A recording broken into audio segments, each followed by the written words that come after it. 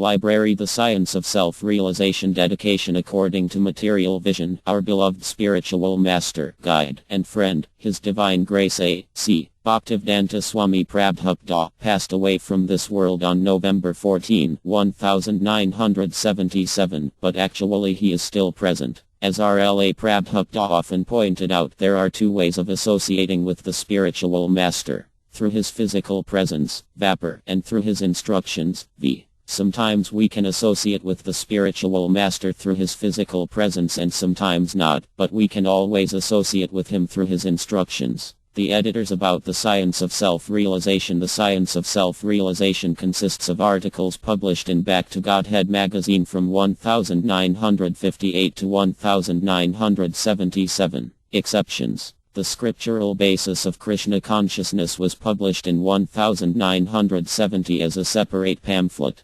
Superconsciousness was adapted from R.L.A. Prabhupada's Purport to Armad Bhagavatam 3.15.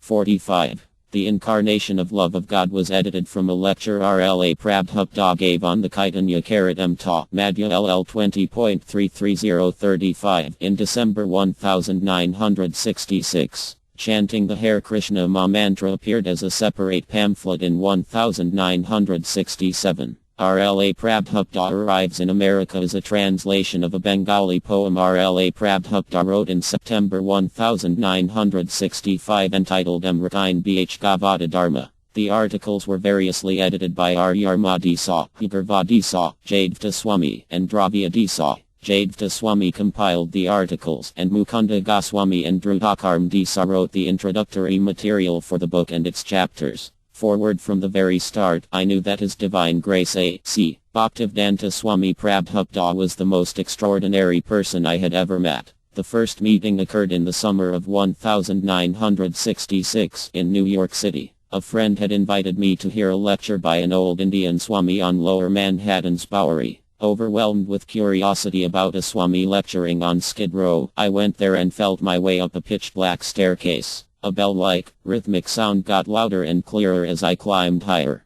Finally I reached the 4th floor and opened the door, and there he was. About 50 feet away from where I stood, at the other end of a long, dark room, he sat on a small dais, his face and saffron robes radiant under a small light. He was elderly, perhaps 60 or so, I thought, and he sat cross-legged in an erect, stately posture. His head was shaven, and his powerful face and reddish horn-rimmed glasses gave him the look of a monk who had spent most of his life absorbed in study. His eyes were closed, and he softly chanted a simple Sanskrit prayer while playing a hand drum. The small audience joined in at intervals in call and response fashion. A few played hand cymbals, which accounted for the bell-like sounds I'd heard. Fascinated, I sat down quietly at the back, tried to participate in the chanting, and waited. After a few moments the Swami began lecturing in English, apparently from a huge Sanskrit volume that lay open before him. Occasionally he would refer to the book, but more often quote from memory. The sound of the language was beautiful, and he followed each passage with meticulously detailed explanations. He sounded like a scholar, his vocabulary intricately laced with philosophical terms and phrases.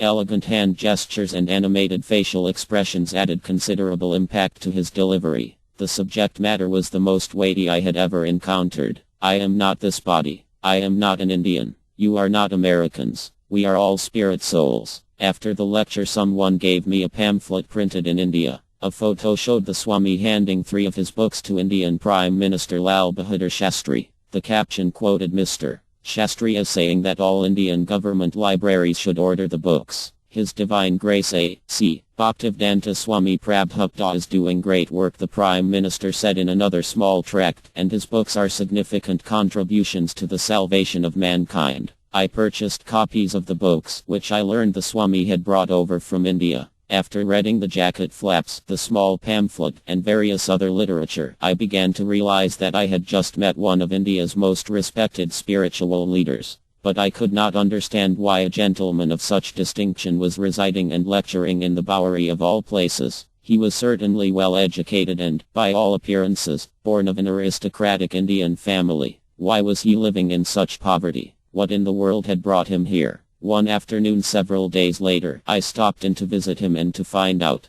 To my surprise, RLA Prabhupada, as I later came to call him, was not too busy to talk with me. In fact, it seemed that he was prepared to talk all day. He was warm and friendly and explained that he had accepted the renounced order of life in India in 1959 and that he was not allowed to carry or earn money for his personal needs. He had completed his studies at the University of Calcutta many years ago and had raised a family, and then he had left his eldest sons in charge of family and business affairs as the age-old Vedic culture prescribes. After accepting the renounced order, he had arranged a free passage on an Indian freighter, Scindia Steamship Company's Jaladuta, through an old family friend. In September 1965, he had sailed from Bombay to Boston, armed with only $7 worth of rupees, a trunk of books, and a few clothes. His spiritual master, His Divine Grace Bhaktisiddhanta Saraswati Kura, had entrusted him with delivering India's Vedic teachings to the English-speaking world. And this was why, at age 69, he had come to America.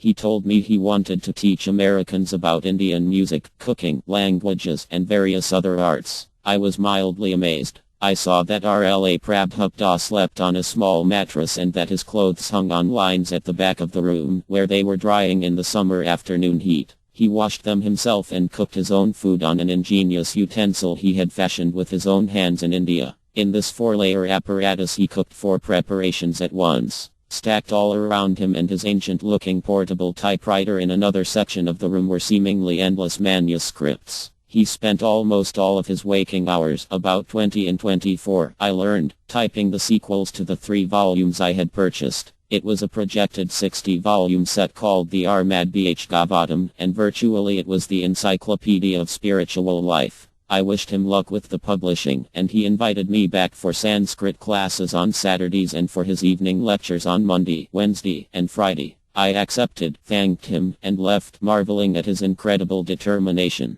A few weeks later, it was July 1966, I had the privilege of helping RLA Prabhupada relocate to a somewhat more respectable neighborhood on 2nd Avenue. Some friends and I pitched in and rented a ground-floor storefront and a second-floor apartment to the rear of a little courtyard in the same building. The lectures and chanting continued, and within 2 weeks a rapidly growing congregation was providing for the storefront, by this time a temple, and the apartment. By now RLA Prabhupada was instructing his followers to print and distribute leaflets, and the owner of a record company had invited him to record an LP of the Hare Krishna chant. He did, and it was a huge success. In his new location he was teaching chanting, Vedic philosophy, music, japa meditation, fine art, and cooking. At first he cooked, he always taught by example. The results were the most wonderful vegetarian meals I had ever experienced. RLA Prabhupada would even serve everything out himself. The meals usually consisted of a rice preparation, a vegetable dish, tortilla-like whole wheat patties, and a zestfully spiced mung bean or split pea soup. The spicing, the cooking medium, ghee, or clarified butter, and the close attention paid to the cooking temperature and other details all combined to produce taste treats totally unknown to me. Others' opinions of the food, called prasada, the Lord's mercy, agreed emphatically with mine. A Peace Corps worker who was also a Chinese language scholar was learning from RLA Prabhupada how to paint in the classical Indian style. I was startled at the high quality of his first canvases. In philosophical debate and logic RLA Prabhupada was undefeatable and indefatigable. He would interrupt his translating work for discussions that would last up to 8 hours. Sometimes 7 or 8 people jammed into the small, immaculately clean room where he worked, ate, and slept on a 2-inch thick foam cushion. RLA Prabhupada constantly emphasized and exemplified what he called plain living and high thinking. He stressed that spiritual life was a science provable through reason and logic, not a matter of mere sentiment or blind faith. He began a monthly magazine, and in the autumn of 1966 the New York Times published a favorable picture story about him and his followers. Shortly thereafter, television crews came out and did a feature news story. RLA Prabhupada was an exciting person to know. Whether it was out of my desire for the personal benefits of yoga and chanting or just out of raw fascination, I knew I wanted to follow his progress every step of the way. His plans for expansion were daring and unpredictable, except for the fact that they always seemed to succeed gloriously. He was 70-ish and a stranger to America, and he had arrived with practically nothing, yet now, within a few months, he had single-handedly started a movement. It was mind-boggling. One August morning at the 2nd Avenue storefront temple, RLA Prabhupada told us, "Today is Lord Krishna's appearance day. We would observe a 24-hour fast and stay inside the temple." That evening some visitors from India happened along. One of them, practically in tears, described his unbounded rapture at finding this little piece of authentic India on the other side of the world. Never in his wildest dreams could he have imagined such a thing.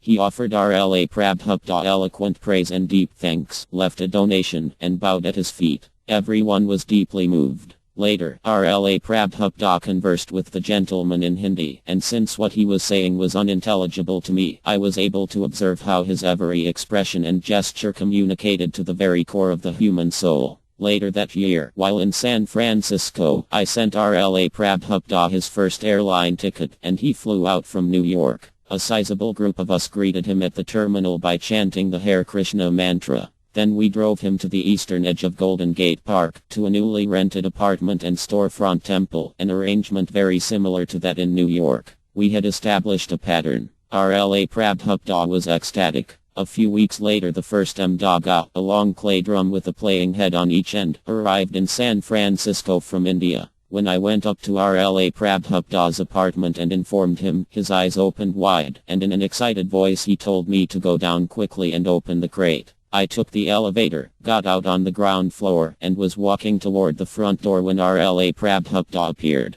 So eager was he to see the Mdaga that he had taken the stairway and had beaten the elevator. He asked us to open the crate. He tore off a piece of the saffron cloth he was wearing, and, leaving only the playing heads exposed, he wrapped the drum with the cloth. Then he said, "This must never come off," and he began giving detailed instructions on how to play and care for the instrument. Also in San Francisco, in 1967, RLA Prabhupada inaugurated Ratha Ytr, the Festival of the Chariots, one of several festivals that, thanks to him, people all over the world now observe. Ratha Ytr has taken place in India's Jagannathapuram each year for 2,000 years, and by 1975 the festival had become so popular with San Franciscans that the mayor issued a formal proclamation, Ratha Ytr Day in San Francisco. By late 1966 RLA Prabhupada had begun accepting disciples. He was quick to point out to everyone that they should think of him not as God but as God's servant, and he criticized self-styled gurus who let their disciples worship them as God.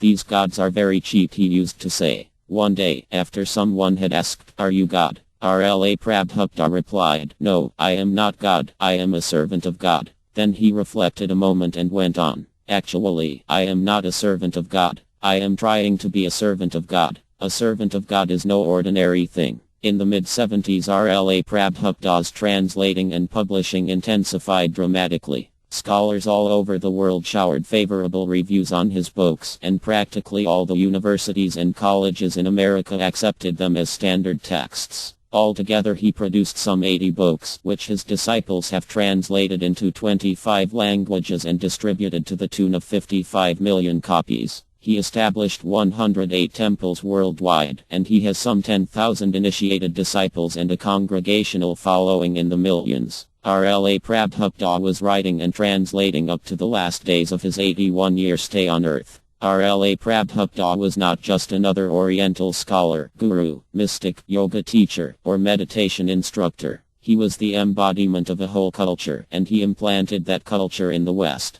To me and many others he was first and foremost someone who truly cared, who completely sacrificed his own comfort to work for the good of others. He had no private life, but lived only for others. He taught spiritual science, philosophy, common sense, the arts, languages, the Vedic way of life, hygiene, nutrition, medicine, etiquette, family living, farming, social organization, schooling, economics, and many more things to many people. To me he was a master, a father, and my dearmost friend. I am deeply indebted to RLA Prabhupada, and it is a debt I shall never be able to repay. But I can at least show some gratitude by joining with his other followers in fulfilling his innermost desire, to publish and distribute his books. "I shall never die," RLA Prabhupada once said. "I shall live forever in my books." He passed away from this world on November 14, 1977, but surely he will live forever. Michael Grant Mukunda Goswami. Introduction. Who is RLA Prabhupada?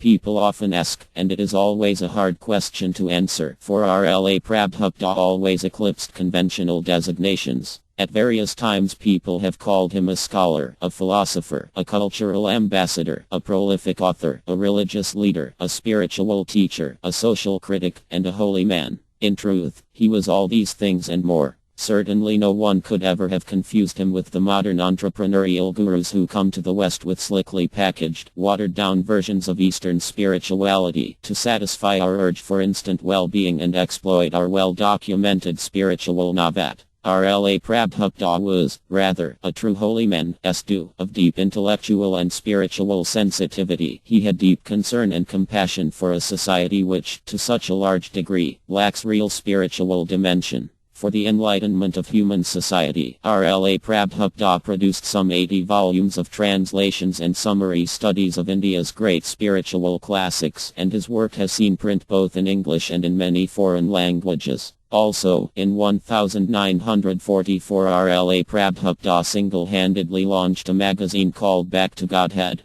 Nearly all the interviews, lectures, essays, and letters chosen for the science of self-realization first appeared in Back to Godhead. In these pages RLA Prabhupada presents the same message that the great sage Vyasadeva recorded thousands of years ago, the message of ancient India's Vedic literature. As we shall see, he quotes freely and often from the Bhagavad Gita, the Armad Bhagavatam, and other classic Vedic texts. He transmits in modern English the same timeless knowledge that other great self-realized teachers have spoken for millennia, knowledge that opens up the secrets of the self within us, nature and the universe, and the supreme self within and without. RLA Prabhupada speaks with startling clarity and a kind of convincing, simple eloquence, and proves just how relevant the science of self-realization is to our modern world and our own lives. Among the 36 selections chosen for this special book, we hear RLA Prabhupada's moving poem upon his arrival in America, his exchange with a noted cardiologist on soul research, his revelations to the London Broadcasting Company on reincarnation, his telling remarks to the London Times on real and false gurus, his dialogue with a German Benedictine monk on Krishna and Christ, his insights on superconsciousness and the law of karma, his conversation with a leading Russian scholar on spiritual communism, and his intimate talk with his disciples on the sham of modern science. Read the selections in order, if you like, or start with the ones that first catch your interest.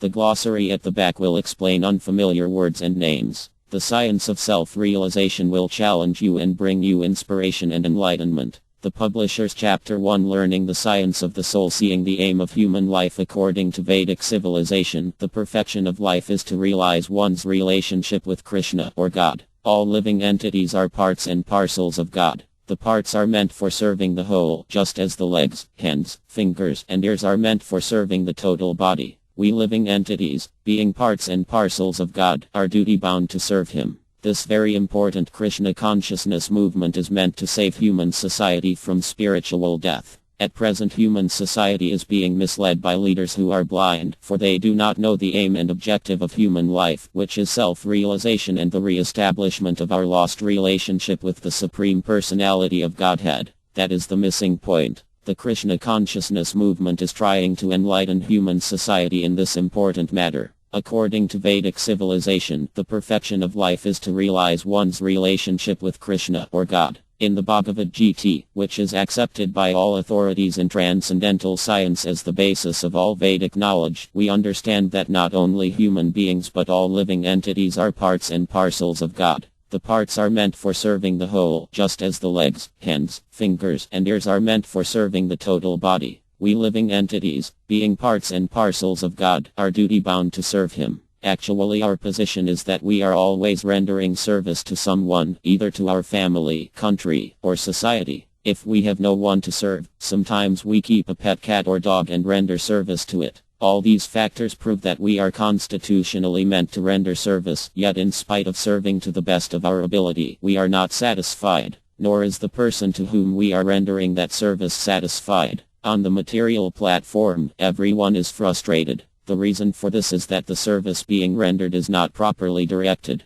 For example, if we want to render service to a tree, we must water the root. If we pour water on the leaves, branches, and twigs, there is little benefit. If the Supreme Personality of Godhead is served, all other parts and parcels will be automatically satisfied. Consequently, all welfare activities as well as service to society, family, and nation are realized by serving the Supreme Personality of Godhead. It is the duty of every human being to understand his constitutional position with God and to act accordingly. If this is possible, then our lives become successful. Sometimes, however, we feel challenging and say, there is no God, or I am God, or even, I don't care for God. But in actuality, this challenging spirit will not save us. God is there, and we can see him at every moment. If we refuse to see God in our life, then he will be present before us as cruel death. If we do not choose to see him in one feature, we will see him in another. There are different features of the Supreme Personality of Godhead because he is the original root of the entire cosmic manifestation.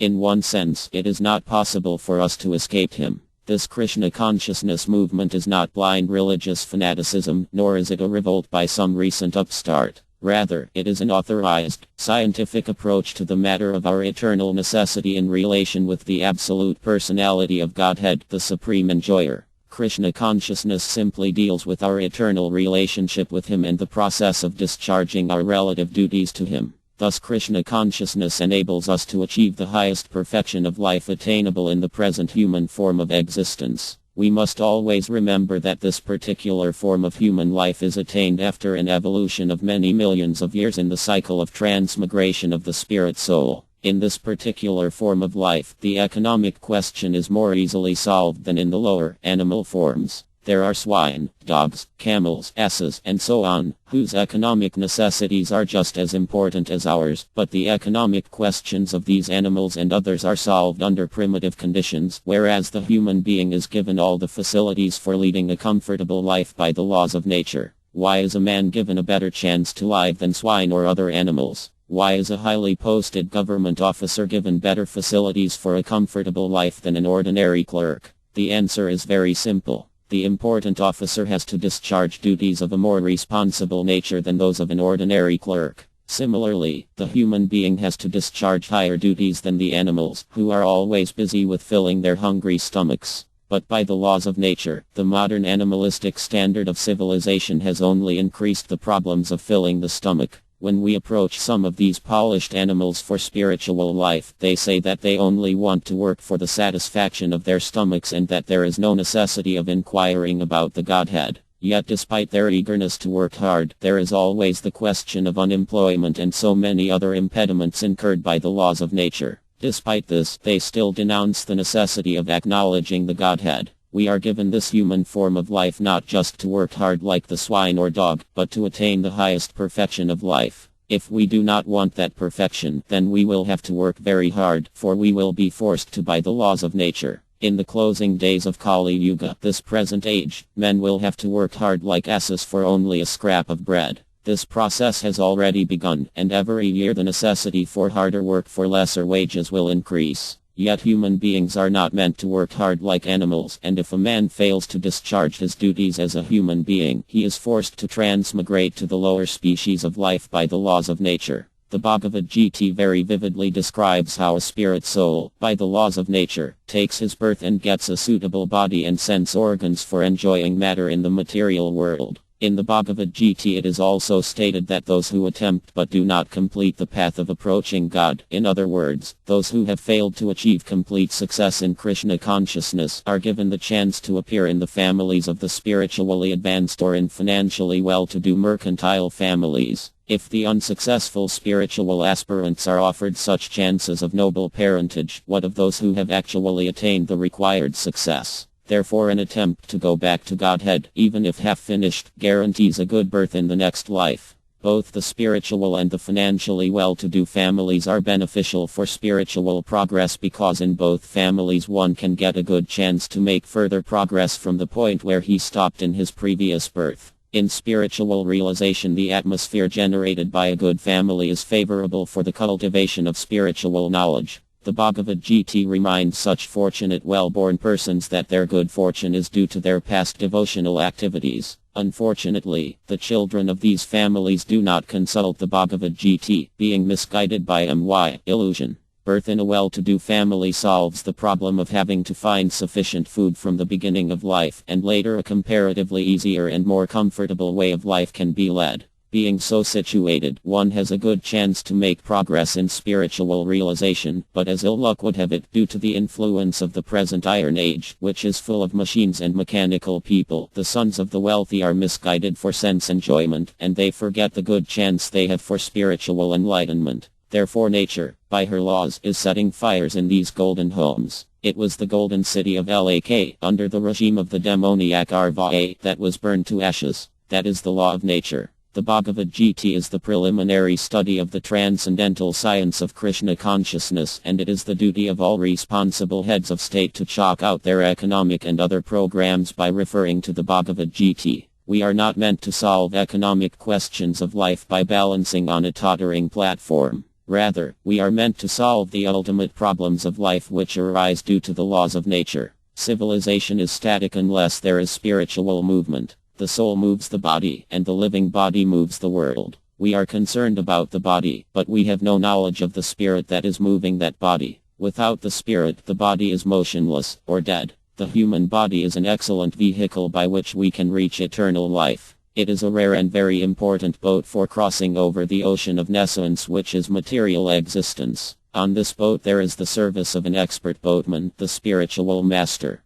By divine grace, the boat plies the water in a favorable wind. With all these auspicious factors, who would not take the opportunity to cross over the ocean of nescience? If one neglects this good chance, it should be known that he is simply committing suicide. There is certainly a great deal of comfort in the first-class coach of a train, but if the train does not move toward its destination, what is the benefit of an air-conditioned compartment? Contemporary civilization is much too concerned with making the material body comfortable. No one has information of the real destination of life, which is to go back to Godhead. We must not just remain seated in a comfortable compartment. We should see whether or not our vehicle is moving toward its real destination. There is no ultimate benefit in making the material body comfortable at the expense of forgetting the prime necessity of life, which is to regain our lost spiritual identity. The boat of human life is constructed in such a way that it must move toward a spiritual destination. Unfortunately, this body is anchored to mundane consciousness by 5 strong chains, which are 1. Attachment to the material body due to ignorance of spiritual facts. 2. Attachment to kinsmen due to bodily relations. 3. Attachment to the land of birth and to material possessions such as house, furniture, estates, property, business papers, etc. 4. Attachment to material science, which always remains mysterious for want of spiritual light. And 5. Attachment to religious forms and holy rituals without knowing the personality of Godhead or his devotees, who make them holy. These attachments, which anchor the boat of the human body, are explained in detail in the 15th chapter of the Bhagavad Gita. There they are compared to a deeply rooted banyan tree which is ever increasing its hold on the earth. It is very difficult to uproot such a strong banyan tree, but the Lord recommends the following process. The real form of this tree cannot be perceived in this world. No one can understand where it ends, where it begins, or where its foundation is. But with determination one must cut down this tree with the weapon of detachment. So doing, one must seek that place from which, having once gone, one never returns, and there surrender to that supreme personality of Godhead from whom everything has begun and in whom everything is abiding since time immemorial. Bhagavad Gita 15.3 For neither the scientists nor speculative philosophers have yet arrived at any conclusion concerning the cosmic situation. All they have done is posit different theories about it. Some of them say that the material world is real, others say that it is a dream, and yet others say that it is ever existing. In this way different views are held by mundane scholars, but the fact is that no mundane scientist or speculative philosopher has ever discovered the beginning of the cosmos or its limitations. No one can say when it began or how it floats in space. They theoretically propose some laws, like the law of gravitation, but actually they cannot put this law to practical use. For want of actual knowledge of the truth, everyone is anxious to promote his own theory to gain certain fame, but the actual fact is that this material world is full of miseries and that no one can overcome them simply by promoting some theories about the subject. The personality of Godhead, who is fully cognizant of everything in his creation, informs us that it is in our best interest that we desire to get out of this miserable existence. We must detach ourselves from everything material. To make the best use of a bad bargain, our material existence must be 100% spiritualized. Iron is not fire, but it can be turned into fire by constant association with fire. Similarly, detachment from material activities can be effected by spiritual activities, not by material inertia. Material inertia is the negative side of material action, but spiritual activity is not only the negation of material action but the activation of our real life. We must be anxious to search out eternal life, or spiritual existence in Brahman, the Absolute. The eternal kingdom of Brahman is described in the Bhagavad Gita as that eternal country from which no one returns. That is the kingdom of God. The beginning of our present material life cannot be traced, nor is it necessary for us to know how we became conditioned in material existence. We have to be satisfied with the understanding that somehow or other this material life has been going on since time immemorial, and now our duty is to surrender unto the Supreme Lord, who is the original cause of all causes. The preliminary qualification for going back to Godhead is given in the Bhagavad Gita 15.5.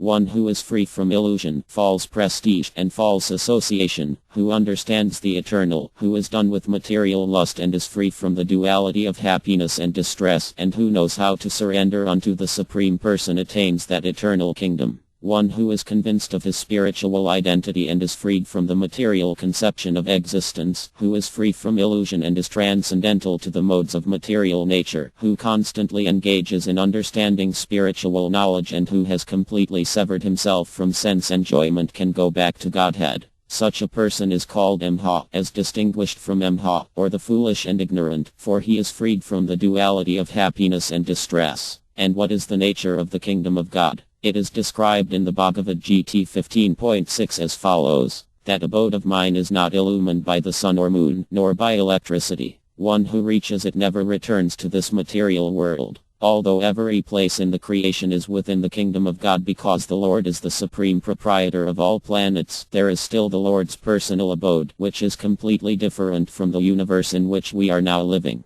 And this abode is called Paramam, or the supreme abode. Even on this earth there are countries where the standard of living is high and countries where the standard of living is low. Besides this earth, there are innumerable other planets distributed all over the universe, and some are considered superior places and some inferior places. In any case, all planets within the jurisdiction of the external energy, material nature, require the rays of a sun or the light of fire for their existence, because the material universe is a region of darkness. Beyond this region, however, is a spiritual realm, which is described as functioning under the superior nature of God. That realm is described in the Upanishads thus. There is no need of sun, moon, or stars, nor is that abode illumined by electricity or any form of fire. All these material universes are illumined by a reflection of that spiritual light, and because that superior nature is always self-luminous, we can experience a glow of light even in the densest darkness of night. In the Harivada, the spiritual nature is explained by the Supreme Lord himself as follows. The glaring effulgence of the impersonal Brahman, the impersonal Absolute, illuminates all existences, both material and spiritual. But, O Bh Radha, you must understand that this Brahman illumination is the effulgence of my body. In the Brahma Sahit this conclusion is also confirmed. We should not think that we can attain that abode by any material means such as spaceships, but we should know for certain that one who can attain that spiritual abode of Krishna can enjoy eternal, spiritual bliss without interruption. As fallible living entities, we have two phases of existence. One is called material existence, which is full of the miseries of birth, death, old age, and disease, and the other is called spiritual existence, in which there is an incessant spiritual life of eternity, bliss, and knowledge. In material existence we are ruled by the material conception of the body and the mind, but in spiritual existence we can always relish the happy, transcendental contact of the personality of Godhead. In spiritual existence, the Lord is never lost to us. The Krishna consciousness movement is trying to bring that spiritual existence to humanity at large. In our present material consciousness, we are attached to the sensual material conception of life, but this conception can be removed at once by devotional service to Krishna or Krishna consciousness. If we adopt the principles of devotional service, we can become transcendental to the material conceptions of life and be liberated from the modes of goodness, passion, and ignorance, even in the midst of various material engagements. Everyone who is engaged in material affairs can derive the highest benefit from the pages of Back to Godhead and the other literature of this Krishna consciousness movement. This literature helps all people sever the roots of the indefatigable banyan tree of material existence. This literature is authorized to train us to renounce everything related to the material conception of life and to relish spiritual nectar in every object. This stage is obtainable only by devotional service and nothing else. By rendering such service, one can at once get liberation, mukti, even during this present life. Most spiritual endeavors are tinged with the colors of materialism, but pure devotional service is transcendental to all material pollution. Those who desire to go back to Godhead need only adopt the principles of this Krishna consciousness movement and simply aim their consciousness at the lotus feet of the Supreme Lord, the personality of Godhead, Krishna. Your original consciousness is Krishna consciousness. Your original consciousness is Krishna consciousness. RLA Prabhupada tells freelance reporter Sandy Nixon. Now your consciousness is covered with so much rubbish. You have to cleanse it, and then, Krishna consciousness. Our consciousness is like water. Water is by nature clear and transparent, but sometimes it becomes muddy. If you filter all the mud out of the water, it again comes to its original clear, transparent state. Ms. Nixon. My first question is very basic. What is Krishna consciousness? RLA Prabhupada. Krishna means God. We are all intimately connected with him because he is our original father. But we have forgotten this connection. When we become interested in knowing what is my connection with God, what is the aim of life, then we are called Krishna conscious. Ms. Nixon. How does Krishna consciousness develop in the practitioner? RLA Prabhupada. Krishna consciousness is already there in the core of everyone's heart, but because of our materially conditioned life, we have forgotten it. The process of chanting the Hare Krishna mantra, Hare Krishna, Krishna Krishna, Hare Arma, Arma, Hare, revives the Krishna consciousness we already have. For example, a few months ago these American and European boys and girls did not know about Krishna, but just yesterday we saw how they were chanting Hare Krishna and dancing in ecstasy throughout the whole Ratha YDR procession, an annual festival sponsored by the Krishna consciousness movement in cities around the world.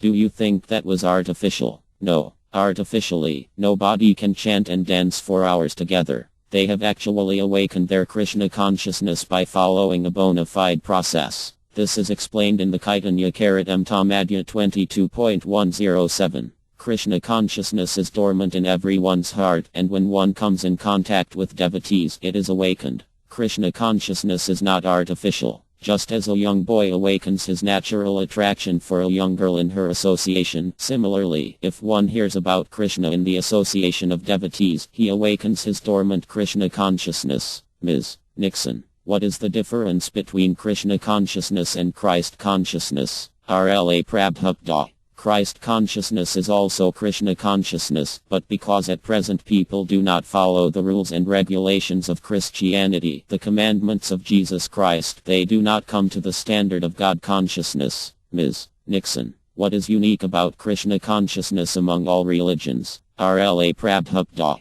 Primarily, religion means to know God and to love him. That is religion. Nowadays, because of a lack of training, nobody knows God, what to speak of loving him. People are satisfied simply going to church and praying, "Oh God, give us our daily bread." In the Armad Bhagavatam this is called a cheating religion, because the aim is not to know and love God but to gain some personal profit. In other words, if I profess to follow some religion but I do not know who God is or how to love him, I am practicing a cheating religion. As far as the Christian religion is concerned, ample opportunity is given to understand God, but no one is taking it. For example, the Bible contains the commandment "Thou shalt not kill," but Christians have built the world's best slaughterhouses. How can they become God conscious if they disobey the commandments of Lord Jesus Christ? And this is going on not just in the Christian religion, but in every religion. The title Hindu, Muslim or Christian is simply a rubber stamp.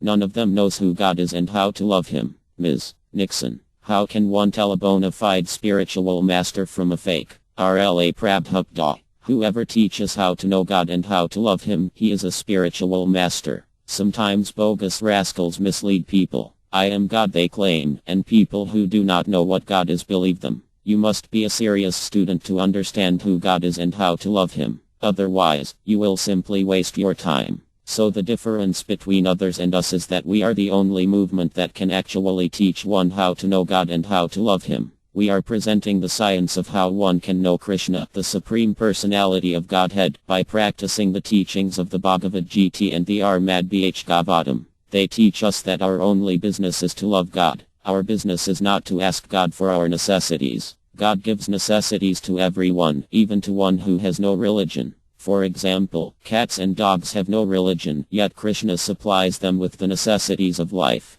So why should we bother Krishna for our daily bread? He is already supplying it. Real religion means to learn how to love him. The Armad Bhagavatam 1.2. 6 says, first-class religion teaches one how to love God without any motive. If I serve God for some profit, that is business, not love. Real love of God is ahayituki apradat. It cannot be checked by any material cause. It is unconditional. If one actually wants to love God, there is no impediment. One can love him whether one is poor or rich, young or old, black or white. Ms. Nixon. Do all paths lead to the same end? RLA Prabhupada. No. There are 4 classes of men, the Karmas, the Jnas, the Yogas, and the Bhaktas, and each achieves a different goal. The Karmas work for some material profit. For example, in the city, many people work hard day and night, and their purpose is to get some money. Thus they are fruitive workers, or Karmas. A Jain is a person who thinks, why am I working so hard? The birds, bees, elephants, and other creatures have no profession, yet they are also eating.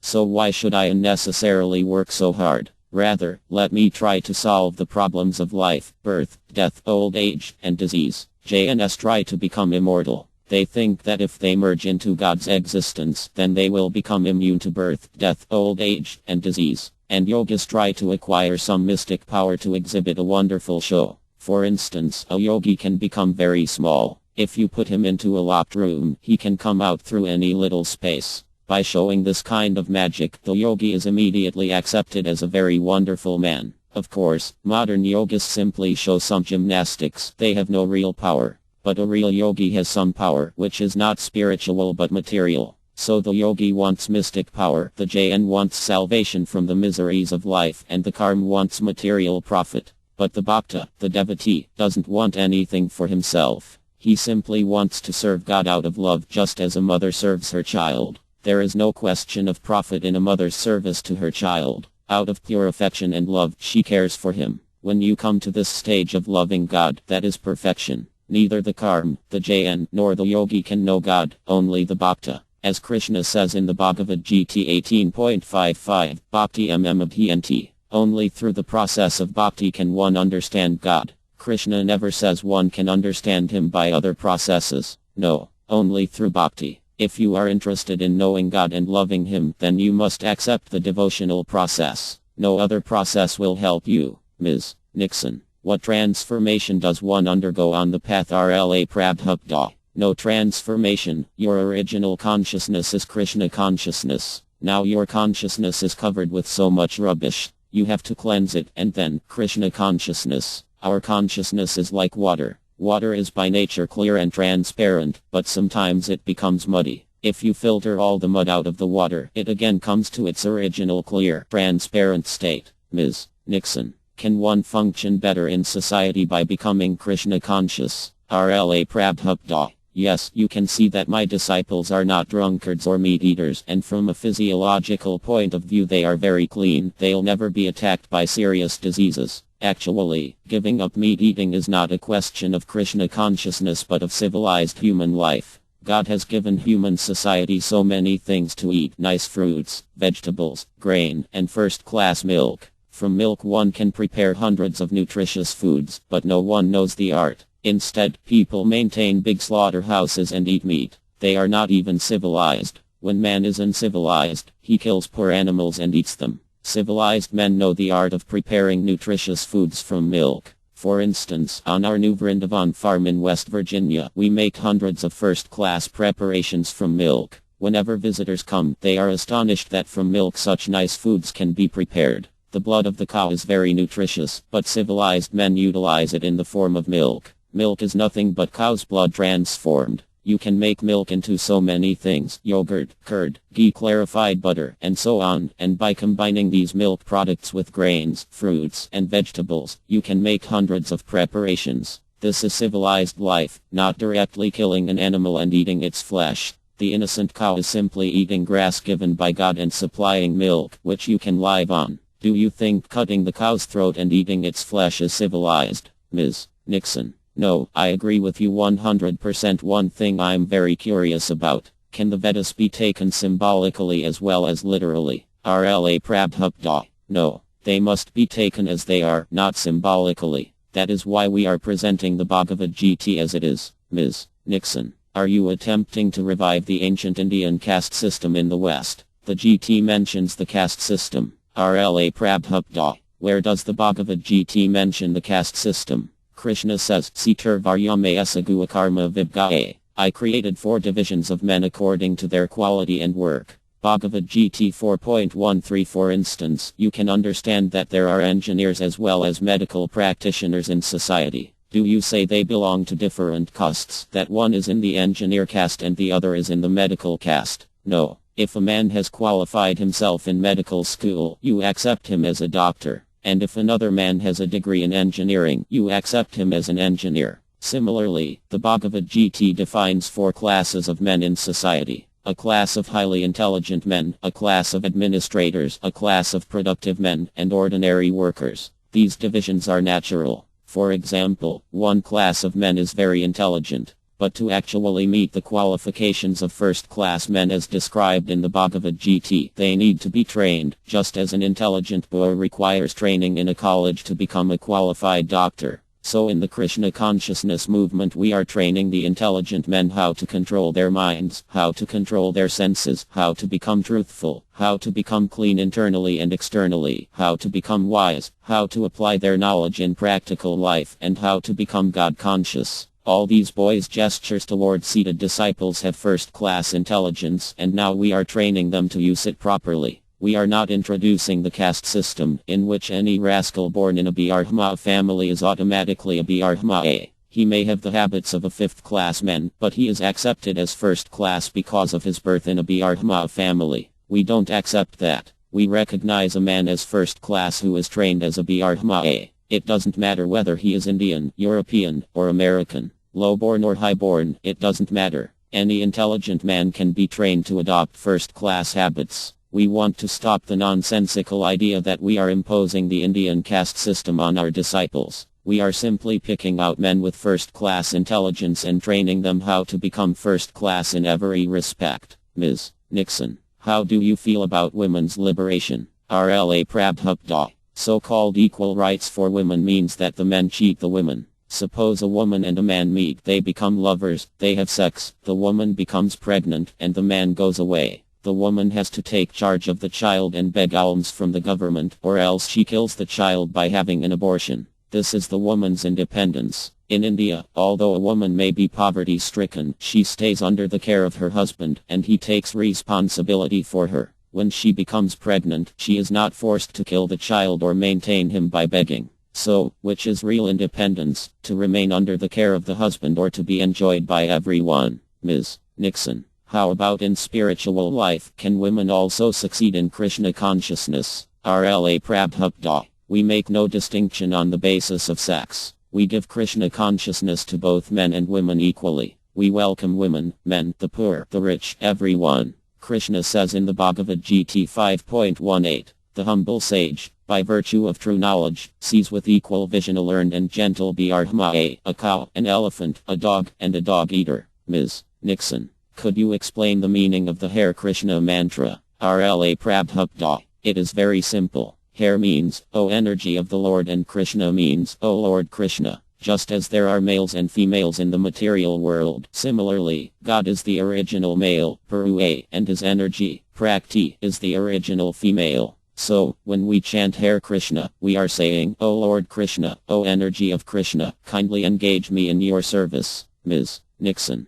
could you please tell me a little bit about your life and how you knew that you were the spiritual master of the Krishna consciousness movement? Rla Prabhupada. My life is simple. I was a householder with a wife and children. Now I have grandsons. When my spiritual master ordered me to go to the Western countries and preach the cult of Krishna consciousness, so I left everything on the order of my spiritual master, and now I am trying to execute his order and the orders of Krishna. Ms. Nixon, how old were you when he told you to go to the West? Rla Prabhupada. At our first meeting, he ordered me to preach Krishna consciousness in the West. I was then 25 years old, a married man with 2 children. I tried my best to carry out his orders and started managing Back to Godhead magazine in 1944 when I was still in household life. I started writing books in 1959 after retiring from family life, and in 1965 I came to the United States. Ms. Nixon,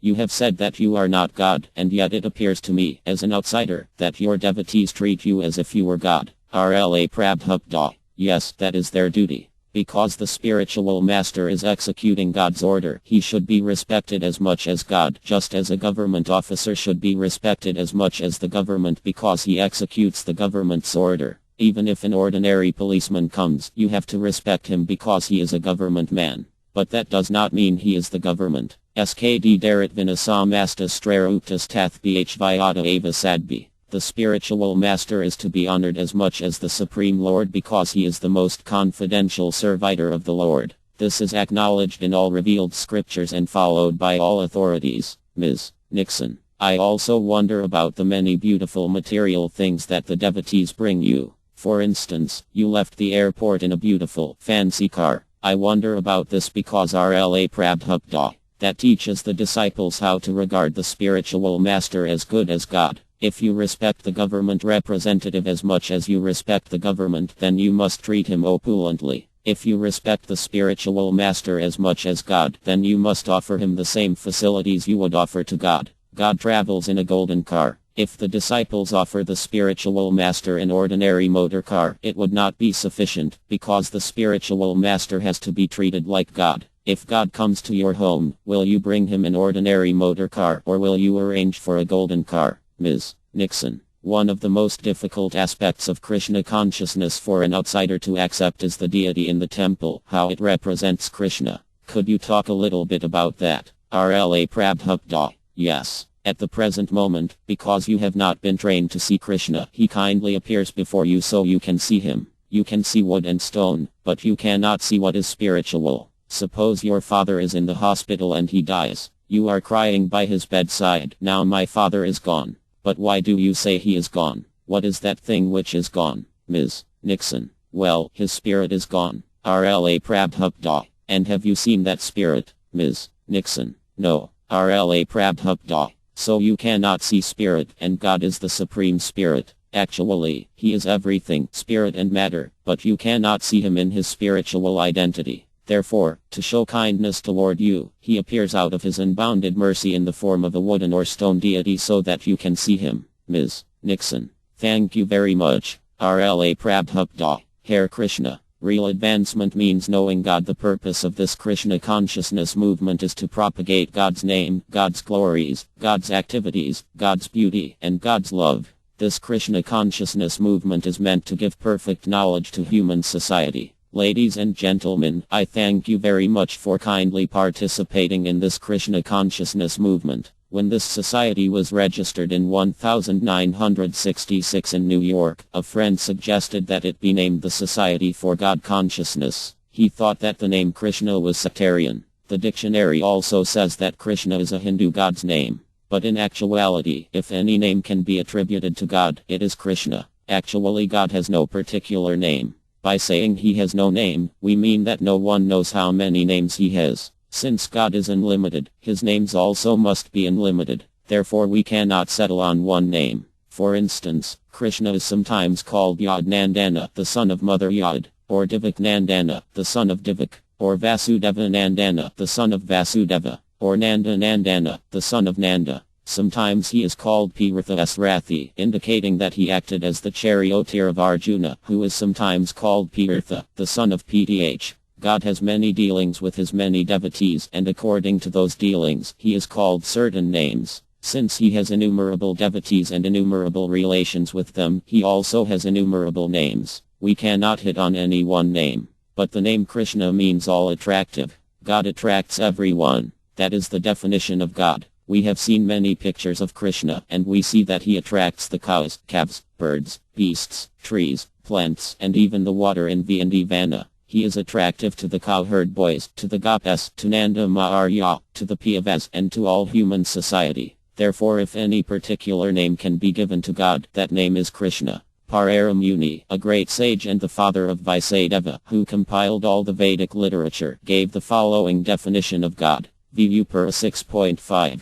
47 Bhagavan, the Supreme Personality of Godhead, is thus defined by Parara Muni as one who is full in 6 opulences, who has full strength, fame, wealth, knowledge, beauty, and renunciation. Bhagavan, the Supreme Personality of Godhead, is the proprietor of all riches. There are many rich men in the world, but no one can claim that he possesses all the wealth, nor can anyone claim that no one is richer than he. We understand from the Bhagavatam, however, that when Krishna was present on this earth he had 16,108 wives, and each wife lived in a palace made of marble and bedecked with jewels. The rooms were filled with furniture made of ivory and gold, and there was great opulence everywhere. These descriptions are all given vividly in the Bhagavatam. In the history of human society we cannot find anyone who had 16,000 wives or 16,000 palaces. Nor did Krishna go to one wife one day and another wife another day. No, he was personally present in every palace at the same time.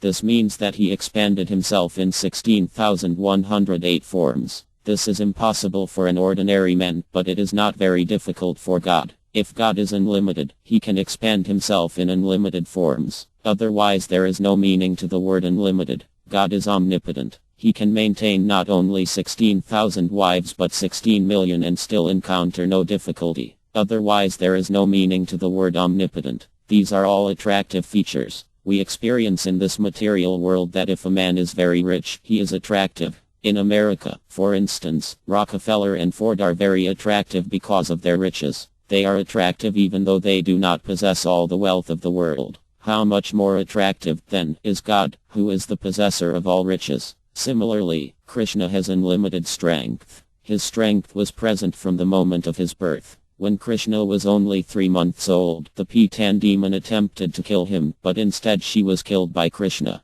That is God. God is God from the beginning. He does not become God by some meditation or mystic power. Krishna is not that type of God. Krishna was God from the very beginning of his appearance. Krishna also has unlimited fame. Of course, we are devotees of Krishna and know of him and glorify him, but apart from us, many millions in the world are aware of the fame of the Bhagavad Gita. In all countries all over the world the Bhagavad Gita is read by philosophers, psychologists, and religionists. We are also finding very good sales with our Bhagavad Gita as it is. This is because the commodity is pure gold. There are many editions of the Bhagavad Gita, but they are not pure. Ours is selling more because we are presenting the Bhagavad Gita as it is. The fame of the Bhagavad Gita is Krishna's fame. Beauty, another opulence, is possessed unlimitedly by Krishna. Krishna himself is very beautiful, as are all his associates. Those who were pious in a previous life receive an opportunity in this material world to take birth in good families and good nations. The American people are very rich and beautiful, and these opulences are a result of pious activities. All over the world people are attracted to the Americans because they are advanced in scientific knowledge, riches, beauty, and so on. This planet is an insignificant planet within the universe, yet within this planet, one country, America, has so many attractive features. We can just imagine, then, how many attractive features must be possessed by God, who is the creator of the entire cosmic manifestation. How beautiful he must be, he who has created all beauty. A person is attractive not only because of his beauty, but also because of his knowledge. A scientist or philosopher may be attractive because of his knowledge, but what knowledge is more sublime than that given by Krishna in the Bhagavad Gita? There is no comparison in the world to such knowledge. At the same time, Krishna possesses full renunciation, Virjaya. So many things are working under Krishna's direction in this material world, but actually Krishna is not present here. A big factory may continue to work, although the owner may not be present. Similarly, Krishna's potencies are working under the direction of his assistants, the demigods. Thus Krishna himself is aloof from the material world. This is all described in the revealed scriptures. God, therefore, has many names according to his activities, but because he possesses so many opulences and because with these opulences he attracts everyone, he is called Krishna. The Vedic literature asserts that God has many names, but Krishna is the principal name. The purpose of this Krishna consciousness movement is to propagate God's name, God's glories, God's activities, God's beauty, and God's love. There are many things within this material world, and all of them are within Krishna. The most prominent feature of this material world is sex, and that also is present in Krishna. We are worshipping RDH and Krishna, and attraction exists between them, but material attraction and spiritual attraction are not the same. In Krishna, sex is real, but here in the material world it is unreal. Everything we deal with here is present in the spiritual world, but here it has no real value. It is only a reflection. In store windows we see many mannequins, but no one cares about them, because everyone knows they are false. A mannequin may be very beautiful, but still it is false. When people see a beautiful woman, however, they are attracted because they think she is real. In actuality, the so-called living are also dead, because this body is simply a lump of matter. As soon as the soul leaves the body, no one would care to see the so-called beautiful body of the woman. The real factor, the real attracting force, is the spiritual soul. In the material world everything is made of dead matter. Therefore it is simply an imitation. The reality of things exists in the spiritual world. Those who have read the Bhagavad Gita can understand what the spiritual world is like, for there it is described. Yet there is another unmanifest nature, which is eternal and is transcendental to this manifested and unmanifested matter. It is supreme and is never annihilated. When all in this world is annihilated, that part remains as it is. Bhagavad Gita 8.20 Scientists are attempting to calculate the length and breadth of this material world, but they cannot begin. It will take them thousands of years simply to travel to the nearest star, and what to speak of the spiritual world. Since we cannot know the material world, how can we know what is beyond it? The point is that we must know from authoritative sources. The most authoritative source is Krishna, for he is the reservoir of all knowledge. No one is wiser or more knowledgeable than Krishna. Krishna informs us that beyond this material world is a spiritual sky, which is filled with innumerable planets. That sky is far, far greater than material space, which constitutes only 1/4 of the entire creation. Similarly, the living entities within the material world are but a small portion of the living entities throughout the creation. This material world is compared to a prison, and just as prisoners represent only a small percentage of the total population, so the living entities within the material world constitute but a fragmental portion of all living entities. Those who have revolted against God, who are criminal, are placed in this material world. Sometimes criminals say that they don't care for the government, but nonetheless they are arrested and punished. Similarly, living entities who declare their defiance of God are placed in the material world. Originally the living entities are all part and parcel of God and are related to Him just as sons are related to their father. Christians also consider God the Supreme Father. Christians go to church and pray, "Our Father, who art in heaven." The conception of God as Father is also in the Bhagavad Gita 14.4. It should be understood that all the species of life, O son of Kunt, are made possible by birth in this material nature, and that I am the seed-giving Father. There are 8,400,000 species of life, including aquatics, plants, birds, beasts, insects, and human beings. Of the human species, most are uncivilized, and out of the few civilized species only a small number of human beings take to religious life. Out of many so-called religionists, most identify themselves by designations, claiming, "I am Hindu, I am Muslim, I am Christian," and so on. Some engage in philanthropic work, some give to the poor, and open schools and hospitals. This altruistic process is called karmakaya. Out of millions of these karmakayas, there may be one JN, one who knows. Out of millions of JNS, one may be liberated, and out of billions of liberated souls, one may be able to understand Krishna. This, then, is the position of Krishna. As Krishna himself says in the Bhagavad Gita 7.3, out of many thousands among men, one may endeavor for perfection, and of those who have achieved perfection, hardly one knows me in truth. Understanding Krishna, then, is very difficult. But although the understanding of God is a difficult subject, God explains himself in the Bhagavad Gita. He says, "I am like this, and I am like this." The material nature is like this and the spiritual nature is like that. The living entities are like this and the Supreme Soul is like that. Thus everything is completely described in the Bhagavad Gita. Although understanding God is very difficult, it is not difficult when God Himself gives us His own knowledge. Actually, that is the only process by which we can understand God. To understand God by our own speculation is not possible, for God is unlimited and we are limited. Our knowledge and perception are both very limited, so how can we understand the unlimited? If we simply accept the version of the unlimited that God Himself gives, we can come to understand Him. That understanding is our perfection. Speculative knowledge of God will lead us nowhere. If a boy wants to know who his father is, the simple process is to ask his mother. The mother will then say, "This is your father." This is the way of perfect knowledge. Of course, one may speculate about one's father, wondering if this is the man or if that is the man, and one may wander over the whole city, asking, "Are you my father? Are you my father?" The knowledge derived from such a process, however, will always remain imperfect. One will never find his father in this way. The simple process is to take the knowledge from an authority, in this case, the mother. She simply says, "My dear boy, here is your father." In this way our knowledge is perfect. Transcendental knowledge is similar. I was just previously speaking of a spiritual world. This spiritual world is not subject to our speculation. God says, "There is a spiritual world, and that is my headquarters." In this way we receive knowledge from Krishna, the best authority. We may not be perfect, but our knowledge is perfect because it is received from the perfect source.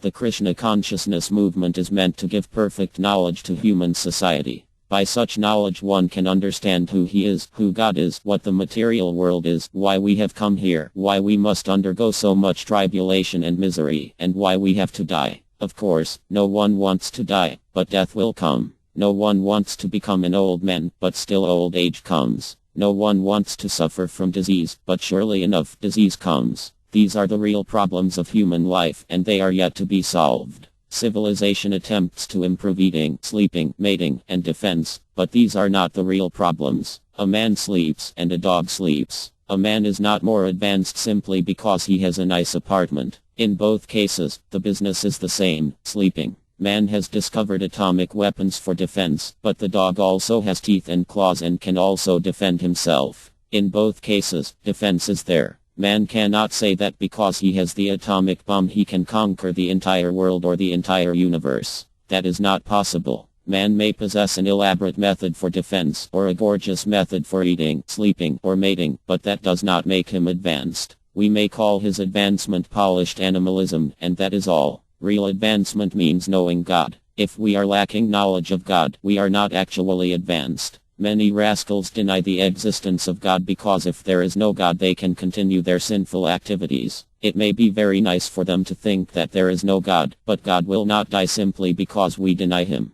God is there, and His administration is there. By His orders the sun is rising, the moon is rising, the water flows, and the ocean abides by the tide. Thus everything functions under His order. Since everything is going on very nicely, how can one realistically think that God is dead? If there is mismanagement, we may say that there is no government, but if there is good management, how can we say that there is no government? Just because people do not know God, they say that God is dead, that there is no God, or that God has no form. But we are firmly convinced that there is God and that Krishna is God. Therefore we are worshipping Him. That is the process of Krishna consciousness. Try to understand it. Thank you very much. Reincarnation and Beyond. Mike Robinson, an interviewer for the London Broadcasting Company, inquires about the science of the soul. Have we been here before? Will we be back again? Or RLA Prabhupada calls upon the age-old Vedic literature for some striking answers. Mike Robinson, can you tell me what you believe, what the philosophy of the Hare Krishna movement is? RLA Prabhupada,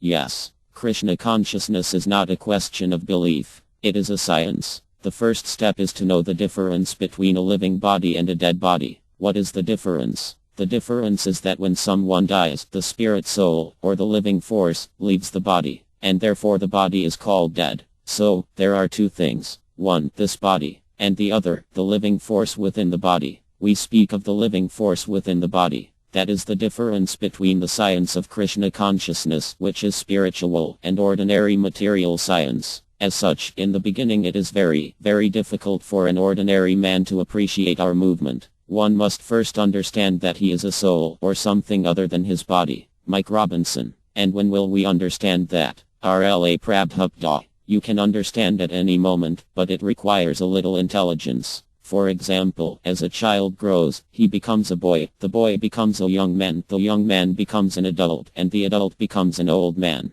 Throughout all this time, although his body is changing from a child to an old man, he still feels himself to be the same person, with the same identity. Just see, the body is changing, but the occupier of the body, the soul, is remaining the same. So we should logically conclude that when our present body dies, we get another body. This is called transmigration of the soul. Mike Robinson. So when people die, it is just the physical body that dies. RLA Prabhupada. Yes. That is explained very elaborately in the Bhagavad Gita 2.20. Najayat Mriyat Vikadsin Nahanyat Hanyam Niare. Mike Robinson. Do you often quote references? RLA Prabhupada. Yes, we quote many references. Krishna consciousness is a serious education, not an ordinary religion. To a devotee, find that verse in the Bhagavad Gita. Disciple. Bhagavad Gita 2.20. For the soul there is neither birth nor death at any time. He has not come into being, does not come into being, and will not come into being. He is unborn, eternal, ever existing, and primeval. He is not slain when the body is slain. Mike Robinson. Thank you very much for reading that. So can you explain to me just a bit more? If the soul is undying, does everybody's soul go to be with God when they die? RLA Prabhupada. Not necessarily. If one is qualified, if he qualifies himself in this life to go back home, back to Godhead, then he can go. If he does not qualify himself, then he gets another material body. And there are 8,400,000 different bodily forms. According to his desires and karma, the laws of nature give him a suitable body. It is just like when a man contracts some disease and then develops that disease. Is that difficult to understand? Mike Robinson. It's very difficult to understand all of it. RLA Prabhupada. Suppose somebody has contracted smallpox. So, after 7 days he develops the symptoms. What is that period called? Mike Robinson. Incubation. RLA Prabhupada. Incubation. So you cannot avoid it. If you have contracted some disease, it will develop, by nature's law. Similarly, during this life you associate with various modes of material nature, and that association will decide what kind of body you are going to get in the next life. That is strictly under the laws of nature. Everyone is controlled by the laws of nature. They're completely dependent, but out of ignorance people think that they are free. They're not free. They're imagining that they're free, but they are completely under the laws of nature. So, your next birth will be decided according to your activities, sinful or pious, as the case may be. Mike Robinson. Your Grace, could you go back over that just for a minute? You said that nobody is free. Are you saying that if we live a good life, we in some way determine a good future for ourselves? RLA Prabhupada. Yes. Mike Robinson. So we are free to choose what we believe to be important. Religion is important, because if we believe in God and led a good life, RLA Prabhupada. It is not a question of belief. Do not bring in this question of belief. It is law. For instance, there is a government. You may believe or not believe, but if you break the law, you will be punished by the government. Similarly, whether you believe or don't believe, there is a God. If you don't believe in God and you independently do whatever you like, then you will be punished by the laws of nature. Mike Robinson. I see. Does it matter what religion you believe? Would it matter if one was a devotee of Krishna? RLA Prabhupada. It is not a question of religion. It is a question of science. You are a spiritual being, but because you are materially conditioned, you are under the laws of material nature. So you may believe in the Christian religion and I may believe in the Hindu religion, but that does not mean that you are going to become an old man and I am not. We are talking of the science of growing old. This is natural law. It is not that because you are Christian you are becoming old, or because I am Hindu I am not becoming old. Everyone is becoming old. So, similarly, all the laws of nature are applicable to everyone. Whether you believe this religion or that religion, it doesn't matter. Mike Robinson. So, you are saying that there's only one God controlling all of us. RLA Prabhupada.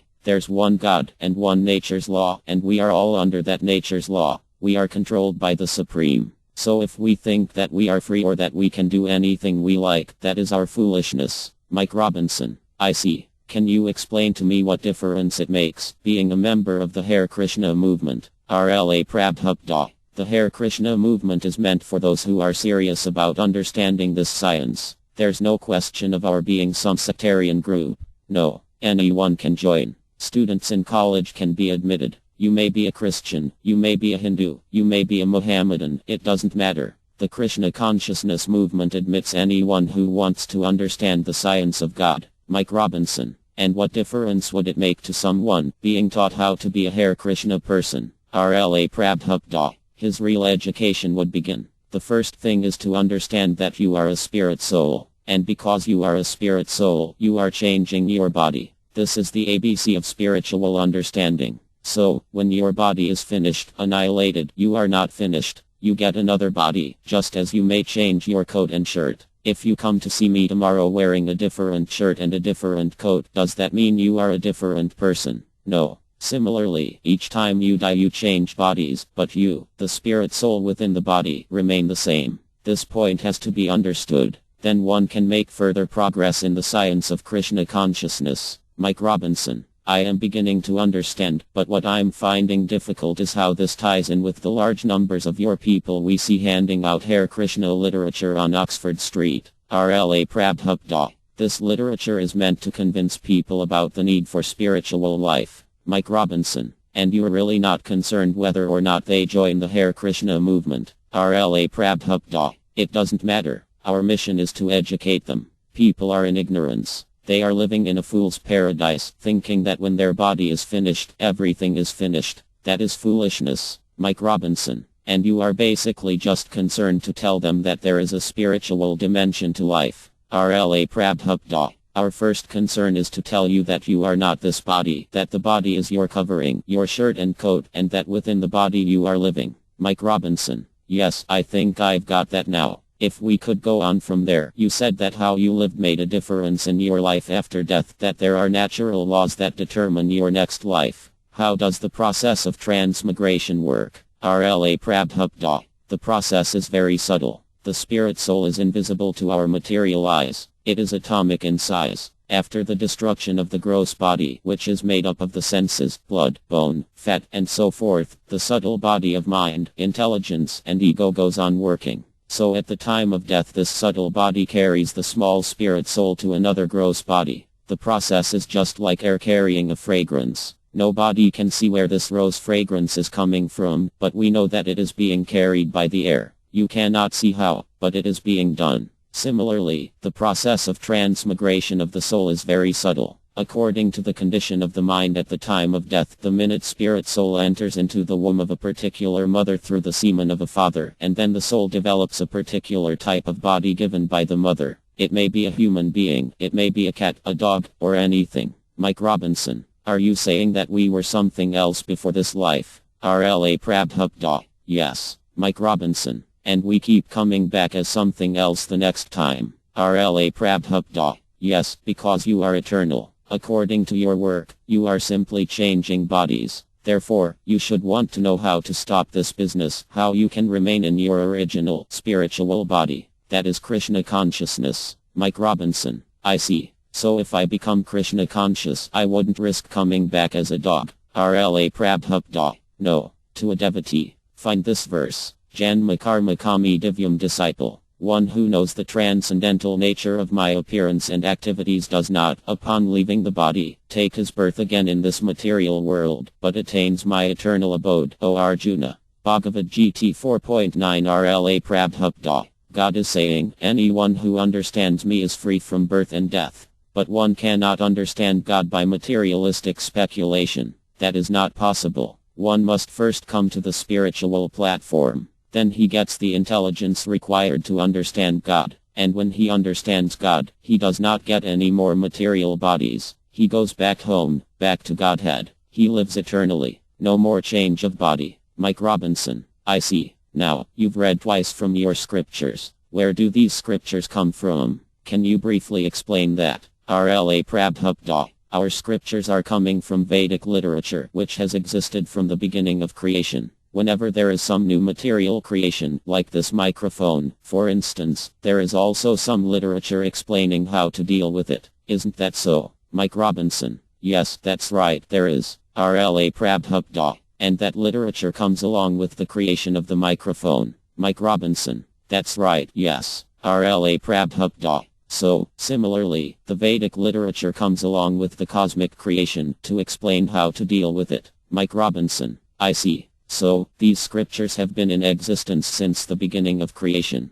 Now, if we could move on to something I believe you feel very strongly about. What is the main difference between Krishna consciousness and the other Eastern disciplines being taught in the West? RLA Prabhupada. The difference is that we are following the original literature and they are manufacturing their own literature. That is the difference. When there is some question on spiritual matters, you must consult the original literature, not some literature issued by a bogus man. Mike Robinson. What about the chanting of Hare Krishna? Hare Krishna RLA Prabhupada. Chanting Hare Krishna is the easiest process by which to become purified, especially in this age, when people are so dull that they cannot very easily understand spiritual knowledge. If one chants Hare Krishna, then his intelligence becomes purified, and he can understand spiritual things. Mike Robinson, can you tell me how you are guided in what you do? RLA Prabhupada. We take guidance from the Vedic literature. Mike Robinson, from the scriptures you quoted. RLA Prabhupada.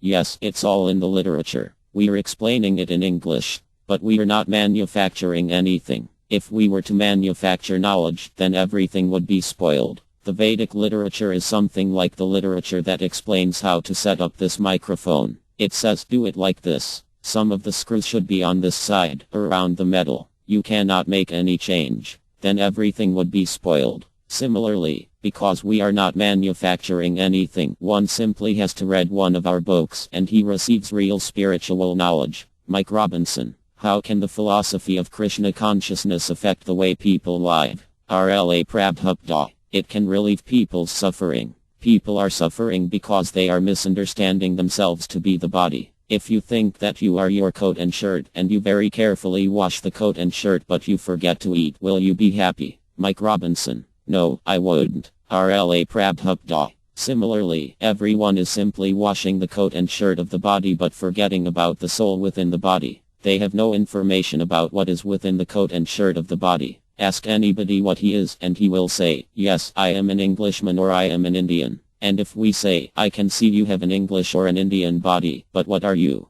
That he cannot say. Mike Robinson. I see. RLA Prabhupada. The whole modern civilization is operating on the misunderstanding that the body is the self, Datma Buddhi. This is the mentality of the cats and dogs. Suppose I try to enter England, and you stop me at the border. I am an Englishman you say, but you are Indian. Why have you come here? And the dog barks, row, row, why are you coming? So what is the difference in mentality? The dog is thinking he's a dog and I'm a stranger, and you are thinking you are an Englishman and I am an Indian. There's no difference in mentality. So if you keep people in the darkness of a dog's mentality and declare that you are advancing in civilization, you are most misguided. Mike Robinson. Now, moving on to another point, I gather the Hare Krishna movement has some concern for areas of the world where there is suffering. RLA Prabhupada. Yes, we have the only concern. Others are simply avoiding the main problems. Birth, old age, disease, and death. Others have no solutions to these problems. They are simply talking all kinds of nonsense. People are being misguided. They are being kept in darkness. Let us start to give them some light. Mike Robinson. Yes, but apart from giving spiritual enlightenment, are you also concerned for people's physical well-being? RLA Prabhupada. Physical well-being automatically follows spiritual well-being. Mike Robinson. And how does that work? RLA Prabhupada. Suppose you have a car. So, naturally, you take care of the car as well as yourself. But you don't identify yourself as the car. You don't say, I am this car. That is nonsense. But this is what people are doing. They are taking too much care of the bodily car thinking that the car is the self. They forget that they are different from the car, that they are a spirit soul and have a different business. Just as no one can drink petrol and be satisfied, no one can be satisfied with bodily activities. One must find out the proper food for the soul. If a man thinks, I am a car, and I must drink this petrol, he is considered insane. Similarly, one who thinks that he is this body and who tries to become happy with bodily pleasures is also insane. Mike Robinson. There's a quote here that I'd like you to comment on. I was given this literature by your people before I came, and one of the things you say here is that religion without a rational basis is just sentiment. Can you explain that? RLA Prabhupada. Most religious people say, we believe, but what is the value of this belief? You may believe something that is not actually correct. For instance, some of the Christian people say, we believe that animals have no soul. That is not correct. They believe animals have no soul because they want to eat the animals, but actually animals do have a soul. Mike Robinson. How do you know that the animal has a soul? RLA Prabhupada. You can know, also. Here is the scientific proof. The animal eats, you eat. The animal sleeps, you sleep. The animal has sex, you have sex. The animal also defends, you also defend. Then what is the difference between you and the animal? How can you say that you have a soul but the animal doesn't? Mike Robinson. I can see that completely. But the Christian scriptures say RLA Prabhupada. Don't bring in any scriptures. This is a common sense topic. Try to understand. The animal is eating, you are eating. The animal is sleeping, you are sleeping. The animal is defending, you are defending. The animal is having sex, you are having sex. The animals have children, you have children. They have a living place, you have a living place. If the animal's body is cut, there is blood. If your body is cut, there is blood. So, all these similarities are there. Now, why do you deny this one similarity, the presence of the soul? This is not logical. You have studied logic. In logic there is something called analogy. Analogy means drawing a conclusion by finding many points of similarity. If there are so many points of similarity between human beings and animals, why deny one similarity? That is not logic. That is not science. Mike Robinson. But if you take the argument and use it the other way, RLA Prabhupada, there is no other way. If you are not arguing on the basis of logic, then you are not rational. Mike Robinson. Yes, okay, but let's start from another hypothesis. Suppose we assume that a human being has no soul, RLA Prabhupada. Then you must explain the difference between a living body and a dead body. I have already explained this at the beginning. As soon as the living force, the soul, is gone from the body, even the most beautiful body has no value. No one cares for it. It's thrown away. But now, if I touch your hair, there will be a fight. That is the distinction between a living body and a dead body. In a living body the soul is there, and in a dead body the soul is not there. As soon as the soul leaves the body has no value. It is useless. This is very simple to understand, but even the biggest so-called scientists and philosophers are too dull-headed to understand it. Modern society is in a very abominable condition. There is no man with a real brain. Mike Robinson. Are you referring to all the scientists who fail to understand the spiritual dimension in life? RLA Prabhupada. Yes. Real science means full knowledge of everything, material and spiritual. Mike Robinson. But you were a chemist in secular life, were you not? RLA Prabhupada. Yes, I was a chemist in my earlier life. But it doesn't require any great intelligence to become a chemist. Any common sense man can do it. Mike Robinson. But presumably you think that material science is also important, even if today's scientists are dull-headed. RLA Prabhupada. Material science is important just so far. It is not all important. Mike Robinson. I see. Can I come back to a question I had from before? When we were differing a few minutes ago you were saying, don't bring the scriptures in, just use common sense. But what part do the scriptures play in your religion? How important are they? RLA Prabhupada. Our religion is a science. When we say that a child grows into a boy, it is science. It is not religion. Every child grows into a boy. What is the question of religion? Every man dies. What is the question of religion? And when a man dies, the body becomes useless. What is the question of religion? It is science. Whether you are Christian or Hindu or Muslim, when you die your body becomes useless. This is science. When your relative dies, you cannot say, we are Christian. We believe he has not died. No, he has died. Whether you are Christian or Hindu or Muslim, he has died. So when we speak on this basis, that the body is important only as long as the soul is in the body. When the soul is not there, it is useless. This science is applicable to everyone, and we are trying to educate people on this basis. Mike Robinson. But if I understand you correctly, you seem to be educating people on a purely scientific basis. Where does religion come into it at all? RLA Prabhupada. Religion also means science. People have wrongly taken religion to mean faith, I believe. To a devotee, look up the word religion in the dictionary. Disciple. Under religion, the dictionary says recognition of superhuman control or power, and especially of a personal God entitled to obedience, and effecting such recognition with the proper mental attitude. RLA Prabhupada. Yes, religion means learning how to obey the supreme controller. So, you may be Christian and I may be Hindu. It doesn't matter. We must both accept that there is a supreme controller. Everyone has to accept that. That is real religion. Not this we believe animals have no soul. That is not religion. That is most unscientific. Religion means scientific understanding of the supreme controller. To understand the supreme controller and obey him, that's all. In the state, the good citizen is he who understands the government and obeys the laws of the government, and the bad citizen is the one who doesn't care for the government. So, if you become a bad citizen by ignoring God's government, then you are irreligious. And if you are a good citizen, then you are religious. Mike Robinson. I see. Can you tell me what you believe to be the meaning of life? Why do we exist in the first place? RLA Prabhupada. The meaning of life is to enjoy. But now you are on a false platform of life, and therefore you are suffering instead of enjoying.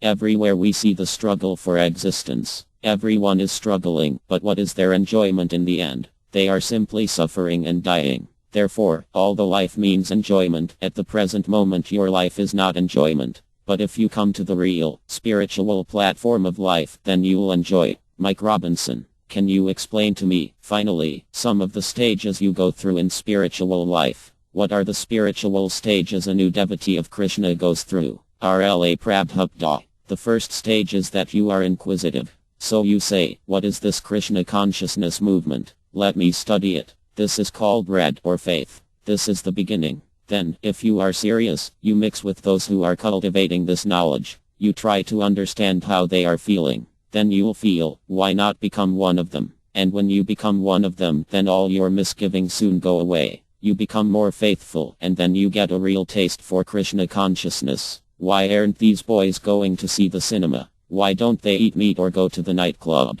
Because their taste has changed. They hate all these things now. In this way, you make progress. First faith, then association with devotees, then removal of all misgivings, then firm faith, then taste, then God realization, and then love of God, the perfection. That is first-class religion. Not some ritualistic ceremony of I believe, you believe. That is not religion. That is cheating. Real religion means to develop your love for God. That is the perfection of religion. Mike Robinson. Thank you very much for talking with me. It's been a pleasure talking to you. RLA Prabhupada. Hare Krishna. Truth and beauty. Beauty is truth. Truth beauty said Keats. That is all you know on earth and all you need to know. Or is it? In this charming yet cutting essay, which first appeared in the old tabloid version of Back to Godhead, November 20, 1958, RLA Prabhupada tells the unforgettable story of liquid beauty. There may sometimes be arguments about whether truth and beauty are compatible terms. One would willingly agree to express the truth, one might say, but since truth is not always beautiful, indeed, it is frequently rather startling and unpleasant, how is one to express truth and beauty at the same time?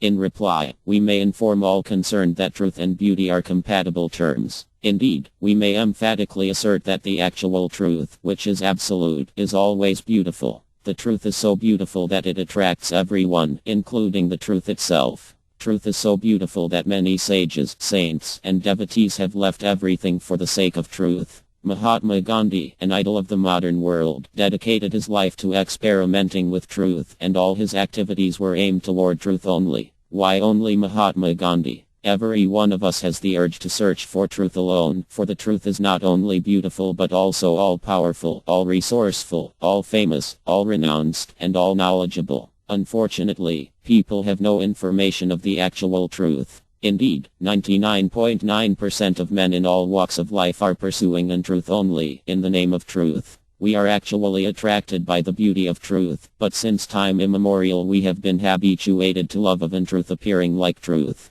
Therefore, to the mundane truth and beauty are incompatible terms. The mundane truth and beauty may be explained as follows. Once a man who was very powerful and strongly built but whose character was very doubtful fell in love with a beautiful girl. The girl was not only beautiful in appearance but also saintly in character, and as such she did not like the man's advances. The man, however, was insistent because of his lustful desires, and therefore the girl requested him to wait only 7 days, and she set a time after that when he could meet her. The man agreed, and with high expectations he began waiting for the appointed time. The saintly girl, however, in order to manifest the real beauty of absolute truth, adopted a method very instructive. She took very strong doses of laxatives and purgatives, and for 7 days she continually passed loose stool and vomited all that she ate. Moreover, she stored all the loose stool and vomit in suitable pots. As a result of the purgatives, the so-called beautiful girl became lean and thin like a skeleton, her complexion turned blackish, and her beautiful eyes sank into the sockets of her skull. Thus at the appointed hour she waited anxiously to receive the eager man. The man appeared on the scene well dressed and well behaved and asked the ugly girl he found waiting there about the beautiful girl he was to meet. The man could not recognize the girl he saw as the same beautiful girl for whom he was asking. Indeed, although she repeatedly asserted her identity, because of her pitiable condition he was unable to recognize her. At last the girl told the powerful man that she had separated the ingredients of her beauty and stored them in pots. She also told him that he could enjoy those juices of beauty. When the mundane poetic man asked to see these juices of beauty, he was directed to the store of loose stool and liquid vomit which were emanating an unbearably bad smell. Thus the whole story of the beauty liquid was disclosed to him. Finally, by the grace of the saintly girl, this man of low character was able to distinguish between the shadow and the substance, and thus he came to his senses. This man's position was similar to the position of every one of us who is attracted by false, material beauty. The girl mentioned above had a beautifully developed material body in accordance with the desires of her mind, but in fact she was apart from that temporary material body and mind.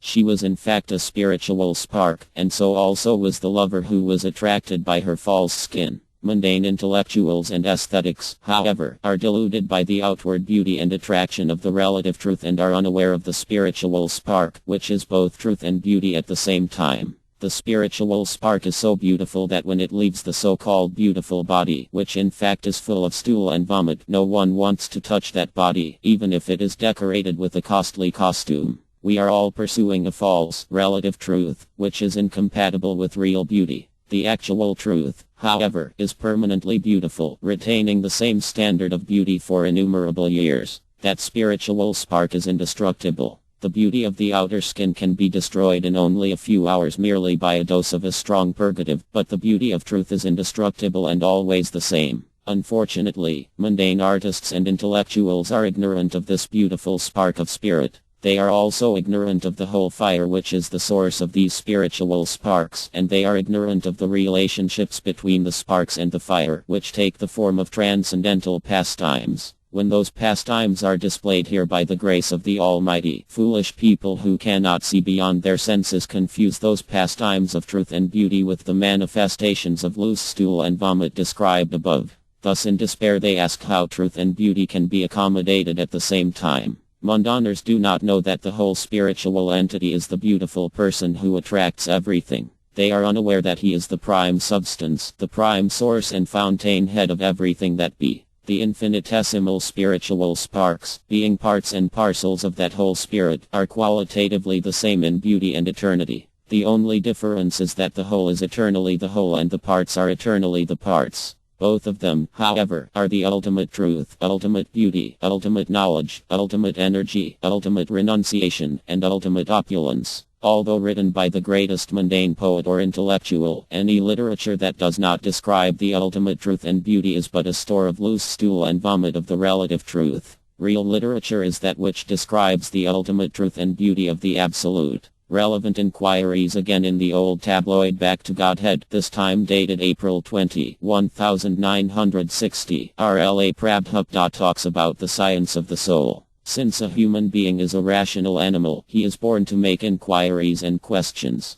The greater the number of questions, the greater the advancement of knowledge and science. The most intelligent man, however, inquires about what happens after death. A small child walking with his father goes on inquiring constantly. He asks his father so many odd things, and the father has to satisfy him with proper answers. When I was a young father in my householder life, I was overflooded with hundreds of questions from my second son, who was my constant companion. One day it so happened that a bridegroom's party was passing our tram car, and the 4-year-old boy, as usual, inquired what the big procession was. He was given all possible answers to his 1001 questions regarding the marriage party, and finally he asked whether his own father was married. This question gave rise to loud laughter from all the elderly gentlemen present, although the boy was perplexed as to why we were laughing. Anyway, the boy was somehow satisfied by his married father. The lesson from this incident is that since a human being is a rational animal, he is born to make inquiries. The greater the number of questions, the greater the advancement of knowledge and science. The whole of material civilization is based on this originally large volume of questions put by young men to their elders. When elderly persons give the proper answers to the questions of the youngsters, civilization makes progress, one step after another.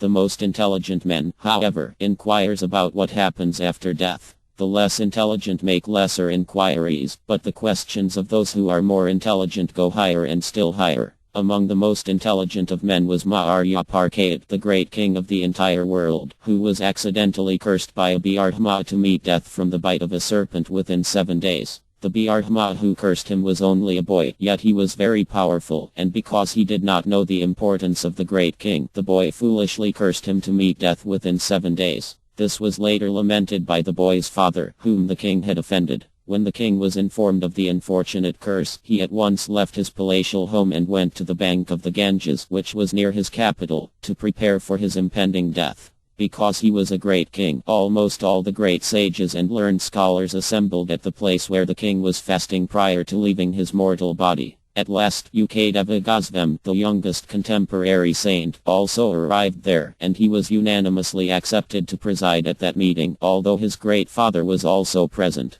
The king respectfully offered Ukadeva Gosvem the principal seat of esteem and asked him relevant questions regarding the king's passing from the mortal world, which was to take place on the 7th day thenceforward. The great king, as a worthy descendant of the Pandavas, who were all great devotees, placed the following relevant inquiries before the great sage Ukadeva. My dear sir, you are the greatest of the great transcendentalists, and therefore I submissively beg to ask you about my duties at this moment. I am just on the verge of my death. Therefore, what should I do at this critical hour? Please tell me, my lord, what should I hear, what should I worship, or whom should I remember now? A great sage like you does not stay at the home of a householder more than necessary, and therefore it is my good fortune that you have kindly come here at the time of my death. Please, therefore, give me your directions at this critical hour. The great sage, having thus been pleasingly requested by the king, answered his questions authoritatively, for the sage was a great transcendental scholar and was also well equipped with godly qualities, since he was the worthy son of Bhadraya, or Vaisadeva, the original compiler of the Vedic literature. Ukadeva Gosvem said, My dear king, your inquiry is very much relevant, and it is also beneficial for all people of all times. Such inquiries, which are the highest of all, are relevant because they are confirmed by the teachings of the Vedanta Dharana, the conclusion of the Vedic knowledge, and Atmavitsada. In other words, liberated souls, who have full knowledge of their spiritual identity, put forward such relevant inquiries in order to elucidate further information about the transcendence. The Armadbhgavatam is the natural commentary upon the great Vedanta, or Araka, Estras, which were compiled by Rla Vaisadeva. The Vedanta Estras are the topmost Vedic literature, and they contain the nucleus of basic inquiries about the transcendental subject of spiritual knowledge. Yet although Rla Vaisadeva compiled this great treatise, his mind was not satisfied. Then he happened to meet R.N. Radha, his spiritual master, who advised him to describe the identity of the personality of Godhead. Upon receiving this advice, Vaisadeva meditated on the principle of Bhakti Yoga, which showed him distinctly what is the absolute and what is the relativity, or MY. Having achieved perfect realization of these facts, he compiled the great narration of the Armadbhgavatam, or Beautiful Bhgavatam, which begins with actual historical facts concerning the life of Maharyaparkayat. The Vedanta Astra begins with the key inquiry about the transcendence, to Brahmaji's. One should now inquire about Brahman, or the transcendence. As long as a man is in the full vigor of life, he forgets the naked truth of death which he has to meet. Thus a foolish man makes no relevant inquiry about the real problems of life. Everyone thinks that he will never die, although he sees evidence of death before his eyes at every second. Here is the distinction between animalism and humanity. An animal like a goat has no sense of its impending death. Although its brother goat is being slaughtered, the goat, being lured by the green grass offered to it, will stand peacefully waiting to be slaughtered next. On the other hand, if a human being sees his fellow man being killed by an enemy, he either fights to save his brother or leaves, if possible, to save his own life. That is the difference between a man and a goat. An intelligent man knows that death is born along with his own birth. He knows that he is dying at every second and that the final touch will be given as soon as his term of life is finished. He therefore prepares himself for the next life or for liberation from the disease of repeated birth and death. A foolish man, however, does not know that this human form of life is obtained after a series of births and deaths imposed in the past by the laws of nature. He does not know that a living entity is an eternal being who has no birth and death. Birth, death, old age, and disease are external impositions on a living entity and are due to his contact with material nature and to his forgetfulness of his eternal, godly nature and qualitative oneness with the absolute whole. Human life provides the opportunity to know this eternal fact or truth. Thus the very beginning of the Vedanta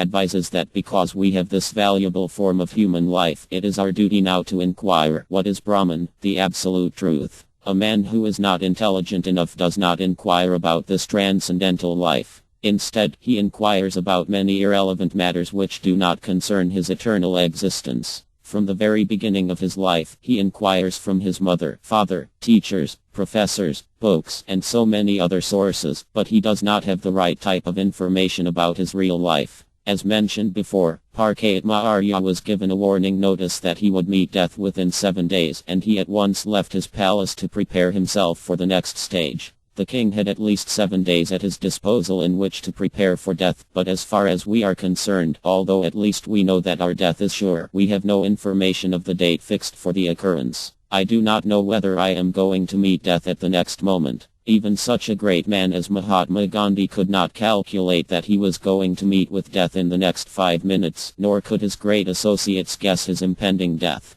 Nonetheless, all such gentlemen present themselves as great leaders of the people. It is ignorance of death and life that distinguishes an animal from a man. A man, in the real sense of the term, inquires about himself and what he is. Wherefrom has he come into this life, and where is he going after death? Why is he put under the troubles of threefold miseries although he does not want them? Beginning from one's childhood, one goes on inquiring about so many things in his life, but he never inquires about the real essence of life. This is animalism. There is no difference between a man and an animal as far as the 4 principles of animal life are concerned, for every living being exists by eating, sleeping, fearing, and mating. But only the human life is meant for relevant inquiries into the facts about eternal life and the transcendence. Human life is therefore meant for research into eternal life, and the Vedanta advises one to conduct this research now or never. If one fails to inquire now into these relevant matters about life, one is sure to go back again to the animal kingdom by the laws of nature. Therefore, even if a foolish man appears advanced in material science, that is, in eating, sleeping, fearing, mating, and so on, he cannot get free from the cruel hands of death by the law of nature. The law of nature works under 3 modes: goodness, passion, and ignorance. Those who live under conditions of goodness are promoted to the higher, spiritual status of life, and those who live under conditions of passion remain stationed in the same place in the material world where they are now, but those who live under conditions of ignorance are sure to be degraded to the lower species. The modern setup of human civilization is a risky one because it offers no education about relevant inquiries into the essential principles of life. Like animals, people do not know that they are going to be slaughtered by the laws of nature. They are satisfied with a bunch of green grass or a so-called jolly life, like the waiting goat in a slaughterhouse. Considering such a condition of human life, we are just trying to make a humble attempt to save the human being by the message of back to Godhead. This method is not fictitious. If there is at all to be an era of reality, this message of back to Godhead is the beginning of that era. According to R.U.K. Devagosvam, the real fact is that a jihad, or a person who has tied himself, like the goat meant for slaughter, in the business of family, society, community, nation, or humanity at large in regard to the problems and necessities of animal life, namely eating, sleeping, fearing, and mating, and who has no knowledge of the transcendence is no better than an animal. He may have inquired about physical, political, economic, cultural, educational, or similar other matters of temporary, material concern, but if he has not inquired about the principles of transcendental life, he should be regarded as a blind man driven ahead by uncontrolled senses and about to fall into a ditch. That is the description of the jihad. The opposite of the jihad, however, is the jihasta. The Jihastorama, or the shelter of spiritual family life, is as good as the life of a sannyas, a member of the renounced order. Regardless of whether one is a householder or a renunciant, the important point is that of relevant inquiries. A sannyas is bogus if not interested in relevant inquiries, and a jihasta, or householder, is bona fide if he is inclined to put forward such inquiries. The jihad, however, is simply interested in the animal necessities of life.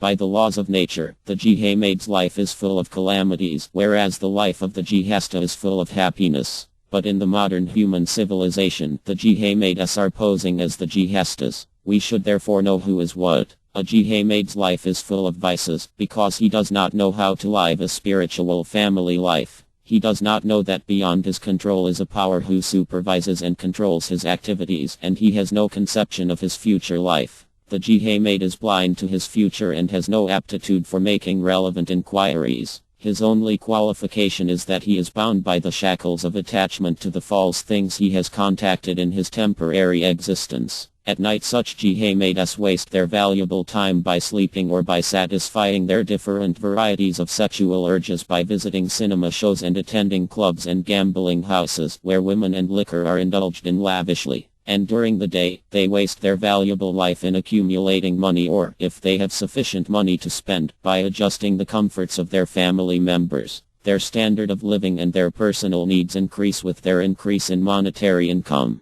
Thus there is no limit to their expenses and they are never satiated. Consequently there is unlimited competition in the field of economic development, and therefore there is no peace in any society of the human world. Everyone is perplexed by the same questions about earning and spending, but ultimately one must depend on the mercy of Mother Nature. When there is a scarcity in production or there are disturbances caused by providence, the poor plan-making politician blames it on cruel nature but carefully avoids studying how and by whom the laws of nature are controlled. The Bhagavad Gita, however, explains that the laws of nature are controlled by the absolute personality of Godhead. God alone is the controller of nature and the natural laws. Ambitious materialists sometimes examine a fragment of the law of nature, but they never care to know the maker of these laws. Most of them do not believe in the existence of an absolute person or God who controls the laws of nature. Rather, they simply concern themselves with the principles by which different elements interact, but they make no reference to the ultimate direction which makes such interactions possible.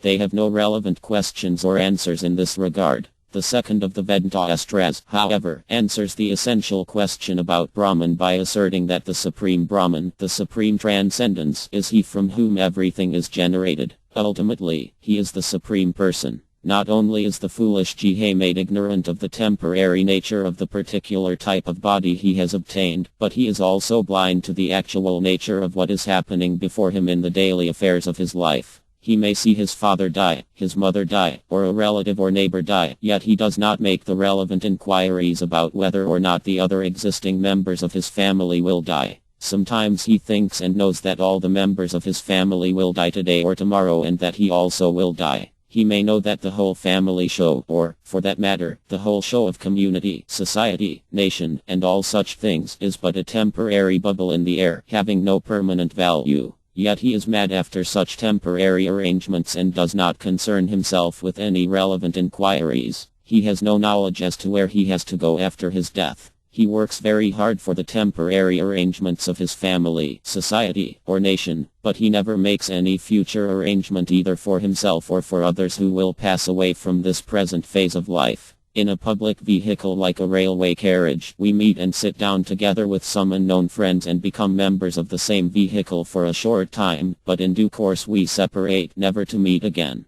Similarly, in a long sojourn of life, we get a temporary sitting accommodation in a so-called family, country, or society, but when the time is up, we are unwillingly separated from one another, never to meet again. There are so many questions relevant to our temporary arrangements in life and our friends in these temporary arrangements, but a man who is a Jihad never inquires about things of a permanent nature. We are all busy making permanent plans in various degrees of leadership without knowing the permanent nature of things as they are. R.P. Garcia, who especially strove to remove this ignorance in society and who advocated the cult of spiritual knowledge in regard to the all-pervading impersonal Brahman, said in despair, "Children are engaged in playing, young boys are engaged in so-called love affairs with young girls, and the old are seriously thoughtful about adjusting a baffled life of struggle." But, alas, no one is prepared to inquire relevantly into the science of Brahman, the absolute truth. Rukdeva Gosvem, who was asked for direction by Maharya Parkait, responded to the king's relevant inquiries by advising him as follows. O descendant of Bh Radha, it is the duty of mortal men to inquire about, hear about, glorify, and meditate upon the personality of Godhead, who is the most attractive person because of his fullness in opulence. He is called Hari because he alone can undo the conditioned existence of a living being. If we at all want to be freed from conditioned existence, we must make relevant inquiries about the absolute truth so that he may be pleased to bestow upon us perfect freedom in life.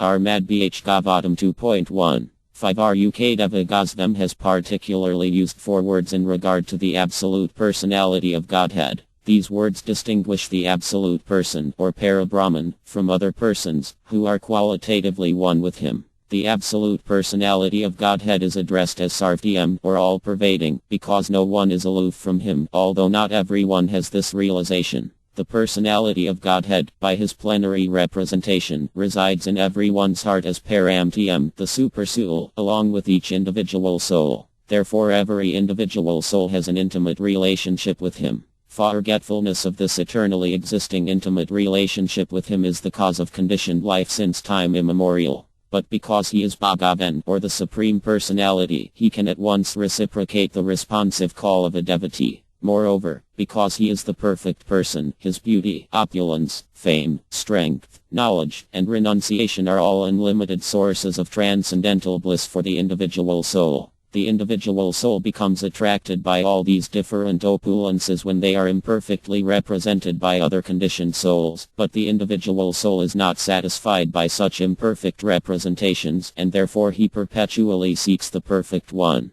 The personality of Godhead's beauty has no comparison, nor do his knowledge and renunciation. But above all, he is Vara, or the Supreme Controller. We are at present being controlled by the police action of this great king. This police control is imposed upon us because of our disobedience of law. But because the Lord is Hari, he is able to cause the disappearance of our conditioned life by giving us full freedom in spiritual existence. It is therefore the duty of every man to make relevant inquiries about him and thus go back to Godhead. Soul Research RLA Prabhupada writes a letter to noted cardiologist Dr. Wilfred G. Bigelow. The central question, you say, is where is the soul, and where does it come from? That is not difficult to understand. In 1968, speaking before a gathering of students at Massachusetts Institute of Technology, RLA Prabhupada points out an important lag in technological research. Although you have so many departments of knowledge, he says, there is no department aiming to find the difference between a living body and a dead body. Although advanced in understanding the mechanical workings of the physical body, modern science gives but little attention to studying the spiritual spark that animates the body. In the Montreal Gazette article reproduced below, we find world-famous cardiologist Wilfred G. Bigelow urging systematic research to determine what the soul is and where it comes from.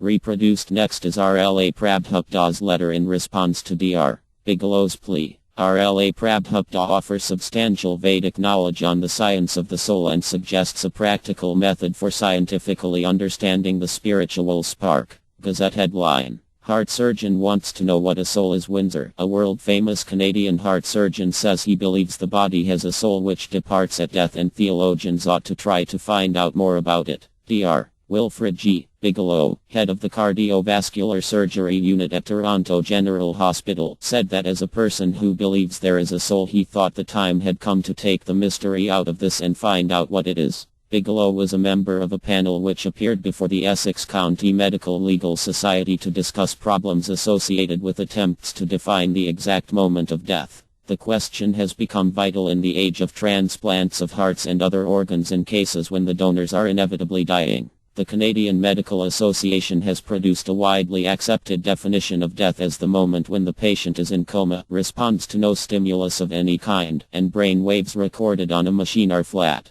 The other members of the panel were Mr. Justice Edson L. Haynes of the Ontario Supreme Court and J. Francis Leddy, President of the University of Windsor. Bigelow, elaborating on points he had raised during the discussion, said in an interview later that his 32 years as a surgeon had left him no doubts that there is a soul. There are certain cases where you happen to be present at the moment when people pass from a living state to death and some mysterious changes take place. One of the most noticeable is the sudden lack of life or luster to the eyes. They become opaque and literally lifeless. It's difficult to document what you observe. In fact, I don't think it can be documented very well. Bigelow, who became world-renowned for his pioneering work in the deep-freeze surgical technique known as hypothermia and for his heart valve surgery, said soul research should be undertaken by theology and allied disciplines within the university. During this discussion, Leddy said that if there is a soul, you are not going to see it. You are not going to find it. If there is a principle of vitality or life, what is it?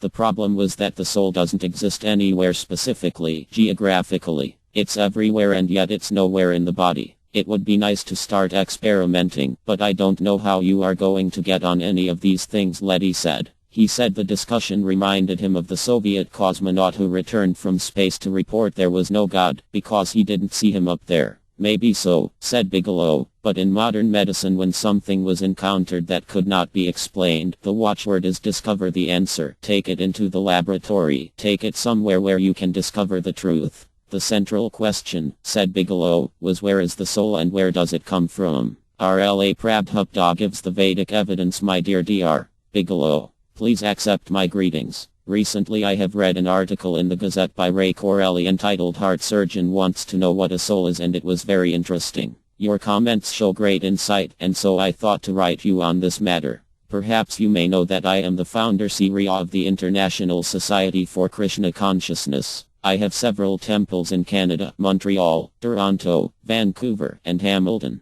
This Krishna consciousness movement is specifically meant to teach every soul his original, spiritual position. Undoubtedly the soul is present in the heart of the living entity, and it is the source of all the energies for maintaining the body. The energy of the soul is spread all over the body, and this is known as consciousness. Since this consciousness spreads the energy of the soul all over the body, one can feel pains and pleasures in any part of the body. The soul is individual, and he is transmigrating from one body to another, just as a person transmigrates from babyhood to childhood, from childhood to boyhood, from boyhood to youth, and then to advanced old age. Then the change called death takes place when we change to a new body, just as we change our old dress to a new dress. This is called transmigration of the soul. When a soul wants to enjoy this material world, forgetting his real home in the spiritual world, he takes this life of hard struggle for existence. This unnatural life of repeated birth, death, disease, and old age can be stopped when his consciousness is dovetailed with the supreme consciousness of God.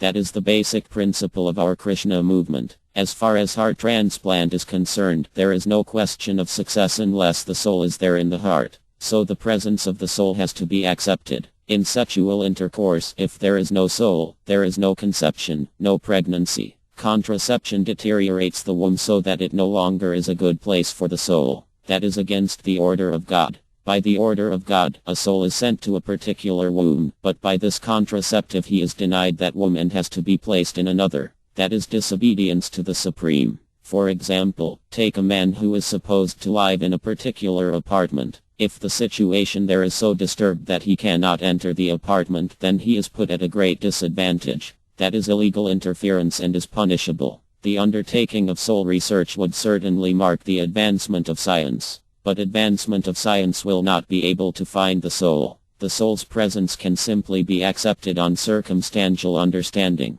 You will find in the Vedic literature that the dimension of the soul is 1/10,000th the size of a point. The material scientist cannot measure the length and breadth of a point. Therefore it is not possible for the material scientist to capture the soul. You can simply accept the soul's existence by taking it from authority. What the greatest scientists are finding, we've explained long ago. As soon as one understands the existence of the soul, he can immediately understand the existence of God. The difference between God and the soul is that God is a very great soul, and the living entity is a very small soul. But qualitatively they are equal. Therefore God is all-pervading, and the living entity is localized. But the nature and quality are the same. The central question, you say, is where is the soul, and where does it come from? That is not difficult to understand. We have already discussed that the soul is residing in the heart of the living entity and that it takes shelter in another body after death. Originally the soul comes from God, just as a spark comes from fire, and when the spark falls down it appears to be extinguished. The spark of soul originally comes from the spiritual world to the material world. In the material world he falls down into 3 different conditions, which are called the modes of nature. When a spark of fire falls on dry grass, the fiery quality continues. When the spark falls on the ground, it cannot display its fiery manifestation unless the ground is favorably situated. And when the spark falls on water, it becomes extinguished. As such, we find 3 kinds of living conditions. One living entity is completely forgetful of his spiritual nature. Another is almost forgetful but still has an instinct of spiritual nature. And another is completely in search of spiritual perfection. There is a bona fide method for the attainment of spiritual perfection by the spiritual spark of soul, and if he is properly guided then he is very easily sent back home, back to Godhead, wherefrom he originally fell. It will be a great contribution to human society if this authorized information from the Vedic literature is presented to the modern world on the basis of modern scientific understanding. The fact is already there. It simply has to be presented for modern understanding. Yours sincerely, A.C. Bhaktivedanta Swami. Chapter 2, Choosing a Spiritual Master. What is a guru? In all the scriptures the guru is described to be as good as God, but the guru never says, I am God. The disciple's duty is to offer respect to the guru just as he offers respect to God, but the guru never thinks, my disciples are offering me the same respect they offer to God, therefore I have become God. As soon as he thinks like this, he becomes a dog. I was born in the darkest ignorance, and my guru, my spiritual master, opened my eyes with the torch of knowledge. I offer my respectful obeisances unto him. The word ajna means ignorance or darkness. If all the lights in this room immediately went out, we would not be able to tell where we or others are sitting. Everything would become confused. Similarly, we are all in darkness in this material world, which is a world of tamas. Tamas or timira means darkness. This material world is dark, and therefore it needs sunlight or moonlight for illumination. However, there is another world, a spiritual world, that is beyond this darkness. That world is described by R. Krishna in the Bhagavad Gita 15.6. That supreme abode of mine is not illumined by the sun or moon, nor by fire or electricity. Those who reach it never return to this material world. The Guru's business is to bring his disciples from darkness to light. At present everyone is suffering due to ignorance, just as one contracts a disease out of ignorance. If one does not know hygienic principles, he will not know what will contaminate him. Therefore, due to ignorance there is infection, and we suffer from disease. A criminal may say, I did not know the law, but he will not be excused if he commits a crime.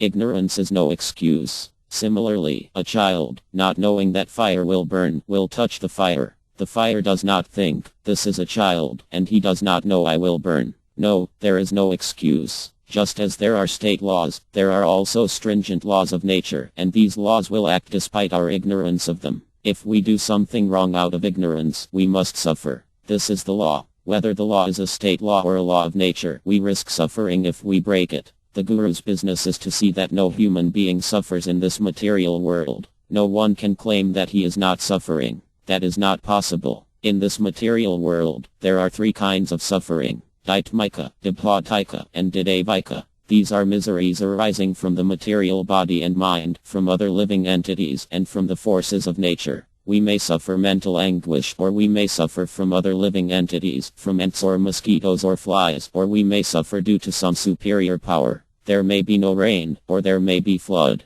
There may be excessive heat or excessive cold. So many types of suffering are imposed by nature. Thus there are 3 types of miseries within the material world, and everyone is suffering from 1, 2, or 3 of them. No one can say that he is completely free from suffering. We may then ask why the living entity is suffering. The answer is, out of ignorance. He does not think, I am committing mistakes and am leading a sinful life. That is why I am suffering. Therefore the Guru's first business is to rescue his disciple from this ignorance. We send our children to school to save them from suffering. If our children do not receive an education, we fear that they will suffer in the future. The Guru sees that suffering is due to ignorance, which is compared to darkness. How can one in darkness be saved? By light. The Guru takes the torchlight of knowledge and presents it before the living entity enveloped in darkness. That knowledge relieves him from the sufferings of the darkness of ignorance. One may ask whether the Guru is absolutely necessary. The Vedas inform us that he is.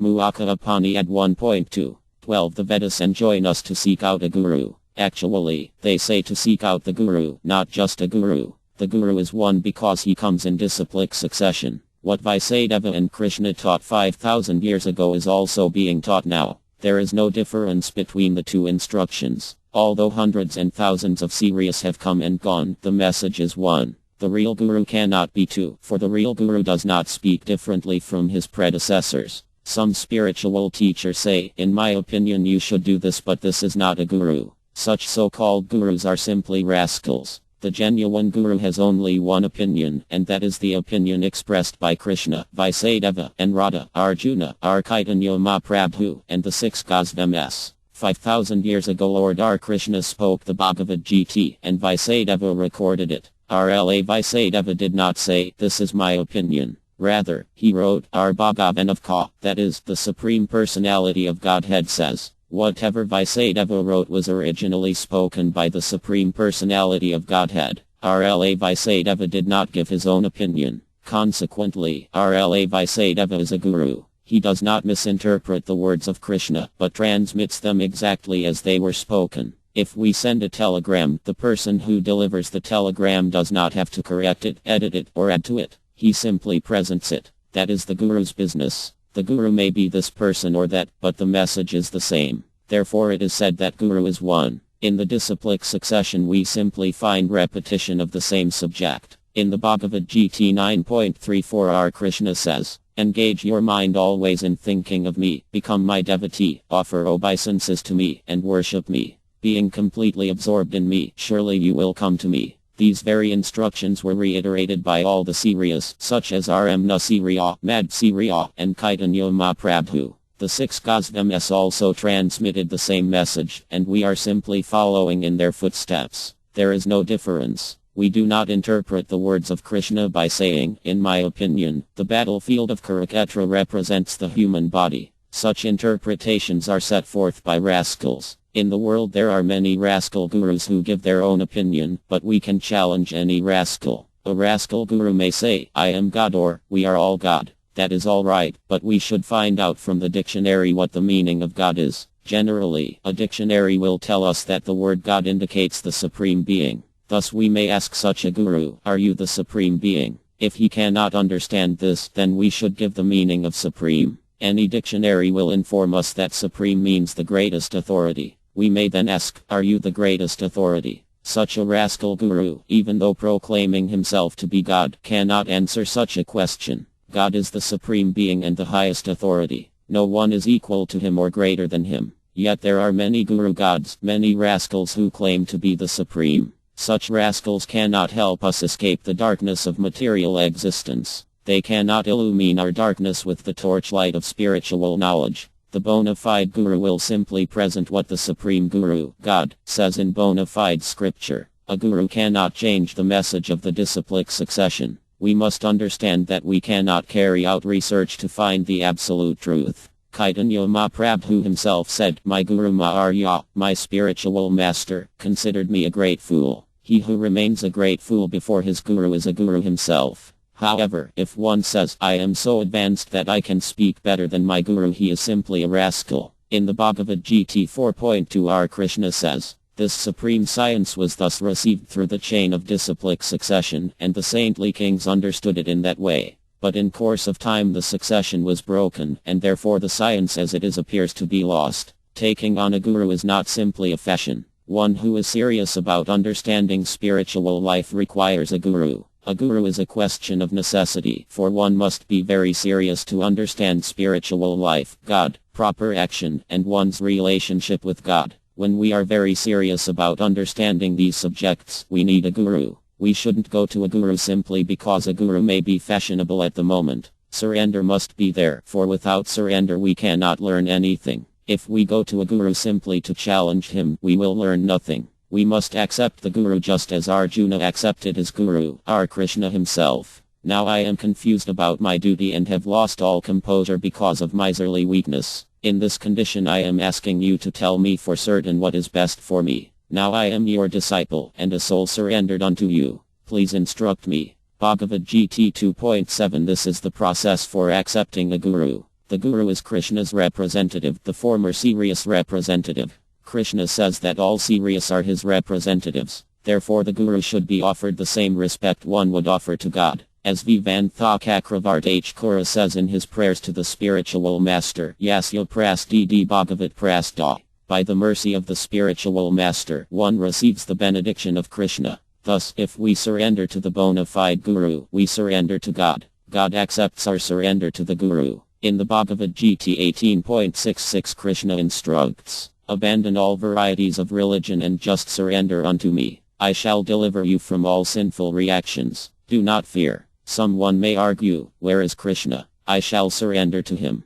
But no, the process is that we first surrender to Krishna's representative. Then we surrender to Krishna. Therefore it is said, Skd Darit Vinasamastastri. The guru is as good as God. When we offer respects to the guru, we are offering respects to God. Because we are trying to be God conscious, it is required that we learn how to offer respects to God through God's representative. In all the sutras the guru is described to be as good as God, but the guru never says, I am God. The disciple's duty is to offer respect to the guru just as he offers respect to God, but the guru never thinks, my disciples are offering me the same respect they offer to God, therefore I have become God. As soon as he thinks like this, he becomes a dog instead of God. Therefore Vivantha Kakravart says, Kintu Prabhriyapriya eva tasya. Because he is the most confidential servitor of God, the guru is offered the same respect that we offer God. God is always God, guru is always guru. As a matter of etiquette, God is the worshipable God, and Guru is the worshipper God, Sevaka Bhagavan.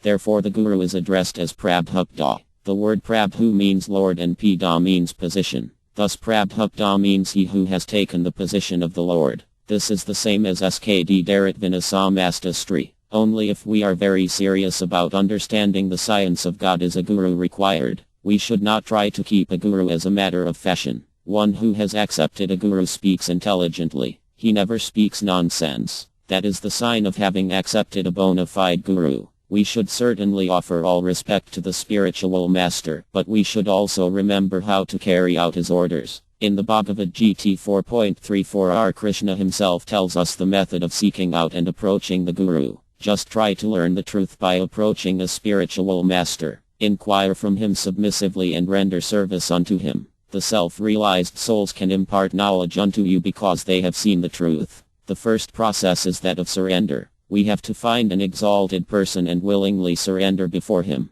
The sutras enjoin that before we take a guru we study him carefully to find out whether we can surrender to him. We should not accept a guru suddenly, out of fanaticism. That is very dangerous. The guru should also study the person who wants to become a disciple to see if he is fit. That is the way a relationship is established between the guru and disciple. Everything is provided, but we must take up the process seriously. Then we can be trained to become a bona fide disciple. First we must find a bona fide guru, establish our relationship with him, and act accordingly. Then our life will be successful, for the guru can enlighten the sincere disciple who is in darkness. Everyone is born a rascal and a fool. If we are born learned, why do we need to go to school? If we do not cultivate knowledge, we are no better than animals. An animal may say that there is no need of books and that he has become a guru, but how can anyone obtain knowledge without the study of authoritative books on science and philosophy? Rascal gurus try to avoid these things. We must understand that we are all born rascals and fools and that we have to be enlightened. We have to receive knowledge to make our lives perfect. If we do not perfect our lives, we are defeated. What is this defeat? The struggle for existence. We are trying to obtain a better life, to attain a superior position, and for this we are struggling very hard. But we do not know what a superior position actually is. Whatever position we have in this material world must be given up.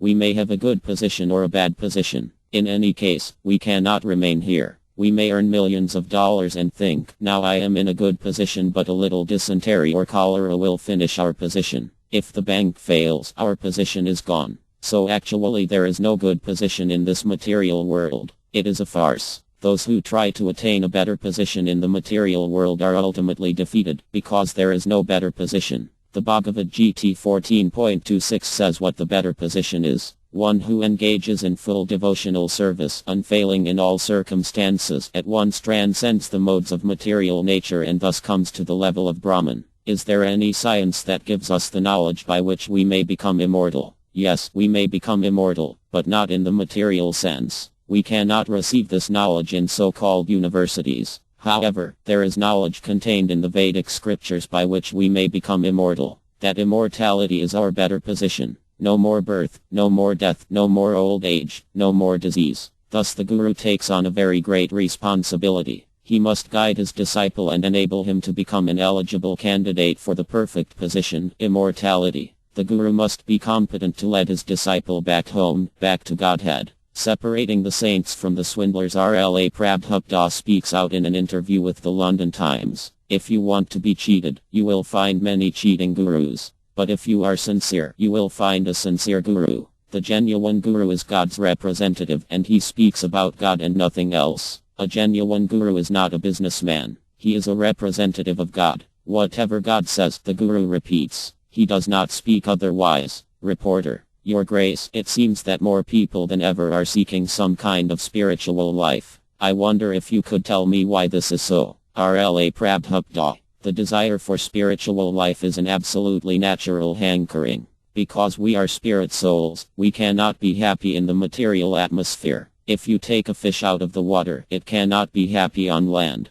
Similarly, if we are without spiritual consciousness, we can never be happy. Today, so many people are after scientific advancement and economic development, but they are not happy because these are not the actual goals of life. Many young people are realizing this, and they are rejecting materialistic life and are trying to search for spiritual life. Actually, this is the proper search. Krishna consciousness is the proper goal of life. Unless you take to Krishna consciousness, you cannot be happy. That is a fact. Therefore, we invite everyone to study and understand this great movement. Reporter: What frankly worries me is that since the arrival in Britain some time ago of an Indian yogi, who was the first guru that most people had ever heard of, a lot of gurus have suddenly appeared out of nowhere. Sometimes I get the feeling that not all of them are as genuine as they ought to be. Would it be right to warn people who are thinking of taking up spiritual life that they should make sure that they have a genuine guru to teach them? RLA Prabhupada: Yes, of course, to search out a guru is very nice, but if you want a cheap guru, or if you want to be cheated, then you will find many cheating gurus. But if you are sincere, you will find a sincere guru. Because people want everything very cheaply, they are cheated. We ask our students to refrain from illicit sex, meat eating, gambling, and intoxication. People think that this is all very difficult, a botheration. But if someone else says, you may do whatever nonsense you like, simply take my mantra, then people will like him. The point is that people want to be cheated, and therefore cheaters come. No one wants to undergo any austerity. Human life is meant for austerity, but no one is prepared to undergo austerity. Consequently, cheaters come and say, no austerity. Whatever you like, you do. Simply pay me, and I'll give you some mantra, and you'll become God in 6 months. All this is going on. If you want to be cheated like this, the cheaters will come. Reporter: What about the person who seriously wants to find spiritual life but who happens to finish up with the wrong guru? RLA Prabhupada: If you simply want an ordinary education, you have to devote so much time, labor, and understanding to it. Similarly, if you are going to take to spiritual life, you must become serious. How is it that simply by some wonderful mantras, someone can become God in 6 months? Why do people want something like that? This means that they want to be cheated. Reporter: How can a person tell he has a genuine guru? RLA Prabhupada: Can any of my students answer this question? Disciple: Once I remember John Lennon asked you, how will I know who is the genuine guru? And you answered, just find out the one who is most addicted to Krishna. He is genuine. RLA Prabhupada. Yes, the genuine guru is God's representative and he speaks about God and nothing else. The genuine guru is he who has no interest in materialistic life. He is after God and God only. That is one of the tests of a genuine guru.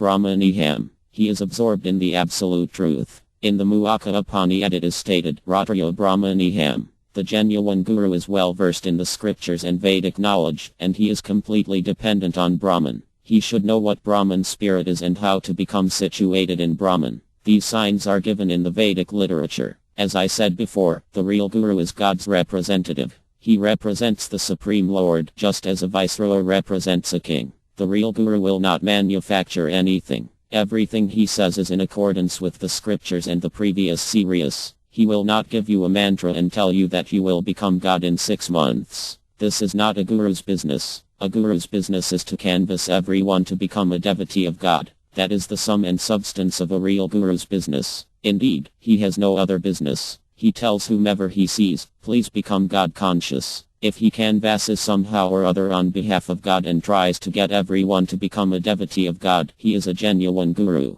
Reporter. What about a Christian priest? RLA Prabhupada. Christian, Mohammedan, Hindu, it doesn't matter. If he is simply speaking on behalf of God, he is a guru. Lord Jesus Christ, for instance, he canvassed people, saying, just try to love God. Anyone, it doesn't matter who, be he Hindu, Muslim, or Christian, is a guru if he convinces people to love God. That is the test. The guru never says, I am God or I will make you God. The real guru says, I am a servant of God, and I will make you a servant of God also. It doesn't matter how the guru is dressed. As Chaitanya Mahaprabhu said, whoever can impart knowledge about Krishna is a spiritual master. A genuine spiritual master simply tries to get people to become devotees of Krishna or God. He has no other business. Reporter. But the bad gurus are RLA Prabhupada. And what is a bad guru? Reporter. A bad guru just wants some money or some fame. RLA Prabhupada. Well, if he is bad, how can he become a guru?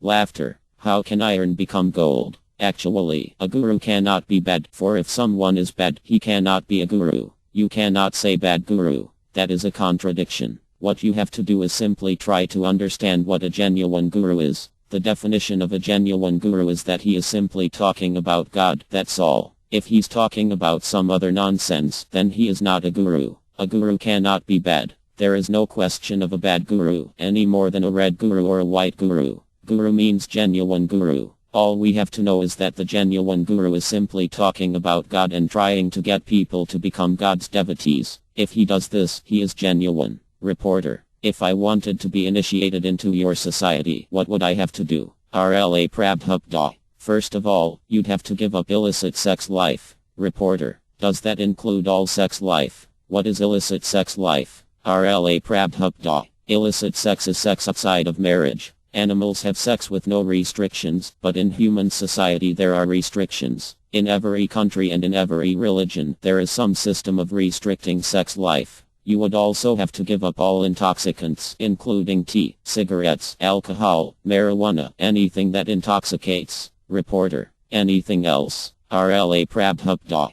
You'd also have to give up eating meat, eggs, and fish. And you'd have to give up gambling as well. Unless you gave up these 4 sinful activities, you could not be initiated. Reporter. How many followers do you have throughout the world? RLA Prabhupada. For anything genuine, the followers may be very few. For something rubbish, the followers may be many. Still, we have about 5,000 initiated disciples. Reporter. Is the Krishna consciousness movement growing all the time? RLA Prabhupada. Yes, it is growing, but slowly. This is because we have so many restrictions. People do not like restrictions. Reporter. Where is your following the greatest? RLA Prabhupada. In the United States, Europe, South America, and Australia. And, of course, in India there are millions who practice Krishna consciousness. Reporter. Could you tell me what the goal of your movement is? RLA Prabhupada. The purpose of this Krishna consciousness movement is to awaken man's original consciousness. At the present moment our consciousness is designated.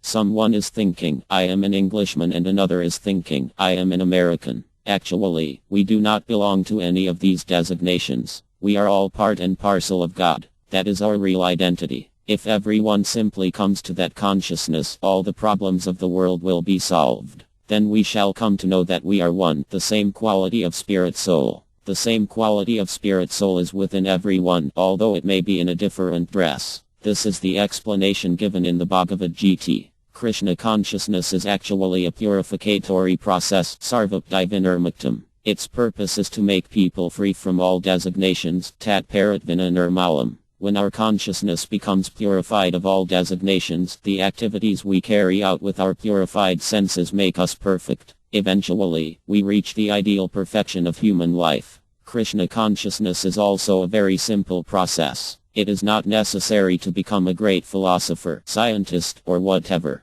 We need only chant the holy name of the Lord, understanding that His personality, His name, and His qualities are all absolute. Krishna consciousness is a great science. Unfortunately, in the universities there is no department for this science. Therefore we invite all serious men who are interested in the welfare of human society to understand this great movement and, if possible, take part in it and cooperate with us. The problems of the world will be solved. This is also the verdict of the Bhagavad Gita, the most important and authoritative book of spiritual knowledge. Many of you have heard of the Bhagavad Gita. Our movement is based on it. Our movement is approved by all great Sirius in India, Ramna Siriya, Mad Siriya, Lord Chaitanya, and so many others. You are all representatives of newspapers, so I ask you to try to understand this movement as far as possible for the good of all human society. Reporter, do you think your movement is the only way to know God? RLA Prabhupada. Yes. Reporter,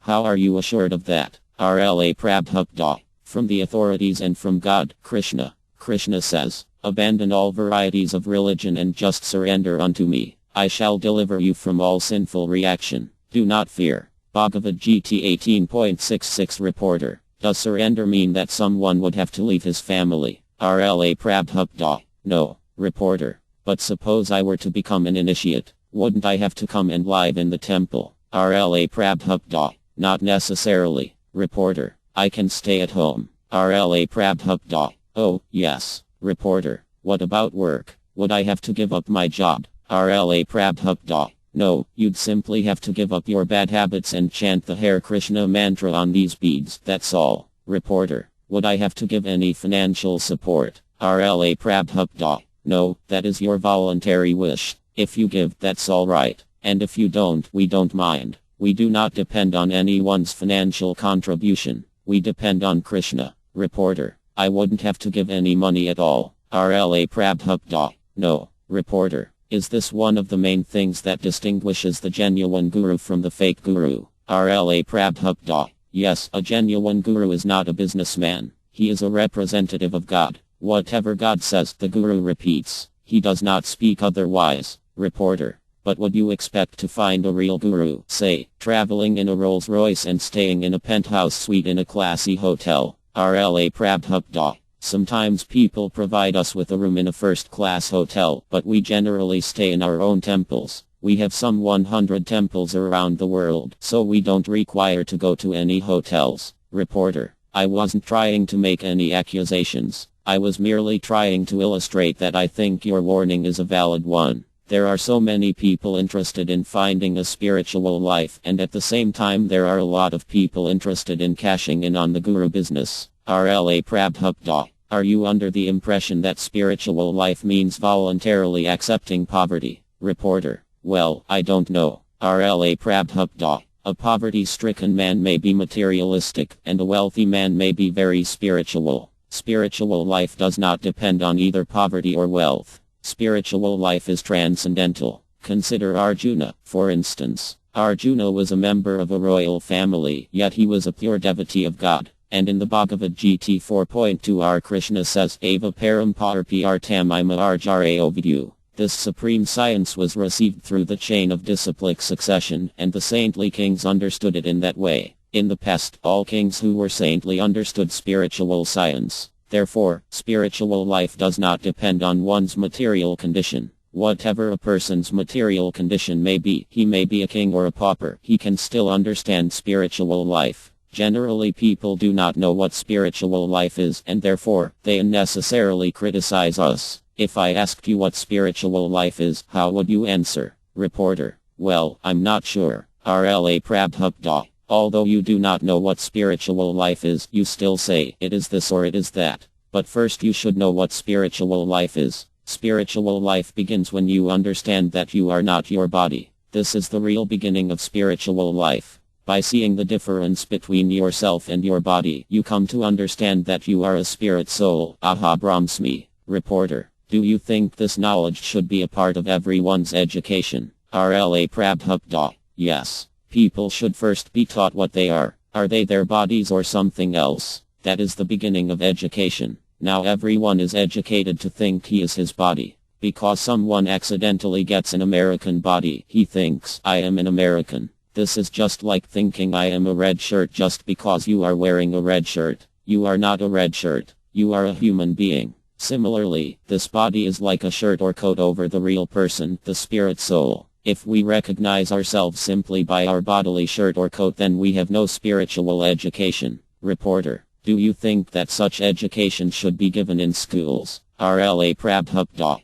yes, in schools, colleges, and universities. There is an immense literature on this subject, an immense fund of knowledge. What is actually required is that the leaders of society come forward to understand this movement. Reporter: have you ever had people come to you who had previously been involved with a fake guru? RLA Prabhupada: yes, there are many. Reporter: were their spiritual lives in any way spoiled by the fake gurus? RLA Prabhupada: no, they were genuinely seeking something spiritual, and that was their qualification. God is within everyone's heart, and as soon as someone genuinely seeks him, he helps that person find a genuine guru. Reporter: have the real gurus like yourself ever tried to put a stop to the false gurus, that is, put pressure on them to put them out of business, so to speak? RLA Prabhupada: no, that is not my purpose. I started my movement simply by chanting Hare Krishna. I chanted in New York in a place called Tompkins Square Park, and soon people began to come to me. In this way, the Krishna consciousness movement gradually developed. Many accepted, and many did not accept. Those who are fortunate have accepted.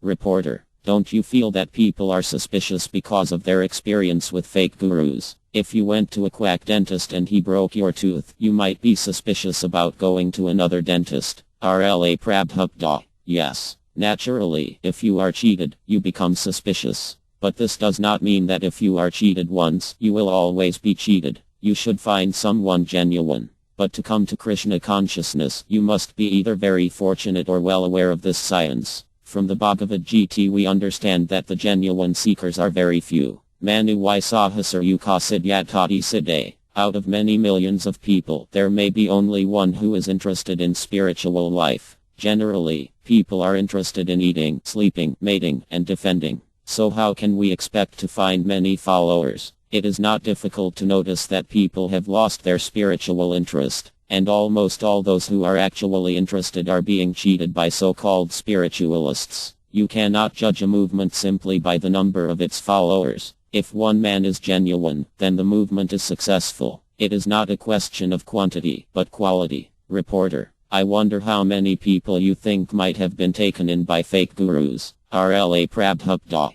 practically everyone. Laughter: there is no question of counting. Everyone. Reporter: this would mean thousands of people, wouldn't it? RLA Prabhupada: millions. Millions have been cheated, because they want to be cheated. God is omniscient. He can understand your desires. He is within your heart, and if you want to be cheated, God sends you a cheater. Reporter: is it possible for everyone to attain the perfectional stage you spoke of previously? RLA Prabhupada: within a second. Anyone can attain perfection within a second, providing he is willing. The difficulty is that no one is willing. In the Bhagavad Gita 18.66 Krishna says, Sarvadharman Parityayam Eka Aravrata. Simply surrender unto me. But who is going to surrender to God? Everyone says, oh, why should I surrender to God? I will be independent. If you simply surrender, it is a second's business. That's all. But no one is willing, and that is the difficulty. Reporter: When you say that lots of people want to be cheated, do you mean that lots of people want to carry on with their worldly pleasures and at the same time, by chanting a mantra or by holding a flower, achieve spiritual life as well? Is this what you mean by wanting to be cheated?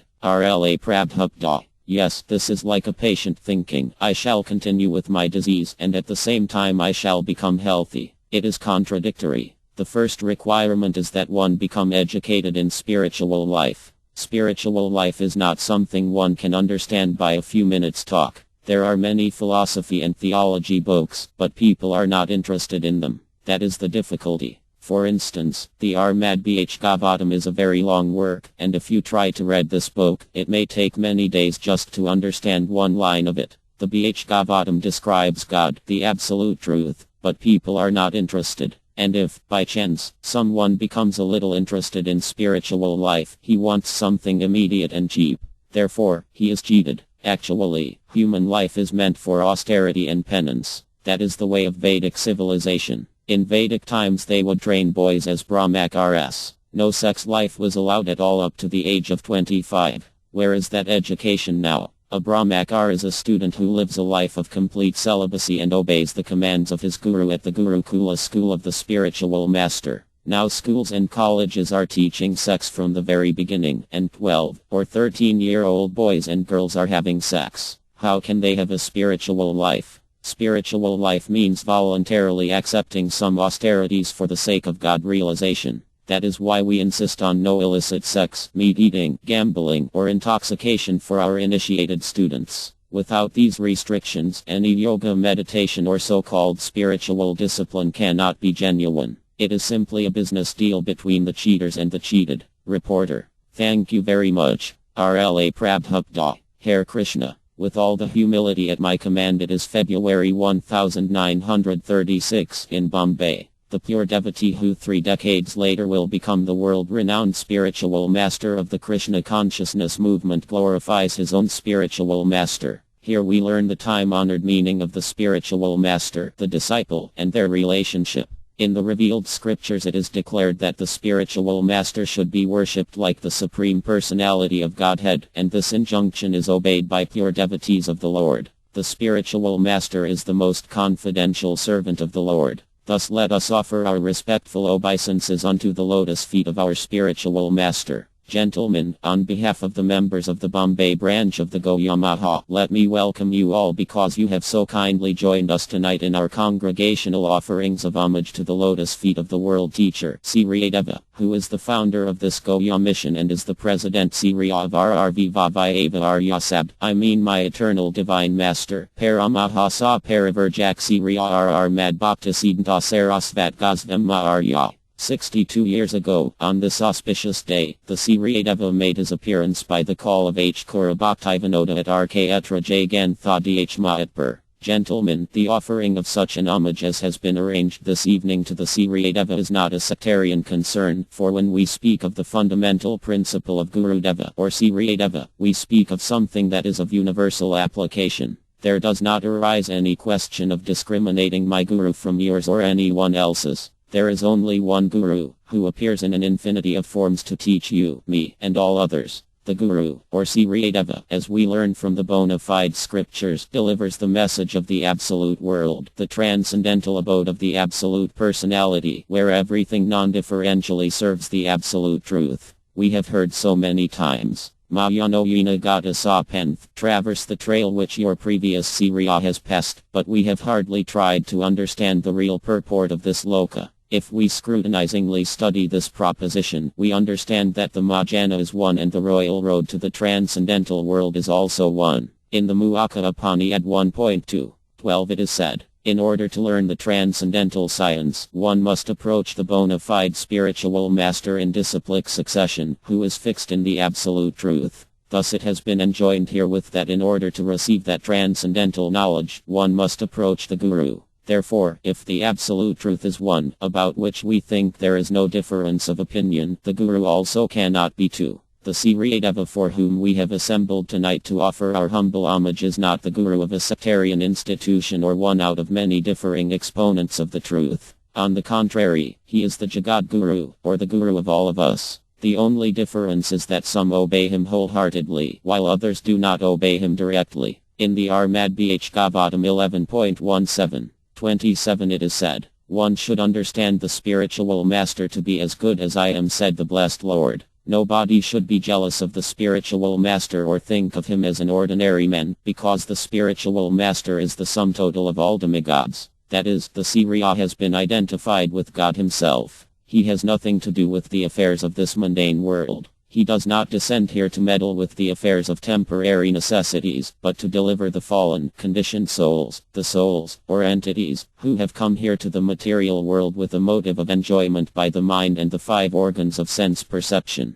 He appears before us to reveal the light of the Vedas and to bestow upon us the blessings of full-fledged freedom, after which we should hanker at every step of our life's journey. The transcendental knowledge of the Vedas was first uttered by God to Brahm, the creator of this particular universe. From Brahm the knowledge descended to Enrada, from Enrada to Vaisadeva, from Vaisadeva to Madhva, and in this process of disciplic succession the transcendental knowledge was transmitted by one disciple to another till it reached Lord Gorga, our Krishna Chaitanya, who posed as the disciple and successor of Arvarapur. The present Siriyadeva is the 10th disciplic representative from R.R. Pagasvam, the original representative of Lord Chaitanya who preached this transcendental tradition in its fullness. The knowledge that we receive from our Gurudeva is not different from that imparted by God himself and the succession of the Sirius in the preceptorial line of Brahm. We adore this auspicious day as our Vaisapj Tithi, because the Siriya is the living representative of Vaisadeva, the divine compiler of the Vedas, the Puras, the Bhagavad Gita, the Mahabh Radha, and the Armad Bh Gavatam.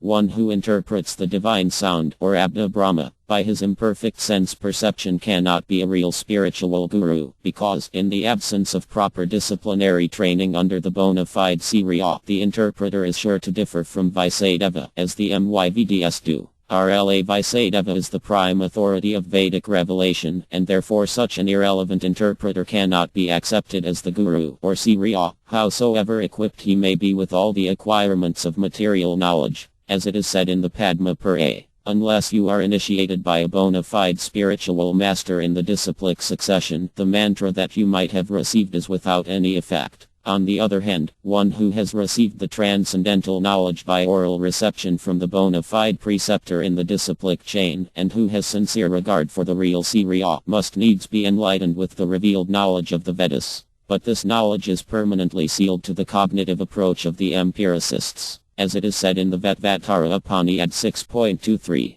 only unto those great souls who simultaneously have implicit faith in both the Lord and the spiritual master are all the imports of Vedic knowledge automatically revealed. Gentlemen, our knowledge is so poor, our senses are so imperfect, and our sources are so limited that it is not possible for us to have even the slightest knowledge of the absolute region without surrendering ourselves at the lotus feet of our Vaisadeva or his bona fide representative. Every moment we are being deceived by the knowledge of our direct perception. It is all the creation or concoction of the mind, which is always deceiving, changing, and flickering. We cannot know anything of the transcendental region by our limited, perverted method of observation and experiment. But all of us can lend our eager ears for the oral reception of the transcendental sound transmitted from that region to this through the unadulterated medium of our Gurudeva or our Vaisadeva. Therefore, gentlemen, we should surrender ourselves today at the feet of the representative of our Vaisadeva for the elimination of all our differences bred by our unsubmissive attitude. It is accordingly said in RGT 4.34, just approach the wise and bona fide spiritual master.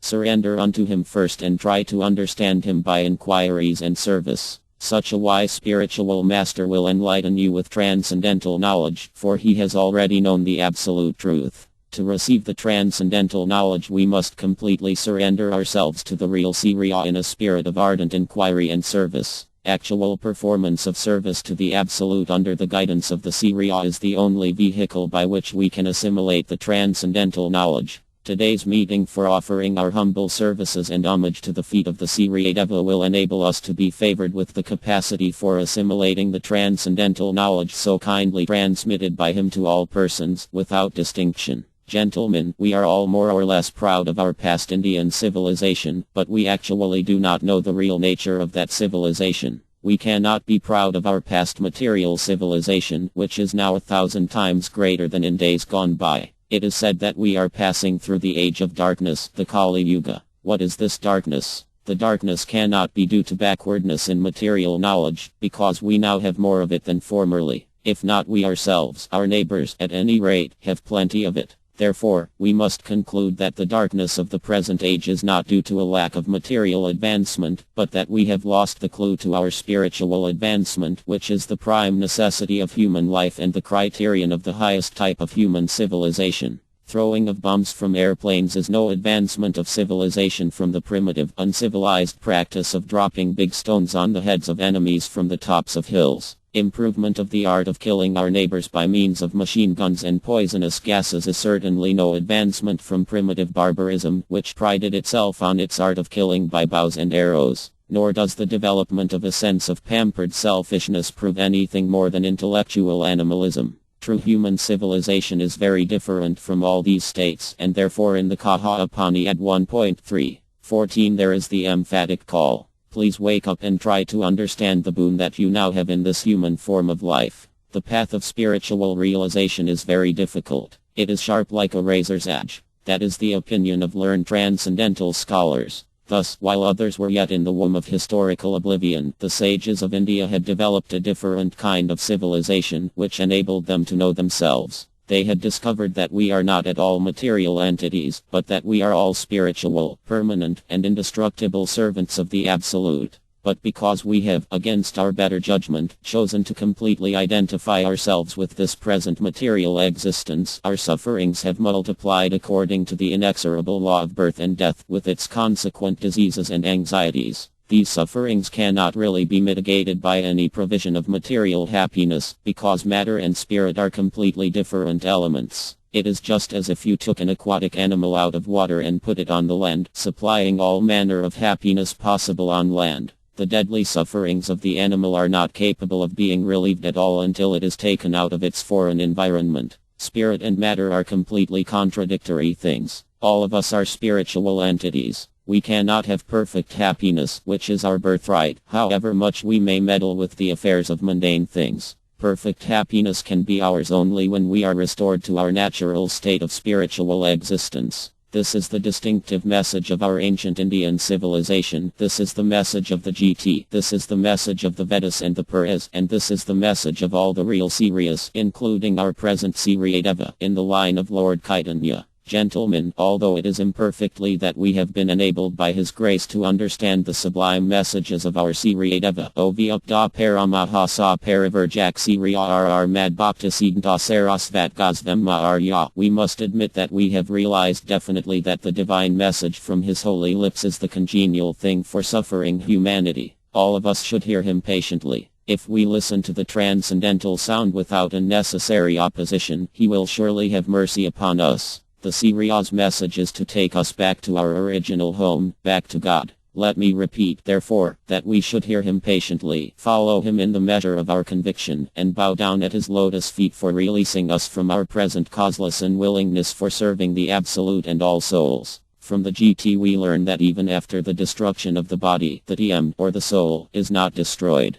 He is always the same, always new and fresh. Fire cannot burn Him, water cannot dissolve Him, the air cannot dry Him up, and the sword cannot kill Him. He is everlasting and eternal, and this is also confirmed in the Armad Bh Gavatam 10.84.13. Anyone who accepts this bodily bag of three elements bile, mucus, and air as his self, who has an affinity for an intimate relationship with his wife and children, who considers his land worshipable, who takes bath in the waters of the holy places of pilgrimage but never takes advantage of those persons who are in actual knowledge, he is no better than an ass or a cow. Unfortunately, in these days we have all been turned foolish by neglecting our real comfort and identifying the material cage with ourselves. We have concentrated all our energies for the meaningless upkeep of the material cage for its own sake, completely neglecting the captive soul within. The cage is meant for the undoing of the bird. The bird is not meant for the welfare of the cage. Let us, therefore, deeply ponder this. All our activities are now turned toward the upkeep of the cage, and the most we do is try to give some food to the mind by art and literature.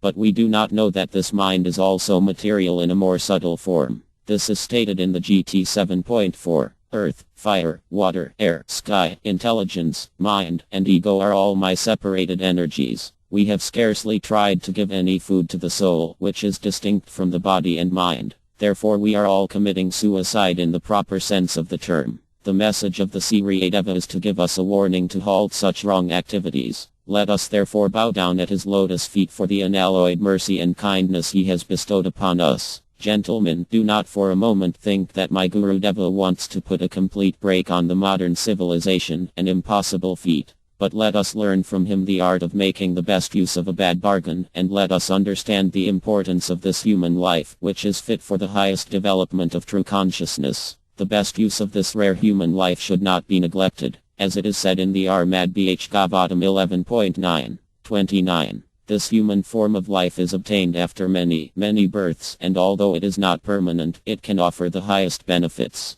Therefore a sober and intelligent man should immediately try to fulfill his mission and attain the highest profit in life before another death occurs. He should avoid sense gratification, which is available in all circumstances. Let us not misuse this human life in the vain pursuit of material enjoyment, or, in other words, for the sake of only eating, sleeping, fearing, and sensuous activities. The Sri Deva's message is conveyed by the words of R.R. Pagazvam Bhakti Rasam Ta Sindhu 1.25556. One is said to be situated in the fully renounced order of life if he lives in accordance with Krishna consciousness. He should be without attachment for sense gratification and should accept only what is necessary for the upkeep of the body. On the other hand, one who renounces things that could be used in the service of Krishna, under the pretext that such things are material, does not practice complete renunciation. The purport of these lokas can only be realized by fully developing the rational portion of our life, not the animal portion. Sitting at the feet of the Sri Deva, let us try to understand from this transcendental source of knowledge what we are, what is this universe, what is God, and what is our relationship with Him.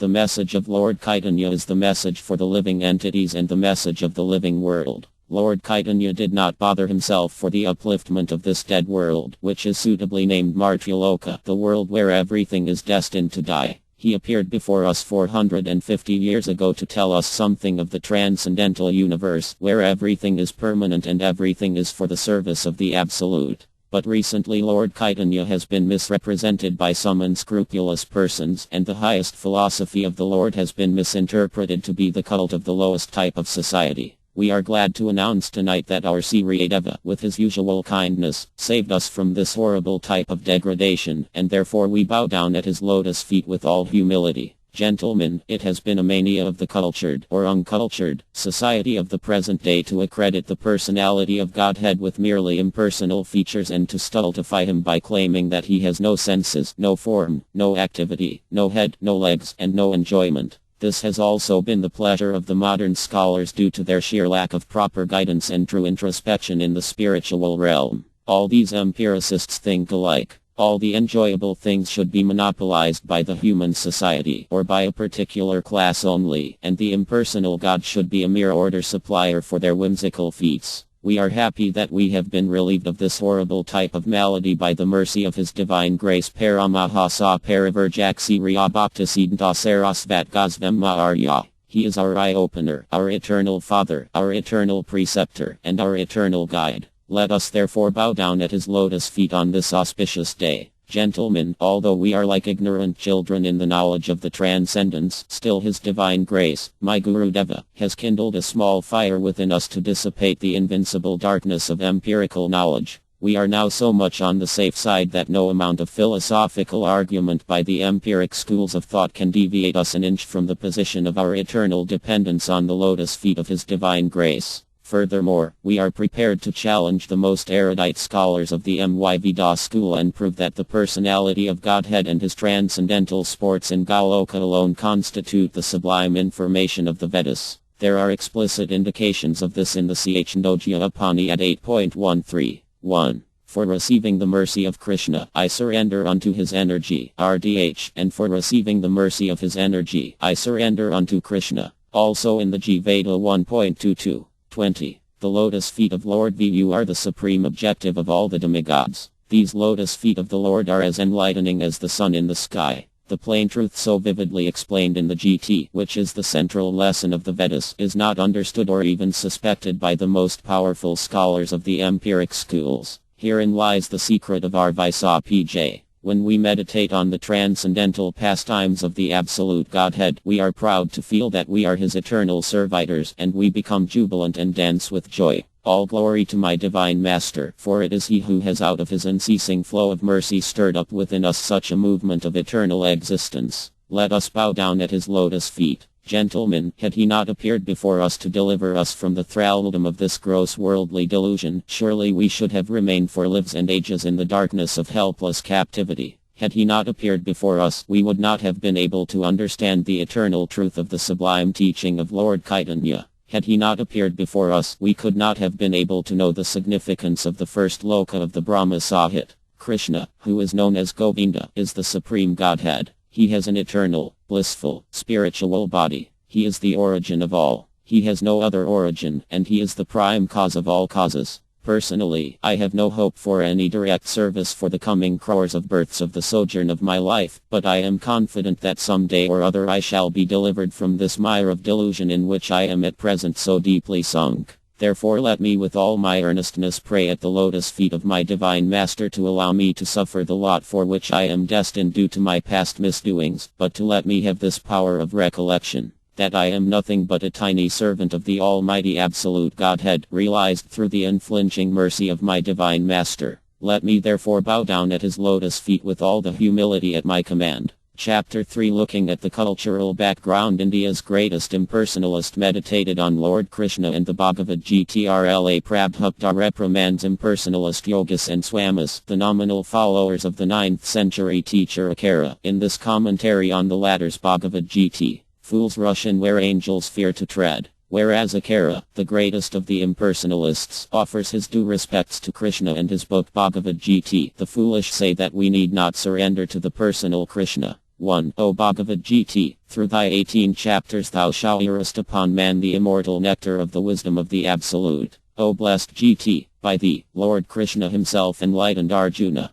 Afterward, the ancient sage Vaisa included thee in the Mahabharata. O loving mother, destroyer of man's rebirth into the darkness of this mortal world, upon thee I meditate. 2. Salutations to thee, O Vaisa. Thou art of mighty intellect, and thine eyes are large as the petals of the full-blown lotus. It was thou who brightened this lamp of wisdom, filling it with the oil of the Mahabharata. Purport R.P. Dakarsiria was an impersonalist from the materialistic point of view, but he never denied the spiritual form known as Saksidananda Vigraha, or the eternal, all-blissful form of knowledge that existed before the material creation. When he spoke of the Supreme Brahman as impersonal, he meant that the Lord's Saksidananda form was not to be confused with a material conception of personality. In the very beginning of his commentary on the GT, he maintains that Narya, the Supreme Lord, is transcendental to the material creation. The Lord existed before the creation as the transcendental personality, and he has nothing to do with material personality. Lord Krishna is the same Supreme Personality, and he has no connection with a material body. He descends in his spiritual, eternal form, but foolish people mistake his body to be like ours. Akara's preaching of impersonalism is especially meant for teaching foolish persons who consider Krishna to be an ordinary man composed of matter.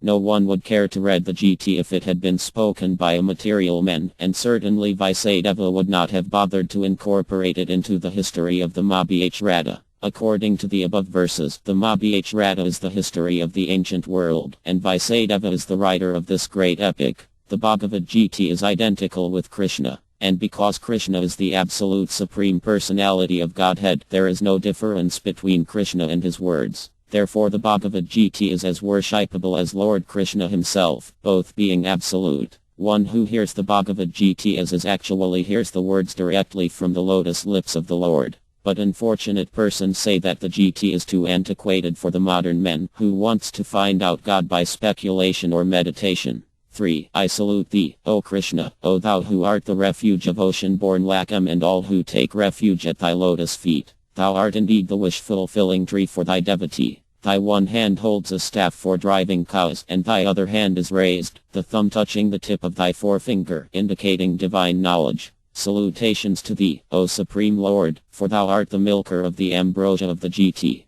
Purport RP.Karsiria explicitly says, "You fools, just worship Govinda and that Bhagavad Gita spoken by an Arya himself, yet foolish people still conduct their research work to find out an Arya. Consequently they are wretched, and they waste their time for nothing. An Arya is never wretched nor Daridra. Rather, he is worshipped by the goddess of fortune, Lakam, as well as by all living entities." Akara declared himself to be Brahman, but he admits an Arya, or Krishna, to be the supreme personality who is beyond the material creation. He offers his respects to Krishna as the supreme Brahman, or Para-Brahman, because he, Krishna, is worshipable by everyone. Only the fools and enemies of Krishna, who cannot understand what the Bhagavad Gita is, though they make commentaries on it, say, "It is not the personal Krishna to whom we have to surrender ourselves utterly, but the unborn, beginningless eternal who speaks through Krishna." Fools rush in where angels fear to tread. Whereas Akara, the greatest of the impersonalists, offers his due respects to Krishna and his book the Bhagavad Gita, the foolish say that we need not surrender to the personal Krishna.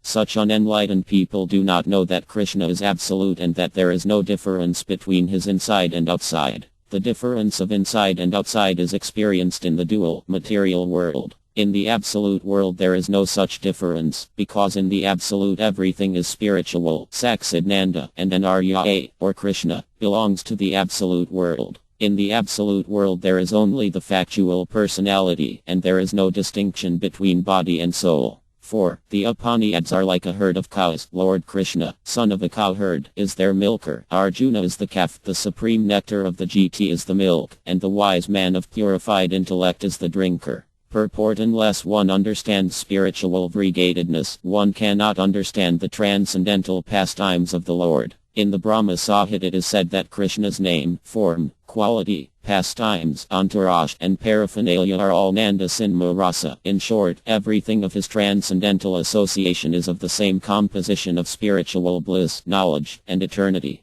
There is no end to his name, form, etc., unlike in the material world, where all things have their end. As stated in the Bhagavad Gita, only fools deride him. Whereas it is Akara, the greatest impersonalist, who worships him, his cows, and his pastimes as the son of Vasudeva and pleasure of Divak. 5. Thou son of Vasudeva, destroyer of the demons Kasa and Sira, thou supreme bliss of Mother Divak, O thou, Guru of the universe, teacher of the worlds, thee, O Krishna, I salute. Purport: Akara describes him as the son of Vasudeva and Divak. Does he mean thereby that he is worshipping an ordinary, material man? He worships Krishna because he knows that Krishna's birth and activities are all supernatural. As stated in the Bhagavad Gita 4.9, Krishna's birth and activities are mysterious and transcendental, and therefore only the devotees of Krishna can know them perfectly. Akara was not such a fool that he would accept Krishna as an ordinary man and at the same time offer him all devotional obeisances, knowing him as the son of Divak and Vasudeva. According to the Bhagavad Gita, only by knowing the transcendental birth and activities of Krishna can one attain liberation by acquiring a spiritual form like Krishna's. There are 5 different kinds of liberation. One who merges into the spiritual aura of Krishna, known as the impersonal Brahman effulgence, does not fully develop his spiritual body. But one who fully develops his spiritual existence becomes an associate of an Arya or Krishna in different spiritual abodes. One who enters into the abode of an Arya develops a spiritual form exactly like an Arya's, four-handed, and one who enters into the highest spiritual abode of Krishna, known as Galoka Vindivana, develops a spiritual form of 2 hands like Krishna's. Akara, as an incarnation of Lord Eva, knows all these spiritual existences, but he did not disclose them to his then Buddhist followers because it was impossible for them to know about the spiritual world. Lord Buddha preached that void is the ultimate goal, so how could his followers understand spiritual variegatedness? Therefore Akara said, Brahma Satya Jagan Mithi, or, material variegatedness is false but spiritual variegatedness is fact. In the Padma Pura Lord Eva has admitted that he had to preach the philosophy of my, or illusion, in the Kali Yuga as another edition of the void philosophy of Buddha. He had to do this by the order of the Lord for specific reasons. He disclosed his real mind, however, by recommending that people worship Krishna, for no one can be saved simply by mental speculations composed of word jugglery and grammatical maneuvers. Akara further instructs, you intellectual fools, just worship Govinda, just worship Govinda, just worship Govinda. Your grammatical knowledge and word jugglery will not save you at the time of death. 6. Of that terrifying river of the battlefield of Kurukshetra over which the Pandavas victoriously crossed, Bhishma and Drona were as the high banks, Jayadratha as the river's water, the king of Gandhra the blue water lily, Alaya the shark, Kapa the current, Kara the mighty waves, Avatham and Vikara the dread alligators, and Duryodhana the very whirlpool. But thou, O Krishna, waste the ferryman. 7. May the spotless lotus of the Mahabharata which grows on the waters of the words of Visa and of which the Bhagavad Gita is the irresistibly sweet fragrance and its tales of heroes the full-blown petals fully opened by the talk of Lord Hari, who destroys the sins of Kali Yuga, and on which daily light the nectar-seeking souls, as so many bees swarming joyously. May this lotus of the Mahabharata bestow on us the highest good. 8. Salutations to Lord Krishna, the embodiment of supreme bliss, by whose grace and compassion the dumb become eloquent and the lame scale mountains. Him I salute. Purport: foolish followers of foolish speculators cannot understand the meaning of offering salutations to Lord Krishna, the embodiment of bliss. Akara himself offered his salutations to Lord Krishna so that some of his intelligent followers might understand the real fact by the example set by their great master, Akara, the incarnation of Lord Eva. But there are many obstinate followers of Akara who refuse to offer their salutations to Lord Krishna and instead mislead innocent persons by injecting materialism into the Bhagavad Gita and confusing innocent readers by their commentaries, and consequently the readers never have the opportunity to become blessed by offering salutations to Lord Krishna, the cause of all causes. The greatest disservice to humanity is to keep mankind in darkness about the science of Krishna or Krishna consciousness, by distorting the sense of the Gita. 9. Salutations to that Supreme Shining One, whom the Creator Brahm, Vru, Indra, Rudra, Murud, and all divine beings praise with hymns, whose glories are sung by the verses of the Vedas, of whom the singers of Asma sing and of whose glories the Upanishads proclaim in full choir, whom the yogis see with their minds absorbed in perfect meditation, and of whom all the hosts of gods and demons know not the limitations. To him, the Supreme God, Krishna, be all salutations. Him we salute. Him we salute. Him we salute. Purport: by recitation of the 9th verse of his meditation, quoted from the Armad Bhagavatam, Akara has indicated that Lord Krishna is worshipable by one and all, including himself. He gives hints to materialists, impersonalists, mental speculators, void philosophers, and all other candidates subjected to the punishment of material miseries. Just offer salutations to Lord Krishna, who is worshipped by Brahm, Eva, Vru, Indra, and all other demigods. He has not mentioned, however, the name of Vyu, because Vyu is identical with Krishna. The Vedas and the Upanishads are meant for understanding the process by which one can surrender unto Krishna. The yogis try to see him, Krishna, within themselves by meditation. In other words, it is for all the demigods and demons who do not know where the ultimate end is that Akara teaches, and he especially instructs the demons and the fools to offer salutations to Krishna and his words, the Bhagavad Gita, by following in his footsteps. Only by such acts will the demons be benefited, not by misleading their innocent followers by so-called mental speculations or shobadal meditations. Akara directly offers salutations to Krishna, as if to show the fools, who are searching after light, that here is light like the sun.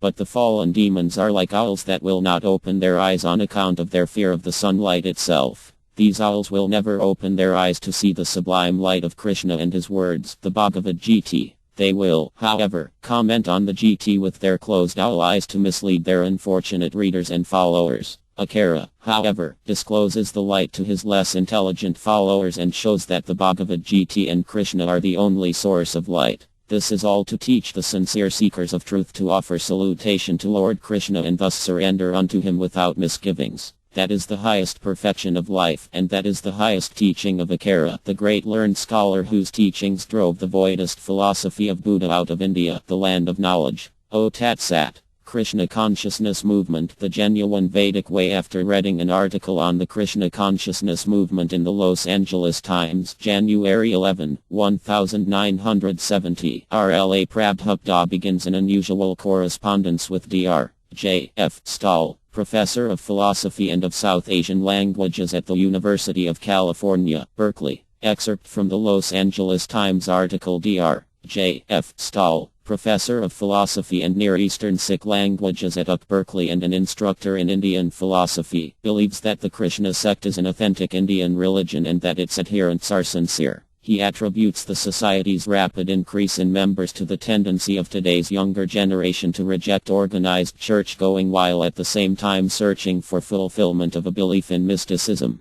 He points out, however, that persons who turn away from Christianity, Mohammedanism, and Judaism have usually lost faith with the personal God of those religions and are looking for a mystical religion without absolutes. These people in the Krishna movement have turned to Hinduism, but, curiously, it is a cult that is highly personalistic, Stahl said. They accept a personal God, Krishna, and Christianity has that. I feel that they have transferred some of their Christian background to a Hindu sect. He also feels that they spend too much time chanting to develop a philosophy. On these grounds he and others on the faculty turned down the request to grant credit for an experimental course in Krishna consciousness that will be taught during the winter quarter by Hans Carey, president of the sect's Berkeley Temple. R.L.A. Prabhupada's letter to the Los Angeles Times, January 14, 1970. Editor, Los Angeles Times. Dear Sir, with reference to your article in the Los Angeles Times dated Sunday, January 11, 1970, under the heading Krishna Chant, I beg to point out that the Hindu religion is perfectly based on the personal conception of God, or VU.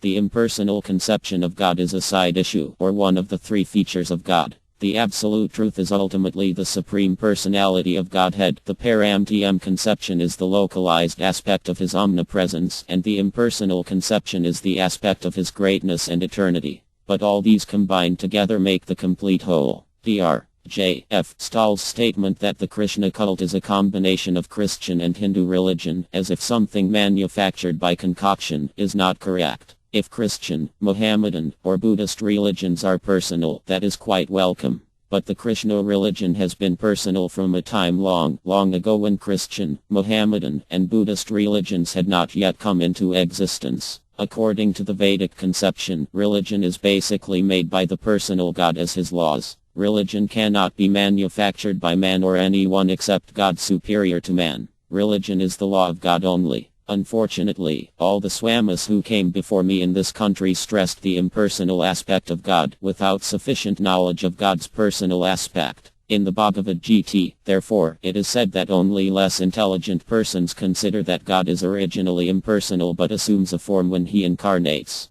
The Krishna philosophy, however, based on the authority of the Vedas, is that originally the absolute truth is the supreme personality of Godhead. His plenary expansion is present in everyone's heart in his localized aspect, and the impersonal Brahman effulgence is the transcendental light and heat distributed everywhere. In the Bhagavad Gita it is clearly said that the aim of the Vedic way of searching out the absolute truth is to find the personal God, one who is satisfied only with the other aspects of the absolute truth, namely the Paramtm feature or the Brahman feature, is to be considered possessed of a poor fund of knowledge. Recently we have published our Upanishad, a Vedic literature, and in this small booklet we have thoroughly discussed this point. As far as the Hindu religion is concerned, there are millions of Krishna temples in India, and there is not a single Hindu who does not worship Krishna. Therefore, this Krishna consciousness movement is not a concocted idea. We invite all scholars, philosophers, religionists, and members of the general public to understand this movement by critical study. And if one does so seriously, one will understand the sublime position of this great movement. The chanting process is also authorized. Professor Stahl's feeling of disgust in the matter of constant chanting of the holy name of Krishna is a definite proof of his lack of knowledge in this authorized movement of Krishna consciousness. Instead of turning down the request to give Carey's course credit, he and all other learned professors of the University of California at Berkeley should patiently hear about the truth of this authorized movement so much needed at present in godless society. Credit for the course was later established. This is the only movement that can save the confused younger generation. I shall invite all responsible guardians of this country to understand this transcendental movement and then give us all honest facilities to spread it for everyone's benefit. A.C. Bhaktivedanta Swami, Spiritual Master of the Hare Krishna Movement. The exchange between R.L.A. Prabhupada and Dr. Stahl, January 23, 1970. Swami A.C. Bhaktivedanta. Dear Swamiji, Thank you very much for sending me a copy of your letter to the Los Angeles Times, now also published in the Daily Californian. I think you will agree with me that apart from publicity, little is gained by discussing religious or philosophic issues through interviews and letters in the press. But allow me to make two brief observations. First, I know that devotion to Krishna is old, though definitely not as old as the Vedas, and has never been influenced by Christianity, Islam, or Judaism. I never referred to Buddhism in this connection. The differences between the personal and impersonal are relatively vague, but adopting this distinction for simplicity, I expressed surprise at seeing people who have grown up in a Western culture which stresses the personal take to an Indian cult which does the same. I am less surprised when people who are dissatisfied with Western monotheism take to an Indian philosophy which stresses an impersonal absolute. Second, I never expressed nor felt disgust at the chanting of the name of Krishna. I am not only not irritated at it like some people, but I rather like it. But it is an indisputable fact that the Bhagavad Gita, not to mention the Vedas, does not require such constant chanting. The GT deals with quite different subjects, which I treat at some length in my courses on the philosophies of India. Thanking you, yours sincerely, J. F. Stahl, Professor of Philosophy and of South Asian Languages, January 30, 1970. J. F. Stahl, Professor of Philosophy and of South Asian Languages, University of California, Berkeley, California. My dear Professor Stahl, I thank you very much for your kind letter dated January 23, 1970. In the last paragraph of your letter you have mentioned that you are not irritated at the chanting of the Hare Krishna mantra like some people, but rather like it.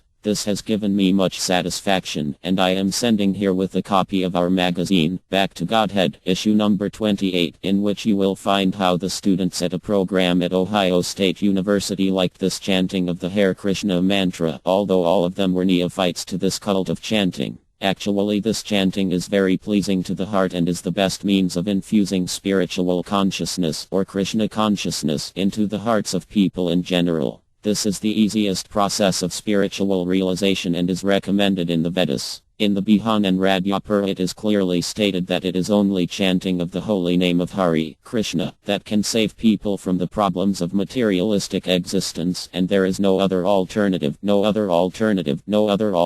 in this age of Kali. Western culture is monotheistic, but Westerners are being misled by impersonal Indian speculation. The young people of the West are frustrated because they are not diligently taught about monotheism. They are not satisfied with this process of teaching and understanding. The Krishna consciousness movement is a boon to them, because they are being really trained to understand Western monotheism under the authoritative Vedic system. We do not simply theoretically discuss. Rather, we learn by the prescribed method of Vedic regulations. But I am surprised to see that in the last paragraph of your letter you say, it is an indisputable fact that the Bhagavad Gita, not to mention the Vedas, does not require such constant chanting. I think that you have missed the following verse in the Bhagavad Gita, apart from many other similar verses. Bhagavad Gita 9.1 For the engagement of the great souls, freed from delusion and perfect in their realization of God, is described here. Satata Krityanto they are always, Satatam, chanting, Kritayanta, my glories and, Nityo Yuktapsate, always worshipping me, Krishna.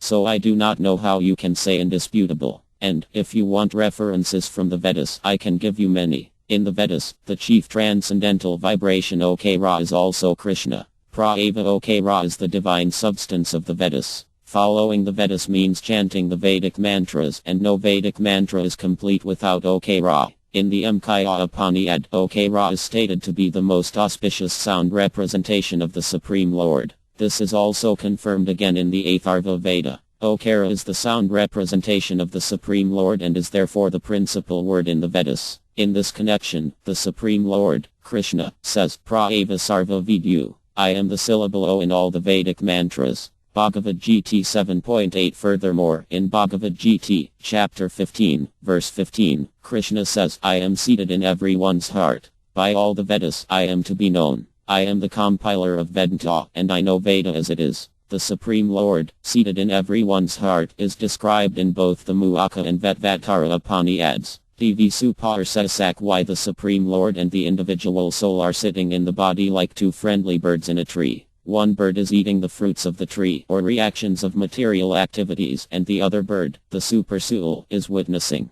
The goal of Vedantic study, therefore, is to know the Supreme Lord, Krishna. This point is stressed in the Bhagavad Gita, chapter 8, verse 13, where it is stated that by the mystic yoga process, ultimately vibrating the sacred syllable O, one attains to his supreme spiritual planet. In the Vedanta Estras, which you have certainly read, the 4th chapter, Adhikara 4, Estra 22, states positively, and Viti Abti, by sound vibration one becomes liberated. By devotional service, by understanding well the Supreme Personality of Godhead, one can go to his abode and never come back again to this material condition. How is it possible? The answer is simply by chanting his name constantly. This is accepted by the exemplary disciple, Arjuna, who has perfectly learned the conclusion of spiritual science from the Yogvara, the master of mystic knowledge, Krishna. Recognizing Krishna to be the Supreme Brahman, Arjuna addresses him, Sthnika. The world becomes joyful hearing your name, and thus do all become attached to you.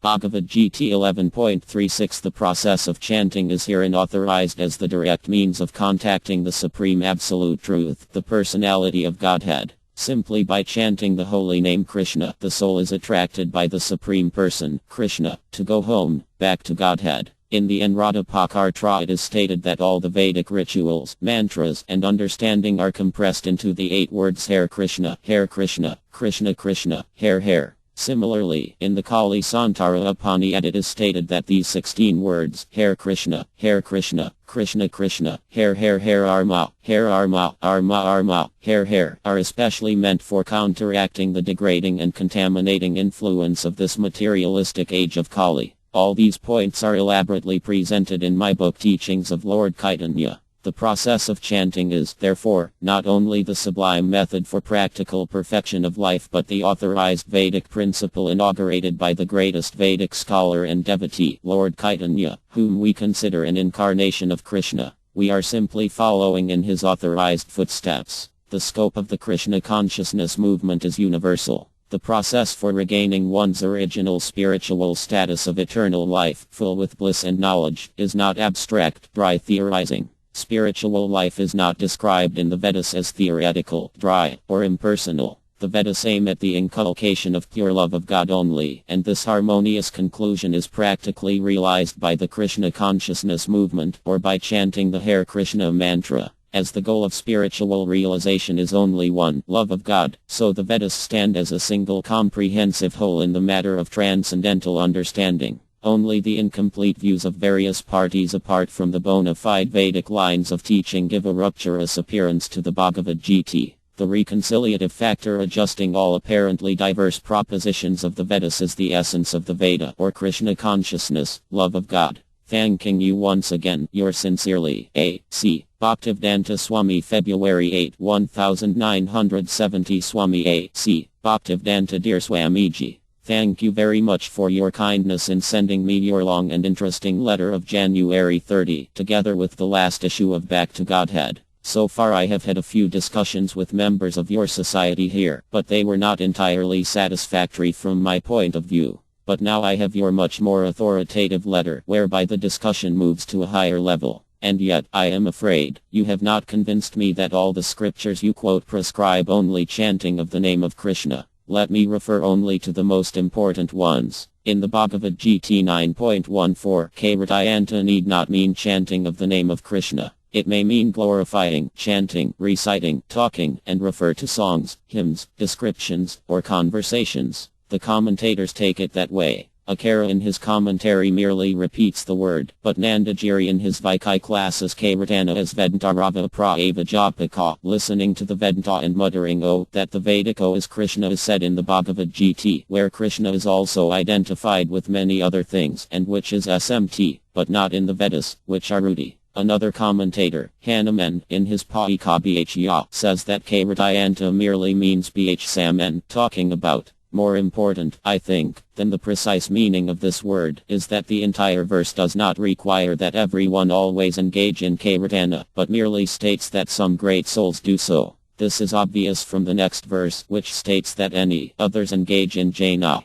Yano Ye Janto MM, worshipping me with the worship of knowledge. The Bhagavad Gita is broad-minded and tolerant of a variety of religious approaches, although it also stresses one aspect above all others, i.e., Sarva Phala Taiga. Finally, in the last astra of the Vedanta astra, NVT Abdi, Abdo refers to the scripture or to the revelation of the Vedas, as is clear from the context and from the commentators. Akara quotes a number of texts ending with IDD Abdya, according to these Abdas, to support this, i.e., to support the statement that according to the scripture there is no return. He also refers to Abda in this astra by saying Mantartha VDD, mantras, descriptions, etc.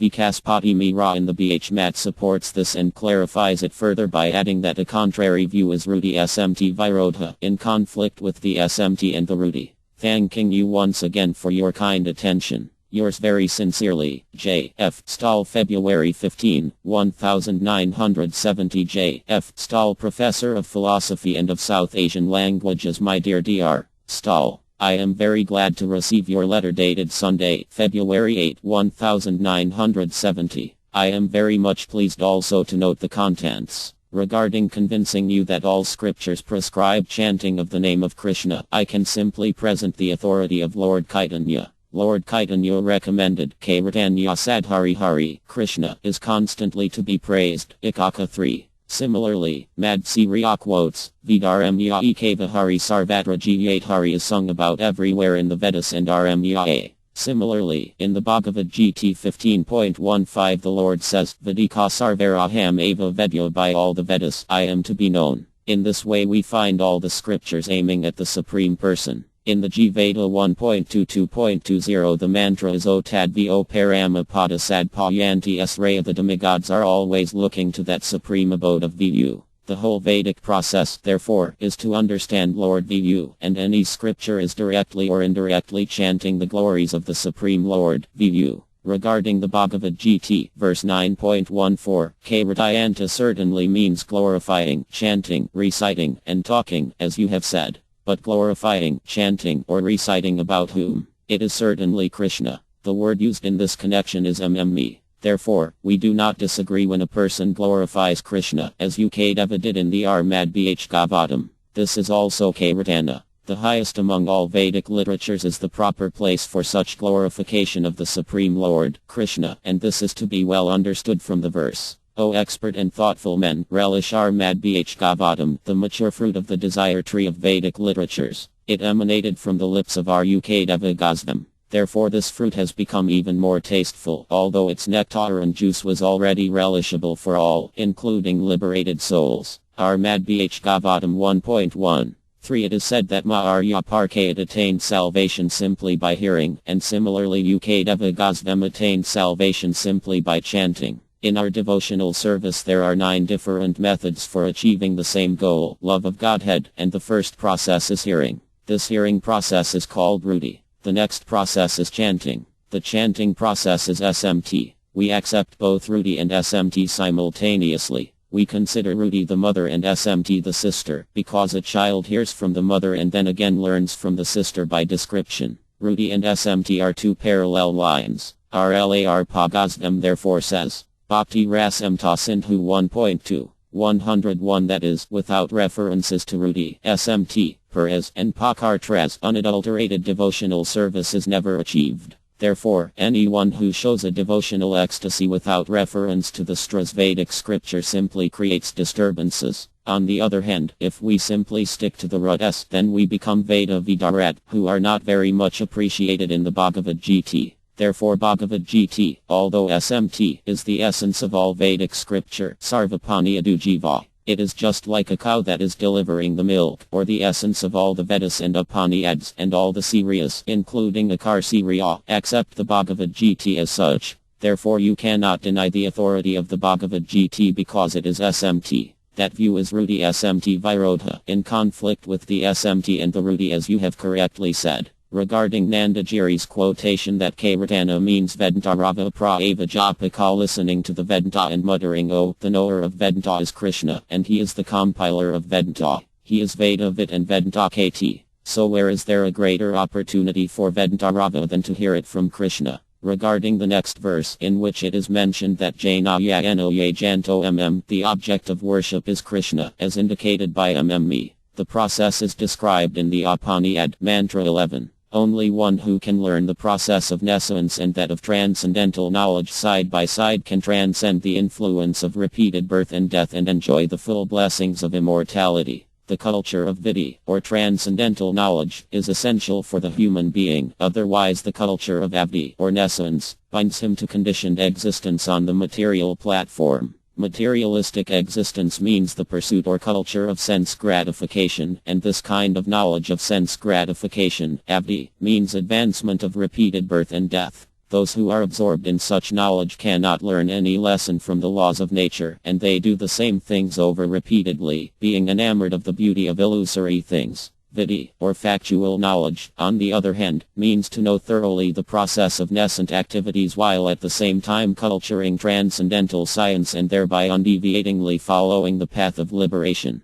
Liberation is the enjoyment of the full blessings of immortality. This immortality is enjoyed in the eternal kingdom of God, Samtayam Tamanyud, the region of the Supreme Personality of Godhead, and is the result obtained by worshipping the Supreme Lord, the cause of all causes, Sambhavti. So in this way real knowledge, vidhi, means to worship the Supreme Personality of Godhead, Krishna. That is Jnana, the worship of knowledge. This Jnana Yajanto is the perfection of knowledge, as stated in the Bhagavad Gita 7.19. After many births and deaths, he who is actually in knowledge surrenders unto me Krishna, knowing me to be the cause of all causes and all that is. Such a great soul is very rare. If one has not yet come to this conclusion of knowledge and simply indulges in dry speculation without Krishna, then his hard speculative labor is something like beating empty husks of grain. The unhulled rice and the empty husks of rice look very much the same. One who knows how to get the grain out of the unhulled rice is wise, but one who beats on the empty husk, thinking to get some result, is simply wasting his labor uselessly. Similarly, if one studies the Vedas without finding the goal of the Vedas, Krishna, he simply wastes his valuable time.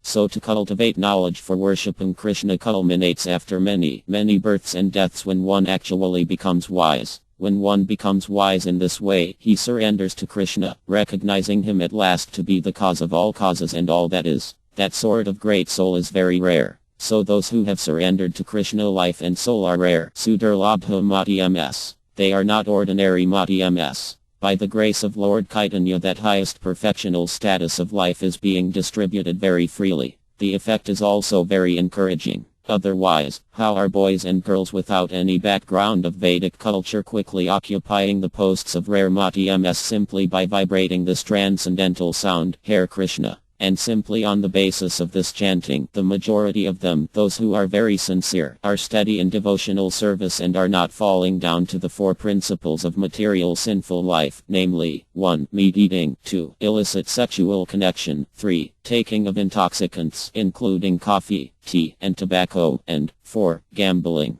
And that is the last astra of the Vedanta astra, i.e., NVT by sound vibration one becomes liberated. One has to learn by the result, fail in a parakeet. Our students are ordered to act like this, and they are not falling down. That they are remaining on the platform of pure spiritual life without hankering to culture the above principles of avdi, or sense gratification, is the test of their proper understanding of the Vedas. They do not come back to the material platform, because they are relishing the nectar and fruit of love of God. Sarvaphala Tiger renunciation of all the fruits of one's work is explained in the Bhagavad Gita by the Lord himself in the words Sarvadharman Paritya Eka Aravraya. Give up everything and simply surrender unto me Krishna. The Hare Krishna mantra means O Supreme Energy of Krishna and O Lord Krishna, please engage me in your eternal service. So we have given up everything and are simply engaged in the service of the Lord. What Krishna orders us to do is our only engagement. We have given up all resultant actions of karma, jnana, and yoga.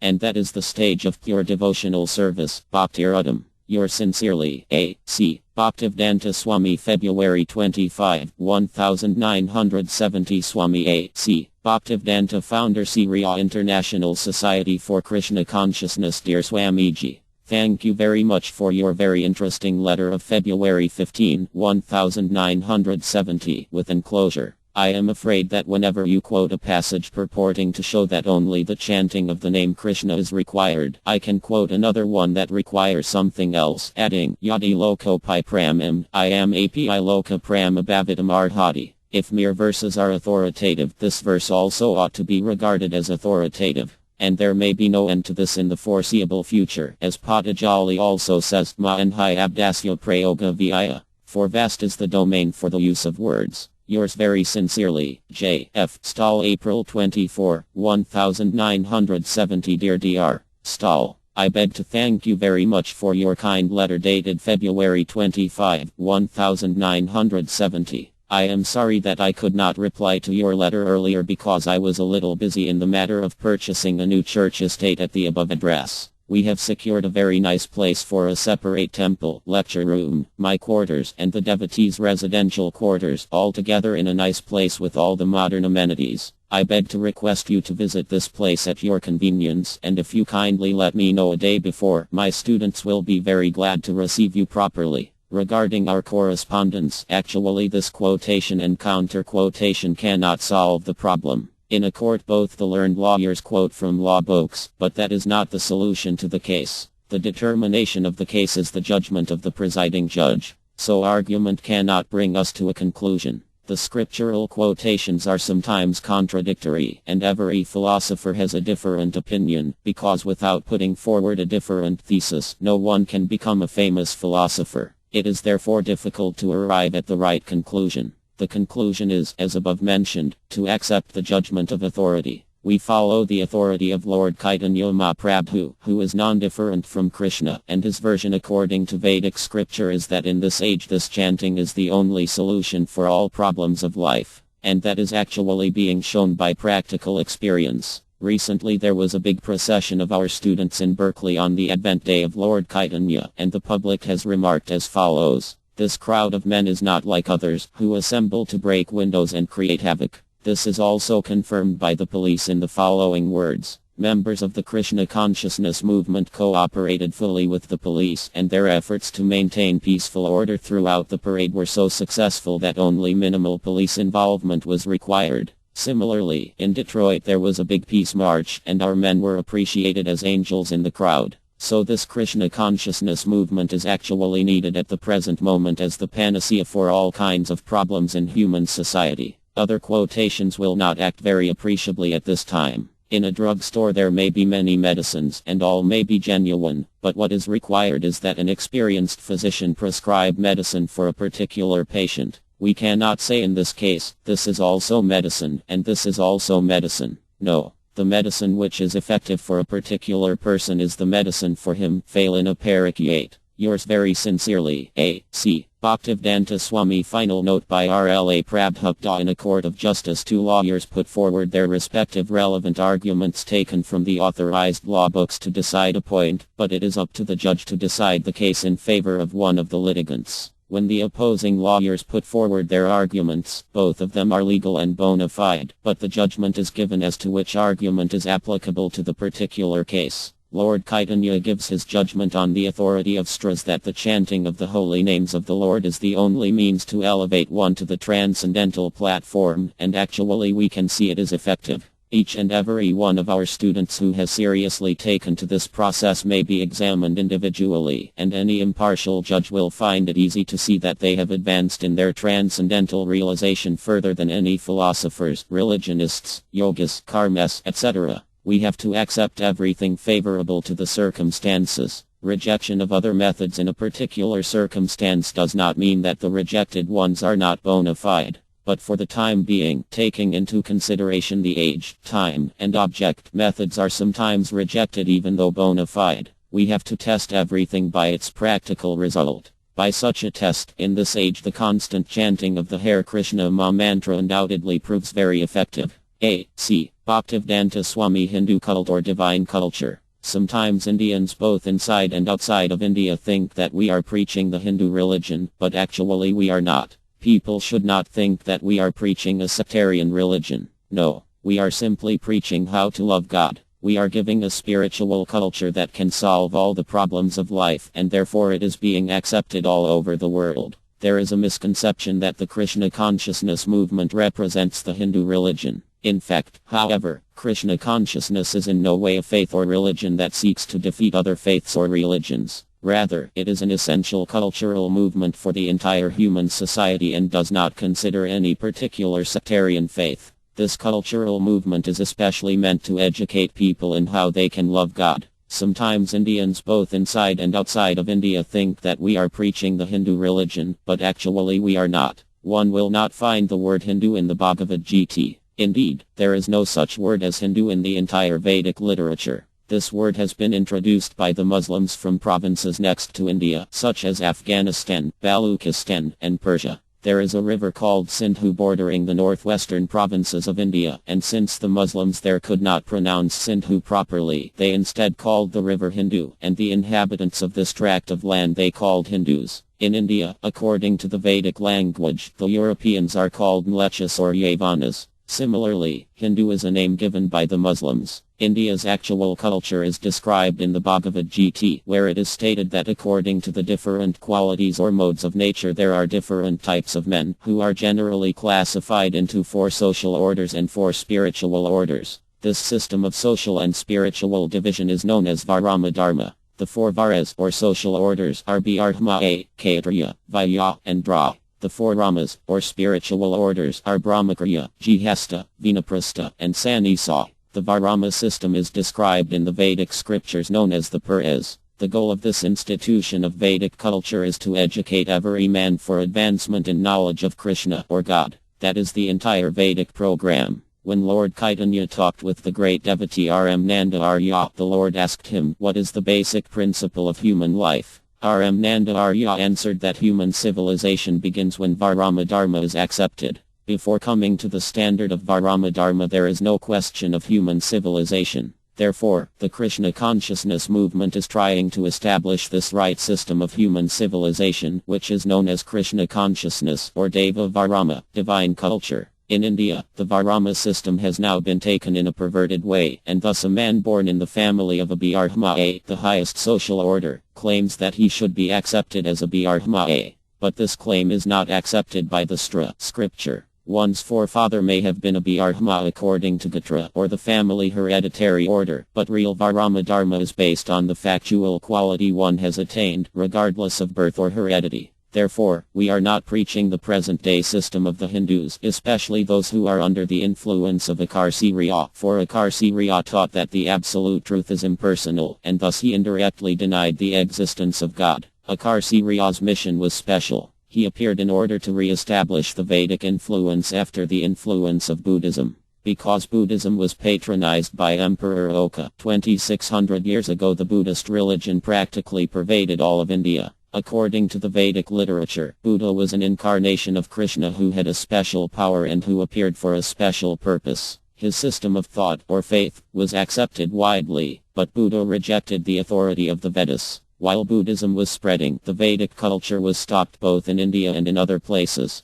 Therefore, since Akarshiriya's only aim was to drive away Buddha's system of philosophy, he introduced a system called Myveda. Strictly speaking, Myveda philosophy is a theism, for it is a process in which one imagines that there is God. This Myveda system of philosophy has been existing since time immemorial. The present Indian system of religion or culture is based on the Myveda philosophy of Akarshiriya, which is a compromise with Buddhist philosophy. According to Myveda philosophy, there actually is no God, or if God exists, he is impersonal and all-pervading and can therefore be imagined in any form. This conclusion is not in accord with the Vedic literature. That literature names many demigods, who are worshipped for different purposes, but in every case the Supreme Lord, the personality of Godhead, Viyu, is accepted as the supreme controller. That is real Vedic culture. The philosophy of Krishna consciousness does not deny the existence of God and the demigods, but Myveda philosophy denies both. It maintains that neither the demigods nor God exist. For the Myvedas, ultimately all is zero.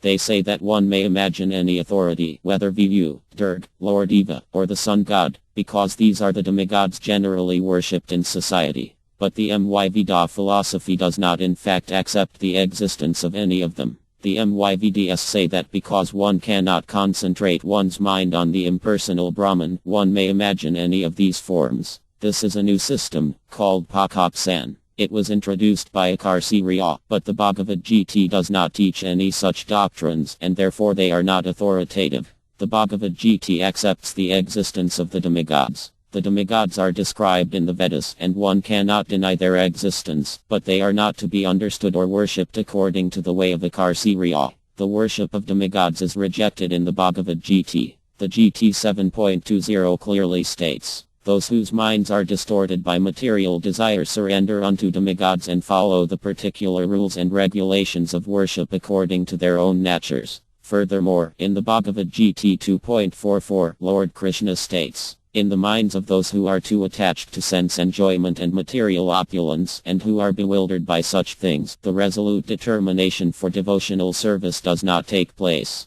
Those who are pursuing the various demigods have been described as Htajan, which means those who have lost their sense. That is also further explained in the Bhagavad Gita 7.23. Men of small intelligence worship the demigods, and their fruits are limited and temporary. Those who worship the demigods go to the planets of the demigods, but my devotees reach my supreme abode. The rewards given by the demigods are temporary, because any material facility must act in connection with the temporary body. Whatever material facilities one gets, whether by modern scientific methods or by deriving benedictions from the demigods, will be finished with the body. But spiritual advancement will never be finished. People should not think that we are preaching a sectarian religion. No, we are simply preaching how to love God. There are many theories about the existence of God. The atheist, for example, will never believe in God. Atheists like Professor Jacques Monod, who won the Nobel Prize, declare that everything is chance, a theory already put forward long ago by atheistic philosophers of India such as C.R.V. Kaur. Then other philosophies, such as the Karma MMS philosophy, accept that if one goes on doing his work nicely and honestly, automatically the result will come, without need for one to refer to God. For evidence, the proponents of such theories cite the argument that if one is diseased with an infection and takes medicine to counteract it, the disease will be neutralized. But our argument in this connection is that even if one gives a man the best medicine, he still may die. The results are not always predictable. Therefore, there is a higher authority, Devanetara, a supreme director. Otherwise, how is it that the son of a rich and pious man becomes a hippie in the street, or that a man who works very hard and becomes rich is told by his doctor, "Now you may not eat any food, but only barley water"? The Karma MMS theory holds that the world is going on without the supreme direction of God. Such philosophies say that everything takes place by lust, kamahaidukam. By lust a man becomes attracted to a woman, and by chance there is sex, and the woman becomes pregnant.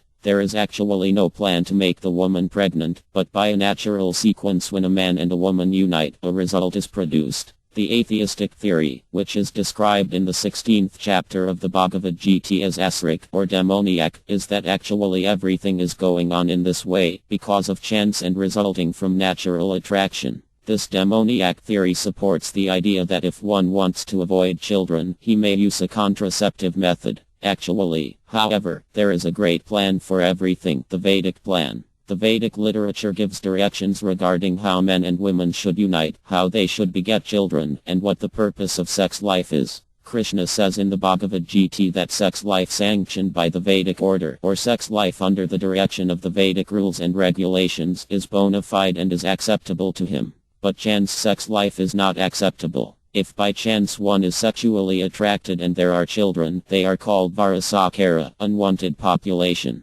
That is the way of the lower animals. It is not acceptable for humans. For humans, there is a plan. We cannot accept the theory that there is no plan for human life, or that everything is born of chance and material necessity. Akarsi Riya's theory that there is no God and that one can go on with his work and imagine God in any form just to keep peace and tranquility in society is also more or less based on this idea of chance and necessity. Our way, however, which is completely different, is based on authority. It is this divine Varama Dharma that Krishna recommends, not the caste system as it is understood today. This modern caste system is now condemned in India also, and it should be condemned, for the classification of different types of men according to birth is not the Vedic or divine caste system. There are many classes of men in society. Some men are engineers, some are medical practitioners, some are chemists, tradesmen, businessmen, and so on. These varieties of classes are not to be determined by birth, however, but by quality. No such thing as the caste by birth system is sanctioned by the Vedic literature, nor do we accept it. We have nothing to do with the caste system, which is also at present being rejected by the public in India. Rather, we give everyone the chance to become a Brahma and thus attain the highest status of life. Because at the present moment there is a scarcity of Brahmas, spiritual guides, and Kshatriyas, administrative men, and because the entire world is being ruled by Dras or men of the manual laborer class, there are many discrepancies in society. It is to mitigate all these discrepancies that we have taken to this Krishna consciousness movement. If the Brahma class is actually re-established, the other orders of social well-being will automatically follow, just as when the brain is perfectly in order, the other parts of the body, such as the arms, the belly, and the legs, all act very nicely. The ultimate goal of this movement is to educate people in how to love God. Chaitanya Mahaprabhu approves the conclusion that the highest perfection of human life is to learn how to love God. The Krishna consciousness movement has nothing to do with the Hindu religion or any system of religion. No Christian gentleman will be interested in changing his faith from Christian to Hindu. Similarly, no Hindu gentleman of culture will be ready to change to the Christian faith. Such changing is for men who have no particular social status. But everyone will be interested in understanding the philosophy and science of God and taking it seriously. One should clearly understand that the Krishna consciousness movement is not preaching the so-called Hindu religion. We are giving a spiritual culture that can solve all the problems of life, and therefore it is being accepted all over the world. Chapter 4, Understanding Krishna and Christ. Krishna or Christ, the name is the same. It is 1974. Near ISKCON's center in Frankfurt am Main, West Germany, RLA Prabhupada and several of his disciples take a morning walk with Father Emanuel Jung Clausen, a Benedictine monk from Niederaltaich Monastery. Noticing that RLA Prabhupada is carrying meditation beads similar to the rosary, Father Emanuel explains that he also chants a constant prayer. Lord Jesus Christ, be merciful unto us. The following conversation ensues. RLA Prabhupada. What is the meaning of the word Christ? Father Emanuel. Christ comes from the Greek word Christos, meaning the anointed one. RLA Prabhupada. Christos is the Greek version of the word Krishna. Father Emanuel. This is very interesting. RLA Prabhupada. When an Indian person calls on Krishna, he often says Ka. Ka is a Sanskrit word meaning attraction. So when we address God as Christ K or Krishna, we indicate the same all-attractive Supreme Personality of Godhead. When Jesus said, Our Father, who art in heaven, sanctified be thy name, that name of God was K or Krishna. Do you agree? Father Emanuel. I think Jesus, as the Son of God, has revealed to us the actual name of God, Christ. We can call God Father, but if we want to address him by his actual name, we have to say Christ. RLA Prabhupada. Yes. Christ is another way of saying Ka, and Ka is another way of pronouncing Krishna, the name of God. Jesus said that one should glorify the name of God, but yesterday I heard one theologian say that God has no name, that we can call him only Father. A son may call his father Father, but the Father also has a specific name. Similarly, God is the general name of the Supreme Personality of Godhead, whose specific name is Krishna. Therefore, whether you call God Christ K or Krishna, ultimately you are addressing the same Supreme Personality of Godhead. Father Emanuel. Yes, if we speak of God's actual name, then we must say, Christos. In our religion, we have the Trinity, the Father, Son, and the Holy Spirit. We believe we can know the name of God only by revelation from the Son of God. Jesus Christ revealed the name of the Father, and therefore we take the name Christ as the revealed name of God. RLA Prabhupada. Actually, it doesn't matter, Krishna or Christ, the name is the same. The main point is to follow the injunctions of the Vedic scriptures that recommend chanting the name of God in this age. The easiest way is to chant the Maha mantra. Hare Krishna, Krishna Krishna, Hare Arma, Arma, Hare. Arma and Krishna are names of God, and Hare is the energy of God. So when we chant the Maha mantra, we address God together with his energy. This energy is of two kinds, the spiritual and the material. At present we are in the clutches of the material energy. Therefore we pray to Krishna that he may kindly deliver us from the service of the material energy and accept us into the service of the spiritual energy. That is our whole philosophy. Hare Krishna means, O energy of God, O God Krishna, please engage me in your service. It is our nature to render service. Somehow or other we have come to the service of material things, but when this service is transformed into the service of the spiritual energy, then our life is perfect. To practice bhakti yoga, loving service to God, means to become free from designations like Hindu, Muslim, Christian, this or that, and simply to serve God. We have created Christian, Hindu, and Mohammedan religions, but when we come to a religion without designations, in which we don't think we are Hindus or Christians or Mohammedans, then we can speak of pure religion or bhakti. Father Emmanuel, Mukti, RLA Prabhupada. No, bhakti. When we speak of bhakti, mukti, liberation from material miseries, is included. Without bhakti there is no mukti, but if we act on the platform of bhakti, then mukti is included. We learn this from the Bhagavad Gita 14.26. One who engages in full devotional service, who does not fall down under any circumstance, at once transcends the modes of material nature and thus comes to the level of Brahman. Father Emmanuel, is Brahman Krishna? RLA Prabhupada. Krishna is Para-Brahman. Brahman is realized in three aspects: as impersonal Brahman, as localized Paramtm, and as personal Brahman. Krishna is personal, and he is the supreme Brahman, for God is ultimately a person. In the Armad Bhagavatam 1.2.11, this is confirmed. One who engages in full devotional service, unfailing in all circumstances, at once transcends the modes of material nature and thus comes to the level of Brahman. The feature of the Supreme Personality is the ultimate realization of God. He has all six opulences in full. He is the strongest, the richest, the most beautiful, the most famous, the wisest, and the most renounced. Father Emmanuel. Yes, I agree. RLA Prabhupada.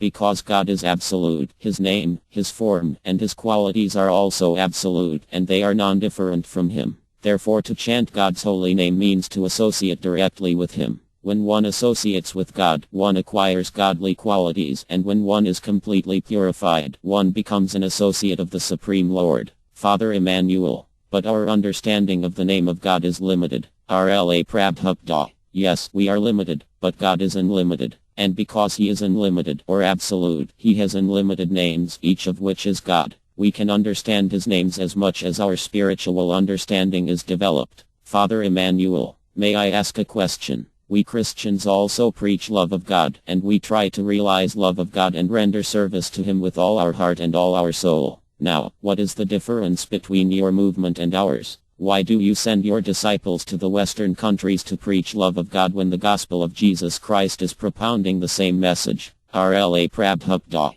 The problem is that the Christians do not follow the commandments of God. Do you agree? Father Emmanuel. Yes, to a large extent you're right. RLA Prabhupada. Then what is the meaning of the Christian's love for God? If you do not follow the orders of God, then where is your love? Therefore we have come to teach what it means to love God. If you love Him, you cannot be disobedient to His orders. And if you are disobedient, your love is not true. All over the world, people love not God but their dogs. The Krishna consciousness movement is therefore necessary to teach people how to revive their forgotten love for God. Not only the Christians, but also the Hindus, the Mohammedans, and all others are guilty. They have rubber-stamped themselves Christian, Hindu, or Mohammedan, but they do not obey God. That is the problem. Visitor, can you say in what way the Christians are disobedient? RLA Prabhupada. Yes. The first point is that they violate the commandment "Thou shalt not kill" by maintaining slaughterhouses. Do you agree that this commandment is being violated?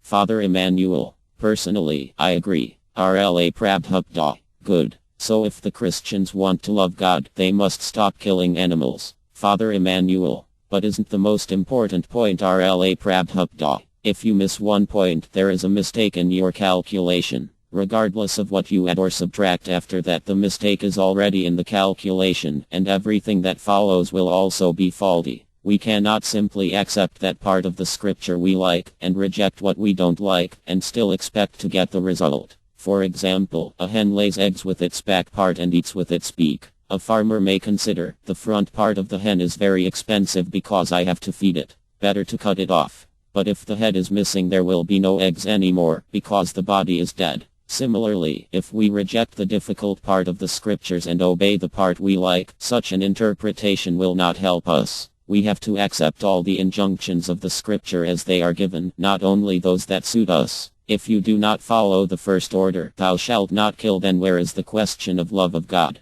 Visitor. Christians take this commandment to be applicable to human beings, not to animals. RLA Prabhupada. That would mean that Christ was not intelligent enough to use the right word. Murder. There is killing, and there is murder. Murder refers to human beings. Do you think Jesus was not intelligent enough to use the right word, murder, instead of the word killing? Killing means any kind of killing, and especially animal killing. If Jesus had meant simply the killing of humans, he would have used the word murder. Father Emmanuel. But in the Old Testament the commandment thou shalt not kill does refer to murder. And when Jesus said, thou shalt not kill, he extended this commandment to mean that a human being should not only refrain from killing another human being, but should also treat him with love. He never spoke about man's relationship with other living entities, but only about his relationship with other human beings. When he said, thou shalt not kill, he also meant in the mental and emotional sense that you should not insult anyone or hurt him, treat him badly, and so on.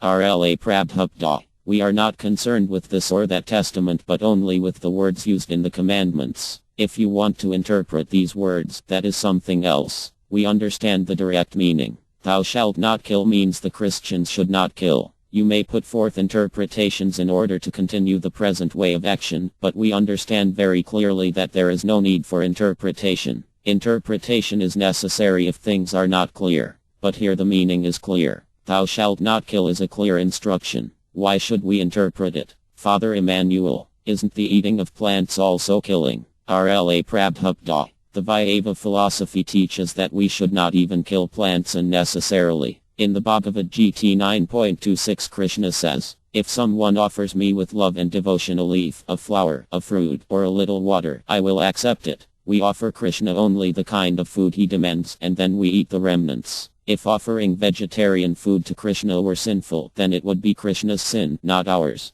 But God is apavita. Sinful reactions are not applicable to him. He is like the sun, which is so powerful that it can purify even urine, something impossible for us to do. Krishna is also like a king, who may order a murderer to be hanged but who himself is beyond punishment because he is very powerful. Eating food first offered to the Lord is also something like a soldier's killing during wartime. In a war, when the commander orders a man to attack, the obedient soldier who kills the enemy will get a medal. But if the same soldier kills someone on his own, he will be punished. Similarly, when we eat only prasada, the remnants of food offered to Krishna, we do not commit any sin. This is confirmed in the Bhagavad Gita 3.13. The devotees of the Lord are released from all kinds of sins because they eat food that is first offered for sacrifice. Others, who prepare food for personal sense enjoyment, verily eat only sin. Father Emmanuel. Krishna cannot give permission to eat animals. RLA Prabhupada. Yes, in the animal kingdom. But the civilized human being, the religious human being, is not meant to kill and eat animals. If you stop killing animals and chant the holy name Christ, everything will be perfect. I have not come to teach you, but only to request you to please chant the name of God. The Bible also demands this of you. So let's kindly cooperate and chant, and if you have a prejudice against chanting the name Krishna, then chant Christos or Ka, there is no difference. Our Chaitanya said, NMNM Ekri Bhagnija Sarva Akti. God has millions and millions of names, and because there is no difference between God's name and himself, each one of these names has the same potency as God. Therefore, even if you accept designations like Hindu, Christian or Mohammedan, if you simply chant the name of God found in your own scriptures, you will attain the spiritual platform. Human life is meant for self-realization, to learn how to love God. That is the actual duty of man. Whether you discharge this duty as a Hindu, a Christian, or a Mohammedan, it doesn't matter, but discharge it. Father Emmanuel. I agree. RLA Prabhupada pointing to a string of 108 meditation beads. We always have these beads, just as you have your rosary. You are chanting, but why don't the other Christians also chant? Why should they miss this opportunity as human beings? Cats and dogs cannot chant, but we can, because we have a human tongue. If we chant the holy names of God, we cannot lose anything. On the contrary, we gain greatly. My disciples practice chanting Hare Krishna constantly. They could also go to the cinema or do so many other things, but they have given everything up. They eat neither fish nor meat nor eggs. They don't take intoxicants. They don't drink. They don't smoke. They don't partake in gambling. They don't speculate. And they don't maintain illicit sexual connections. But they do chant the holy name of God. If you would like to cooperate with us, then go to the churches and chant Christ K or Krishna. What could be the objection? Father Emmanuel, there is none. For my part, I would be glad to join you. RLA Prabhupada. No, we are speaking with you as a representative of the Christian Church. Instead of keeping the churches closed, why not give them to us? We would chant the holy name of God there 24 hours a day. In many places we have bought churches that were practically closed because no one was going there. In London I saw hundreds of churches that were closed or used for mundane purposes. We bought one such church in Los Angeles. It was sold because no one came there, but if you visit this same church today, you will see thousands of people. Any intelligent person can understand what God is in 5 minutes. It doesn't require 5 hours. Father Emmanuel, I understand. RLA Prabhupada. But the people do not. Their disease is that they don't want to understand. Visitor, I think understanding God is not a question of intelligence, but a question of humility. RLA Prabhupada. Humility means intelligence. The humble and meek own the kingdom of God. This is stated in the Bible, is it not? But the philosophy of the rascals is that everyone is God, and today this idea has become popular. Therefore no one is humble and meek. If everyone thinks that he is God, why should he be humble and meek? Therefore I teach my disciples how to become humble and meek. They always offer their respectful obeisances in the temple and to the spiritual master, and in this way they make advancement. The qualities of humbleness and meekness led very quickly to spiritual realization. In the Vedic scriptures it is said, to those who have firm faith in God and the spiritual master, who is his representative, the meaning of the Vedic scriptures is revealed. Father Emmanuel, but shouldn't this humility be offered to everyone else also? RLA Prabhupada. Yes, but there are two kinds of respect, special and ordinary. Our Krishna Chaitanya taught that we shouldn't expect honor for ourselves, but should always respect everyone else, even if he is disrespectful to us. But special respect should be given to God and his pure devotee. Father Emmanuel. Yes, I agree. RLA Prabhupada. I think the Christian priests should cooperate with the Krishna consciousness movement. They should chant the name Christ or Christos and should stop condoning the slaughter of animals. This program follows the teachings of the Bible. It is not my philosophy. Please act accordingly and you will see how the world situation will change. Father Emmanuel, I thank you very much. RLA Prabhupada. Hare Krishna. Christ, Christians, and Krishna Vairava, pure devotee of the Lord, is unhappy to see the suffering of others. Therefore, Lord Jesus Christ agreed to be crucified, to free others from their suffering. But his followers are so unfaithful that they have decided, let Christ suffer for us and we'll go on committing sin. They love Christ so much that they think, my dear Christ, we are very weak. We cannot give up our sinful activities. So you please suffer for us. The Armad Bh Gavatam states that any bona fide preacher of God consciousness must have the qualities of titik, tolerance, and compassion. In the character of Lord Jesus Christ we find both these qualities. He was so tolerant that even while he was being crucified, he didn't condemn anyone. And he was so compassionate that he prayed to God to forgive the very persons who were trying to kill him. Of course, they could not actually kill him. But they were thinking that he could be killed, so they were committing a great offense. As Christ was being crucified he prayed, Father, forgive them. They know not what they are doing. A preacher of God consciousness is a friend to all living beings. Lord Jesus Christ exemplified this by teaching, Thou shalt not kill. But the Christians like to misinterpret this instruction. They think the animals have no soul, and therefore they think they can freely kill billions of innocent animals in the slaughterhouses. So although there are many persons who profess to be Christians, it would be very difficult to find one who strictly follows the instructions of Lord Jesus Christ. A Vairava is unhappy to see the suffering of others. Therefore, Lord Jesus Christ agreed to be crucified, to free others from their suffering. But his followers are so unfaithful that they have decided, let Christ suffer for us and we'll go on committing sin. They love Christ so much that they think, my dear Christ, we are very weak. We cannot give up our sinful activities. So you please suffer for us. Jesus Christ taught, Thou shalt not kill. But his followers have now decided, let us kill anyway, and they open big, modern, scientific slaughterhouses. If there is any sin, Christ will suffer for us. This is a most abominable conclusion. Christ can take the sufferings for the previous sins of his devotees. But first they have to be sane. Why should I put Jesus Christ into suffering for my sins? Let me stop my sinful activities. Suppose a man, the favorite son of his father, commits a murder. And suppose he thinks, if there is any punishment coming, my father can suffer for me. Will the law allow it? When the murderer is arrested and says, no, you can release me and arrest my father. I am his pet son. Will the police officials comply with that fool's request? He committed the murder, but he thinks his father should suffer the punishment. Is that a sane proposal? No. You have committed the murder. You must be hanged. Similarly, when you commit sinful activities, you must suffer, not Jesus Christ. This is God's law. Jesus Christ was such a great personality, the Son of God, the representative of God. He had no fault. Still, he was crucified. He wanted to deliver God consciousness, but in return they crucified him. They were so thankless. They could not appreciate his preaching.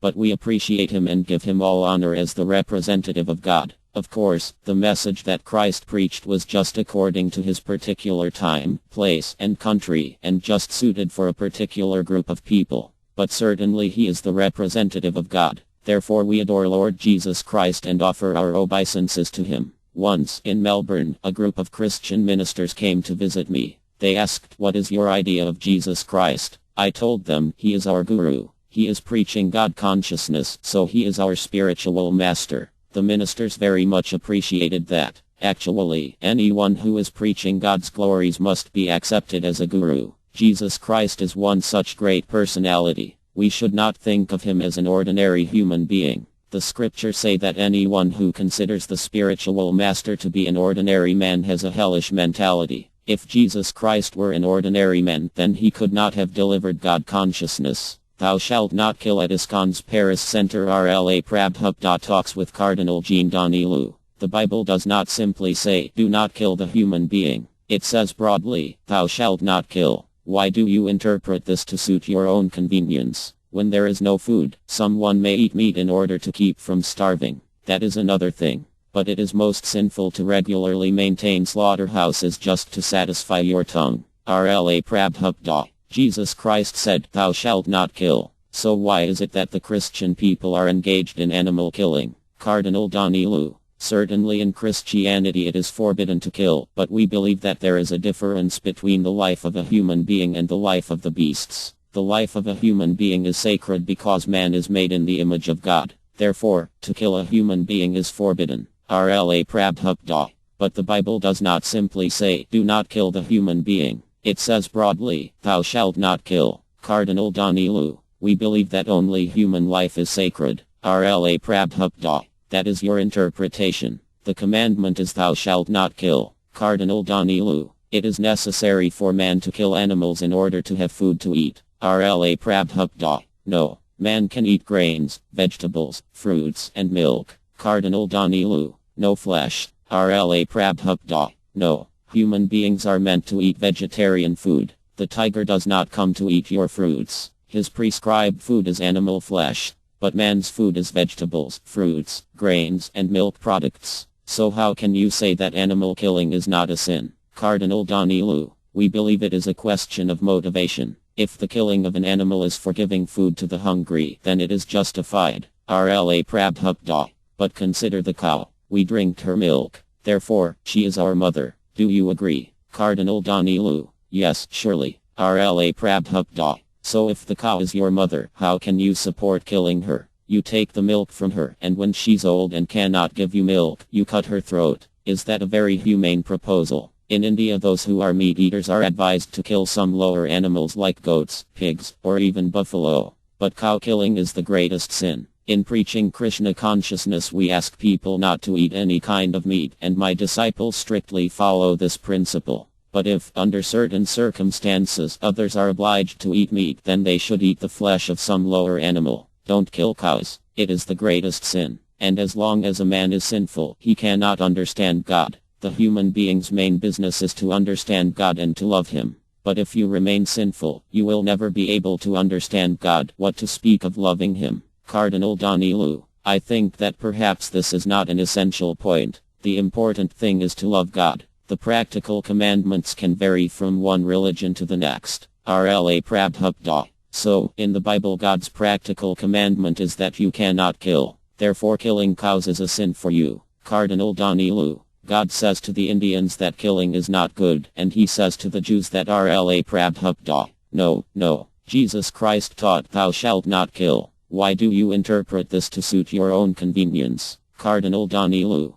But Jesus allowed the sacrifice of the Paschal Lamb. RLA Prabhupada. But he never maintained a slaughterhouse. Cardinal Danilu. Laughs. No, but he did eat meat. RLA Prabhupada. When there is no other food, someone may eat meat in order to keep from starving. That is another thing. But it is most sinful to regularly maintain slaughterhouses just to satisfy your tongue. Actually, you will not even have a human society until this cruel practice of maintaining slaughterhouses is stopped. And although animal killing may sometimes be necessary for survival, at least the mother animal, the cow, should not be killed. That is simply human decency. In the Krishna consciousness movement, our practice is that we don't allow the killing of any animals. Krishna says, Patrapu Pafala Toyomi Bhakti Prachati. Vegetables, fruits, milk, and grains should be offered to me in devotion. Bhagavad Gita 9.26. We take only the remnants of Krishna's food, prasada. The trees offer us many varieties of fruits, but the trees are not killed. Of course, one living entity is food for another living entity, but that does not mean you can kill your mother for food.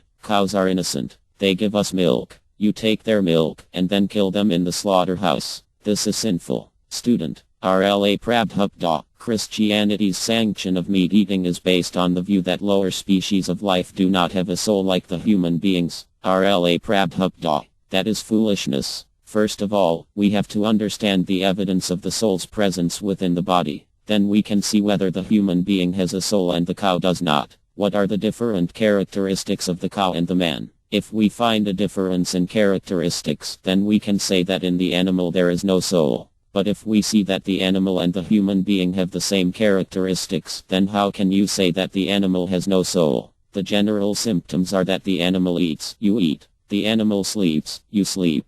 The animal mates, you mate. The animal defends, and you defend. Where is the difference? Cardinal Danilu. We admit that in the animal there may be the same type of biological existence as in men, but there is no soul. We believe that the soul is a human soul. RLA Prabhupada. Our Bhagavad Gita says Sarvayoni. In all species of life the soul exists. The body is like a suit of clothes. You have black clothes. I am dressed in saffron clothes. But within the dress you are a human being, and I am also a human being. Similarly, the bodies of the different species are just like different types of dress. They are soul, a part and parcel of God. Suppose a man has two sons, not equally meritorious. One may be a Supreme Court judge and the other may be a common laborer, but the father claims both as his sons. He does not make the distinction that the son who is a judge is very important and the worker son is not important. And if the judge's son says, "My dear father, your other son is useless. Let me cut him up and eat him," will the father allow this?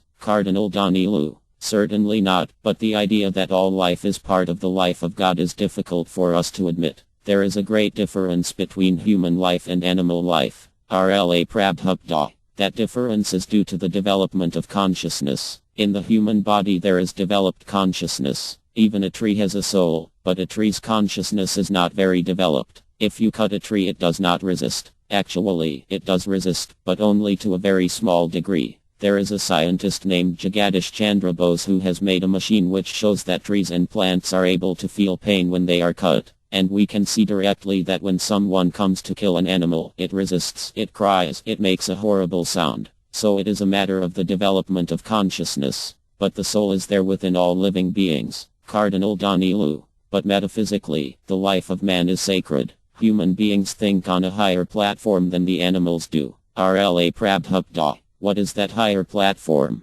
The animal eats to maintain his body, and you also eat in order to maintain your body. The cow eats grass in the field, and the human being eats meat from a huge slaughterhouse full of modern machines. But just because you have big machines and a ghastly scene, while the animal simply eats grass, this does not mean that you are so advanced that only within your body is there a soul and that there is not a soul within the body of the animal. That is illogical. we can see that the basic characteristics are the same in the animal and the human being. Cardinal Danilu. But only in human beings do we find a metaphysical search for the meaning of life. RLA Prabhupada. Yes. So metaphysically search out why you believe that there is no soul within the animal. That is metaphysics. If you are thinking metaphysically, that's alright. But if you are thinking like an animal, then what is the use of your metaphysical study? Metaphysical means above the physical, or, in other words, spiritual. In the Bhagavad Gita, Krishna says, Sarva Yoni Yukanteya. In every living being there is a spirit soul.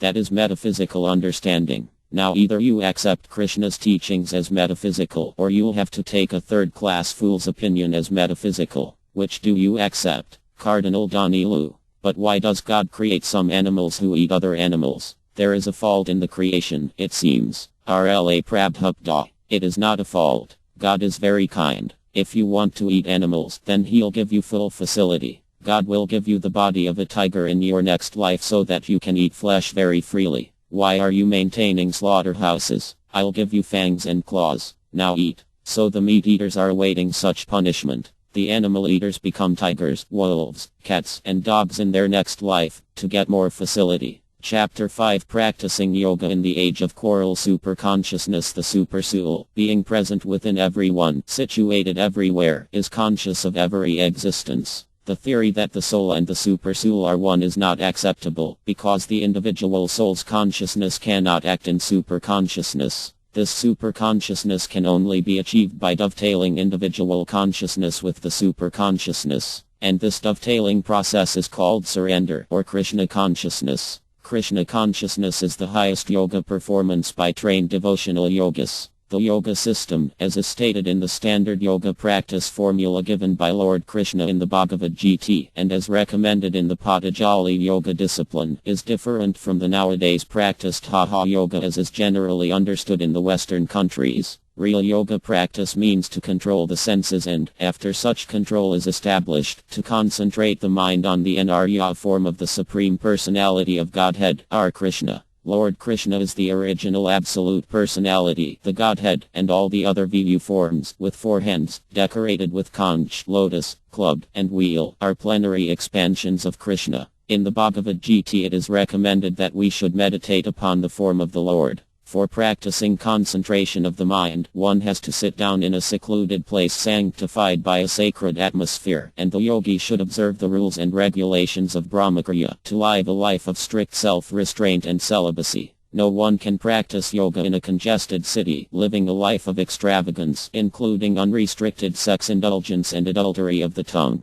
We have already stated that yoga practice means controlling the senses, and the beginning of controlling the senses is to control the tongue. You cannot allow the tongue to take all kinds of forbidden food and drink, and at the same time improve in the practice of yoga. It is a very regrettable fact that many stray, unauthorized so-called yogis now come to the West and exploit the leaning of the people toward yoga. Such unauthorized yogis even dare to say publicly that one can indulge in drinking and at the same time practice meditation. 5,000 years ago, in the Bhagavad Gita dialogue, Lord Krishna recommended yoga practice to his disciple Arjuna, but Arjuna flatly expressed his inability to follow the stringent rules and regulations of yoga. One should be practical in every field of activity. One should not waste his valuable time simply in practicing some gymnastic feats in the name of yoga. Real yoga is to search out the four-handed supersoul within one's heart and to see him perpetually in meditation. Such continued meditation is called samdhi. If, however, one wants to meditate upon something void or impersonal, it will require a very long time to achieve anything by yoga practice. We cannot concentrate our mind on something void or impersonal. Real yoga practice is to fix the mind on the person of the four-handed Anarya who dwells in everyone's heart. Sometimes it is said that by meditation one will understand that God is seated within one's heart always, even when one does not know it.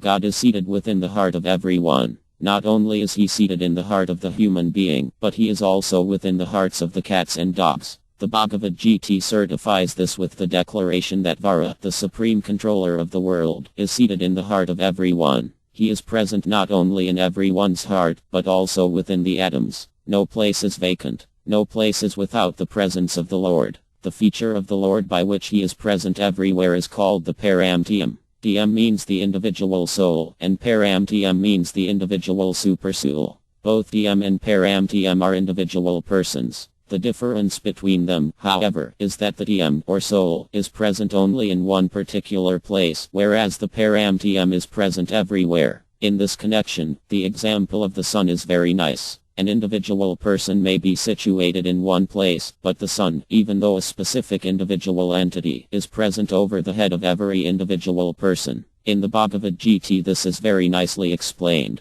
Therefore, even though the qualities of all entities, including the Lord, are equal, the supersoul is different from the individual soul by quantity of expansion. The Lord, or supersoul, can expand himself into millions of different forms, while the individual soul cannot do so. The supersoul, being seated in everyone's heart, can witness everyone's activities, past, present, and future. In the Upanishads the supersoul is said to be sitting with the individual soul as a friend and witness. As a friend he is always anxious to get the individual soul back home, back to Godhead. As a witness, he is the endower of all benedictions that result from the individual's actions. The supersoul gives the individual soul all facility for achieving whatever he may desire. But he instructs his friend, so that he may ultimately give up all other engagements and simply surrender unto God for perpetual bliss and eternal life, full of knowledge. This is the last instruction of the Bhagavad Gita, the most authorized and widely read book on all forms of yoga.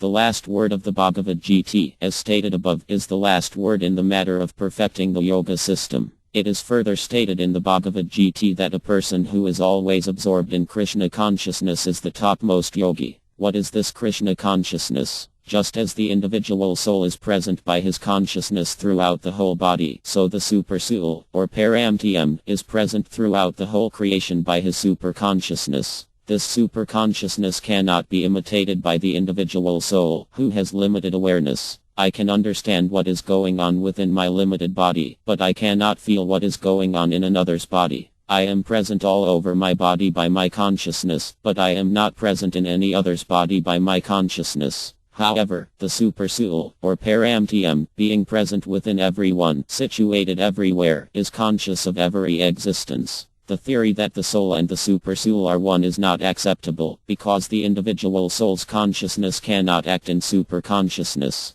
This superconsciousness can only be achieved by dovetailing individual consciousness with the superconsciousness. And this dovetailing process is called surrender, or Krishna consciousness. From the teachings of the Bhagavad Gita we learn very clearly that Arjuna in the beginning did not want to fight with his relatives, but after understanding the Bhagavad Gita, when he dovetailed his consciousness with the superconsciousness of Krishna, his consciousness was Krishna consciousness. A person in full Krishna consciousness acts by the dictation of Krishna, and so Arjuna agreed to fight the battle of Kurukshetra. In the beginning of Krishna consciousness this dictation of the Lord is received through the transparent medium of the spiritual master. When one is sufficiently trained and acts with submissive faith and love for Krishna, under the direction of the bona fide spiritual master, the dovetailing process becomes more firm and accurate. At this stage Krishna dictates from within. From without the devotee is helped by the spiritual master, the bona fide representative of Krishna, and from within the Lord helps the devotee as Kshatriya Guru, being seated within the heart of everyone. Simply to understand that God is seated in everyone's heart is not perfection. One has to be acquainted with God from within and without and thus act in Krishna consciousness. This is the highest perfectional stage for the human form of life and the topmost stage in all yoga systems. For a perfect yogi there are 8 kinds of super achievements. 1. One can become smaller than an atom. 2. One can become bigger than a mountain. 3. One can become lighter than the air. 4. One can become heavier than any metal. 5. One can achieve any material effect he likes, create a planet, for example. 6. One can control others like the Lord can. 7. One can freely travel anywhere within or beyond the universe. 8. One can choose his own time and place of death and take rebirth wherever he may desire. But when one rises to the perfectional stage of receiving dictation from the Lord, one is above the stage of the material achievements above mentioned. The breathing exercise of the yoga system that is generally practiced is just the beginning of the system. Meditation on the supersoul is just a step forward. Achievement of wonderful material success is also only a step forward. But to attain direct contact with the supersoul and to take dictation from him is the highest perfectional stage. The breathing exercises and meditational practices of yoga are very difficult in this age. They were difficult even 5,000 years ago, or else Arjuna would not have rejected the proposal of Krishna. This age of Kali is called a fallen age. At the present moment, people in general are short-lived and very slow in understanding self-realization or spiritual life. They are mostly unfortunate, and as such, if someone is a little bit interested in self-realization, he is misguided by so many frauds. The only actual way to realization of the perfect stage of yoga is to follow the principles of the Bhagavad Gita as they were practiced by Lord Chaitanya Mahaprabhu. This is the simplest and highest perfection of yoga practice. Lord Chaitanya practically demonstrated Krishna conscious yoga simply by chanting the holy names of Krishna as they are mentioned in the Vedanta, the Bhagavatam, and many important Puranas. The largest number of Indians follow this yoga practice, and in the United States and other countries also it is gradually growing in many cities. It is very easy and practical for this age, especially for those who are serious about success in yoga. No other process can be successful in this age. The meditational process in right earnest was possible in the Golden Age, Satya Yuga, because the people at that time lived for 100,000 years on the average. In the present age, however, if you want success in practical yoga, take to the chanting of Hare Krishna, Krishna Krishna, Hare Arma, Arma, Hare, and feel for yourself how you are making progress. One should know for himself how much he is progressing in yoga practice. In the Bhagavad Gita, this practice of Krishna consciousness is described as Aryaviti, the king of all erudition. Aryagayam, the most confidential system of spiritual realization. Pavitram, the purest of all that is pure. Susukham, very happily performed. And Avyayam, inexhaustible. Those who have taken to this most sublime bhakti yoga system, this practice of devotional service in transcendental love of Krishna, can testify to how they are nicely enjoying its happy and easy execution. Yoga means controlling the senses, and bhakti yoga means purifying the senses. When the senses are purified, they are also automatically controlled. You cannot stop the activities of the senses by artificial means, but if you purify the senses, not only are they kept back from rubbish engagement, but also they become positively engaged in transcendental service to the Lord. Krishna consciousness is not manufactured by us through mental speculation. It is prescribed in the Bhagavad Gita, which says that when we think in Krishna, chant in Krishna, live in Krishna, eat in Krishna, talk in Krishna, hope in Krishna, and sustain in Krishna, we return to Krishna, without any doubt. And this is the substance of Krishna consciousness. The incarnation of love of God Chaitanya Mahaprabhu is Krishna himself, and he is teaching how to develop love of God by a very simple method.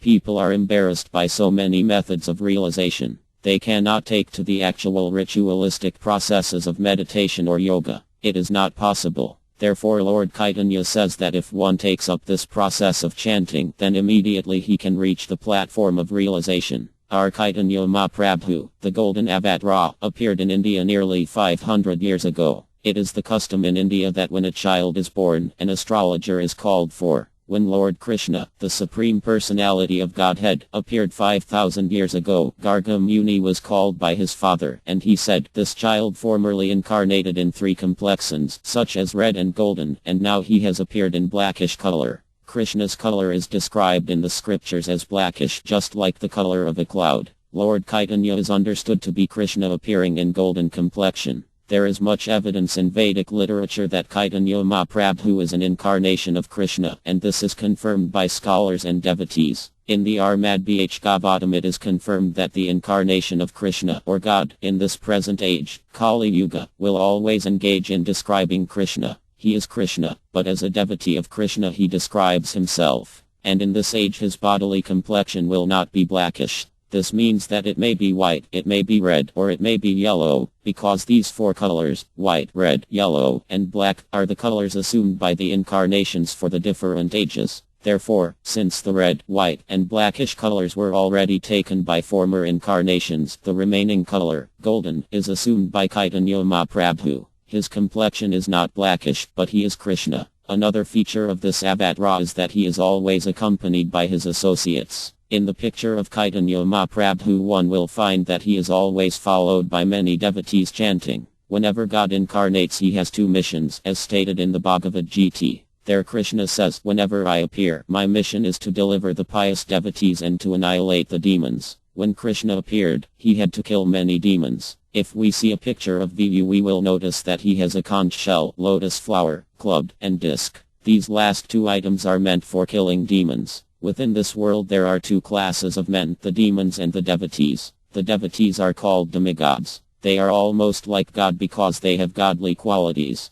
Those who are devotees are called godly persons, and those who are non-devotees, atheists, are called demons. So Krishna, or God, comes with two missions: to give protection to the devotees and to destroy the demons. In this age Chaitanya Mahaprabhu's mission is also like that, to deliver the devotees and to annihilate the non-devotees, the demons. But in this age he has a different weapon. That weapon is not a club or disc or lethal weapon, his weapon is the Sankirtana movement. He killed the demoniac mentality of the people by introducing the Sankirtana movement. That is the specific significance of Lord Chaitanya. In this age people are already killing themselves. They have discovered atomic weapons with which to kill themselves, so there is no need for God to kill them. But he appeared to kill their demoniac mentality. That is possible by this Krishna consciousness movement. Therefore, in the Armad Bhagavatam it is said that this is the incarnation of God in this age. And who worships him? The process is very simple. Just keep a picture of Lord Chaitanya with his associates. Lord Chaitanya is in the middle, accompanied by his principal associates, Nityananda, Advaita, Gadadhara, and Arvisa. One simply has to keep this picture. One can keep it anywhere. It is not that one has to come to us to see this picture. Anyone can have this picture in his home, chant this Hare Krishna mantra, and thus worship Lord Chaitanya. That is the simple method. But who will capture this simple method? Those who have good brains. Without much bother, if one simply keeps a picture of our Chaitanya Mahaprabhu at home and chants Hare Krishna, then one will realize God. Anyone can adopt this simple method. There is no expenditure, there is no tax, nor is there any need to build a very big church or temple. Anyone, anywhere, can sit down on the road or beneath a tree and chant the Hare Krishna mantra and worship God. Therefore it is a great opportunity. For example, in business or political life one sometimes finds a great opportunity. Those who are intelligent politicians take a good opportunity and make a success of it the first time it comes. Similarly, in this age, those who have sufficient intelligence take to this Sankirtana movement, and they advance very quickly. Lord Chaitanya is called the Golden Avatara. Avatara means descending, coming down. Just as one may come down from the 5th story or the 100th story of a building, an Avatara comes down from the spiritual planets in the spiritual sky. The sky we see with our naked eyes or with a telescope is only the material sky. But beyond this there is another sky, which is not possible to see with our eyes or instruments. That information is in the Bhagavad Gita. It is not imagination. Krishna says that beyond the material sky is another sky, the spiritual sky. We have to take Krishna's word as it is. For example, we teach small children that beyond England there are other places, called Germany, India, etc. And the child has to learn about these places from the version of the teacher because they are beyond his sphere. Similarly, beyond this material sky there is another sky. One cannot experiment to find it any more than a small child can experiment to find Germany or India. That is not possible. If we want to get knowledge, then we have to accept authority. Similarly, if we want to know what is beyond the material world, then we have to accept the Vedic authority. Otherwise there is no possibility of knowing. It is beyond material knowledge. One cannot go to the far planets in this universe, what to speak of going beyond this universe. The estimation is that in order to go to the highest planet of this universe with modern machinery one would have to travel for 40,000 years. So we cannot even travel within this material sky. Our lifetime and means are so limited that we cannot have proper knowledge of even this material world. In the Bhagavad Gita, when Arjuna asked Krishna, "Will you kindly explain the extent to which your energies are working?" The Supreme Lord gave him so many instances, and at the end he finally said, "My dear Arjuna, what shall I explain about my energies? It is not actually possible for you to understand. But you can just imagine the expansion of my energies. This material world, which consists of millions of universes, is a display of only 1/4 of my creation. We cannot estimate the position of even one universe, and there are millions of universes. Then beyond that is the spiritual sky, and there are millions of spiritual planets. All this information is available from the Vedic literature. If one accepts Vedic literature, then he can get this knowledge. If one doesn't accept it, there is no other means. That is our choice. Therefore, according to Vedic civilization, whenever Nsriya speaks, he immediately gives references from the Vedic literature. Then others will accept it. Yes, it is correct. In a law court, the lawyer gives references from past judgments of the court, and if his case is tight, the judge accepts. Similarly, if one can give evidence from the Vedas, then it is understood that his position is factual. The Avatara for this age, Lord Chaitanya, is described in Vedic literature. We cannot accept anyone as an Avatara unless he has the symptoms described in the scriptures. We do not whimsically accept Lord Chaitanya as an Avatara on the basis of votes. Nowadays it has become a fashion that any man can come and say that he is God or an incarnation of God, and some fools and rascals will accept it. Oh, he is God. We do not accept an Avatara like that. We take evidence from the Vedas. An Avatara must conform to descriptions in the Vedas. Then we accept him. Otherwise no. For each Avatara there is a description in the Vedas. He will appear at such and such a place, in such and such a form, and he will act like this. That is the nature of Vedic evidence. In the Bhagavatam there is a list of the Avataras, and there is mention of Lord Buddha's name. This Bhagavatam was written 5,000 years ago, and it mentions different names for future times. It says that in the future the Lord would appear as Lord Buddha, his mother's name would be Ajahn, and he would appear in Gay. So Buddha appeared 2600 years ago, and the Bhagavatam, which was written 5,000 years ago, mentioned that in the future he would appear. Similarly, there is mention of Lord Chaitanya, and similarly the last Avatara of this Kali Yuga is also mentioned in the Bhagavatam. It is mentioned that the last incarnation in this age is Kalki. He will appear as the son of Abhirma whose name is Vyuya in a place called Amtala. There is a place in India with that name, so perhaps it is there that the Lord will appear. So an Avatara must conform to the descriptions in the Upanishads, Bhagavatam, Mahabharata, and other Vedic literatures. And on the authority of Vedic literature and the commentary of great, stalwart Gosvamis like Goswami, who was the greatest scholar and philosopher in the world, we can accept Lord Chaitanya as an incarnation of Krishna. Why did Lord Chaitanya appear? In the Bhagavad Gita, Lord Krishna says, "Give up all other engagements and simply engage in my service. I will give you protection from all results of sinful actions." In this material world, in conditioned life, we are simply creating sinful reactions. That's all. And because of sinful reactions, we have received this body. If our sinful reactions stopped, we would not have to take a material body. We should get a spiritual body. What is a spiritual body? A spiritual body is a body that is free from death, birth, disease, and old age. It is an eternal body, full of knowledge and bliss. Different bodies are created by different desires. As long as we have desires for different kinds of enjoyment, we have to accept different kinds of material bodies. Krishna, God, is so kind that he awards whatever we want. If we want a tiger's body, with tiger-like strength and teeth with which to capture animals and suck fresh blood, then Krishna will give us the opportunity. And if we want the body of a saintly person, a devotee engaged only in the service of the Lord, then he will give us that body. This is stated in the Bhagavad Gita. If a person engaged in yoga, the process of self-realization, somehow or other fails to complete the process, he is given another chance. He is given birth in a family of a pure Brahma or a rich man.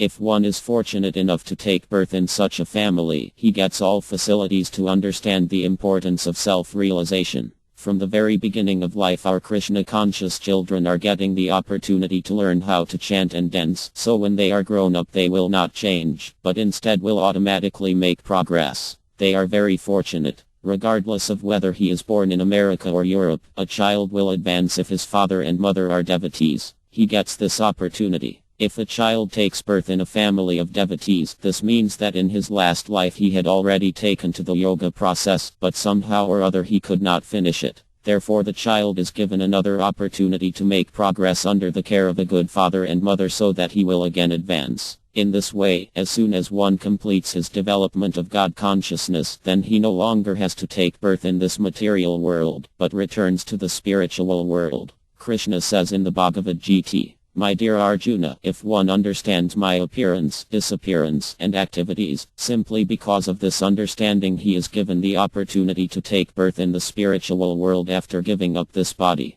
One has to give up this body today, tomorrow, or maybe the day after that. One has to. But a person who has understood Krishna will not have to take another material body. He goes directly to the spiritual world and takes birth in one of the spiritual planets. So Krishna says that as soon as one gets this body, it doesn't matter if it is from India or the moon or the sun or Brahmaloka or anywhere within this material world, one should know that it is due to his sinful activities. There are degrees of sinful activities, so according to the degree of sinfulness, one takes a material body. Therefore our real problem is not how to eat, sleep, mate, and defend. Our real problem is how to get a body that is not material but spiritual. That is the ultimate solution to all problems. So Krishna guarantees that if one surrenders unto him, if one becomes fully Krishna conscious, then he will give one protection from all reactions to sinful life. This assurance was given by Krishna in the Bhagavad Gita, but there were many fools who could not understand Krishna. In the Bhagavad Gita they are described as Amhas. Amha means rascal, and Krishna says in the Gita, they do not know what I actually am.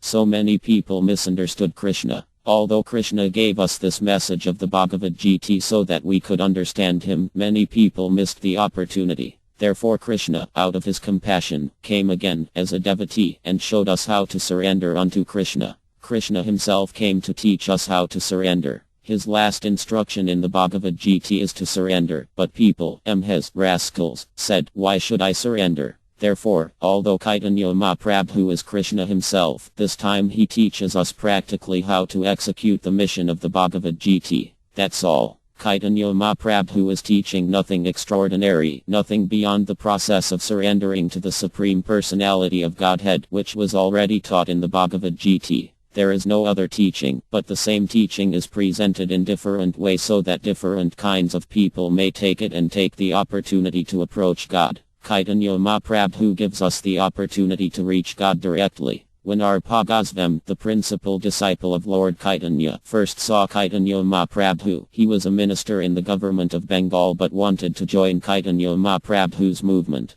So he gave up his position as a minister, and after joining, when he surrendered, he offered a nice prayer to Lord Chaitanya. This prayer says, My dear Lord, you are the most munificent of all the incarnations. Why? Krishna Prema Pradyati. You are directly giving love of God. You have no other purpose. Your process is so nice that one can immediately learn to love God. Therefore you are the most munificent of all incarnations. And it is not possible for any personality other than Krishna himself to deliver this benediction. Therefore I say that you are Krishna. Kaya Krishna Chaitanya N. You are Krishna, but you have assumed the name Krishna Chaitanya. I surrender unto you. So this is the process. Chaitanya Mahaprabhu is Krishna himself, and he is teaching how to develop love of God by a very simple method. He says simply to chant Hare Krishna. In this age, simply go on chanting the Hare Krishna mantra. There is no other alternative. People are embarrassed by so many methods of realization. They cannot take to the actual ritualistic processes of meditation or yoga. It is not possible. Therefore Lord Chaitanya says that if one takes up this process of chanting, then immediately he can reach the platform of realization.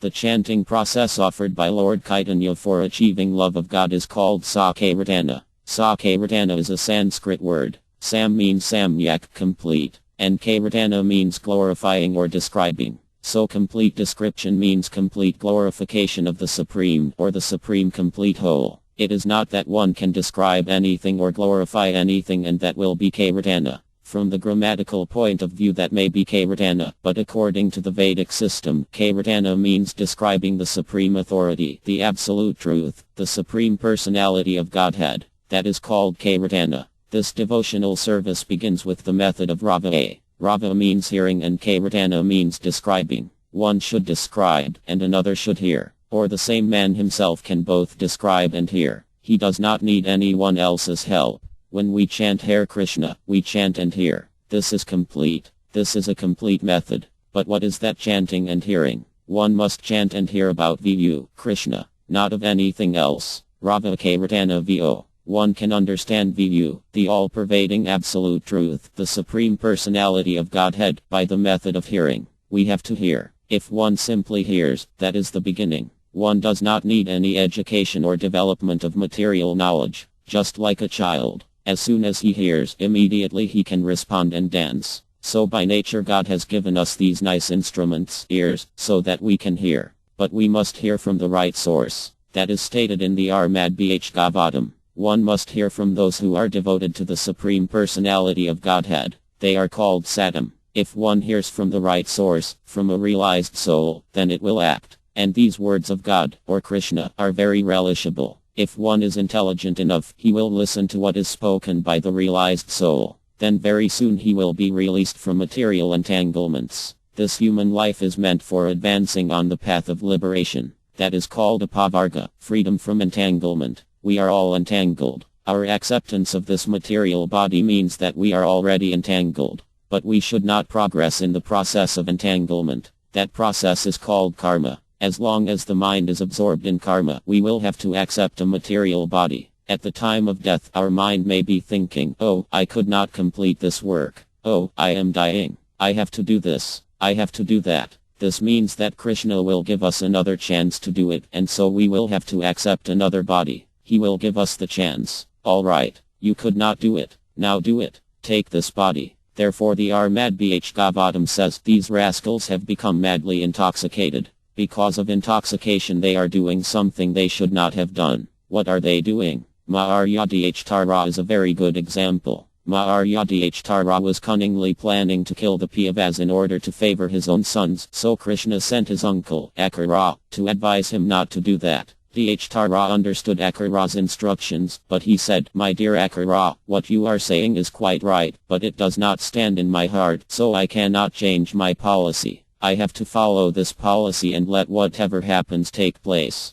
So when men want to satisfy their senses, they become mad, and in this madness they'll do anything and everything. For example, there have been many instances in material life where someone has become mad after something and has committed a criminal act such as murder. The person could not check himself. Similarly, we are accustomed to sense gratification. We are mad, and therefore our minds are fully absorbed in karma. This is very unfortunate, because our body, although temporary, is the reservoir of all misfortunes and miseries. It is always giving us trouble. These matters are to be studied. We should not be mad. Human life is not meant for that. The defect of the present civilization is that people are mad after sense gratification. That is all. They do not know the real value of life, and therefore they are neglecting the most valuable form of life, this human form. When this body is finished, there is no guarantee what kind of body one will take next. Suppose in my next life I by chance get the body of a tree. For thousands of years I will have to stand up. But people are not very serious. They even say, what is that? Even if I have to stand up, I shall forget. The lower species of life are situated in forgetfulness. If a tree were not forgetful, it would be impossible for it to live. Suppose we were told, you stand up for 3 days here. Because we are not forgetful, we would become mad. So, by nature's law, all these lower species of life are forgetful. Their consciousness is not developed. A tree has life, but even if someone cuts it, because its consciousness is not developed, it does not respond. So we should be very careful to utilize this human form of life properly. The Krishna consciousness movement is meant for achieving perfection in life. It is not a bluff or exploitation, but unfortunately people are accustomed to being bluffed. There is a verse by an Indian poet, if one speaks nice things, people will quarrel with him. Oh, what nonsense you are speaking. But if he bluffs them and cheats them, they will be very glad. So if a bluffer says, just do this, give me my fee, and within 6 months you will become God, then they will agree. Yes, take this fee, and I shall become God within 6 months. No. These cheating processes will not solve our problem. If one actually wants to solve the problems of life in this age, then he has to take to this process of Kirtana. That is the recommended process. In this age, Kali Yuga, one cannot execute any process of self-realization or perfection of life other than Kirtana. Kirtana is essential in this age. In all Vedic literature it is confirmed that one must meditate on the Supreme Absolute Truth, VU, not on anything else. But there are different processes of meditation recommended for different ages. The process of mystic yogic meditation was possible in Satya Yuga when men lived for many thousands of years. Now people will not believe this, but in a previous age there were people who lived for 100,000 years. That age was called Satya Yuga, and the meditation of mystic yoga was possible at that time. In that age the great yogi Valmiki Muni meditated for 60,000 years. So that is a long-term process which is not possible to execute in this age. If one wishes to conduct a farce, that is another matter.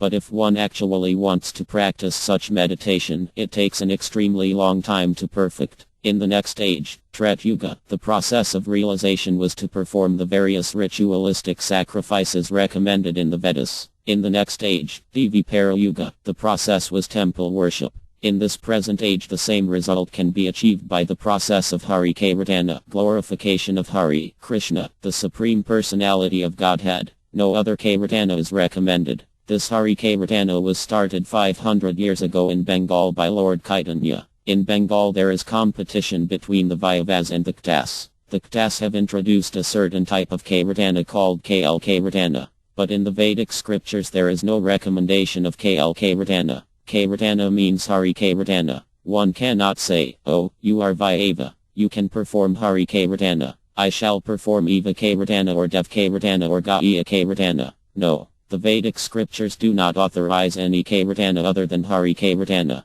Kirtana means Hari Kirtana, the glorification of Krishna. So this process of Hari Kirtana is very simple. Hare Krishna, Krishna Krishna, Hare Arma, Arma, Hare. Actually there are only 3 words, Hare, Krishna, and Arma. But they are very nicely arranged for chanting so that everyone can take the mantra and chant Hare Krishna, Krishna Krishna, Hare. Since we have started this movement in the Western countries, Europeans, Americans, Africans, Egyptians, and Japanese are all chanting. There is no difficulty. They are chanting very gladly, and they are getting the results. What is the difficulty? We are distributing this chanting free of charge, and it is very simple. Simply by chanting, one can have self-realization, God realization, and when there is God realization, then nature realization is included also. For example, if one learns 1, 2, 3, 4, 5, 6, 7, 8, 9, and 0, then he has studied the entirety of mathematics, because mathematics means simply changing the places of these 10 figures.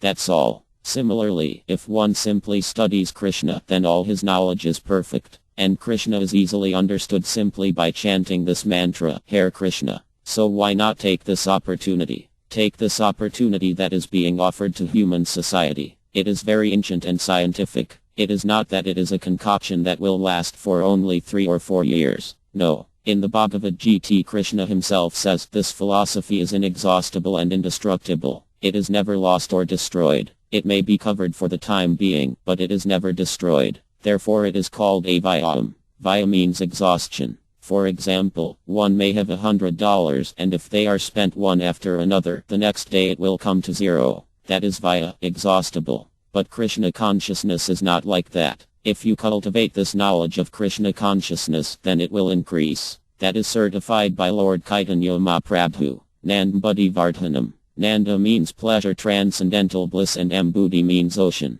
In the material world we see that the ocean does not increase. But if one cultivates Krishna consciousness, then his transcendental bliss will simply increase. Nandambudhi Vardhanam. And I shall always remind everyone that the process is very simple. Anyone can chant anywhere without taxation or loss, but the gain is very great. Our Chaitanya Mahaprabhu has explained this Kirtana movement in his Akaka. Ik means instruction and Aka means 8. He has given us 8 verses to help us understand this Krishna consciousness movement, and I shall explain the first of these instructions. The Lord says, Sito Darpa Emryanam. One should cleanse the heart. I have explained this several times, but it does not become monotonous. It is just like the chanting of Hare Krishna. It does not become tiresome. Our students can chant the Hare Krishna mantra 24 hours a day, and they will never get tired. They will continue to dance and chant, and anyone can try it. Because it is not material, one will never get tired of chanting Hare Krishna. In the material world, if one chants anything, any favorite name, for 3, 4, or 10 times, he will get tired of it.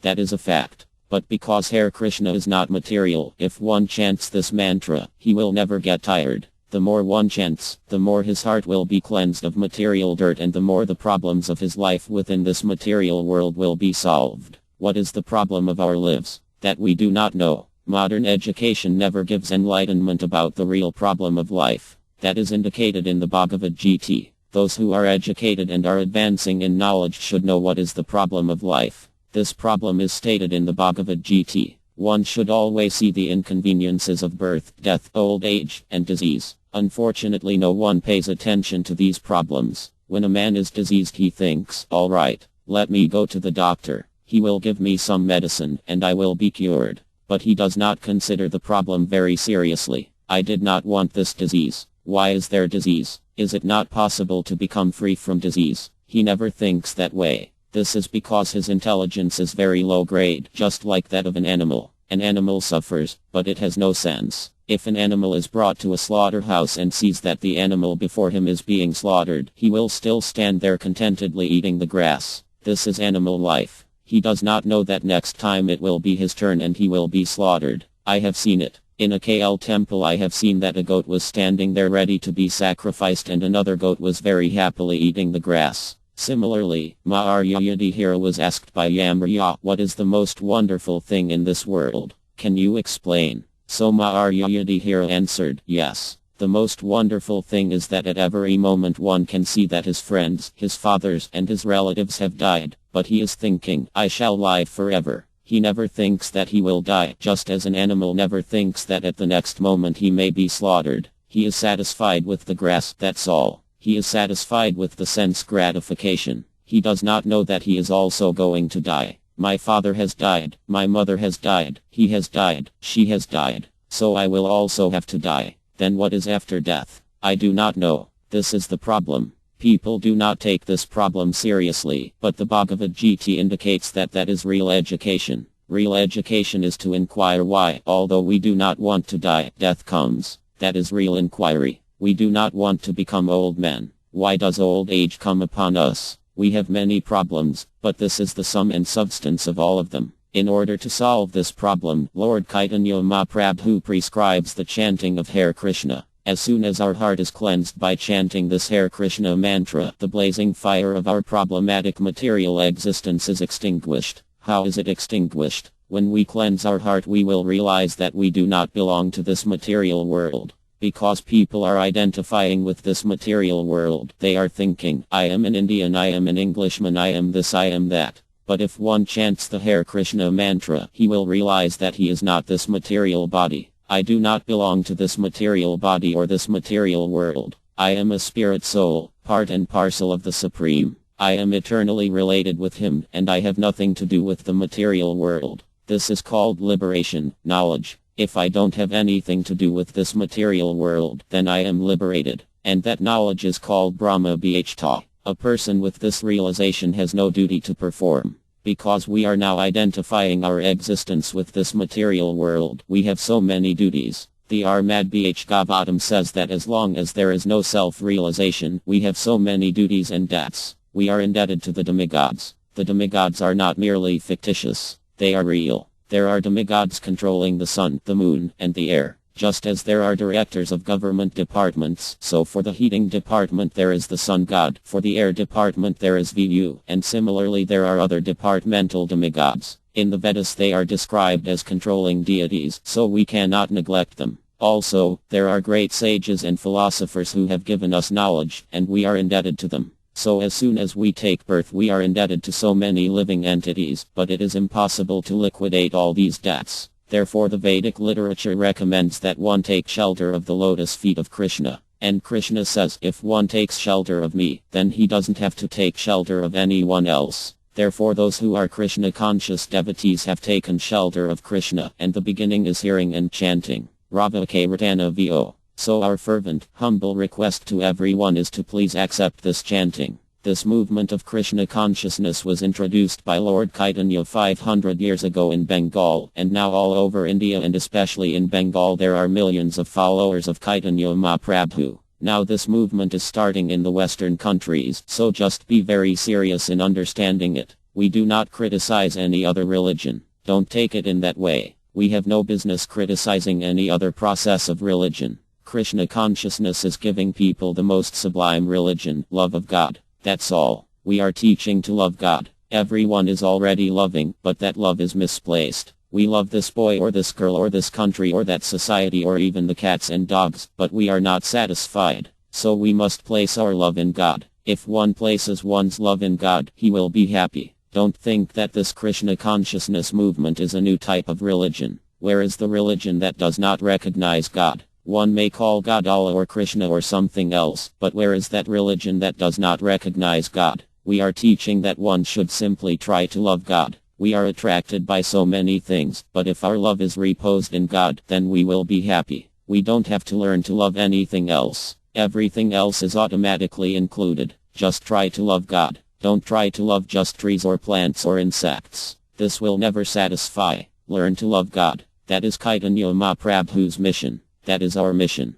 Chanting the Hare Krishna Maha Mantra, this simplest method of meditation, is recommended for this age. By practical experience also, one can perceive that by chanting this Maha Mantra, or the great chanting for deliverance, one can feel a transcendental ecstasy coming through from the spiritual stratum. The transcendental vibration established by the chanting of Hare Krishna, Krishna Krishna, Hare Hare Hare Arma, Hare Arma, Arma Arma, Hare Hare is the sublime method for reviving our transcendental consciousness. As living spiritual souls, we are all originally Krishna conscious entities, but due to our association with matter from time immemorial, our consciousness is now adulterated by the material atmosphere. The material atmosphere, in which we are now living, is called MY, or illusion. MY means that which is not. And what is this illusion? The illusion is that we are all trying to be lords of material nature, while actually we are under the grip of her stringent laws. When a servant artificially tries to imitate the all-powerful master, he is said to be an illusion. We are trying to exploit the resources of material nature, but actually we are becoming more and more entangled in her complexities. Therefore, although we are engaged in a hard struggle to conquer nature, we are ever more dependent on her. This illusory struggle against material nature can be stopped at once by revival of our eternal Krishna consciousness. Hare Krishna, Krishna Krishna, Hare Hare is the transcendental process for reviving this original, pure consciousness. By chanting this transcendental vibration, we can cleanse away all misgivings within our hearts. The basic principle of all such misgivings is the false consciousness that I am the Lord of all I survey. Krishna consciousness is not an artificial imposition on the mind. This consciousness is the original, natural energy of the living entity. When we hear this transcendental vibration, this consciousness is revived. This simplest method of meditation is recommended for this age. By practical experience also, one can perceive that by chanting this Maha Mantra, or the great chanting for deliverance, one can at once feel a transcendental ecstasy coming through from the spiritual stratum.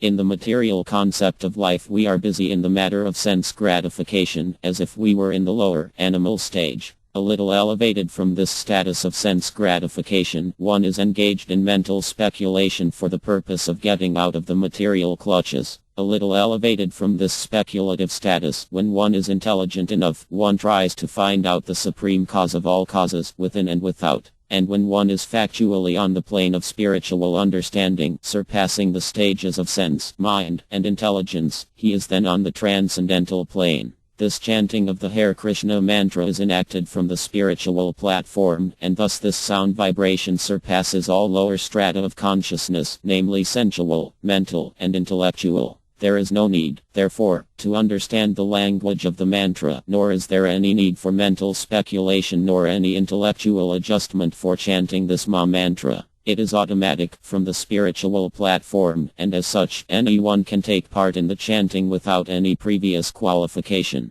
In a more advanced stage, of course, one is not expected to commit offenses on the grounds of spiritual understanding. In the beginning, there may not be the presence of all transcendental ecstasies, which are 8 in number. These are 1. Being stopped as though dumb. 2. Perspiration. 3. Standing up of hairs on the body. 4. Dislocation of voice. 5. Trembling. 6. Fading of the body. 7. Crying in ecstasy. And 8. Trance. But there is no doubt that chanting for a while takes one immediately to the spiritual platform, and one shows the first symptom of this in the urge to dance along with the chanting of the mantra. We have seen this practically. Even a child can take part in the chanting and dancing. Of course, for one who is too entangled in material life, it takes a little more time to come to the standard point, but even such a materially engrossed man is raised to the spiritual platform very quickly. When the mantra is chanted by a pure devotee of the Lord in love, it has the greatest efficacy on hearers, and as such this chanting should be heard from the lips of a pure devotee of the Lord, so that immediate effects can be achieved.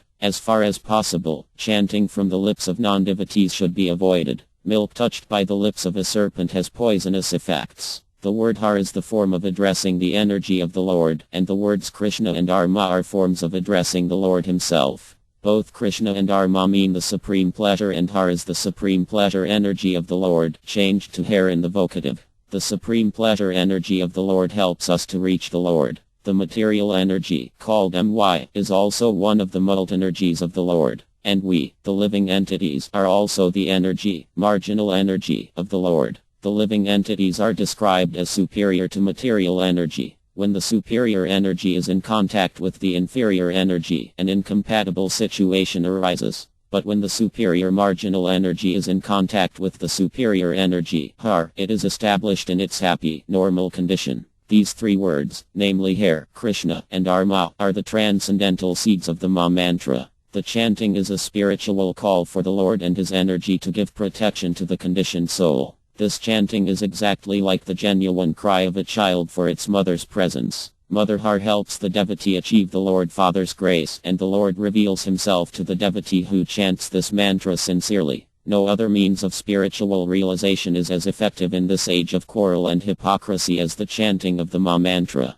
Hare Krishna, Krishna Krishna, Hare Arma, Arma Arma, Hare. Krishna consciousness, the yoga for the modern age. It is not that this movement is simply a sentimental movement. Don't think that these boys are dancing out of some religious sentiment or fanaticism. No, we have the highest philosophical and theosophical background, but it is all simplified. That is the beauty of this movement. Whether one is a great scholar or a child, one can take part without any difficulty. All glories to the Sankirtana movement. Paravijayadar Krishna Sankirtanam. Lord Chaitanya Mahaprabhu, when he was only a 16-year-old boy, introduced this Sankirtana movement 500 years ago in Navadvipa, India. It was not that he manufactured some religious system, just as nowadays so many religious systems are being manufactured. Actually, religion cannot be manufactured. Dharma tu skd Bhagavat Pratam. Religion means the codes of God, the laws of God, that's all. Certainly we cannot live without obeying the state laws, and similarly we cannot live without obeying the laws of God.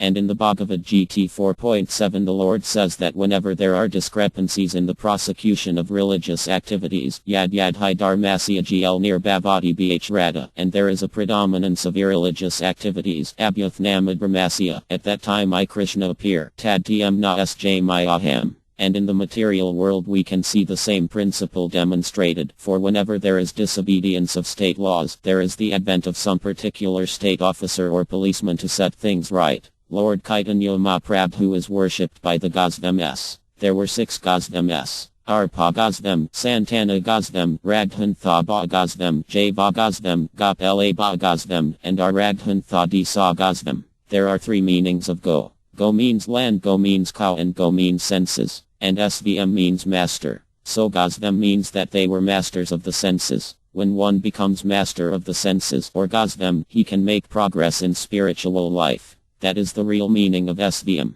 SVM means that one is not servant of the senses but master of them. One of these 6 Gosvems, Arpa Gosvem, was the head, and he compiled a nice verse in honor of Lord Chaitanya Mahaprabhu. He says, Chaitanya Karatam Ta, D1.4 Kala means this age of Kali, the Iron Age, which is very much contaminated, an age of quarrel and disagreement. Arpa Gosvem says that in this age of Kali, when everything is disagreement and quarrel, you have descended to offer the highest love of God, Samarpitaman Natovala Rasam, and not only the topmost, but a very brilliant rasa, or transcendental humor, Pura Sundara beauty. Your complexion is just like gold, like the luster of gold. You are so kind that I bless everyone the Gosvems can bless because they are masters of the senses. That this form of the Lord Chaitanya Mahaprabhu, may always remain dancing in everyone's heart. When Arpa Gosvem first met Lord Chaitanya Mahaprabhu at Praga, Lord Chaitanya was chanting and dancing in the street, Hare Krishna, Hare Krishna. At that time also Arpa Gosvem offered one prayer. Namo Mavadan Vaya Krishna Prema Pradyati. Oh, you are the most munificent of all incarnations because you are distributing love of Godhead. Krishna Prema Pradyati Kaya Krishna Kaitanya and Gorat Nama. You are Krishna himself, because if you were not Krishna you could not distribute Krishna Prema or love of God, for love of Krishna is not so easily acquired. But you are distributing this love freely to everyone. In this way the Sakayratana movement was inaugurated in Bengal, India, in Navadvipa. In this sense, the Bengalis are very fortunate that in their country this movement was inaugurated by Lord Chaitanya, who predicted, in all the villages and towns all over the world, everywhere, this Sakayratana movement will be preached. That is his prediction. So by the grace of Lord Chaitanya, this movement is already introduced in the Western countries, beginning from New York. Our Sakayratana movement was first introduced in New York in 1966. At that time I came and began to chant this Hare Krishna mantra in Tompkins Square. I was chanting there for 3 hours with a small mdaga drum, and these American boys assembled and gradually joined, and so it is increasing. First of all it was started in a New York storefront, 26 2nd Avenue. Then we started our branches in San Francisco, Montreal, Boston, Los Angeles, Buffalo, Columbus. We now 1,970 have 24 branches, including one in London and one in Hamburg. In London they are all American boys and girls, and they are preaching. They are not Sannyasins, nor are they Vedantists, nor Hindus, nor Indians, but they have taken this movement very seriously. Even in the London Times there was an article headlined, Krishna Chant Startles London. So we have many in the movement now. All my disciples, at least in this country, are Americans and Europeans. They are chanting, dancing, and distributing a magazine, Back to Godhead. Now we have published many books, the Armad Bhagavatam, Bhagavad Gita as it is, Teachings of Lord Chaitanya, and Upanishad. It is not that this movement is simply a sentimental movement. Don't think that these boys are dancing out of some religious sentiment or fanaticism. No, we have the highest philosophical and theosophical background. As an illustration, let us consider Chaitanya Mahaprabhu. While he was preaching, he went to Benares, the seat of MYVD Sannyasins. The followers of Akarsiria are mostly seen in Benares. When Chaitanya Mahaprabhu was there, he was chanting and dancing. Some of the people very much appreciated this, and so he quickly became famous. One prominent sannyas, Praknanda Sarasvat, leader of many thousands of MYVD sannyasins, was informed, "Oh, from Bengal one young sannyas has come. He is so nicely chanting and dancing." Praknanda Sarasvat was a great Vedantist, and he did not like the idea. He said, "Oh, he is a pseudo-sannyas. He is chanting and dancing, and this is not the business of a sannyas. A sannyas should always engage himself in the study of philosophy and the Vedanta." Then one of the devotees who did not like the remarks of Praknanda Sarasvat came back and informed Lord Chaitanya that he was being criticized. So the devotee arranged a meeting of all the sannyasins, and there was a philosophical discussion on the Vedanta between Praknanda Sarasvat and Lord Chaitanya Mahaprabhu. These accounts and philosophical discussions are given in our teachings of Lord Chaitanya. It is remarkable that Praknanda himself and all his disciples became Vaishnavas. So Chaitanya Mahaprabhu's movement is not mere sentimentalism. Chaitanya Mahaprabhu had a great discussion with Srivabhauma Basiriya, the greatest logician of that time, who was also MYVD, impersonalist, and he was also converted. There is a very rich background if one wants to understand this Sakayratana movement through philosophy and logic. There is ample opportunity, for this movement is based on science and on the authority of the Vedas. But it is all simplified. That is the beauty of this movement. Whether one is a great scholar or philosopher or a child, he can take part without any difficulty. Other systems of self-realization, the jhana process or yoga process, are also recognized, but it is not possible to practice them in this age. That is the verdict of the Vedas. Armad Bhagavatam 12.3. 52 In the Satya Yuga, the Golden Age, it was possible to execute the meditation process. For instance, Valmiki Muni meditated for 60,000 years to get perfection. But where is our old age? Besides that, for the meditation process as described in the Bhagavad Gita, one has to select a secluded place, he has to execute it alone, he has to sit down in a rigid posture, he has to lead a life of complete celibacy, and so on. There are many rules and regulations. Thus Aga Yoga meditation is not possible. If one is satisfied by imitating, that is a different thing, but if one wants perfection, then he has to execute all the 8 stages of Iga Yoga. If this is not possible, then it is a waste of time. What is the ultimate goal of the yoga process or meditation? Contact with the Supreme, the Super Soul, the Supreme Lord, is the aim and object of all yoga processes. Similarly, philosophical research, the Jnana process, also aims at understanding the Supreme Brahman. These are recognized processes, undoubtedly, but according to authoritative description, they are not practical in this iron age of Kali. Therefore one has to take to this process of Harikirtana. Anyone can practice without prequalification. One doesn't have to study philosophy or Vedanta. This was the purport of Lord Chaitanya's meeting with Praknanda Sarasvat. When the Vedanta philosophy was thoroughly discussed between Lord Chaitanya and Praknanda Sarasvat first of all asked Chaitanya Mahaprabhu, I understand that you were a very good scholar in your early life. Lord Chaitanya was actually a very great scholar. His name was Nimai Paita, and at the age of 16 he defeated a great scholar from Kashmir, Kiava Kmr. And I understand that you are a great Sanskrit scholar, and that especially in logic you are a very learned scholar. You were also born in a Brahma family, and now you are a sannyas. How is it that you are chanting and dancing and not reading the Vedanta? This was the first question asked by Praknanda Sarasvat, and Lord Chaitanya replied, yes, the reason is that when I was initiated by my spiritual master, he said that I am fool number 1. You don't discuss the Vedanta, he told me. You will simply spoil your time. Just take to this chanting of Hare Krishna, and you will be successful. That was his reply. Of course, Chaitanya Mahaprabhu was not a fool, and certainly the Vedanta is not for fools. One needs sufficient education, and one must attain a certain status before he can understand the Vedanta. In each and every word there are volumes of meanings, and there are many commentaries by Akar Siriya and R.M. Nasiriya, huge volumes in Sanskrit.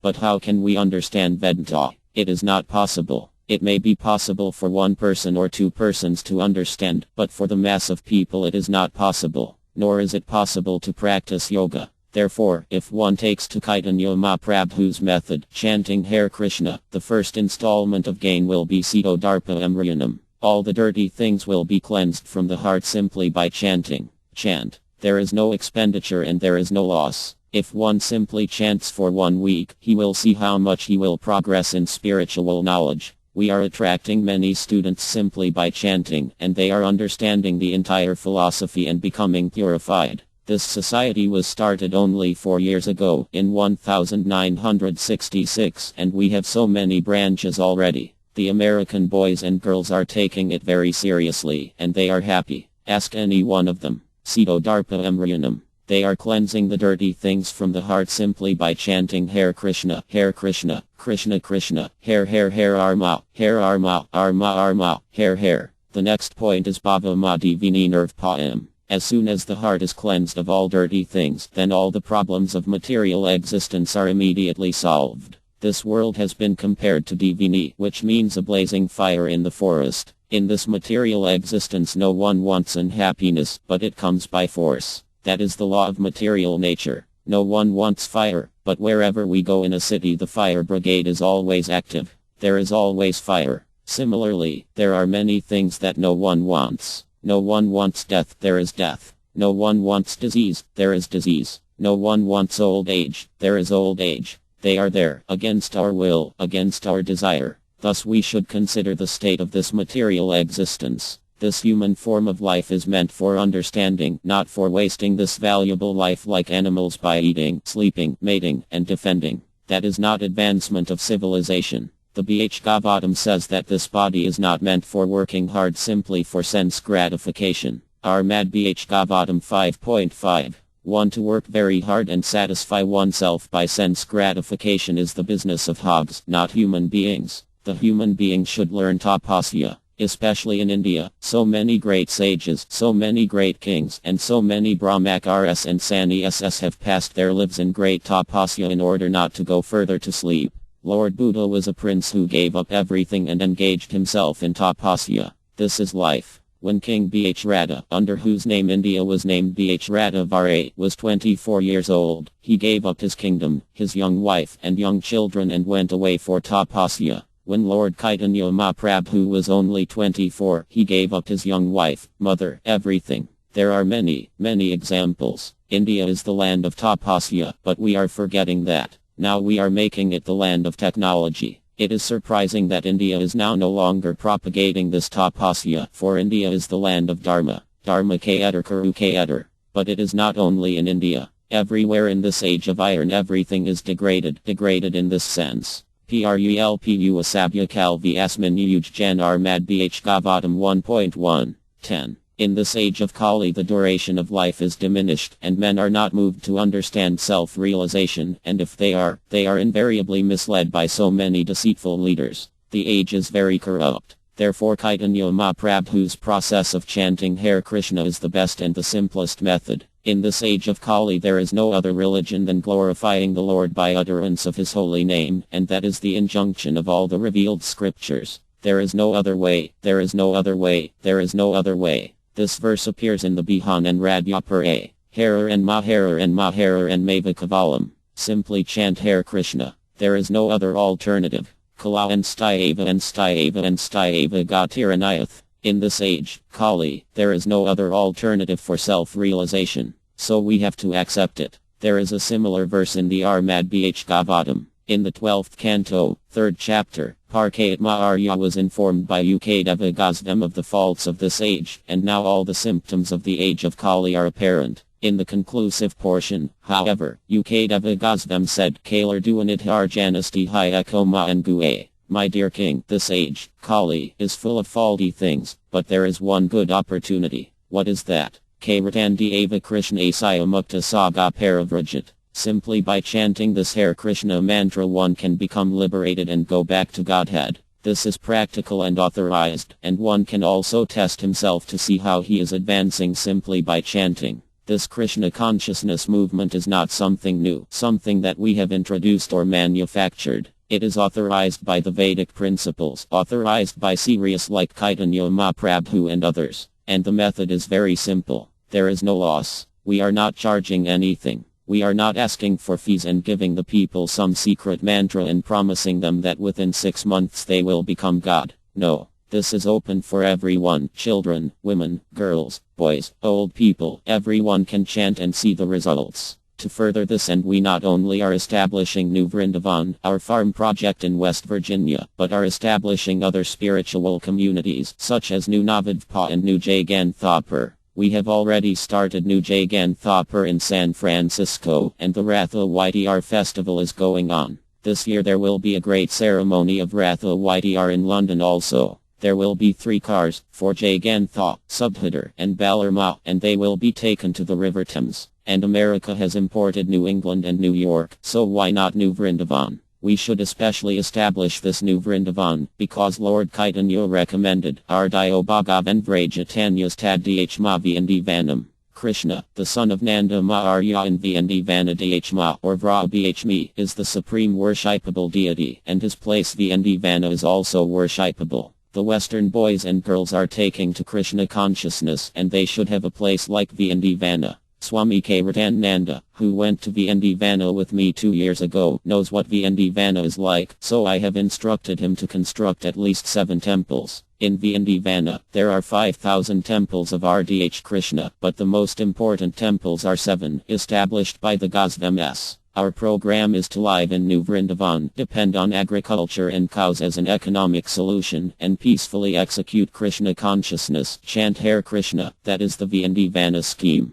Yukt H. Ravirasyo Yogo Bhavati Dukha H. Bhagavad GT 6.17. This human form of life isn't meant for increasing artificial needs. We should be satisfied just to maintain the body and soul together, and the rest of the time we should enhance our Krishna consciousness, so that after leaving this body we won't have to take another material body, but will be able to go back home, back to Godhead. That should be the motto of human life. Material life means eating, sleeping, mating, and defending, and spiritual life means something more than this. This is also the difference between animal life and human life. In animal life, the common formula is eating, sleeping, mating, and defending. A dog eats, a man also eats. A man sleeps, and a dog also sleeps. A man has sex, and the dog also has sex. The dog defends in his own way, and man also defends in his own way, maybe by atomic bombs. These four principles are common to human beings and animals, and advancement of these four principles is not human civilization but animal civilization. Human civilization means eth to Brahmaji yes. In the Vedanta the first aphorism is eth to Brahmaji yes. Now is the time for inquiry about Brahman, that is human life. As long as one is not spiritually inquisitive Jasureudamam, he is an animal, because he lives according to these four principles, that's all. He must be inquisitive to know what he is and why he is put into these miseries of birth, death, old age, and disease. Is there any remedy? These matters should be questioned. That is human life. That is spiritual life. Spiritual life means human life, and material life means animal life. That's all. We have to make the adjustments that are recommended in the Bhagavad Gita. Yukt H. Ravirasya. For instance, because I am going to be a spiritual man does not mean that I shall give up eating. Rather, my eating should be adjusted. The Bhagavad Gita describes what class of food is first class in goodness and what class of food is in passion and third class in ignorance. We have to raise ourselves to the sattvic goodness platform of human civilization, then revive our transcendental consciousness or Krishna consciousness. Everything is there in the stras. Unfortunately, we do not consult them. Our Mad Bh Gavatam 1.2. 20 Unless one is liberated from the clutches of these three modes of material nature, he cannot understand God. Prasanna Manasa. One must be a Brahman realized soul. Brahma Bhta Prasantyam Na Okadi Na Kakayati Bhagavad Gita 18.54. These injunctions are there, so one should take advantage of these stras and preach. That is the responsibility of intelligent men. The mass of people know that God is great, but they do not know how great God actually is. That we will find in the Vedic literature. That is our duty in this iron age. That is Harikairatana, Paravijayadar Krishna Sakairathanam, glorification of the Supreme. Meditation and the self within. Can meditation solve our everyday problems? Is there life after death? Can drugs help us achieve self-realization? During a visit to South Africa, RLA Prabhupada answers these and other questions for interviewer Bill Fail of the Durban Natal Mercury. RLA Prabhupada. Krishna is a name for God that means all attractive. Unless one is all attractive he cannot be God. So Krishna consciousness means God consciousness. All of us are small particles of God, equal in quality with Him. Our position as living entities is like that of a small particle of gold in relation to a large quantity of gold. Mr. Fail. Are we something like sparks in a fire? RLA Prabhupada. Yes. Both the fire and the spark are fire, but one is big and the other is very small. Unlike the relationship between the spark and the fire, however, our relationship with God is eternal, although at the present moment we have forgotten that relationship due to contact with the material energy. We are facing so many problems only because of this forgetfulness. If we can revive our original God consciousness, then we shall become happy. This is the sum and substance of Krishna consciousness. It is the best process by which to revive our original God consciousness. There are different processes of self-realization, but in the present age of Kali, people are very fallen, and they require the simple process of Krishna consciousness. Now they are thinking that so-called material advancement is the solution to their problems, but this is not a fact. The real solution is to get out of the material condition entirely by becoming Krishna conscious. Because God is eternal, we are also eternal, but in the material condition we are thinking, I am this body and therefore we must repeatedly change from body to body. This is due to ignorance. Actually we are not our bodies but spiritual sparks, parts and parcels of God. Mr. Fail. Then the body is just like a vehicle for the soul. RLA Prabhupada. Yes, it is just like a motor car. Just as you go from one place to another in a car, so due to mental concoction in the material condition of life, we are going from one position to another, trying to become happy. But nothing will make us happy unless we come to our real position, which is that we are all parts and parcels of God and that our real business is to associate with God and help all living entities by cooperating with Him. Civilized human life is attained only after a long evolution through 8,400,000 species of life. So if we don't take advantage of this civilized human life to understand who God is, who we are, and what our relationship is, but instead simply waste our life like cats and dogs, going here and there looking for sense gratification, then we will have missed a great opportunity. The Krishna consciousness movement is meant to teach people how to take full advantage of the human form of life by trying to understand God and our relationship with Him. Mr. Fail. If we don't make the most of this life, do we get a second chance in another life? RLA Prabhupada. Yes. According to your desires at the time of death, you get another body. That body is not guaranteed to be a human body, however. As I've already explained, there are 8,400,000 different forms of life. You can enter any of them, according to your mental condition at death. What we think of at the time of death depends on how we act during our life. As long as we are in material consciousness, our actions are under the control of the material nature, which is being conducted in three modes: goodness, passion, and ignorance. These modes are like the three basic colors: yellow, red, and blue. Just as one can mix red, yellow, and blue to produce millions of colors, the modes of nature are being mixed to produce many varieties of life.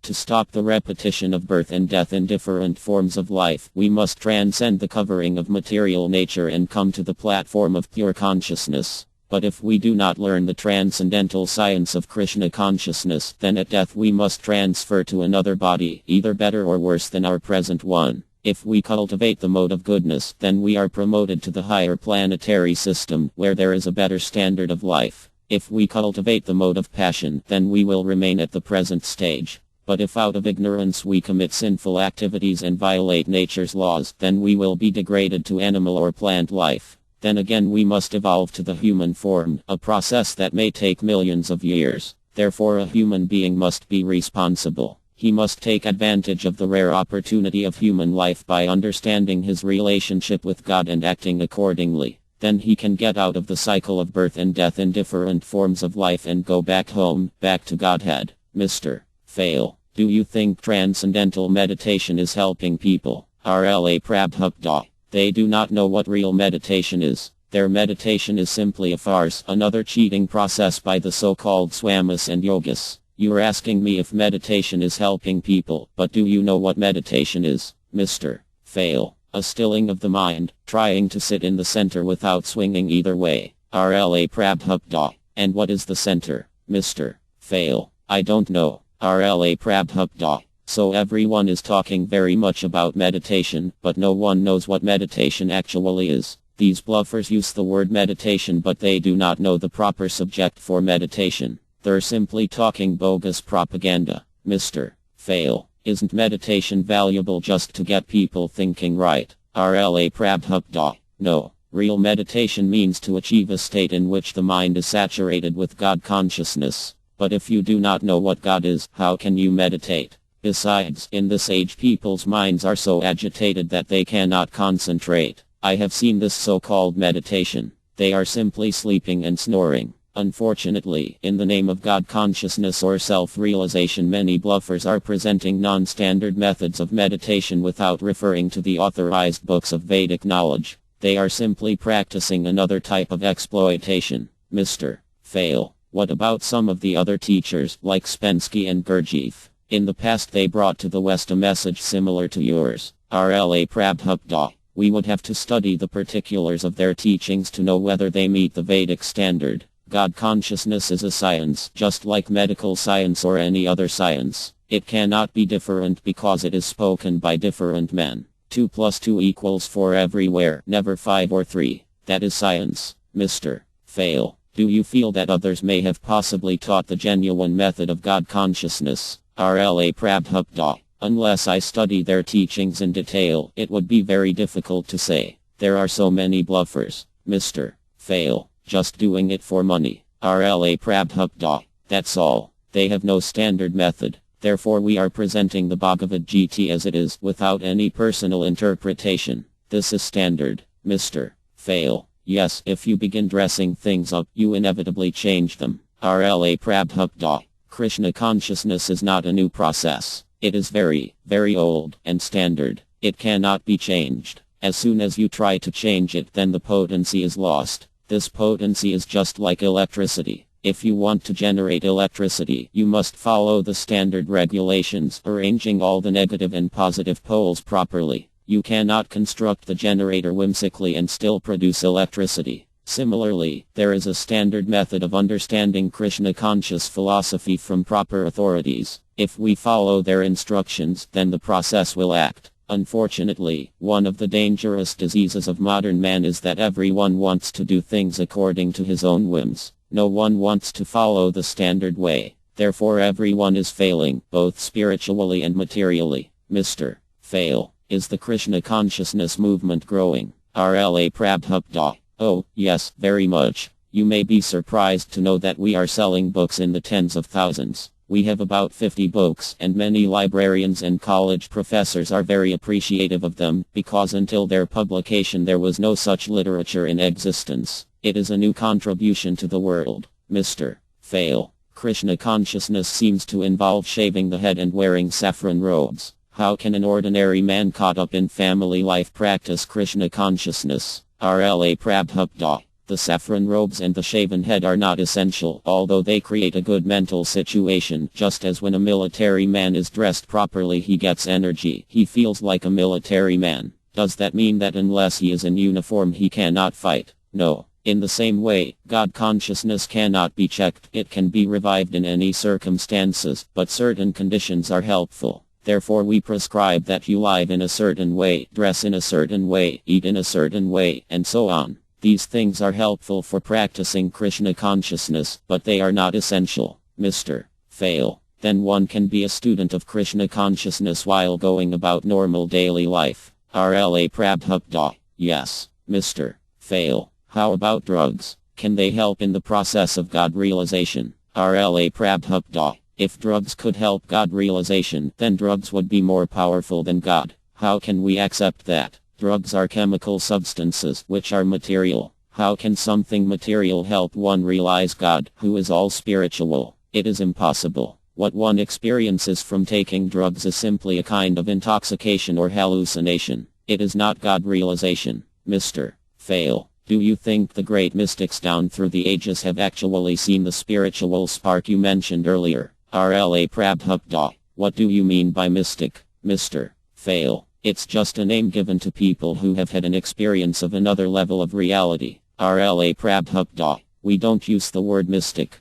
Our reality is God realization, which occurs when we come to the spiritual platform. As long as we have a bodily concept of life, our understanding is sense gratification, because the body is made of senses. When we progress from the bodily platform and we see the mind as the center of sense activity, we take the mind as the final stage of realization. That is the mental platform. From the mental platform we may come to the intellectual platform, and from the intellectual platform we can rise to the transcendental platform. Finally we can rise above even the transcendental platform and come to the mature, spiritual platform. These are the stages of God realization. However, in this age, because people are so fallen, the scriptures give the special recommendation that people come directly to the spiritual platform by chanting the holy names of God. Hare Krishna, Krishna Krishna, Hare Arma, Arma, Hare. If we cultivate this practice on the spiritual platform, then immediately we can realize our spiritual identity. Then the process of God realization becomes successful very quickly. Mr. Fail. Today a lot of people are saying that we must look inward for the truth rather than outward into the world of the senses. RLA Prabhupada. Looking inward means knowing that you are a spirit soul. Unless you understand that you are not the body but a soul, there is no question of looking inward. First we have to study, am I this body, or am I something within this body? Unfortunately, this subject is not taught in any school, college, or university. Everyone is thinking, I am this body. For example, in this country people everywhere are thinking, I am South African, they are Indian, they are Greek and so on. Actually, everyone in the whole world is in the bodily conception of life. Krishna consciousness starts when one is above this bodily conception. Mr. Fail. So the recognition of the spiritual spark comes first. RLA Prabhupada. Yes. Recognizing the existence of the spirit soul within the body is the first step. Unless one understands this simple fact, there is no question of spiritual advancement. Mr. Fail. Is it a question of just understanding it intellectually? RLA Prabhupada. In the beginning, yes. There are two departments of knowledge, theoretical and practical. First one must learn spiritual science theoretically. Then, by working on that spiritual platform, one comes to the point of practical realization. Unfortunately, today almost everyone is in the darkness of the bodily conception of life. Therefore this movement is very important, because it can lift civilized men out of that darkness. As long as they are in the bodily conception of life, they are no better than animals. I am a dog, I am a cat, I am a cow. Animals think like this. As soon as someone passes, a dog will bark, thinking, I am a dog. I have been appointed here as watchdog. Similarly, if I adopt the dog's mentality and challenge foreigners, why have you come to this country? Why have you come to my jurisdiction? Then what is the difference between the dog and me? Mr. Fail. There is none. To change the subject a little, is it necessary to follow certain eating habits to practice spiritual life? RLA Prabhupada. Yes, the whole process is meant to purify us, and eating is part of that purification. I think you have a saying, you are what you eat, and that's a fact. Our bodily constitution and mental atmosphere are determined according to how and what we eat. Therefore the Stras recommend that to become Krishna conscious, you should eat remnants of food left by Krishna. If a tuberculosis patient eats something and you eat the remnants, you will be infected with tuberculosis. Similarly, if you eat Krishna prasada, then you will be infected with Krishna consciousness. Thus our process is that we don't eat anything immediately. First we offer the food to Krishna, then we eat it. This helps us advance in Krishna consciousness. Mr. Fail. You are all vegetarians. RLA Prabhupada. Yes, because Krishna is a vegetarian.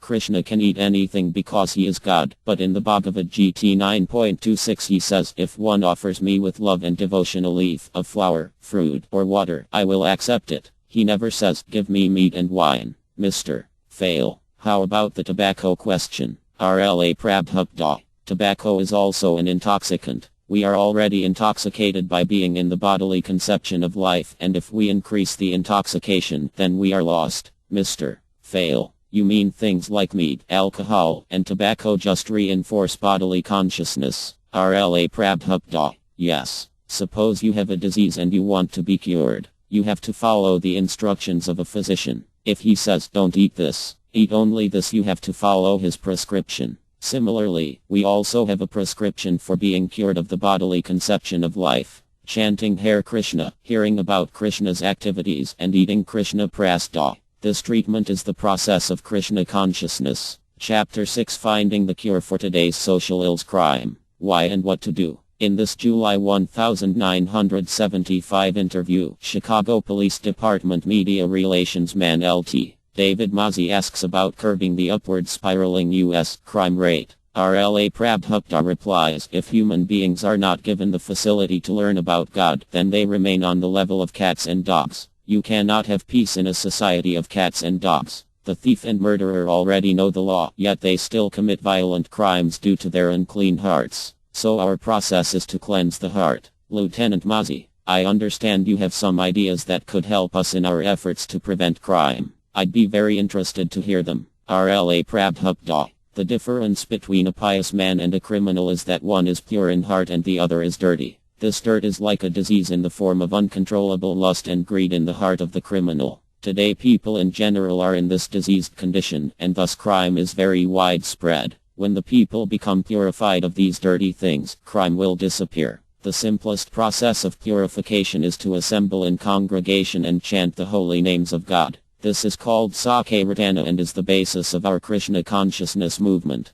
So, if you want to stop crime, then you must gather as many people as possible for mass Sankirtana. This congregational chanting of the holy name of God will dissipate all the dirty things in everyone's heart. Then there will be no more crime. Lieutenant Mazzi, do you have any feelings about crime here in the United States as opposed to the crime in your own country of India? RLA Prabhupada. What is your definition of crime? Lieutenant Mazzi. Any trampling on the rights of one person by another person. RLA Prabhupada. Yes, our definition is the same. In the Upanishads it is said, Visayamita Sarvam. Everything belongs to God. So, everyone has the right to utilize whatever is allotted to him by God, but one may not encroach upon others' property. If one does so, he becomes a criminal. Actually, the first crime is that you Americans are thinking this land of America is yours. Although 200 years ago it was not yours, you have come from other parts of the world and claimed it as your land.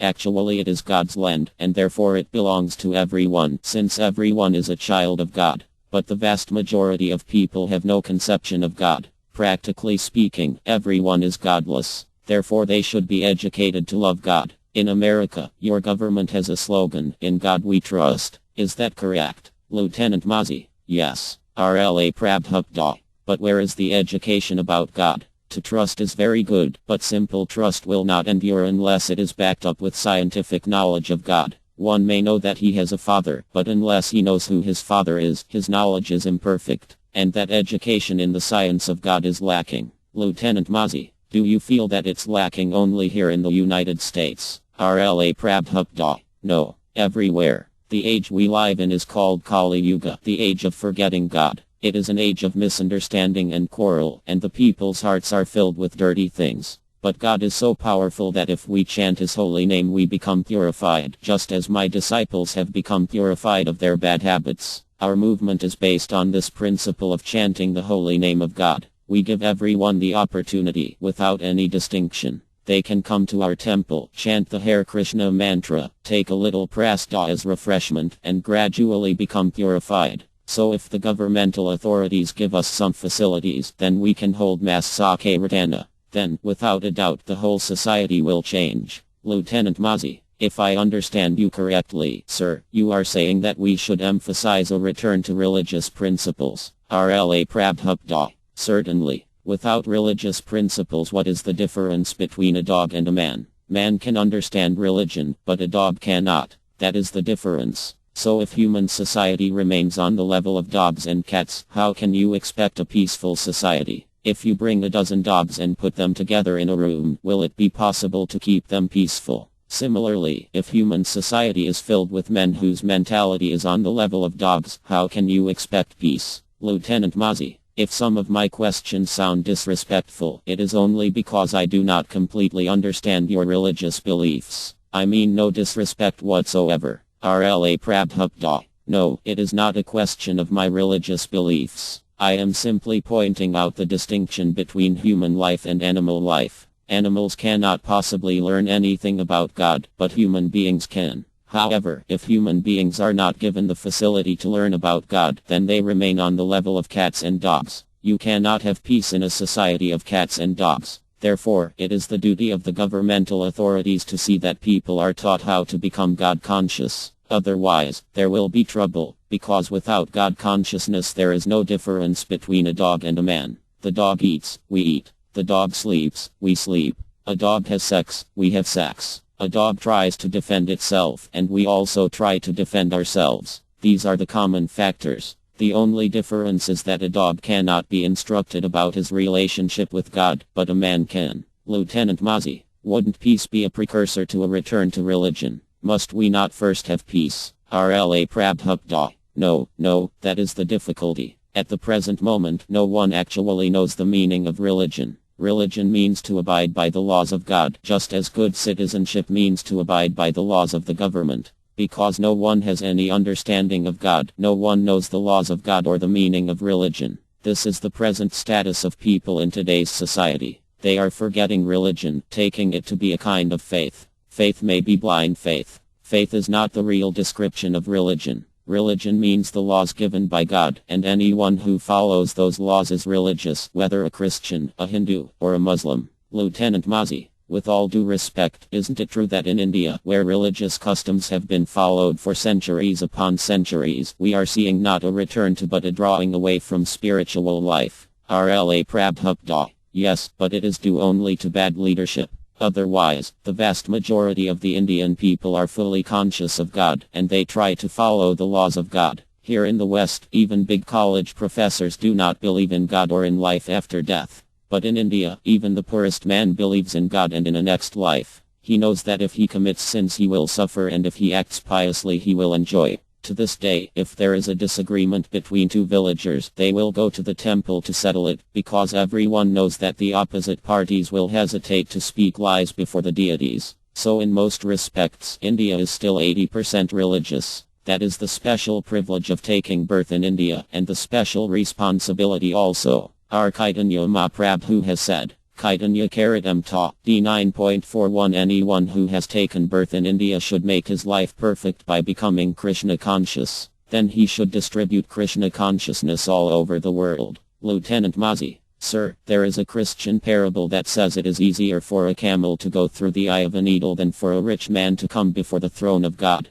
Do you think the wealth of the United States and other Western countries is a block to spiritual faith? RLA Prabhupada. Yes. Too much wealth is a block. Krishna states in the Bhagavad Gita 2.44, if one is materially very opulent, he forgets God. Therefore too much material wealth is a disqualification for understanding God. Although there is no absolute law that only the poor man can understand God, generally if one is extraordinarily rich, his only ambition is to acquire money, and it is difficult for him to understand spiritual teachings. Lieutenant Mazi. In America, those who belong to the Christian faith also believe these things. I don't see any vast differences between the spiritual beliefs of one religious group and another. RLA Prabhupada. Yes, the essence of all religion is the same. Our proposal is that whatever religious system one follows, he should try to understand God and love Him. If you are a Christian, we do not say, that is no good. You must become like us. Our proposition is that whether you are a Christian, Muslim, or Hindu, simply try to understand God and love Him. Lieutenant Mazi. If I could return to my original purpose for coming, might I ask what advice you could give to assist us in reducing crime? I recognize that the first and foremost way would be a return to God, as you say, there's no doubt about that, but is there something that we could immediately do to diminish this spreading criminal mentality? RLA Prabhupada. Yes. As I've already outlined in the beginning of our talk, you should give us the facility to chant the holy name of God and distribute prasada. Then there will be a tremendous change in the population. I came alone from India, and now I have many followers. What did I do? I asked them to sit down and chant the Hare Krishna mantra, and afterward I distributed a little prasada. If this is done on a mass scale, the entire society will become very pleasing. This is a fact. Lieutenant Mazi, would you want to start the program in an area of affluence or an area of poverty? RLA Prabhupada. We do not draw such distinctions. Any place easily available to all kinds of men would be very suitable to hold Sakirtana. There is no restriction that only the poor men need the benefit but the rich do not. Everyone needs to be purified. Do you think criminality exists only in the poorer section of society? Lieutenant Mazi. No. But I meant to ask whether there would be more of a beneficial influence, more of a strengthening of the community, if the program were held in a poorer area rather than an affluent area. RLA Prabhupada. Our treatment is for the spiritually diseased person. When a person is afflicted with a disease, there are no distinctions between a poor man and a rich man. They are both admitted to the same hospital. Just as the hospital should be in a place where both the poor man and the rich man can easily come, the location of the Sakirtana facility should be easily accessible to all. Since everyone is materially infected, everyone should be able to take advantage. The difficulty is that the rich man thinks he's perfectly healthy, although he's the most diseased of all. But as a policeman, you well know that there's criminality among rich men and poor men alike. So our chanting process is for everyone, because it cleanses the heart regardless of the man's opulence or poverty. The only way to permanently change the criminal habit is to change the heart of the criminal. As you well know, many thieves are arrested numerous times and put into jail. Although they know that if they commit theft they will go to jail, still they are forced to steal because of their unclean hearts. Therefore, without cleansing the heart of the criminal, you cannot stop crime simply by more stringent law enforcement. The thief and the murderer already know the law, yet they still commit violent crimes due to their unclean hearts. So our process is to cleanse the heart. Then all the troubles of this material world will be solved. Lieutenant Mazi, that's a very difficult task, sir. RLA Prabhupada. It is not difficult. Simply invite everyone. Come, chant Hare Krishna, dance, and take sumptuous prasada. What is the difficulty? We are doing this at our centers, and people are coming. But because we have very little money, we can hold Sakirtana only on a small scale. We invite everyone, and gradually people are coming to our centers and becoming devotees. If the government would give us a large facility, however, we could expand unlimitedly. And the problem is big.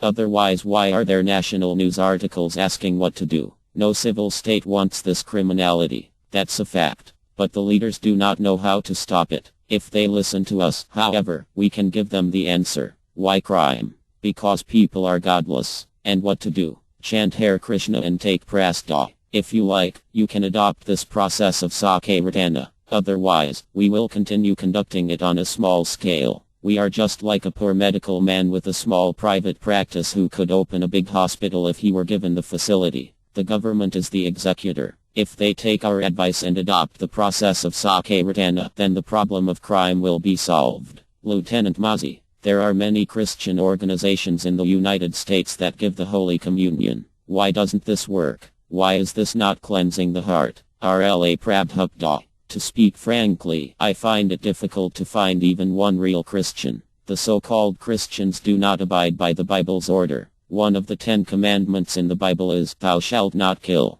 But where is that Christian who does not kill by eating the flesh of the cow? The process of chanting the Lord's holy name and distributing prasada will be effective if carried out by persons who are actually practicing religion. My disciples are trained to strictly follow religious principles, and therefore their chanting of the holy name of God is different from others. Theirs is not simply a rubber-stamped position. They have realized the purifying power of the holy name through practice. Lieutenant Mazzi, sir, isn't the difficulty that although a small circle of priests and devotees may follow the religious principles, those on the fringe deviate and cause trouble? For example, assume that the Hare Krishna movement grows to gigantic proportions as Christianity has. Wouldn't you then have a problem with people on the fringe of the movement who professed to be followers but were actually not? RLA Prabhupada. That possibility is always there, but all I am saying is that if you are not a true Christian, then your preaching will not be effective. And because we are strictly following religious principles, our preaching will be effective in spreading God consciousness and alleviating the problem of crime.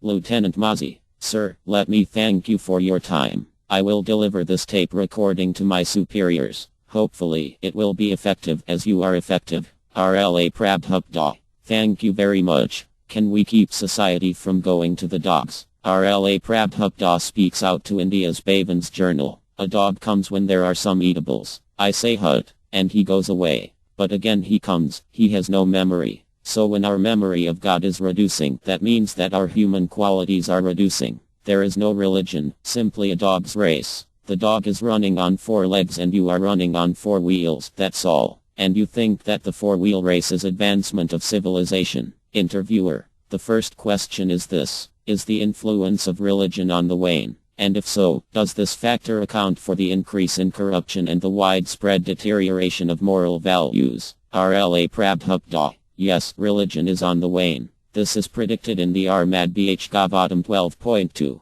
1. Tata Sinudina Dharma Satya Akakam De Kalina Balan Arjan Nakayati Yerbala SMT. In the Kali Yuga, the present age of quarrel and hypocrisy, the following things will diminish: religion, truthfulness, cleanliness, mercy, duration of life, bodily strength, and memory. These are human assets, which make the human being distinct from the animal. But these things will decline. There will be no mercy, there will be no truthfulness, memory will be short, and the duration of life will be cut short. Similarly, religion will vanish. That means that gradually we will come to the platform of animals. Interviewer, religion will vanish. We'll become animals. RLA Prabhupada. Especially when there is no religion, it is simply animal life. Any common man can distinguish that the dog does not understand what religion is. The dog is also a living being, but he is not interested in understanding the Bhagavad Gita or the Bhagavatam. He is not interested. That is the distinction between man and dog.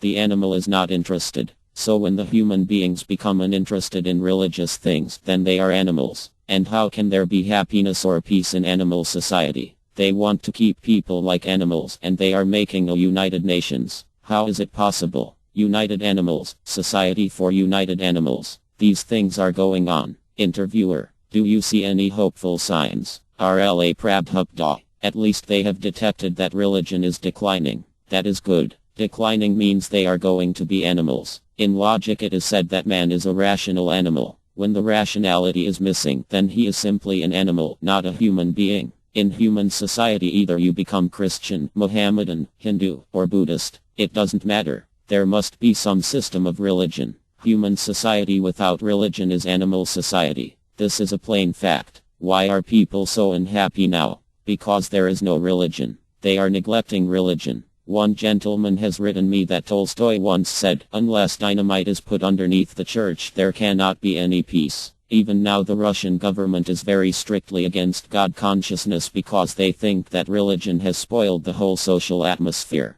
Interviewer: it seems there could be some truth in that. RLA Prabhupada. The religious system might have been misused, but that does not mean that religion should be avoided. Real religion should be taken. It does not mean that because religion has not been properly executed by the so-called priests, religion should be rejected. If my eye is giving me some trouble on account of a cataract, it does not mean that the eye should be plucked out. The cataract should be removed. That is Krishna consciousness. Interviewer: I think history shows that many people have misused religion. Isn't that a fact? RLA Prabhupada. These people have no conception of God, and they are preaching religion. What is religion? Dharma 2 Skd Bhagavat Pratam. The path of religion is directly enunciated by the Supreme Lord. They have no conception of God, they do not know what God is, and they are professing some religion. How long can it go on artificially? It will deteriorate. That has become the present condition. They have no idea of God, so how will they know what is the order of God? Religion means the order of God. For example, law means the order of the state. If there is no state, then where is the order? We have a clear conception of God, Krishna. He is giving his order, and we accept it. It is clear religion. If there is no God, no conception of God, no order of God, then where is religion? If there is no government, then where is the law? Interviewer: well, there wouldn't be any law. It would be an outlaw society. RLA Prabhupada. Outlaw. Everyone is an outlaw, manufacturing his own concocted system of religion. That is going on. Just ask, in any religious system, what is their conception of God? Can anyone tell clearly? No one can tell. But we shall immediately say, I worship Govinda, the primeval lord, who is adept in playing on his flute, whose blooming eyes are like lotus petals, whose head is bedecked with a peacock's feather, whose figure of beauty is tinged with the hue of blue clouds, and whose unique loveliness charms millions of cupids. Brahma Sahit 5.30. Immediately we can give a description of God. If there is no idea of God, then what kind of religion is that? Interviewer: I don't know. RLA Prabhupada. It is bogus. People have no conception of God, and therefore they have no understanding of religion. That is the decline, and because religion is declining, the human beings are becoming more and more like animals. Animal means that one has no memory. A dog comes when there are some eatables. I say hut, and he goes away. But again he comes, he has no memory. So when our memory of God is reducing, that means that our human qualities are reducing. In the Kali Yuga these human qualities will be reduced. That means that people are becoming like cats and dogs. Interviewer: here's the second question. The traditional charge against Vedic culture is that it is fatalistic, that it makes people slaves to the belief in predestination, and that it therefore inhibits progress. How far is this charge true? RLA Prabhupada. What is that progress? Is a dog's jumping progress? Is that progress? A dog is running here and there on four legs and you are running here and there on the four wheels of the automobile. Is that progress?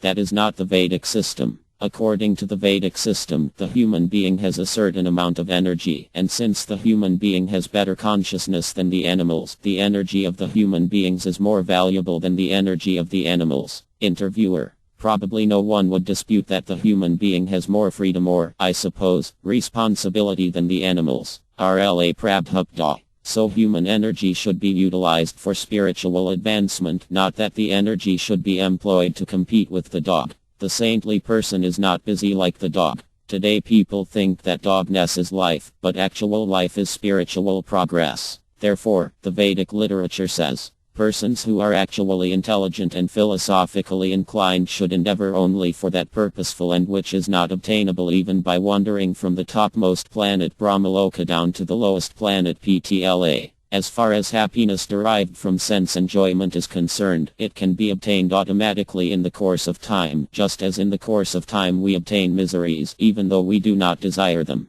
Armad Bh Gavatam 1.5. 18. Interviewer: could you explain that a little further? RLA Prabhupada. The human being should exert his energy for that thing that he did not get in many lives. In many lives the soul has been in the forms of dogs, or demigods, or cats, birds, beasts, and many others. There are 8,400,000 different types of bodies, so this transmigration of the soul is going on. The business in every case is sense gratification. Interviewer, which means, RLA Prabhupada. For example, the dog is busy for sense gratification. Where is food? Where is shelter? Where is a female? Where is defense? The man is also doing the same business in different ways. This business is going on life after life. Even a small insect is trying for the same thing. Birds, beasts, fish, everywhere the same struggle is going on. Where is food? Where is sex? Where is shelter? And how to defend? The Vedic literature says that these things we have done for many, many lives, and that if we don't get out of this struggle for existence, we will have to do them again for many, many lives. Interviewer,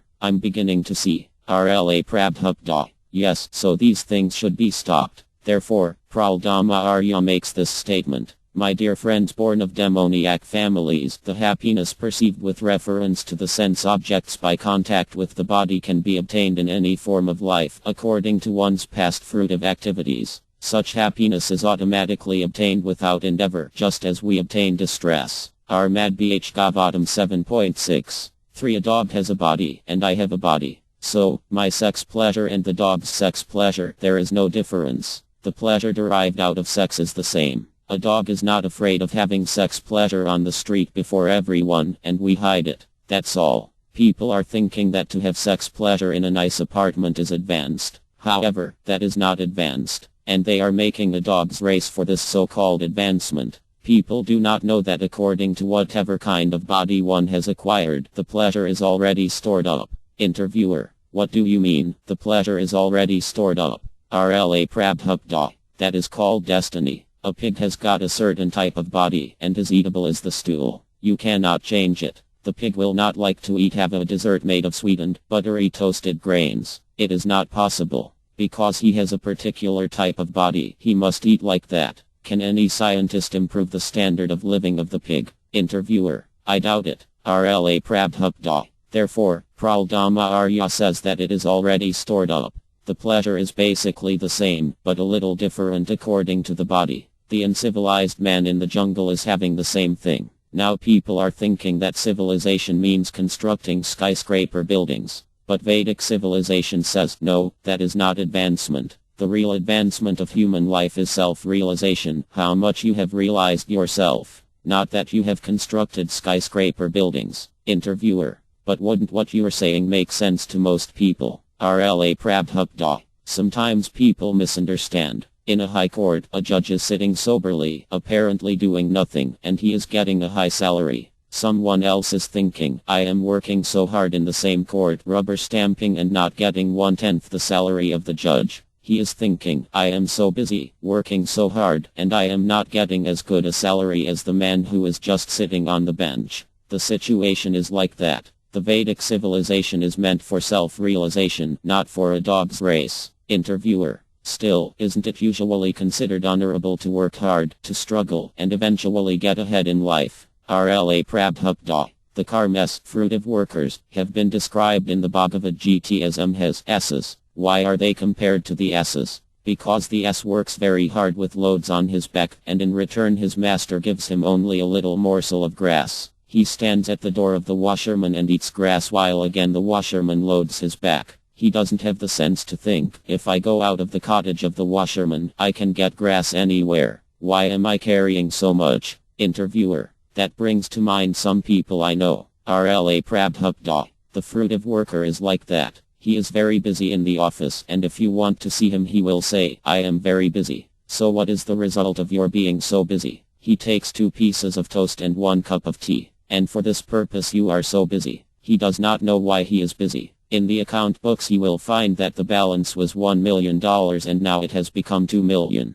He is satisfied with that, but he will take only 2 pieces of toast and 1 cup of tea, and still he will work very hard. That is what is meant by karma. S's, they work like S's, without any aim in life. But Vedic civilization is different. The accusation is not correct. People in Vedic civilization are not at all lazy. They are busy for a higher subject matter. Praldama Arya stresses that this busyness is so important that it should begin from one's very childhood. Kamrakarate Prja. One should not lose a second time. That is Vedic civilization. The SSC, these men are not working like I am, like dogs and asses, and they consider that we are escaping. Yes, escaping your fruitless endeavor. The Vedic civilization is meant for self-realization. Interviewer, could you give us more of an idea what the Vedic civilization is like? RLA Prabhupada. The Vedic civilization begins from the Varama system. In the Varama system there is this arrangement. Brahmas intellectuals, advisors, Kshatriyas administrators, Vyas merchants, farmers, brass workers, Brahmakaras celibate students, Gihastas householders, Vinaprastas retired married people, and Sannyasas renounced monks. The ultimate goal is that Krishna, the Supreme Lord, should be worshipped. So if you worship Krishna, then you fulfill all your occupational duties either as a Brahma, a Kshatriya, Vaya, Dra, Brahmakar, anything.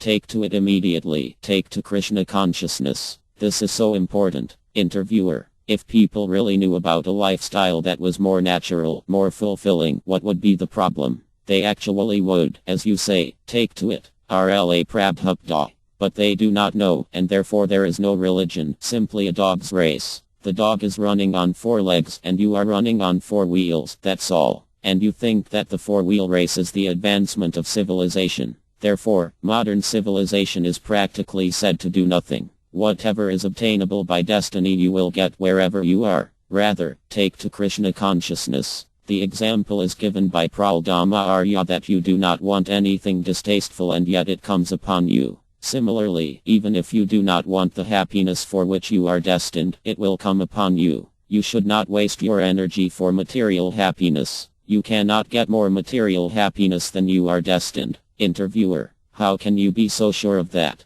RLA Prabhupada, how shall I believe it? Because you get some distressful condition, although you do not want it. For instance, President Kennedy died by the hand of his own countrymen. Who wanted it and why did it come? He was a great man, he was protected by so many, and still he was destined to be killed. Who can protect you? So if the distressful condition comes upon me by destiny, then the opposite position, happiness, will also come. Why shall I waste my time for this rectification? Let me use my energy for Krishna consciousness. That is intelligent. You cannot check your destiny. Everyone will experience a certain amount of happiness and a certain amount of distress. No one is enjoying uninterrupted happiness. That is not possible. Just as you cannot check your distress, so you cannot check your happiness. It will come automatically. So don't waste your time for these things. Rather, you should utilize your time for advancing in Krishna consciousness. Interviewer, would a Krishna conscious person not try for progress? RLA Prabhupada.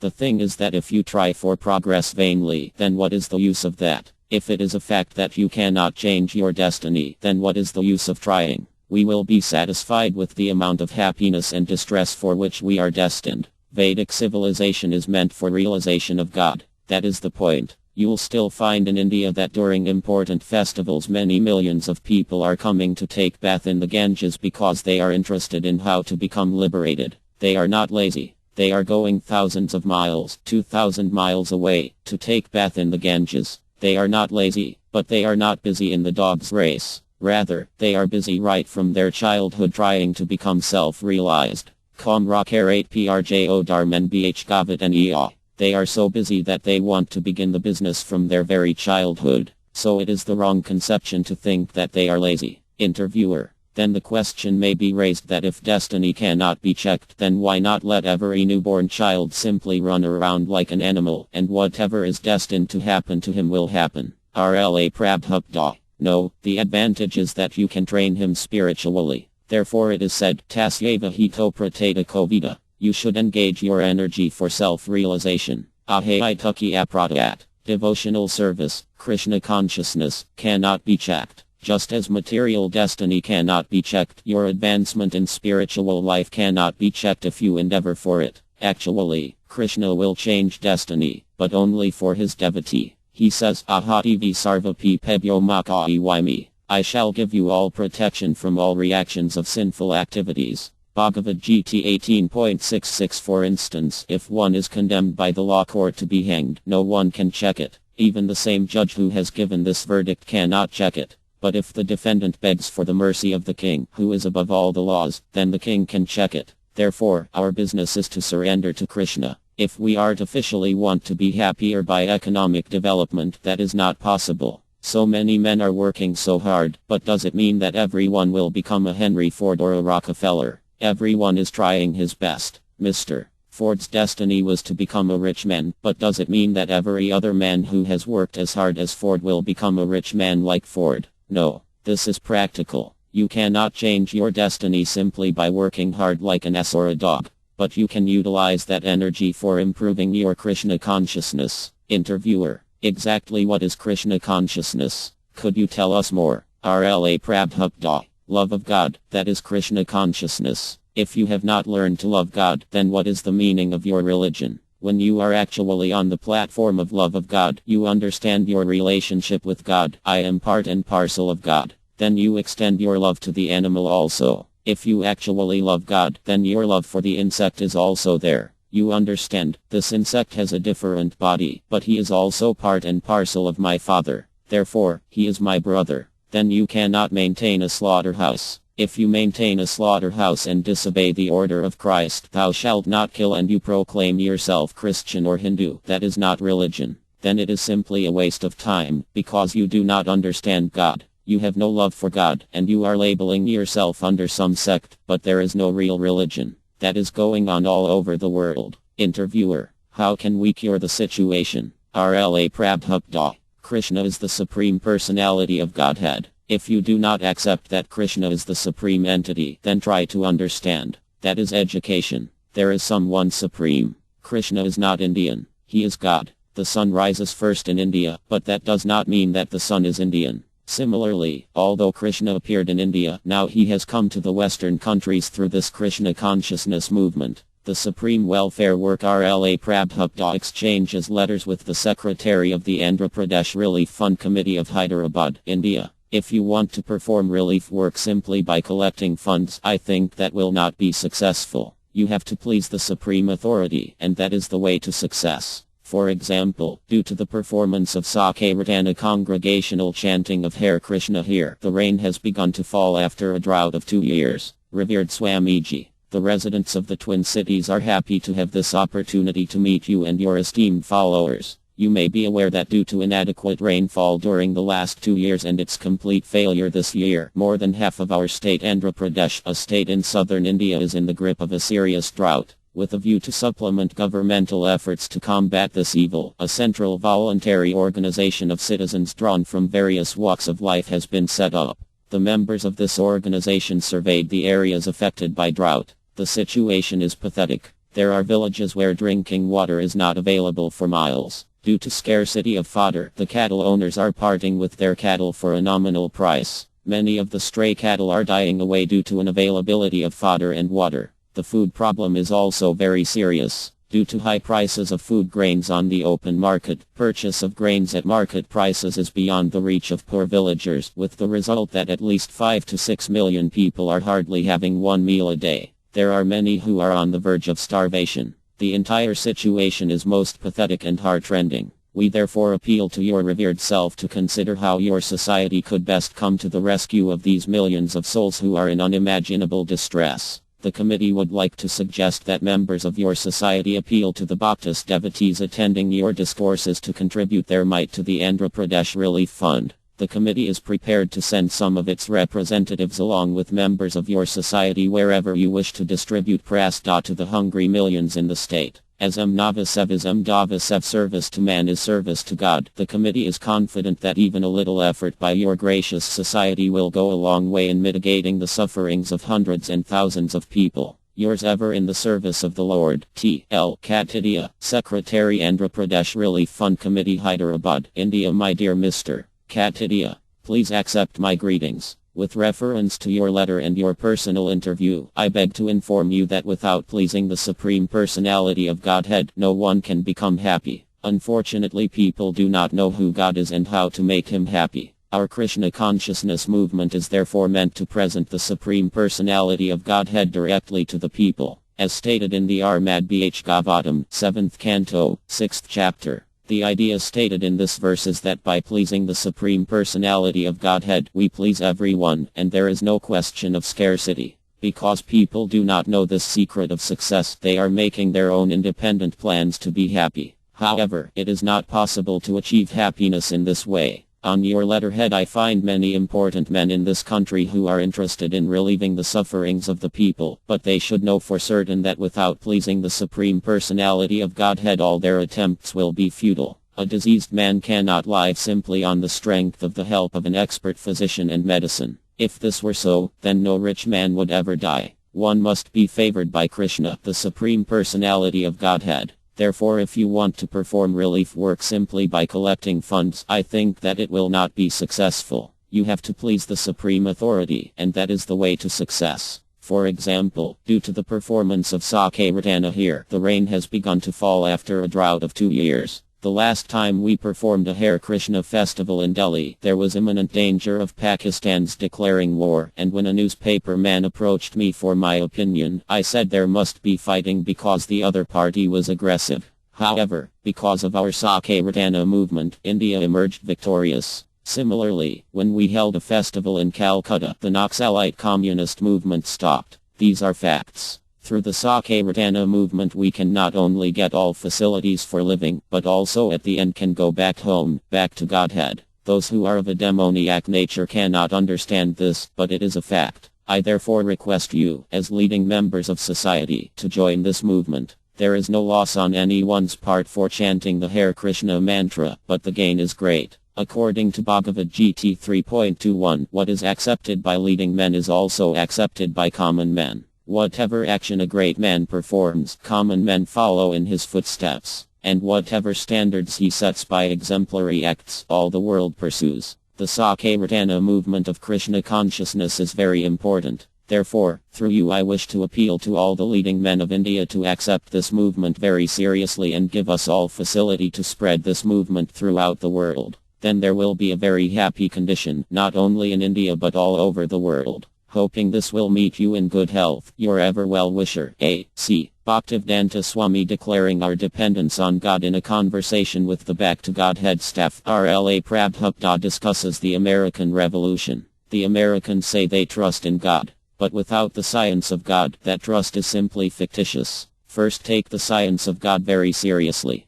then put your trust in Him. They're manufacturing their own way of governing, and that is their defect. They will never be successful. There will always be revolutions, one after another. There will be no peace. Back to Godhead. Thomas Jefferson put the basic philosophy of the American Revolution into the Declaration of Independence. The important men of the day who signed this document agreed that there are certain very obvious or self-evident truths, the first of which is that all men are created equal. By this they meant that all men are equal before the law and have an equal opportunity to be protected by the law. R.L.A. Prabhupada. Yes, in that sense men are, as you say, created equal. BDG. Another point in the Declaration of Independence is that all men are endowed by God with certain natural rights that cannot be taken away from them. These are the rights of life, liberty, and R.L.A. Prabhupada. But animals also have the right to life. Why don't animals also have the right to live? The rabbits, for instance, are living in their own way in the forest. Why does the government allow hunters to go and shoot them? BDG. They were simply talking about human beings. R.L.A. Prabhupada. Then they have no real philosophy. The narrow idea that my family or my brother is good, and that I can kill all others, is criminal. Suppose that for my family's sake I kill your father. Is that philosophy? Real philosophy is Sada Sarva Bhtnam. Friendliness to all living entities. Certainly this applies to human beings, but even if you unnecessarily kill one animal, I shall immediately protest. What nonsense are you doing? BDG. The founders of America said that another natural right is the right to liberty, or freedom. Freedom in the sense that the government doesn't have the right to tell you what kind of job you have to do. R.L.A. Prabhupada. If the government is not perfect, it should not be allowed to tell people what to do. But if the government is perfect, then it can. BDG. The third natural right they mentioned was that every human being has the right to pursue happiness. R.L.A. Prabhupada. Yes. But your standard of happiness may be different from my standard. You may like to eat meat. I hate it. How can your standard of happiness be equal to mine? BDG. So should everyone be free to try to achieve whatever standard of happiness he wants. R.L.A. Prabhupada. No, the standard of happiness should be prescribed according to the qualities of the person. You must divide the whole society into 4 groups. Those with Bharma qualities, those with Kshatriya qualities, those with Vaishya qualities, and those with Dra qualities. Everyone should have good facility to work according to his natural qualities. You cannot engage a bull in the business of a horse, nor can you engage a horse in the business of a bull. Today practically everyone is getting a college education. But what is taught at these colleges? Mostly technical knowledge, which is Dra education. Real higher education means learning Vedic wisdom. This is meant for the Bharmas alone. Dra education leads to a chaotic condition. Everyone should be tested to find out which education he is suited for. Some Dras may be given technical education, but most Dras should work on the farms. Because everyone is coming to the cities to get an education, thinking we can get more money, the agriculture is being neglected. Now there is scarcity because no one is engaged in producing nice foodstuffs. All these anomalies have been caused by bad government. It is the duty of the government to see that everyone is engaged according to his natural qualities. Then people will be happy. BTG. So if the government artificially puts all men into one class, then there can't be happiness. RLA Prabhupada. No, that is unnatural and will cause chaos. BTG. America's founding fathers didn't like classes because they'd had such bad experience with them. Before the revolution, Americans had been ruled by monarchs, but the monarchs would always become tyrannical and unjust. RLA Prabhupada. Because they weren't trained to be saintly monarchs. In Vedic civilization, boys were trained from the very beginning of life as first-class Brahmacharis celibate students. They went to the Gurukula, the school of the spiritual master, and learned self-control, cleanliness, truthfulness, and many other saintly qualities. The best of them were later fit to rule the country. The American Revolution has no special significance. The point is that when people become unhappy, they revolt. That was done in America, that was done in France, and that was done in Russia. BTG. The American revolutionaries said that if a government fails to rule the people properly, then the people have the right to dissolve that government. RLA Prabhupada. Yes, just as in Nixon's case, they pulled him down. But if they replace Nixon with another Nixon, then what is the value? They must know how to replace Nixon with a saintly leader. Because people do not have that training and that culture, they will go on electing one Nixon after another and never become happy. People can be happy. The formula for happiness is there in the Bhagavad Gita. The first thing they must know is that the land belongs to God. Why do Americans claim that the land belongs to them? When the first settlers went to America, they said, this land belongs to God. Therefore we have a right to live here. So why are they now not allowing others to settle on the land? What is their philosophy? There are so many overpopulated countries. The American government should let those people go to America and should give them facility to cultivate the land and produce grains. Why are they not doing that? They have taken others' property by force, and by force they are checking others from going there. What is the philosophy behind this? BTG. There is no philosophy. RLA Prabhupada. Roguism is their philosophy. They take the property by force and then they make a law that no one can take another's property by force. So they are thieves. They cannot restrict God's property from being occupied by God's sons. America and the other countries in the United Nations should agree that wherever there is enough land, it may be utilized by the human society for producing food. The government can say, all right, you are overpopulated. Your people can come here. We will give them land and they can produce food. We would see a wonderful result. But will they do that? No. Then what is their philosophy? Roguism. I will take the land by force and then I won't allow others to come here. BTG. One American motto is one nation under God. RLA Prabhupada. Yes, that is Krishna consciousness. There should be one nation under God and one world government under God as well. Everything belongs to God and we are all his sons. That philosophy is wanted.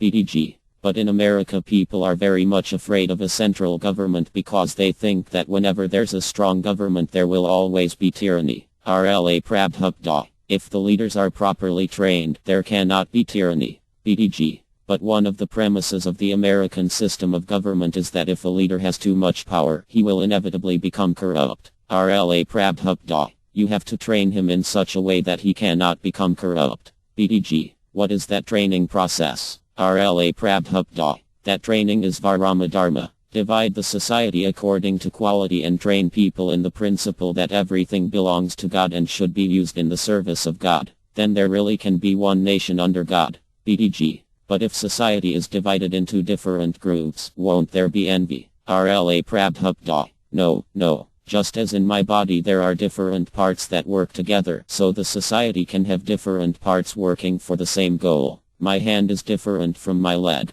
But when I tell the hand, bring a glass of water, the leg will help. The leg is required, and the hand is required. BTG. But in the Western world we have a working class and a capitalist class, and there is always warfare going on between the two. RLA Prabhupada. Yes. The capitalist class is required, and the working class is also required. BTG. But they are fighting. RLA Prabhupada. Because they are not trained. They have no common cause. The hand and the leg work differently, but the common cause is to maintain the body. So if you find out the common cause for both the capitalists and the workers, then there will be no fighting. But if you do not know the common cause, then there will always be fighting.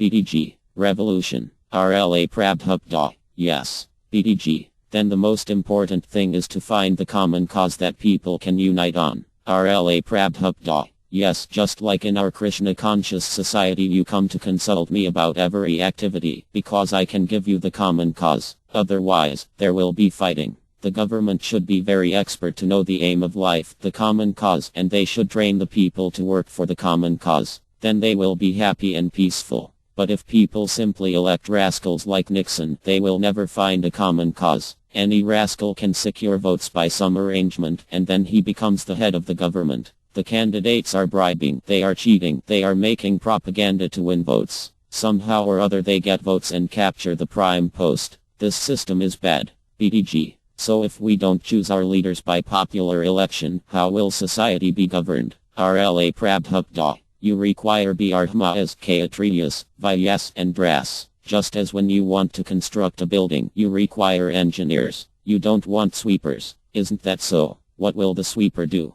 No, there must be engineers. So if you follow the division of Varama, only Kshatriyas are allowed to govern. And for the legislative assembly, the senators, only qualified Brahmas. Now the butcher is in the legislative assembly. What does he know about making laws? He is a butcher, but by winning votes he becomes a senator. At the present moment, by the principle of Vox Populi, a butcher goes to the legislature. So everything depends on training. In our Krishna-conscious society, we are actually doing that, but in the case of politics, they forget it. There cannot be just one class. That is foolishness, because we have to engage different classes of men in different activities. If we do not know the art, then we will fail, because unless there is a division of work, there will be havoc. We have discussed all the responsibilities of the king in the Armad Bhagavatam. The different classes in society should cooperate exactly as the different parts of the body do. Although each part is meant for a different purpose, they all work for one cause,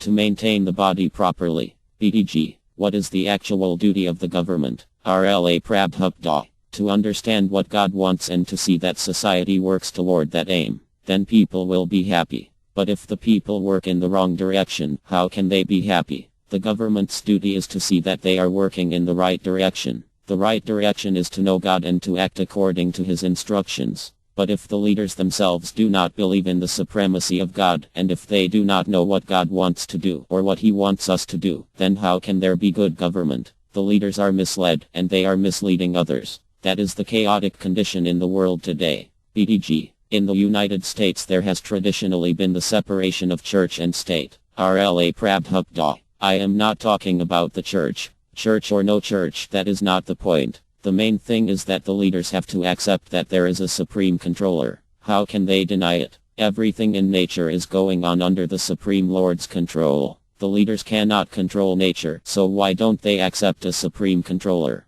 That is the defect in society. In every respect, the leaders are feeling that there must be a supreme controller, and yet they are still denying him. BTG. But suppose the government is atheistic. RLA Prabhupada. Then there cannot be good government. The Americans say they trust in God. But without the science of God, that trust is simply fictitious. First take the science of God very seriously, then put your trust in Him. They do not know what God is, but we do. We actually trust in God. They're manufacturing their own way of governing, and that is their defect. They will never be successful. They are imperfect, and if they go on manufacturing their own ways and means, they will remain imperfect. There will always be revolutions, one after another. There will be no peace. BTG. Who determines the regulative principles of religion that people should follow? RLA Prabhupada. God. God is perfect. He does that. According to the Vedic version, God is the leader of all living entities, Nityoniti and Satana Satananam. We are different from him because he is all perfect and we are not. We are very small. We have the qualities of God, but in very small quantity. Therefore we have only a little knowledge, that's all. With a little knowledge you can manufacture a 747 airplane, but you cannot manufacture a mosquito. God has created the mosquito's body, which is also an airplane. And that is the difference between God and us. We have knowledge, but it is not as perfect as God's. So the leaders of the government have to consult God. Then they will rule perfectly. BTG. Has God also devised the most perfect government? RLA Prabhupada. Oh, yes. The Kshatriyas ruled the government in Vedic times. When there was a war, the king was the first to fight. Just like your George Washington. He fought when there was a war. But what kind of president is ruling now? When there is a war, he sits very securely and telephones orders. He's not fit to be president. When there is war, the president should be the first to come forward and lead the battle. BTG. But if man is small and imperfect, how can he execute God's perfect orders for a perfect government? RLA Prabhupada. Although you may be imperfect, because you are carrying out my order, you are becoming perfect. You have accepted me as your leader, and I accept God as my leader. In this way society can be governed perfectly. BTG. So good government means first of all to accept the Supreme Being as the real ruler of the government. RLA Prabhupada. You cannot directly accept the Supreme Being. You must accept the servants of the Supreme Being, the Brahmas or Vaivas devotees of the Lord, as your guides. The government men are Kshatriyas, the second class. The Kshatriyas should take advice from the Brahmas or Vaivas and make laws accordingly. The Vaiyas should carry out the Kshatriyas orders in practice, and the Dras should work under these three orders. Then society will be perfect. The peace formula: the earth is the property of God, but we, the living entities, especially the so-called civilized human beings, are claiming God's property as our own, under both an individual and collective false conception.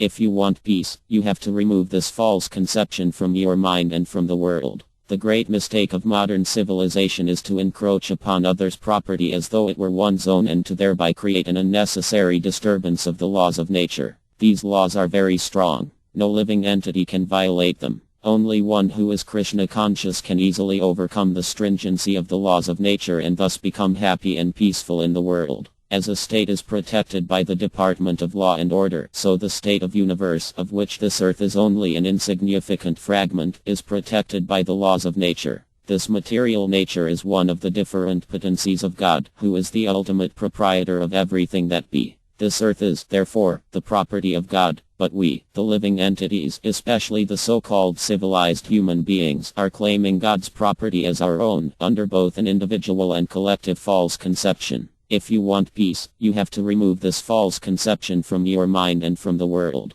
This false claim of proprietorship by the human race on earth is partly or wholly the cause of all disturbances of peace on earth. Foolish and so-called civilized men are claiming proprietary rights on the property of God because they have now become godless. You cannot be happy and peaceful in a godless society. In the Bhagavad Gita, Lord Krishna says that he is the factual enjoyer of all activities of the living entities, that he is the supreme lord of all universes, and that he is the well-wishing friend of all beings. When the people of the world know this as the formula for peace, it is then and there that peace will prevail. Therefore, if you want peace at all, you will have to change your consciousness into Krishna consciousness, both individually and collectively, by the simple process of chanting the holy name of God. This is a standard and recognized process for achieving peace in the world. We therefore recommend that everyone become Krishna conscious by chanting Hare Krishna, Krishna Krishna, Hare Arma, Arma, Hare.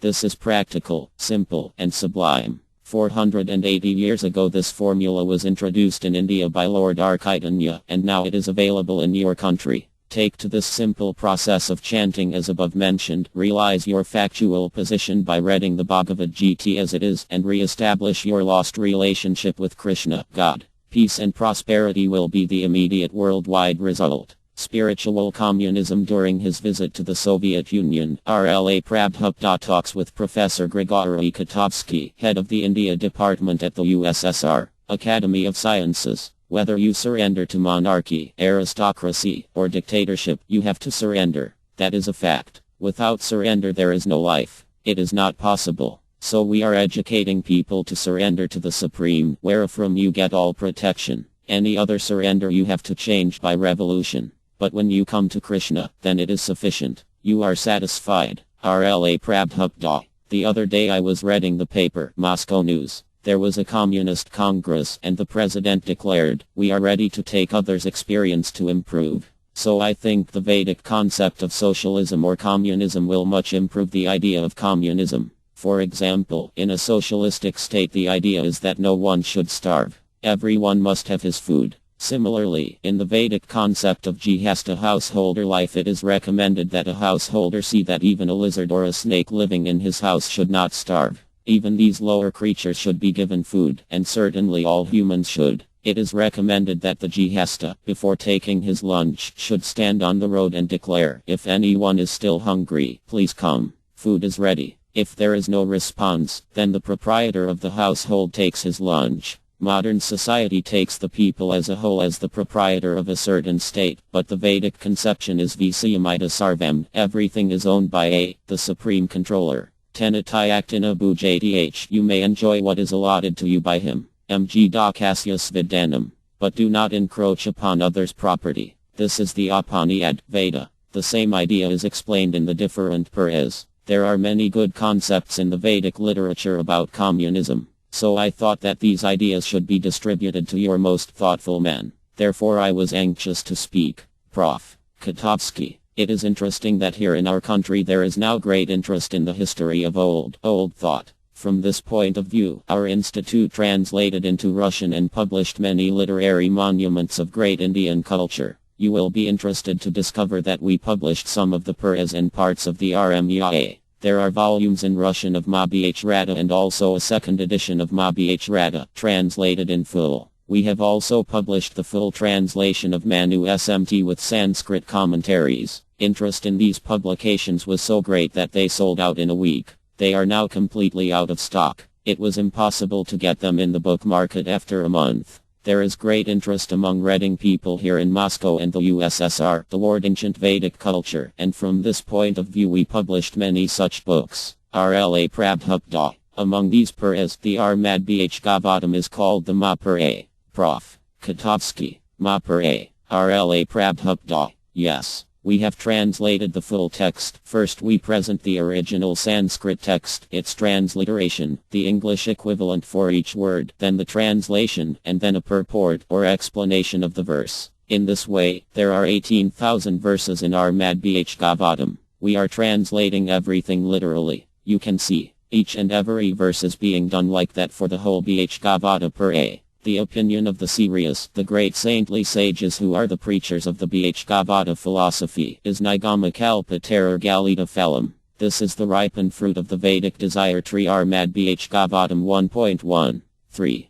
It is accepted by all the Indian scholars, and Lord Chaitanya especially preached this Bhagavatam. So we have the complete Bhagavatam in its English translation. If you want to see it, I can show you. Prof. Kotovsky. It seems to me that in the Moscow and Leningrad libraries we have nearly all the major texts of ancient Indian culture, beginning from the Vedas, the original texts in Sanskrit. For instance, in the Leningrad branch of our institute there are 6 or 8 editions of Manu Smt. This institute was founded in Imperial Russia in Leningrad, so in Leningrad we now have a branch of our institute dealing mainly with the history of Asiatic culture. You will find here an account of what is being translated and what studies are being done on the history of Indian religion and also the state of Indian religion, Hinduism, in Hindu India today. RLA Prabhupada. Hinduism is a very complex topic. Prof. Kotovsky. Oh, yes. They laugh. Really, to my understanding, it is not a religion, from the European point of view. It is a way of life, religion, philosophy, a way of life, whatever you want. RLA Prabhupada. This word Hindu is not a Sanskrit word. It was given by the Mohammedans. You know that there is a river, Indus, which in Sanskrit is called Sindhu. The Mohammedans pronounce S as H. Instead of Sindhu, they made it Hindu. So Hindu is a term that is not found in the Sanskrit dictionary, but it has come into use. But the real cultural institution is called Varama. There are 4 Varas social divisions, Brahma, Kshatriya, Vaishya, and Dra, and 4 Rama spiritual divisions, Brahmakar, Jihasta, Vinaprastha, and Sannyasa. According to the Vedic concept of life, unless people take to this system or institution of 4 Varas and 4 Ramas, actually they do not become civilized human beings. One has to take this process of 4 divisions of social orders and 4 divisions of spiritual orders. That is called Varama. India's culture is based on this age-old Vedic system. Prof. Kotovsky. Varama. RLA Prabhupada. Varama. And in the Bhagavad Gita, perhaps you have read the Bhagavad Gita. Prof. Kotovsky. Yes. RLA Prabhupada. There, in the Bhagavad Gita 4.13, is the statement Sitar Varyamayasam. This system was created by Vishnu God. So since Varama is a creation of the Supreme, it cannot be changed. It is prevalent everywhere. It is like the sun. The sun is a creation of the Supreme. The sunshine is there in America, in Russia, and in India, everywhere. Similarly, this Varama system is prevalent everywhere in some form or another. Take, for example, the Brahmas, the most intelligent class of men. They are the brains of the society. The Kshatriyas are the administrative class. Then the Vaishyas are the productive class, and the Dras are the worker class. These 4 classes of men are prevalent everywhere under different names. Because it is created by the original creator, so it is prevalent everywhere. Varama Dharma. Prof. Kotovsky. It is interesting that in the opinion of some European and old Russian scholars, this Varama system is a later creation, and if you would read the old texts of Vedic literature, you would find a much more simple and agrarian society. It is the opinion of these scholars that the Varama system was introduced in Indian society in the late age of the Vedic era but not from the beginning.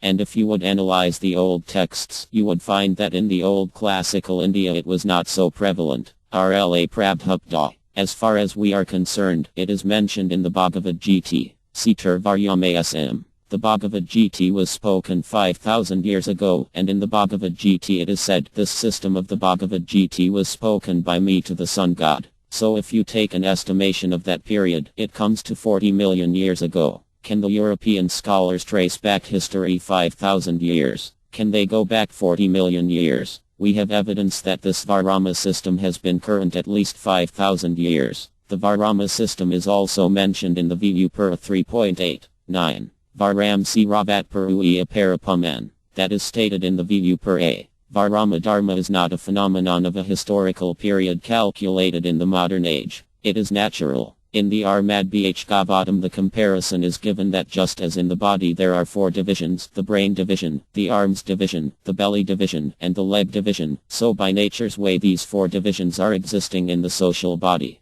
There exists a class of men who are considered the brain, a class of men who are considered the arms of the state, a class of men who are called the productive class, and so on. There is no need of tracing history. It is naturally existing from the day of creation. Prof. Kotovsky. You have said that in any society there are 4 divisions, but they are not so easy to distinguish. For instance, one can group together different social classes and professional groups into 4 divisions in any society. There is no difficulty. The only difficulty is, for instance, in the socialistic society, in our country and other socialist societies, how you can distinguish the productive group from the workers. RLA Prabhupada. For example, we belong to the intellectual class of men. This is a division. Prof. Kotovsky. Intelligent class, Brahmas. And you can also put together all the intelligentsia in that department. RLA Prabhupada. Yes. Prof. Kotovsky. And then the administrative class. RLA Prabhupada. Yes. Prof. Kotovsky. But who are the Vaishyas and Dras? That is the difficulty. Because all others are workers, factory workers, collective farm workers, and so on. So from this point of view there is a great distinction, in my opinion, between socialist society and all societies preceding socialism, because in modern Western society you can group all social and professional classes in these particular class divisions, Brahmas, Kshatriyas, Vaishyas, and Dras. Intellectuals, productive class, owners of the productive system, factory owners, for instance, and menial workers. But here you have no bias because you have administrative staffs in factories and you can call them Kshatriyas, and then there are the workers themselves, but no intermediate class. Rla Prabhupta. That is stated. Kalaudra Samdhava. In this age practically all men are dress. But if there are simply dress, the social order will be disturbed. In spite of your state of dress, the Brahma is found here, and that is necessary. If you do not divide the social order in such a way, there will be chaos. That is the scientific estimation of the Vedas. You may belong to the Dra class, but to maintain social order you have to train some of the Dras to become Brahmas. Society cannot depend on Dras, nor can you depend on the Brahmas. To fulfill the necessities of your body, there must be a brain, arms, a stomach, and legs. The legs, the brain, and the arms are all required for cooperation to fulfill the mission of the whole body. So in any society you can see that unless there are these four divisions, there will be chaos. It will not work properly. It will be and there will be disturbances. The brain must be there, but at the present moment there is a scarcity of brains. I am not talking of your state or my state. I am taking the world as a whole. Formerly the Indian administration was a monarchy. For example, Maurya Parkayat was a Kshatriya king. Just before his death, he renounced his royal order. He came to the forest to hear about self-realization. If you want to maintain the peace and prosperity of the whole world society, you must create a very intelligent class of men, a class of men expert in administration, a class of men expert in production, and a class of men to work. That is required. You cannot avoid it. That is the Vedic conception. Mukha bh rupi da jr mad bh gavatam 11.17. 13. Mukha means the face, bihu means the arms, ru means the waist, and pida the legs. Whether you take this state or that state, unless there is a smooth, systematic establishment of these four orders of life, the state or society will not run very smoothly. Prof. Kotovsky. Generally it seems to me that this whole Varama system to some extent created a natural division of labor in the ancient society. But now division of labor among people in any society is much more complicated and sophisticated. So it is very confusing to group them into four classes. Rla Prabhupta. Confusion has come to exist because in India, at a later date, the son of a Brahma, without having the Brahminical qualifications, claimed to be a Brahma, and others, out of superstition or a traditional way, accepted him as a Brahma. Therefore the Indian social order was disrupted. But in our Krishna consciousness movement we are training Brahmas everywhere, because the world needs the brain of a Brahma.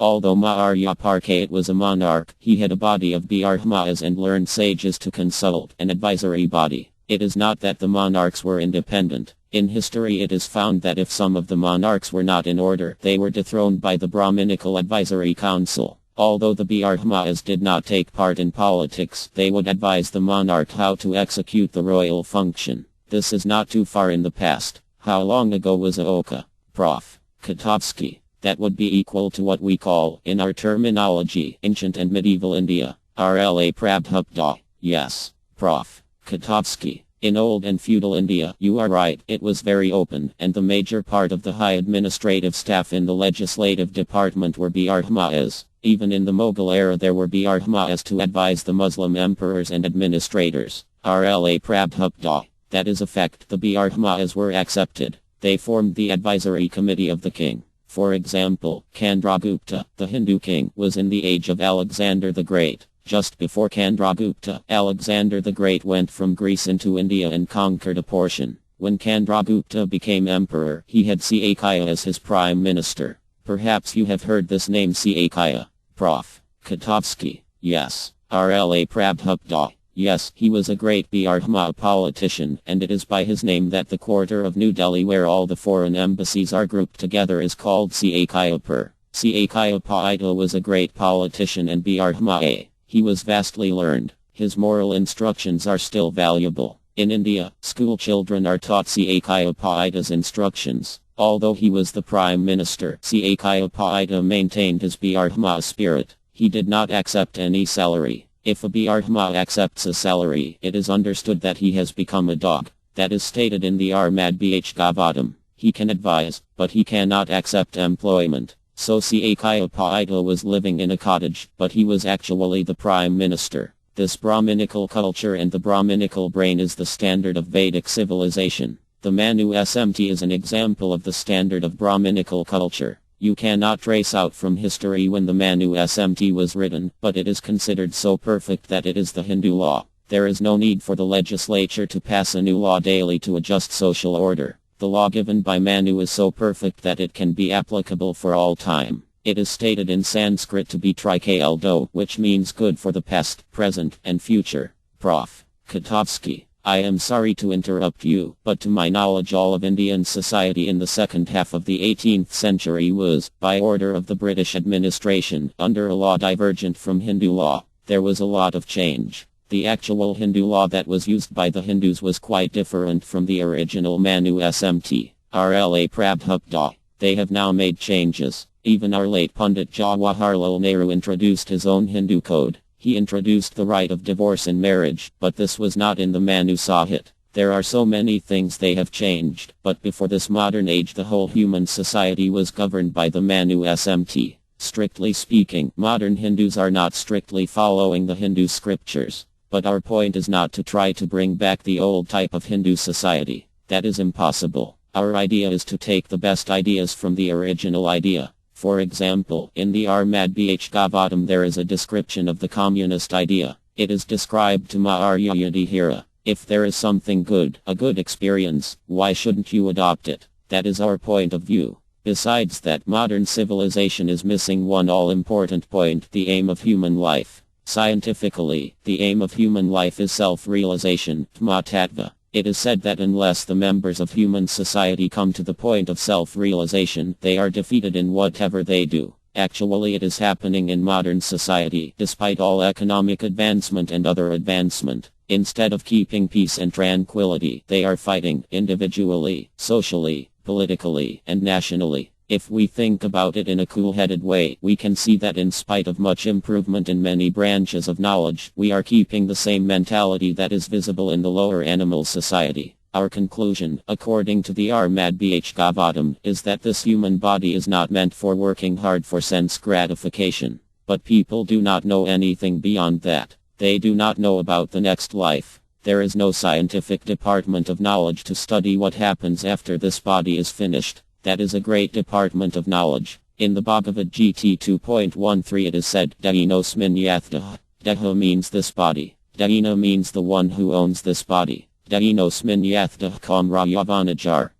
The owner of the body, is within, and the body is changing from one form to another. The child has a certain type of body that changes to another type when he is older. But the owner of the body still exists throughout. Similarly, when this body is completely changed, we accept another body. People do not understand this. We are accepting different bodies, even in this life, from babyhood to childhood to boyhood to youth. That is a fact, everyone knows it. I was a child, but that childhood body is no more. I have a different body now. What is the difficulty in understanding that when this body will be no more, then I will have to accept another body? It is a great science. Prof. Kotovsky. As you know, there are two quite opposite approaches to this problem. The approach is slightly different according to different religions, but at the same time, any religion recognizes and searches for the change of place experience or transmigration of spirit. In Christian religion, in Judaism, in RLA Prabhupada. I am not talking religions with you. I am talking science and philosophy. One religion may accept one way. That is not our concern. We are concerned with the point that if the owner of the body is permanent in spite of different changes of body, there should be no difficulty in understanding that when this body changes entirely, the owner of the body will have another body. Prof. Kotovsky. Another approach is that there is no separation. There are no two phenomena. The body and the owner of the body are the same. RLA Prabhupada. Emphatically no. Prof. Kotovsky. When the body dies, the owner also dies. RLA Prabhupada. No. But why is there no department of knowledge in the university to study this fact scientifically? That is my proposition. They are lacking. It may be as you say or it may be as I say, but there must be a department of knowledge to study this. Recently a cardiologist in Toronto, a doctor, has accepted that there is a soul. I had some correspondence with him, and he strongly believes that there is a soul.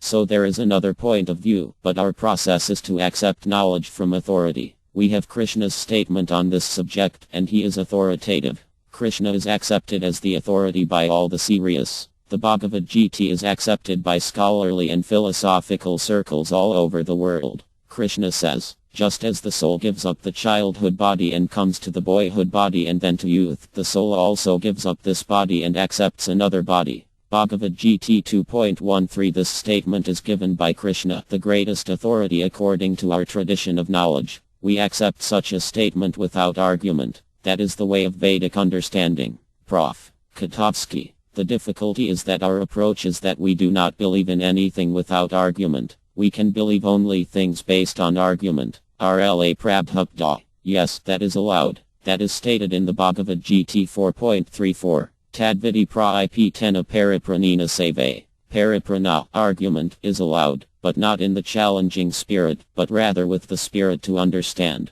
Argument is not denied. But as far as Vedic statements are concerned, they are infallible, and the scholars of the Vedas accept them in that way. For example, cow dung is the stool of an animal. Now, the Vedic statement is that as soon as you touch the stool of any animal, even if you touch your own stool, you are impure and have to purify yourself by taking a bath. According to the Hindu system, after evacuating one has to take a bath. Prof. Kotovsky. That is quite understandable hygienic knowledge. RLA Prabhupada. Yes. Prof. Kotovsky. Yes, that is right. RLA Prabhupada. But in another place it is stated that cow dung, although the stool of an animal, is pure. Even if you apply it to an impure place, that place becomes purified. This is superficially contradictory. In one place it is said that the stool of an animal is impure and as soon as you touch it you have to be purified. And in another place it says that cow dung is pure. According to our knowledge, it is contradictory, but still it is accepted by those who are followers of the Vedas. And the fact is that if you analyze cow dung, you will find that it contains all antiseptic properties.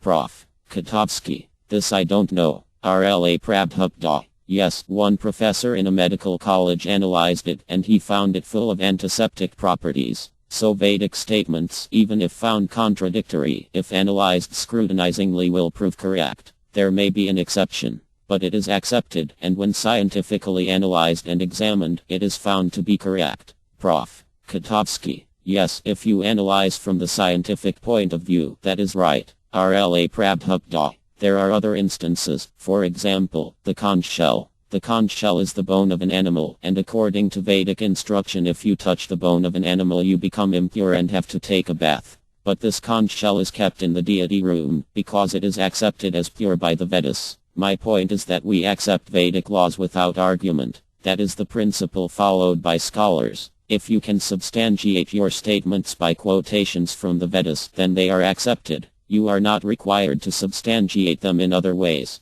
There are different kinds of pramas or evidences. Proof by Vedic quotation is called Ruti Prama. As in the legal court, if you can give statements from the law book, your statement is accepted. So all statements you give, if supported by Ruti Pramas, are accepted by scholars. I think you know the Vedas are known as Rutis. Prof. Kotovsky. Yes. RLA Prabhupada. Brahma Vimala. Any system we accept must be supported by evidences of Ruti, SMT, the Puras, and Pakartra. That which is not proved by these pramas is a disturbance. Prof. Kotovsky. Could I just say one thing? What is in the Vedas could also have been proved in a scientific way. Today, suppose there is a scientific laboratory. What is said by that lab is true. That it is true you accept without going into the propriety of it. Suppose you have a scientific workshop or institution. If this workshop or scientific institution says this is not good, the general body will take it for granted. Yes, the scientific body has said so, so it is understood. RLA Prabhupada. Similarly, Vedic authoritative statements are accepted by the serious great teachers. India is governed by the serious Ramna Siriya, Mad Siriya, Akar Siriya. They accept the Vedas and their followers accept them. The benefit is that I do not waste my time to research whether cow dung is pure or impure. Rather, because it is stated in the Vedas to be pure, I accept it. I save my time by accepting the Ruti Prama. In that way there are different statements in the Vedas for sociology and politics or anything, for Veda means knowledge. Bhagavad Gita 15.15. Prof. Kotovsky. May I put one question to you? Have you many branches of your society in the world? RLA Prabhupada. Yes, Prof. Kotovsky. Where is your main center and where are the branches of the Krishna Consciousness Society? RLA Prabhupada. Of course, I have over 65 branches. Prof. Kotovsky. 65 branches. RLA Prabhupada. Yes, and I have made my main center in Los Angeles. And now we are establishing an important center in Pur, the birthplace of Lord Chaitanya. Have you been to India? Prof. Kotovsky. 6 or 7 times. Now there is a very difficult situation in Calcutta because of the influx of refugees from Bangladesh. RLA Prabhupada. Yes, but we had our Sankirtana there for 10 days and it was very wonderful. The gathering was not less than 30,000 people daily. They were much interested in hearing our lectures since we lecture from the Bhagavatam and the Bhagavad Gita. So people are responding from every part of the world, especially the American boys and girls. They are especially interested, and England, and also Germany and France. From here I plan to go to Paris. What is the name of that place? Disciple. In Paris. Oh, Fontenay aux Roses. RLA Prabhupada. Yes, they have taken a whole house, a nice house. So our process is very simple. We ask our students to observe 4 prohibitive principles: no illicit sex, no eating of meat, fish or eggs, no gambling, and no intoxication, including cigarettes, tea, and coffee. One has to obey these 4 principles and chant the Hare Krishna mantra, and you will find how, by this process only, these boys and girls are quickly improving. The process is very simple. Besides that, we have books, volumes of books, the Bhagavatam, the Bhagavad Gita. Throughout all these years, I have written about 1,400-page books. Krishna, the Supreme Personality of Godhead in 2 parts, the Bhagavatam in 6 parts, Teachings of Lord Chaitanya, the Nectar of Devotion. So we are trying to spread this Krishna consciousness. Krishna is a historical personality, as much as Lenin is a historical personality. Just as you are trying to understand his philosophy, we are trying to understand Krishna's philosophy. Prof. Kotovsky. Are there many participants in your 65 branches? RLA Prabhupada. Oh, yes, more than 1,000 initiated, and outside there are many. The 1,000 have accepted the principles, just like these boys. RLA Prabhupada points to his 2 secretaries. Prof. Kotovsky. But does that mean that these students abstain from normal Western European universities? For instance, can a normal student from one of the various universities who is attending lectures in the normal way also be initiated and admitted to your community? RLA Prabhupada. If you want to live in our community and be initiated, we welcome you. If not, come and try to understand our philosophy. Read our books. There are so many books, magazines, questions and answers. Try to understand the philosophy. It is not that all of a sudden a student comes and becomes our disciple. He first of all comes, associates, and tries to understand. We do not canvass. He voluntarily says that he wants to be a disciple. Prof. Kotovsky. What happens if, for instance, one is not a student but a young worker or the young son of a farmer? Would he renounce his whole life and join your community in a given center? How would he maintain himself in his day-to-day life, in material life? RLA Prabhupada. As I told you, this propaganda is meant for creating Bhardhmas all over the world, because the Bhardhma element is lacking. One who seriously comes to us has to become a Bhardhma, so he should adopt the occupation of a Bhardhma and give up the occupation of a Kshatriya or Dra. But if one wants to keep his profession and also at the same time understand our movement, that is allowed. We have many professors following our movement. There is Howard Wheeler, a professor at Ohio State University. He is my disciple. He is continuing with his professorship, but almost all the money he is getting he is spending for this Krishna consciousness. Gihestas, those who are in householder life outside, are expected to contribute 50% of their income for our society, keep 25% for family, and keep 25% for personal emergencies. But Lord Chaitanya Mahaprabhu teaches that it does not matter whether one is a Gihesta householder or in the renounced order, or a Bhardhma or a Dra. Lord Chaitanya says, anyone who understands the science of Krishna becomes my spiritual master. The actual words in Bengali are Kib Vipra, Kib and Ys Drakin Naya.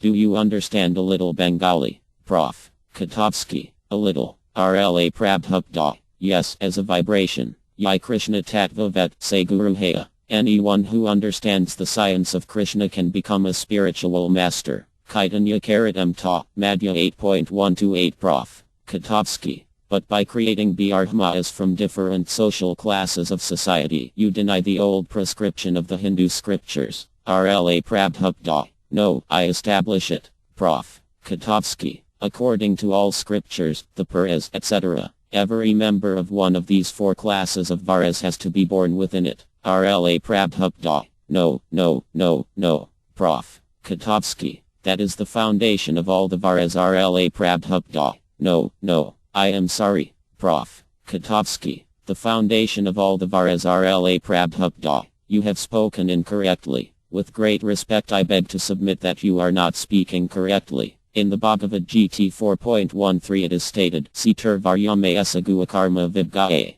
These four orders of Brahmas, Kshatriyas, Vyas, and Dras were created by me according to quality and work. There is no mention of birth. Prof. Katovsky. I agree with you that this is the addition of later Brahmas who tried to perpetuate these qualities. RLA Prabhupada. That has killed the Indian culture. Otherwise there would have been no necessity of the division of part of India into Pakistan. Not only that, but from the historical point of view this whole planet was Bhratavara, and it was controlled by one flag up to the time of Maurya Parkayat. Then it gradually separated. This is history. Lately they have separated Pakistan. So Bhratavara is now crippled into a small piece of land. Otherwise, according to Vedic scripture, this whole planet is called Bhratavara. Formerly it was named Ilvitavara. But since Emperor Bhrata ruled this planet, it is called Bhratavara. So this culture, Krishna consciousness, was always existent.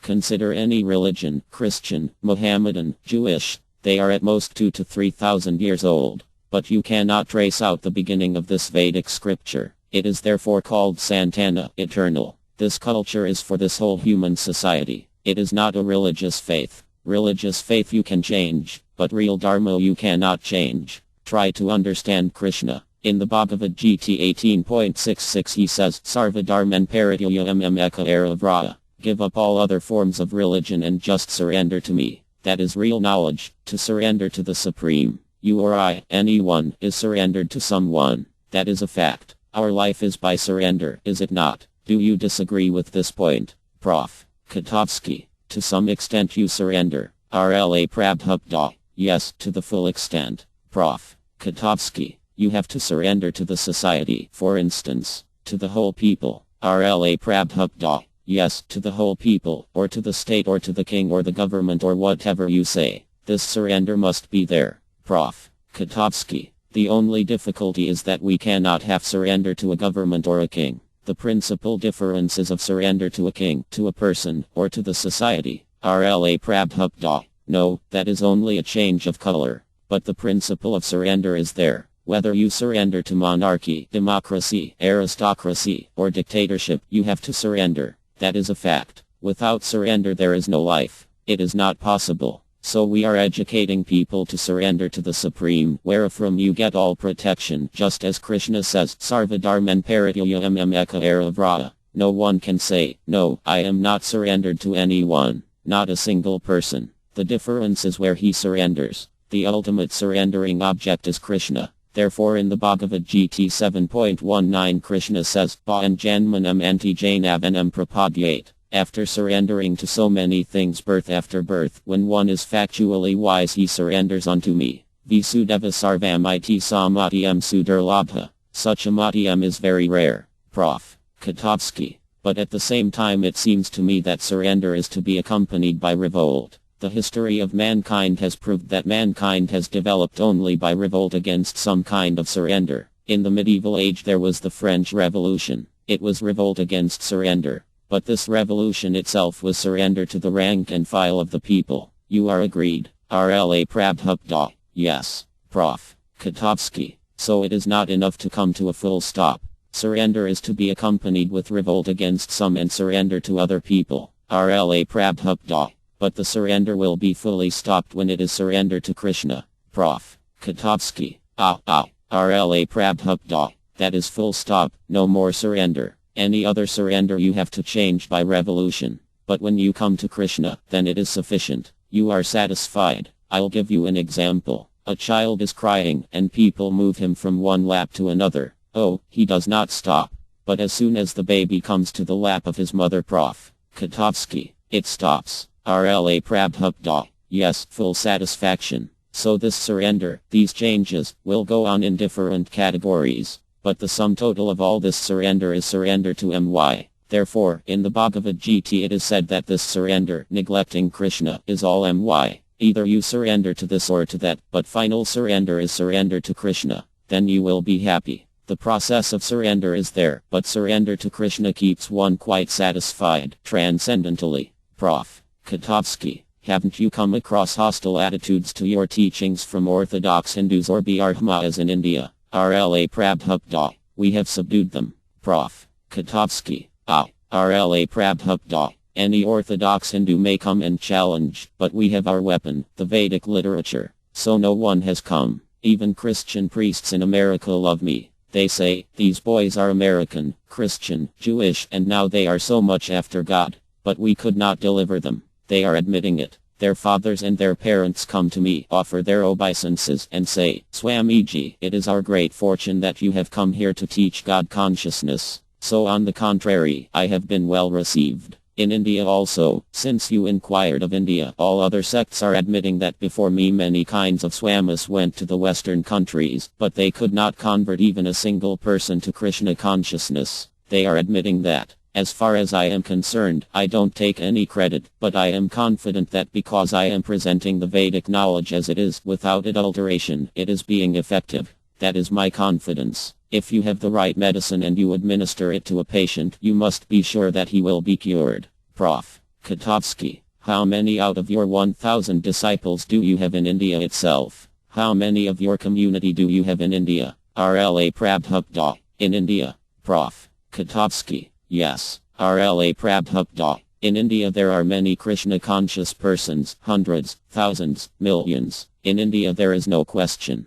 There is not a single Hindu who is not Krishna conscious. Prof. Kotovsky, yes, I understand. RLA Prabhupada, Vaishnavas. This is called the Vaishnava cult. You have been in India, so as it is commonly known, there are many millions of Vaishnavas. For example, this gentleman, an Indian gentleman present, is the commander of Air India Airlines. He is not my disciple, but he is a Vaishnava, Krishna conscious. Similarly, in India there are millions of Krishna conscious persons. There are even Mohammedans who are Krishna conscious. At Gorakhpur University there is a Mohammedan professor who is a great devotee of Lord Krishna. So this is natural. It is said in the Chaitanya Charitamrita that Krishna consciousness is everywhere, in everyone's heart. It simply has to be awakened by this process. That is all. It is there in your heart also. It is not that it is foreign to you. In everyone's heart there is Krishna consciousness. By this process we have to awaken it. It is just like the way the sun rises. It is not that all of a sudden the sun comes from nowhere. It is there, but it rises in the morning. Similarly, this Krishna consciousness is everywhere, but some way or another it is now covered. By this process it is reawakened and aroused by association. Prof. Kotovsky, you came yesterday to Moscow. Have you seen something here in Moscow? RLA Prabhupada, no, I am not very much interested in sightseeing. Prof. Kotovsky, but in any case, just to stay in an old-style hotel is not interesting, not many people to see. And you are leaving the day after tomorrow. RLA Prabhupada, that is my program. Prof. Kotovsky, you are leaving for the United States or for Europe? RLA Prabhupada, yes, for Europe. Paris. And we have two very big ceremonies in London and San Francisco. They are making arrangements for the Ratha YTR Car Festival. This car festival is observed in Jagannathapur. You have been to Jagannathapur? Prof. Kotovsky, yes, the car festival has been held from immemorial times. A very old tradition. Huge cars. RLA Prabhupada, yes, and it has now been introduced in the Western countries in London and San Francisco, and gradually maybe we will introduce it in other countries also. Prof. Kotovsky, in London there is a large Indian community. RLA Prabhupada, no, this is organized by the Englishmen and Americans. The Indian communities in London and San Francisco are trying to become, you know the word, Sahib. Prof. Kotovsky, laughs. Westernized.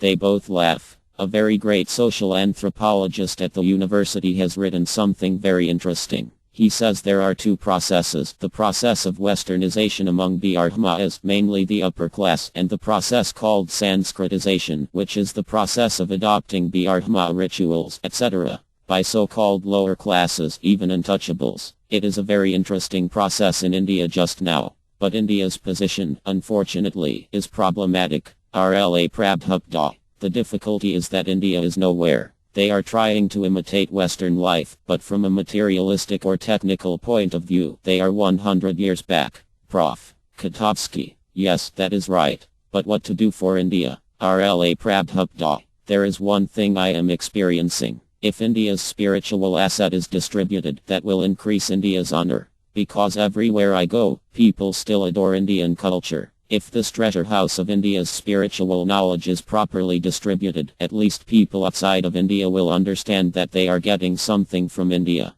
Prof. Katovsky. Of course, you're right. The Indian cultural heritage is to be made known everywhere. But at the same time, in what way would this benefit the Indian masses themselves? They are sitting in India, and they have nothing to gain from the spreading of the Indian cultural heritage all over the world. Indian villages have to have fertilizers, tractors, etc. RLA Prabhupada. Yes, we do not object to that. Prof. Katovsky. Yes, I don't think you can object, but at the same time, something has to be done in India. One may call it westernization, but this introduction to an industrial technological revolution is needed in all fields of Indian life: agriculture, industry, etc. RLA Prabhupada. Arjuna, before understanding the Bhagavad Gita, was a fighter, and after understanding the Bhagavad Gita he remained a fighter. So we don't want to change the position. For example, you are a respectable professor, a teacher. We don't say that you must change your position.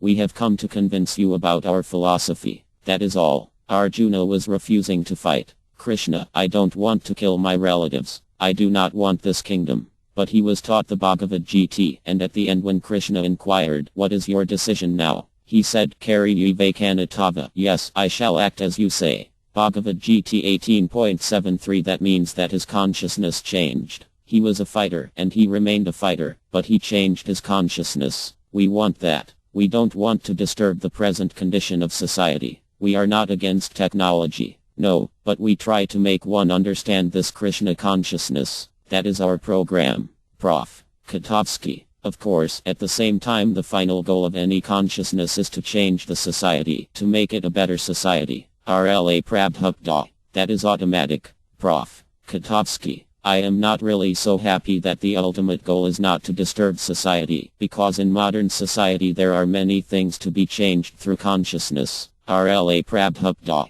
That preliminary change is to follow rules and regulations of austerity. For example, don't take intoxicants. Prof. Katovsky. No indulging in intoxicants, simplicity, etc. RLA Prabhupada. So if one takes to this process, Prof. Katovsky, then the others will come automatically. RLA Prabhupada. One's whole life will change, because these four things: illicit sex life, intoxicants, meat eating, and gambling, are very great impediments to social improvement. Prof. Katovsky. That will automatically make life simpler, because a person who does not indulge in illicit sex, intoxicants, and such other things has to lead a comparatively simple life. RLA Prabhupada. The other day I was speaking in Bombay with a respectable gentleman. I was telling him that Krishna says, even those who are low-born Pipayana, STR, Vyas, and dress are also included by accepting me. By accepting my shelter they are also elevated to the transcendental position. Bhagavad Gita 9.32. Now why have the higher classes of Hindu society neglected this injunction of the Bhagavad Gita? Suppose one is Pipayana, low-born. Krishna says that he can be elevated to the transcendental position if he accepts me. Why wasn't this message propagated by the higher class of people so that the so-called low-born could be elevated? Why did they reject them? The result was that instead of accepting the Mohammedans, the Indians rejected them, and now they are partitioned off. They have become eternal enemies of India. So for the first time we are trying to elevate persons to the higher position of Krishna consciousness, even if one is low-born. Because the soul is pure. In the Vedas it is said that the soul is untouched by any material contamination. It is simply temporarily covered. This covering should be removed. Then one becomes pure. That is the mission of human life, to uncover ourselves from this material environment, come to spiritual understanding, and surrender to Krishna. Then life is perfect. The tiny world of modern science. During a morning walk in April of 1973 at Venice Beach, Los Angeles, RLA Prabhupada discusses modern science and its high priests. They claim to have millions of dollars worth of knowledge, but if you ask them a question, they simply give you a post-dated check. Why should we accept it? They cannot even produce a spear of grass through their biological or chemical experiments. Nonetheless, they are claiming that the creation is produced by some chemical or biological method. Why does no one question all this nonsense? RLA Prabhupada. The whole world of science and technology is running on the false idea that life is born from matter. We cannot allow this nonsensical theory to go unchallenged. Life does not come from matter. Matter is generated from life. This is not theory, it is fact. Science is based on an incorrect theory. Therefore all its calculations and conclusions are wrong, and people are suffering because of this. When all these mistaken modern scientific theories are corrected, people will become happy. So we must challenge the scientists and defeat them. Otherwise they will mislead the entire society. Matter changes in 6 phases: birth, growth, maintenance, production of byproducts, dwindling, and death. But the life within matter, the spirit soul, is eternal. It goes through no such changes. Life appears to be developing and decaying, but actually it is simply passing through each of these 6 phases until the material body can no longer be maintained. Then the old body dies and the soul enters a new body. When our clothing is old and worn, we change it. Similarly, one day our bodies become old and useless and we pass on to a new body. As Krishna says in the Bhagavad Gita 2.13, Dainosmin yathahkam rayavanajartath dentaraprti. As the embodied soul continuously passes in this body, from boyhood to youth to old age, the soul similarly passes into another body at death. And a little later 2.18, Antavantaim denityasyoktariye. This means that only the material body of the indestructible and eternal entity is subject to destruction. This material body is perishable, but the life within the body is nitya, eternal. According to the Vedas, the measurement of the soul within the body is 1/10,000th part of the tip of a hair. This is very small. In fact, it is atomic. Yet because of that atomic spiritual energy, my body is working. Is it so difficult to understand? Suppose a man thinks himself very stout and strong. Why is he stout and strong? Only because within his body is a small spiritual spark. But as soon as the spiritual spark is gone, his body dies and his strength and vigor become void. If scientists say that matter is the cause and origin of life, then let them bring just one dead man back to life by injecting him with chemicals. But this they cannot do. Dr. Singh. Since scientists cannot see the spirit soul, they say its existence is very doubtful. RLA Prabhupada. How can they see it? It is too small to see. Where is such seeing power? Dr. Singh. Still, they want to sense it by some means. RLA Prabhupada. If you inject just 1 grain of deadly poison into someone, he immediately dies. No one can see the poison or how it acts. But the poison is acting nevertheless. In the same way, the Vedas say that because the minute particle called the soul is within the body, the whole body is working nicely. If I pinch myself, I immediately feel it, because I am conscious all over my skin. But as soon as the soul is absent, which is the case when my body dies, you can take this same skin and cut it and chop it, and no one will protest. Why is this simple thing so hard to understand? Is this not detecting spirit? Dr. Singh. That is the soul. But what about God? RLA Prabhupada. First of all, let us understand the soul. The soul is a small God. If you understand the sample, then you can understand the whole. Now here is matter. RLA Prabhupada points at a dead tree with his cane. Formerly leaves and twigs were growing from this tree. Why are they not growing now? Can the scientists answer this question? Karntaradisa. They would say the chemical composition has changed. RLA Prabhupada. Alright, then if they are so advanced in knowledge of chemistry, they must supply the proper chemicals to make branches and leaves grow again.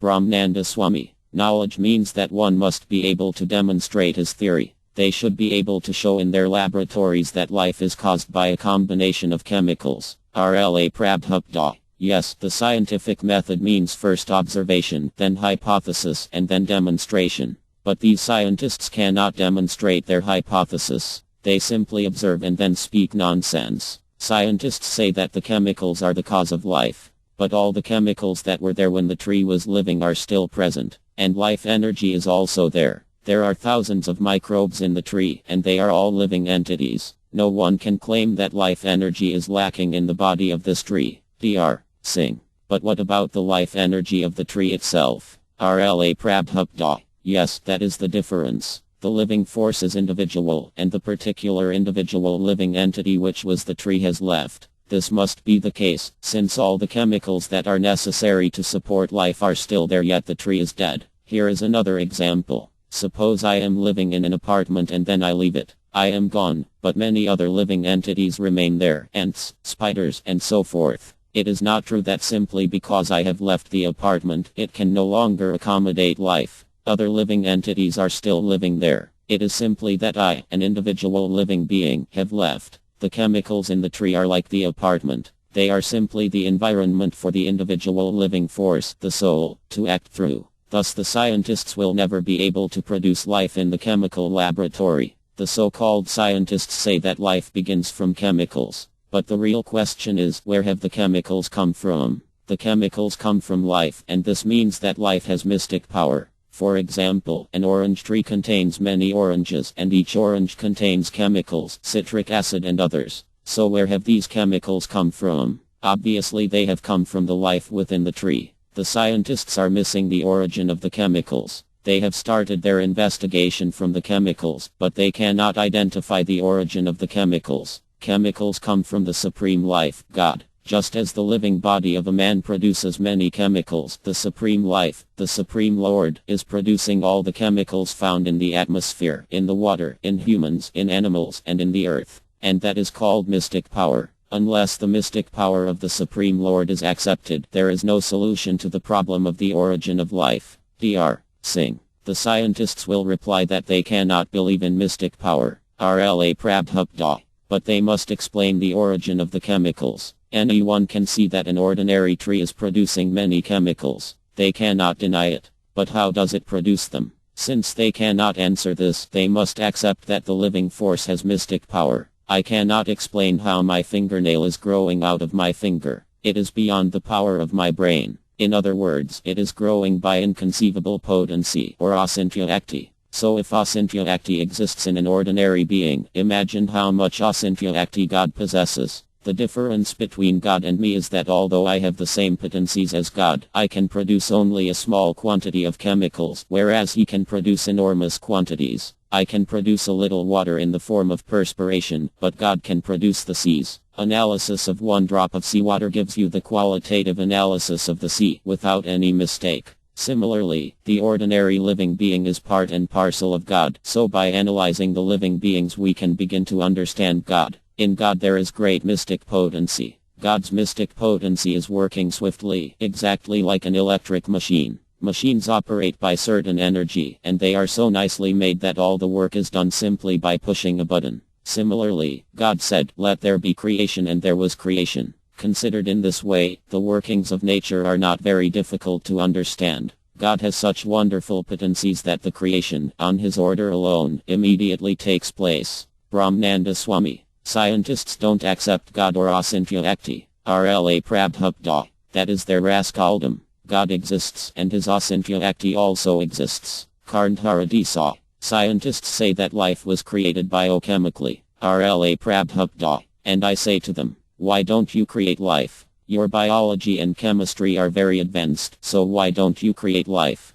Karnharadisa. They say they will create life in the future. RLA Prabhupada. When in the future? If the scientists know the creative process, why can't they create life now? If life has a biochemical origin, and if biologists and chemists are so advanced, then why can't they create life in their laboratories? When this crucial point is raised, they say, we shall do it in the future. Why in the future? That is nonsense. Trust no future, however pleasant. What is the meaning of their advancement? They are talking nonsense. Karnharadisa. They say that they are right on the verge of creating life. RLA Prabhupada. But that is also the future, in a different way. They must accept that they still do not know the truth about the origin of life. Since they are expecting to be able to create life in the future, presently their knowledge must be imperfect. Their proposal is something like giving someone a post-dated check. Suppose I owe you $10,000 and I say, yes, I will pay you the entire sum with this post-dated check. Is that alright?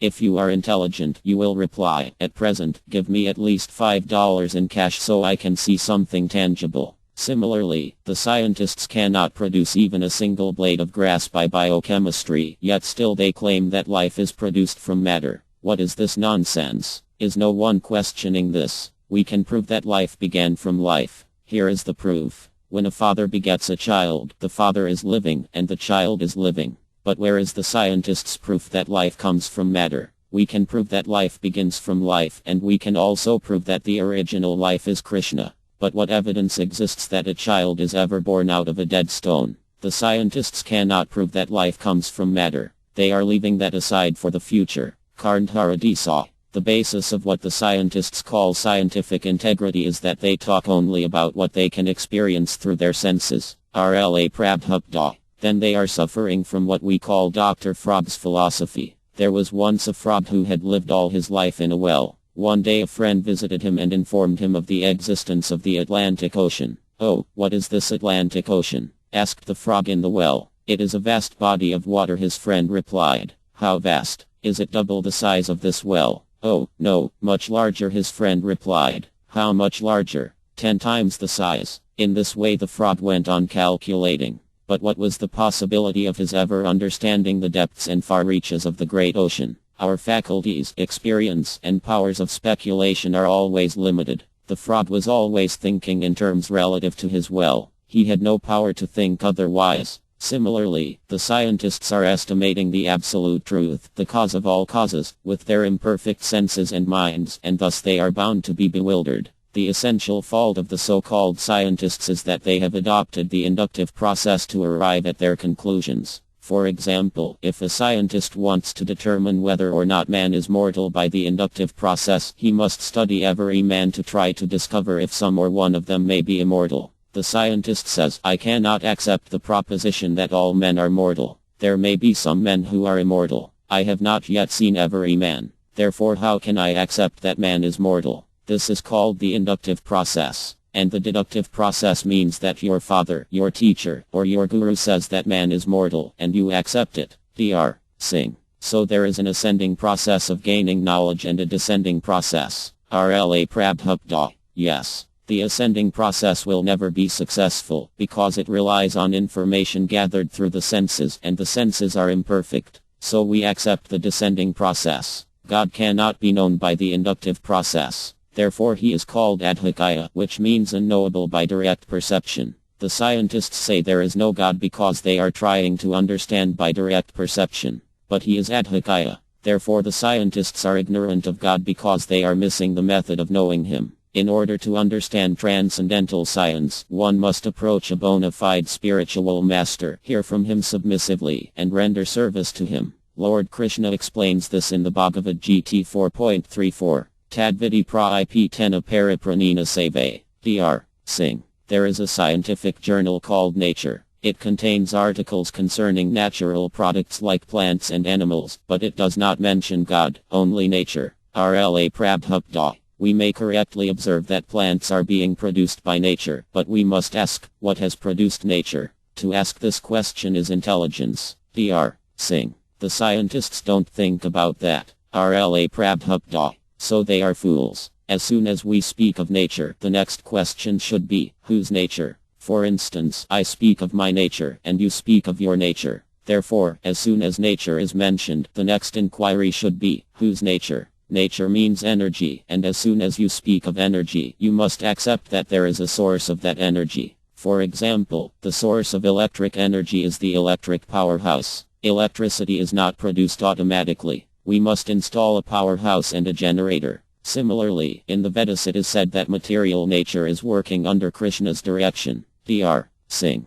So do you mean to say that science has started from an intermediate point, not from the original point? RLA Prabhupada. Yes, that is it exactly. They are ignorant of the origin. The scientists start from one point, but where does that point come from? That they do not know, in spite of vast research. One has to accept that the original source is God, who is full of all mystic powers and from whom everything emanates. He himself says in the Bhagavad Gita 10.8, Aha sarvasya prabhavo mata sarva pravartate. I am the source of all spiritual and material worlds. Everything emanates from me. Our conclusions are not based on blind faith. They are most scientific. Matter comes from life. In life, in the origin, there are unlimited material resources. That is the great mystery of creation. Modern scientific research is just like Eskaya philosophy, which analyzes material elements. Eskaya means to count. We are also Eskaya philosophers to some extent, because we count and analyze the material elements. This is land, this is water, this is air, this is sunshine, this is fire. Furthermore, I can count my mind, my intelligence, and my ego. Beyond my ego, however, I cannot count. But Krishna says that there is existence beyond the ego, and that existence is the living force, the spirit soul. This is what the scientists do not know. They think that life is merely a combination of material elements, but Krishna denies this in the Bhagavad Gita 7.5. Aparamitasti vni prakti vidimi param. Besides this inferior nature, there is a superior energy of mind. The inferior energy is the material elements, and the superior energy is the living entity. Earth, water, fire, air, ether, mind, intelligence, and false ego. Altogether these 8 comprise my separated material energies. Bhagavad Gita 7.4. Krishna explains here in the Bhagavad Gita that Vayu, gas, comes from him, and that finer than the gases is chem, ether. Finer than ether is the mind, finer than the mind is intelligence, and finer than the intelligence is the soul. But the scientists do not know this. They can perceive only gross things. They mention Vayu, but where does the Vayu come from? Where does the gas come from? Dr. Singh. That they cannot answer. RLA Prabhupada. But we can answer. We have the knowledge that gas comes from chem or ether, and ether comes from mind comes from intelligence, and intelligence comes from Krishna's superior energy, the spirit soul. Dr. Singh. Are both inferior and superior energies studied in Eskaya philosophy? RLA Prabhupada. No. Eskaya philosophers do not know of superior energy. They simply analyze the material elements just as the scientists do. Neither the scientists nor the Eskaya philosophers know anything of the spirit soul. They are simply analyzing Krishna's material energy. Dr. Singh. They are analyzing the creative material elements. RLA Prabhupada. Material elements are not creative. The soul is creative. No one can create life with only matter, and matter cannot create itself. You, a living entity, can mix hydrogen and oxygen to create water, but matter itself has no creative energy. If you place a bottle of hydrogen near a bottle of oxygen, will they automatically combine without your help? Dr. Singh. No, they must be mixed. RLA Prabhupada. Yes, the superior energy, the living entity, is required. Oxygen and hydrogen are inferior energy, but when the superior energy mixes them, then they can become water. Inferior energy has no power unless superior energy is involved. This sea indicating the Pacific Ocean is calm and quiet. But when superior force, air, pushes it, high waves are created. The sea has no power without the superior force. Similarly, there is another force superior to the air, and another, until we arrive at Krishna, the most superior force. This is real research. Suppose a railroad train is just starting to move. The engine pushes one car, which pushes another, and so on, until the entire train is moving. And the whole motion originates with the engineer, a living entity. Similarly, in the cosmic creation, Krishna gives the first push, and then, by means of many successive pushes, the entire cosmic manifestation comes into being. This is explained in the Bhagavad Gita 9.10. Madhyakya prakti asyat sakar karam. This material nature is working under my direction, O son of Kunt, and is producing all moving and unmoving beings. And a little later, all species of life are made possible by birth in material nature, and I am the seed-giving father. Bhagavad Gita 14.4. For example, if we sow a banyan seed, a huge tree eventually grows up and produces millions of new seeds. Each of these seeds, in turn, produces another tree with millions of new seeds, and so on. So Krishna is the original seed-giving father. Unfortunately, the scientists only observe the immediate cause. They do not perceive the remote cause. There are two causes, the immediate cause and the remote cause. Krishna is described in the Vedas as Sarva Karaim, the cause of all causes. If you understand the cause of all causes, then you understand everything. Kasminu Bhagavo Viti Sarvamita Vita Bhavati. If you know the original cause, the later, subordinate causes are automatically known. Although the scientists are searching after the original cause, when the Vedas, which contain perfect knowledge, give the original cause, they won't accept. They keep to their partial, imperfect knowledge. Dr. Singh. Scientists are worried about energy sources, and now they are working to utilize solar energy for cooking, lighting, and various other purposes. They are hoping that when they exhaust all other energy sources, they will be able to use solar energy. RLA Prabhupada. This is not a very new theory. Everyone knows that because the roots of trees store the sun's energy, it is possible to get fire from a tree. These scientists are tiny creatures, but they are very proud. We don't give them credit, because they are simply stating what everyone knows. As soon as you cut a tree, you cannot get fire from it. It has to be dried in the sun.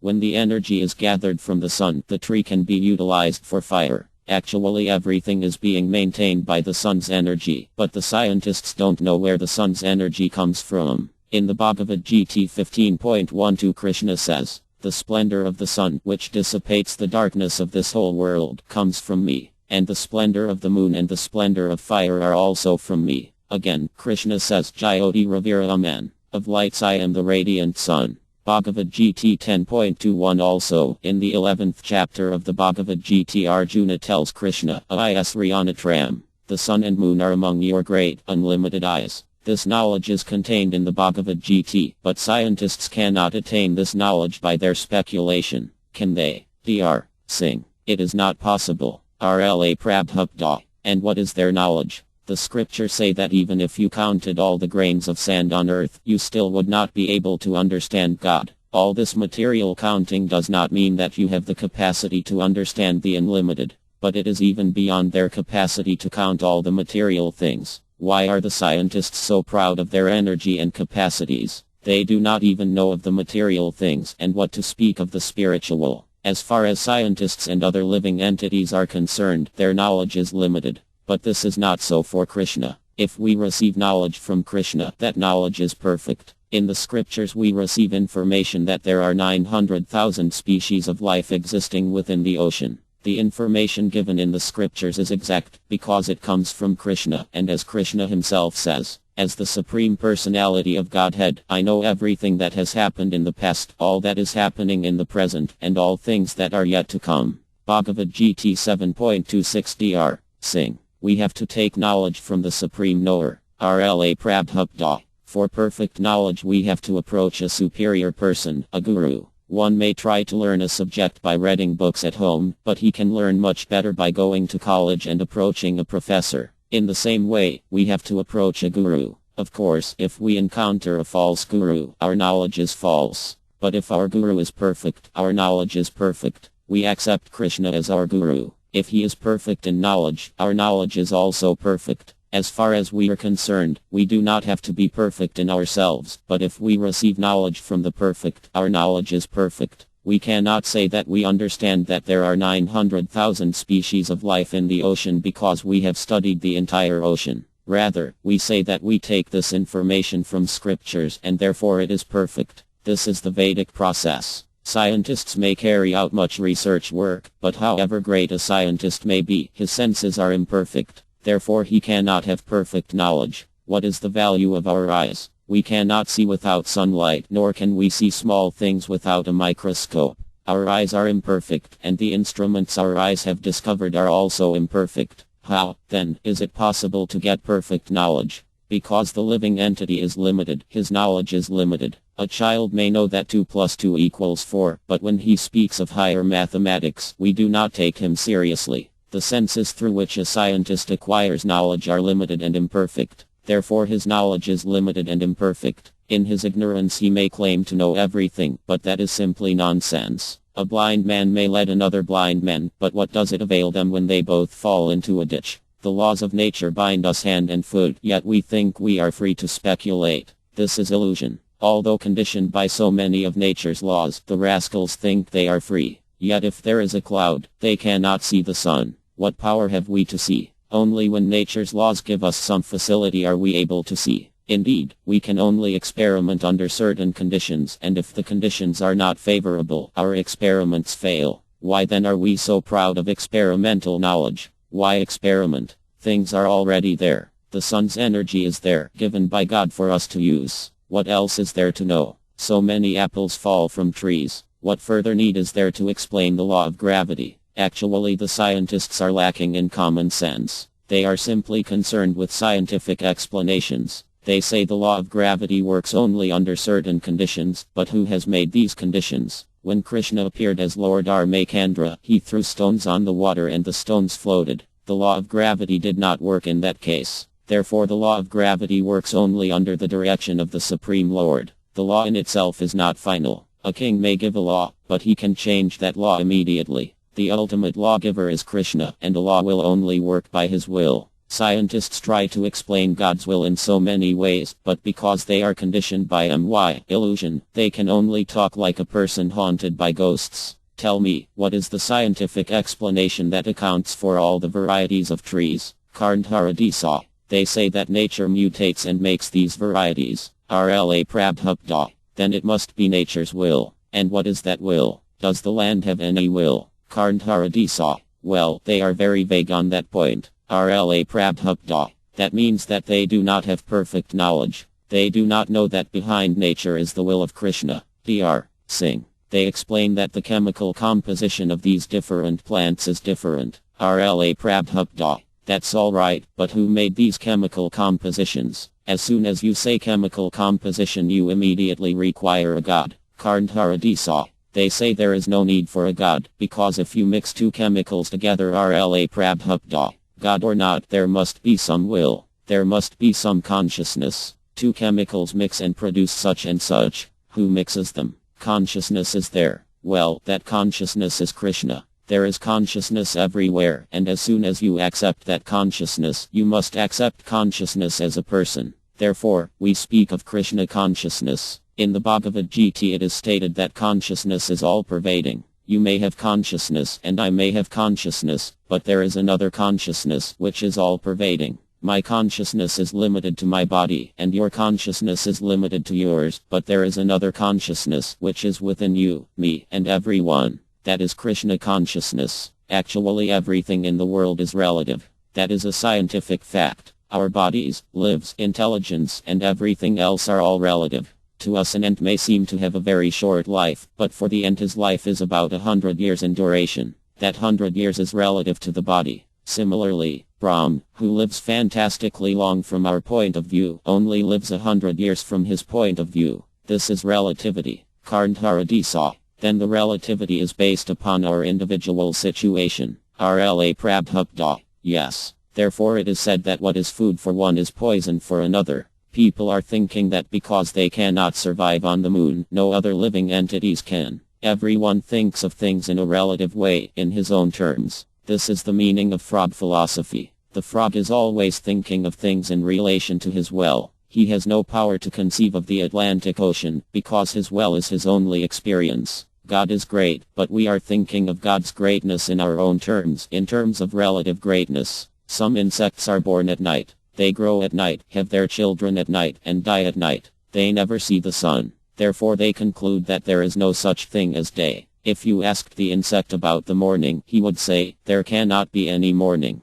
Similarly, when people hear of Brahm's long duration of life from the scriptures, they do not believe it. They say, how can anyone live for such a long time? In the Bhagavad Gita 8.17 Krishna states, by human calculation, 1,000 ages taken together is the duration of Brahm's one day, and such also is the duration of his night. Thus Brahm, by these calculations, lives for so many millions and trillions of years. We cannot believe this, although evidence is given in the scriptures. In other words, we conclude that Krishna talks nonsensically, while we speak as authorities. Even great scholars say that these scriptural statements are all mental speculations. Although these men are nothing but rascals, they pass for reputable scholars. They place themselves above God's position by attempting to refute or deny the statements of God in the revealed scriptures. In this way so many fools in the guise of scholars, scientists, and philosophers are misguiding the whole world. Dr. Singh. Of course, so much is being written about Darwin's theory. In any library there are hundreds of books on his theories. RLA Prabhupada.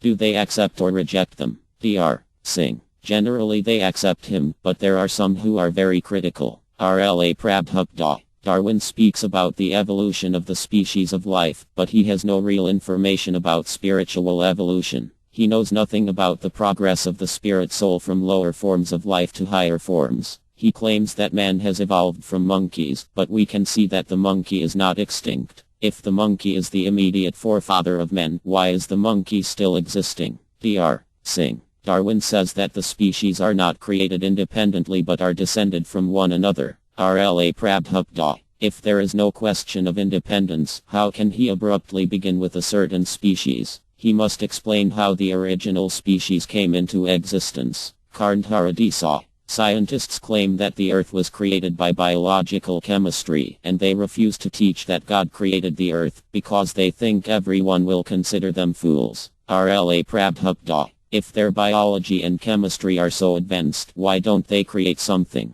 They claim they may be able to create life in the future, but why in the future? Life is already created. Is science based on the future? We should trust no future, however pleasant we may think it will be. Everyone is thinking the future will be very pleasant, but what assurance do we have of this? They have to accept that they do not know what the truth actually is. They cannot even produce a spear of grass through their biological or chemical experiments. Nonetheless, they are claiming that the creation is produced by some chemical or biological method. Why does no one question all this nonsense? Dr. Singh. In the ultimate analysis, when they consider the origin of life, they say that everything started from matter. In other words, living matter comes from non-living matter. RLA Prabhupada. From where is this living matter coming now? Did it come from non-living matter in the past and not at the present? How is the ant coming? Is it materializing from dirt? Even an ant does not come from inert matter. What proof do they have of such a theory? Darwin claims that in the distant past no really intelligent man existed, that man simply evolved from the apes. If there was no intelligent brain in the past, how is it that these Vedic scriptures were written thousands and thousands of years ago? How do they explain a sage like Vaisadeva?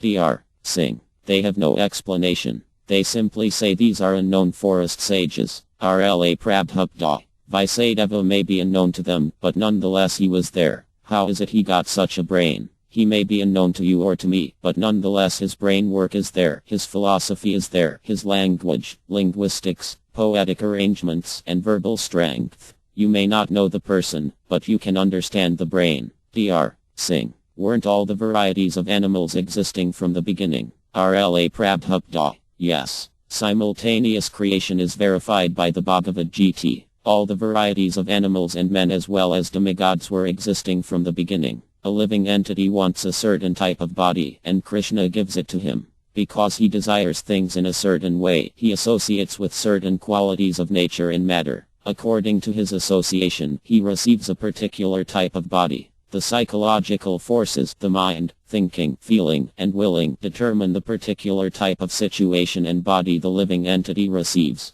The evolutionary process is there, but it is not an evolution of species. It is not that one species of life develops from another, for, as Krishna states, again and again, when Brahma's day arrives, all living entities come into being, and with the arrival of Brahma's night they are helplessly annihilated. Bhagavad Gita 8.19. The evolution is the spiritual evolution of the individual living entity through the various species of life. If one enters into the body of a fish, he has to undergo the evolutionary process step by step. If one is on the top of the stairs and somehow falls down, he again has to go up the evolutionary staircase step by step. Of course, the scientists are busy making so much research that they cannot understand this. If you tell them they are going to be trees in their next life, they think you are speaking nonsense. After all, what can we learn by research? When the cause of all causes is known, then everything knowable becomes known, and nothing remains unknown. As the Vedas state,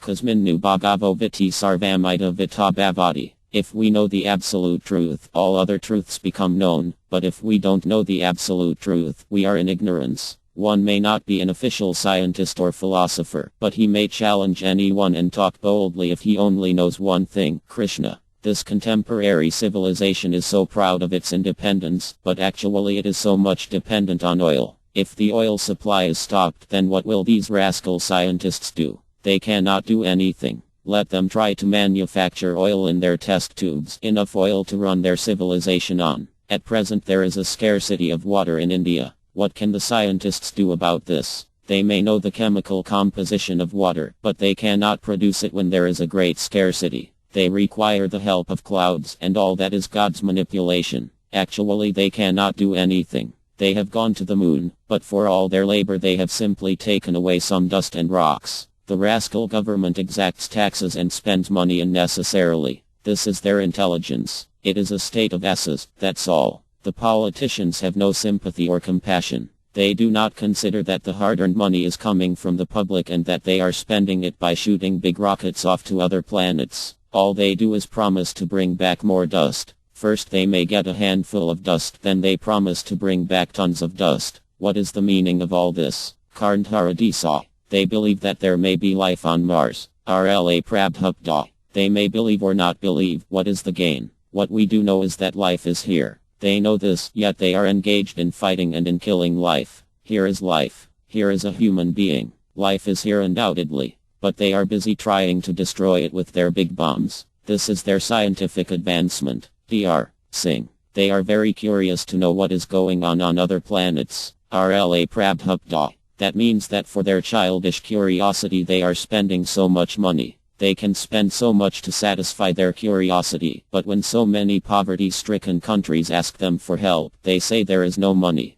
They are very proud to go to the moon, but why don't they take information how to go to Krishna's Goloka Vrindavan? If they go there, all their curiosity will be satisfied. They will learn that beyond this inferior energy there is indeed a superior, spiritual energy. This material energy cannot work independently. The spiritual energy has to join it. Material elements are not created of themselves. It is the soul that is creative. We may try to make something with matter, but matter does not create itself. Hydrogen and oxygen will come in contact only when moved by the superior energy. Only fools can expect the entire cosmic manifestation, which is only matter, to come into being automatically. We may have a nice car, but if there is no driver, what is its use? Unless a man knows how to work a machine, unless a man pushes a button, the machine does not work. Similarly, without the superior energy, the material energy cannot act. Behind this wonderful cosmic manifestation is the direction of a superior energy. All this information is given in the scriptures, but still people will not believe it.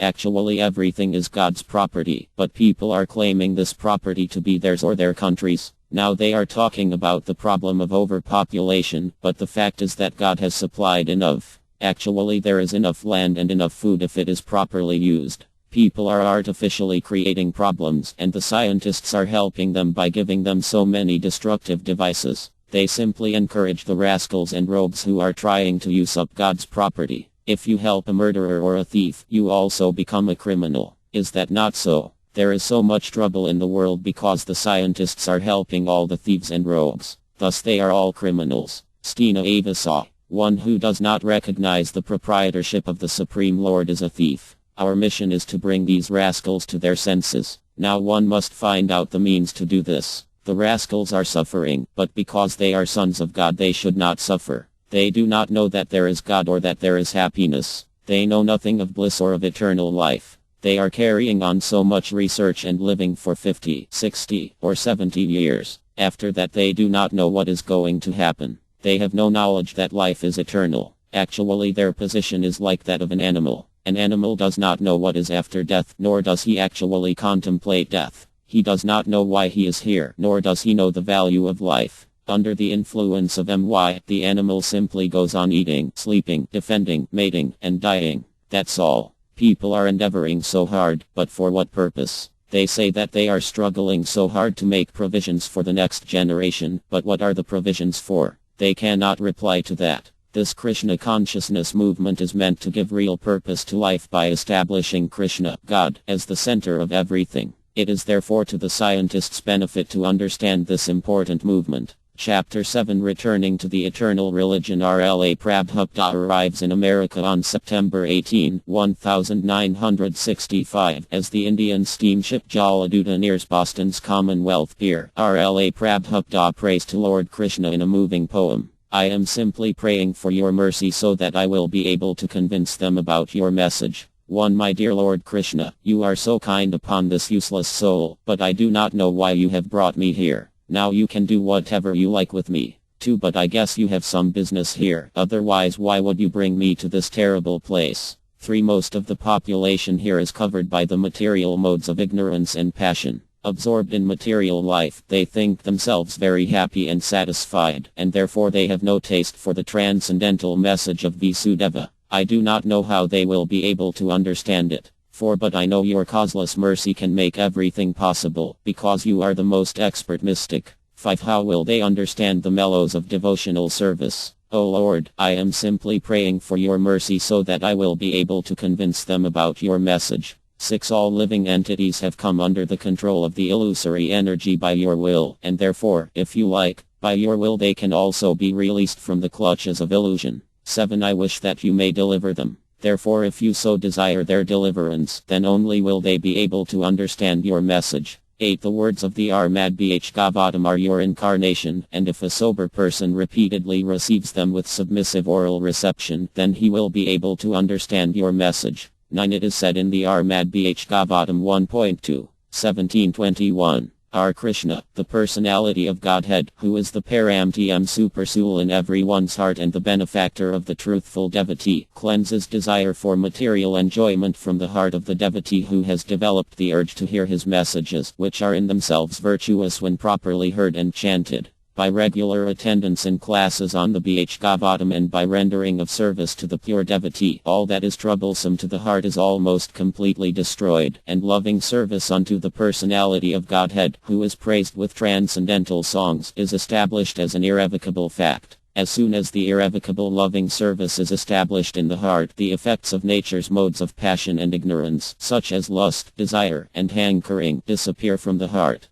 Then the devotee is established in goodness, and he becomes completely happy. Thus established in the mode of unalloyed goodness, the man whose mind has been enlivened by contact with devotional service to the Lord gains positive scientific knowledge of the personality of Godhead in the stage of liberation from all material association. Thus the knot in the heart is pierced, and all misgivings are cut to pieces. The chain of fruitive actions is terminated when one sees the self as master. 10. He will become liberated from the influence of the modes of ignorance and passion, and thus all inauspicious things accumulated in the core of the heart will disappear. 11. How will I make them understand this message of Krishna consciousness? I am very unfortunate, unqualified, and the most fallen. Therefore I am seeking your benediction so that I can convince them, for I am powerless to do so on my own. 12. Somehow or other, O Lord, you have brought me here to speak about you. Now, my Lord, it is up to you to make me a success or a failure as you like. 13. O spiritual master of all the worlds, I can simply repeat your message, so if you like you can make my power of speaking suitable for their understanding.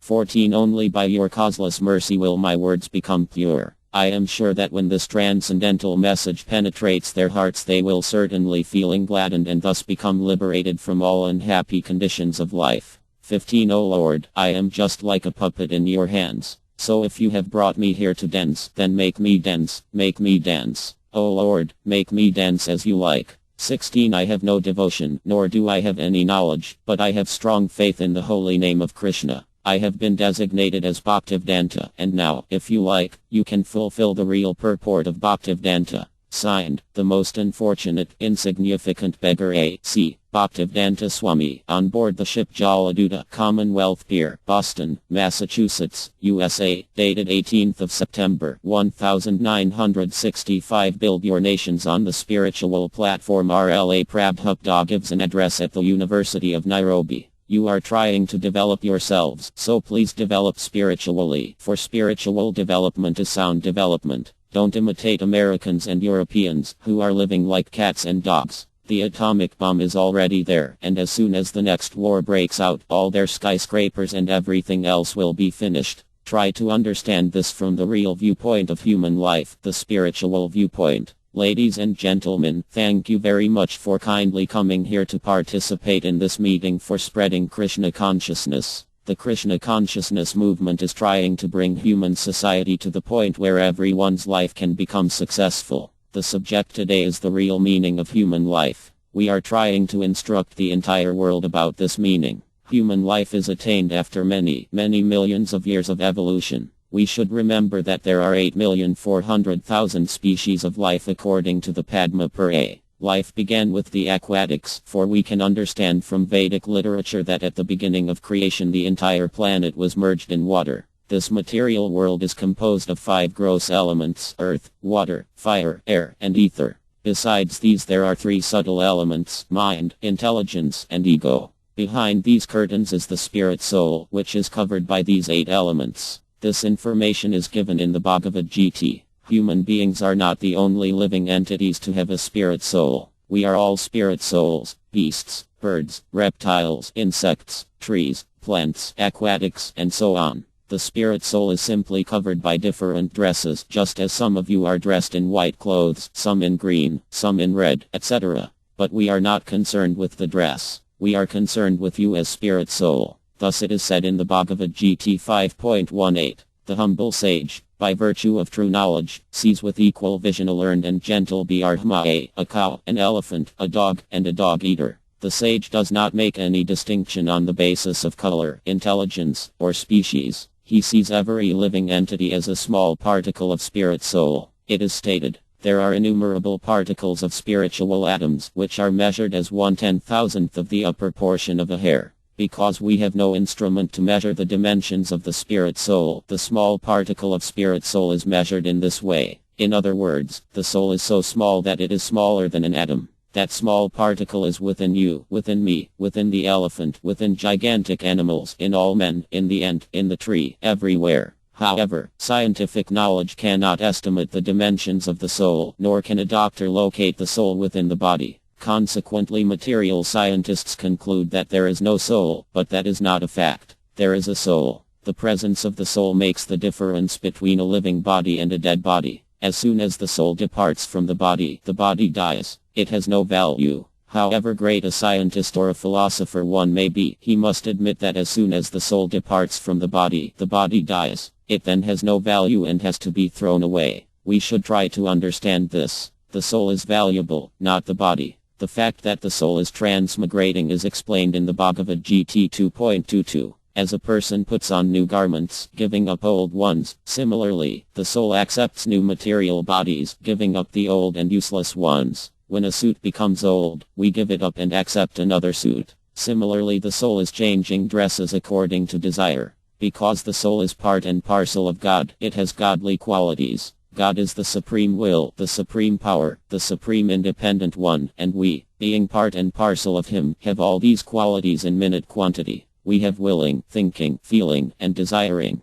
In the Vedas it is stated that God is the supreme living force among all living forces, Satana Satananam. He is also supplying the necessities of all living entities. We living entities are innumerable. There is no limit to our number. God, however, is one. He is also living as we are, but we are minute particles of that living force. For example, a particle of gold is the same in quality as a gold mine. If we chemically analyze the ingredients in a small drop of water, we will find all of the ingredients that are to be found in the vast ocean. In a similar way, we are one with God, being his part and parcel. This godly particle, the soul, or the living force, is transmigrating from aquatics to trees and plants, and then from trees and plants to insect life, then to reptile life, then to the bodies of birds and beasts. Darwin's theory of evolution is but a partial explanation of the transmigration of the soul. Darwin has simply taken information from Vedic literature, but he has no conception of the soul. The difference is that the soul is transmigrating from aquatic life to plants and trees, then to insect life, then to bird life, then animal life, then human life, and within human life he moves from uncivilized life to civilized life, etc.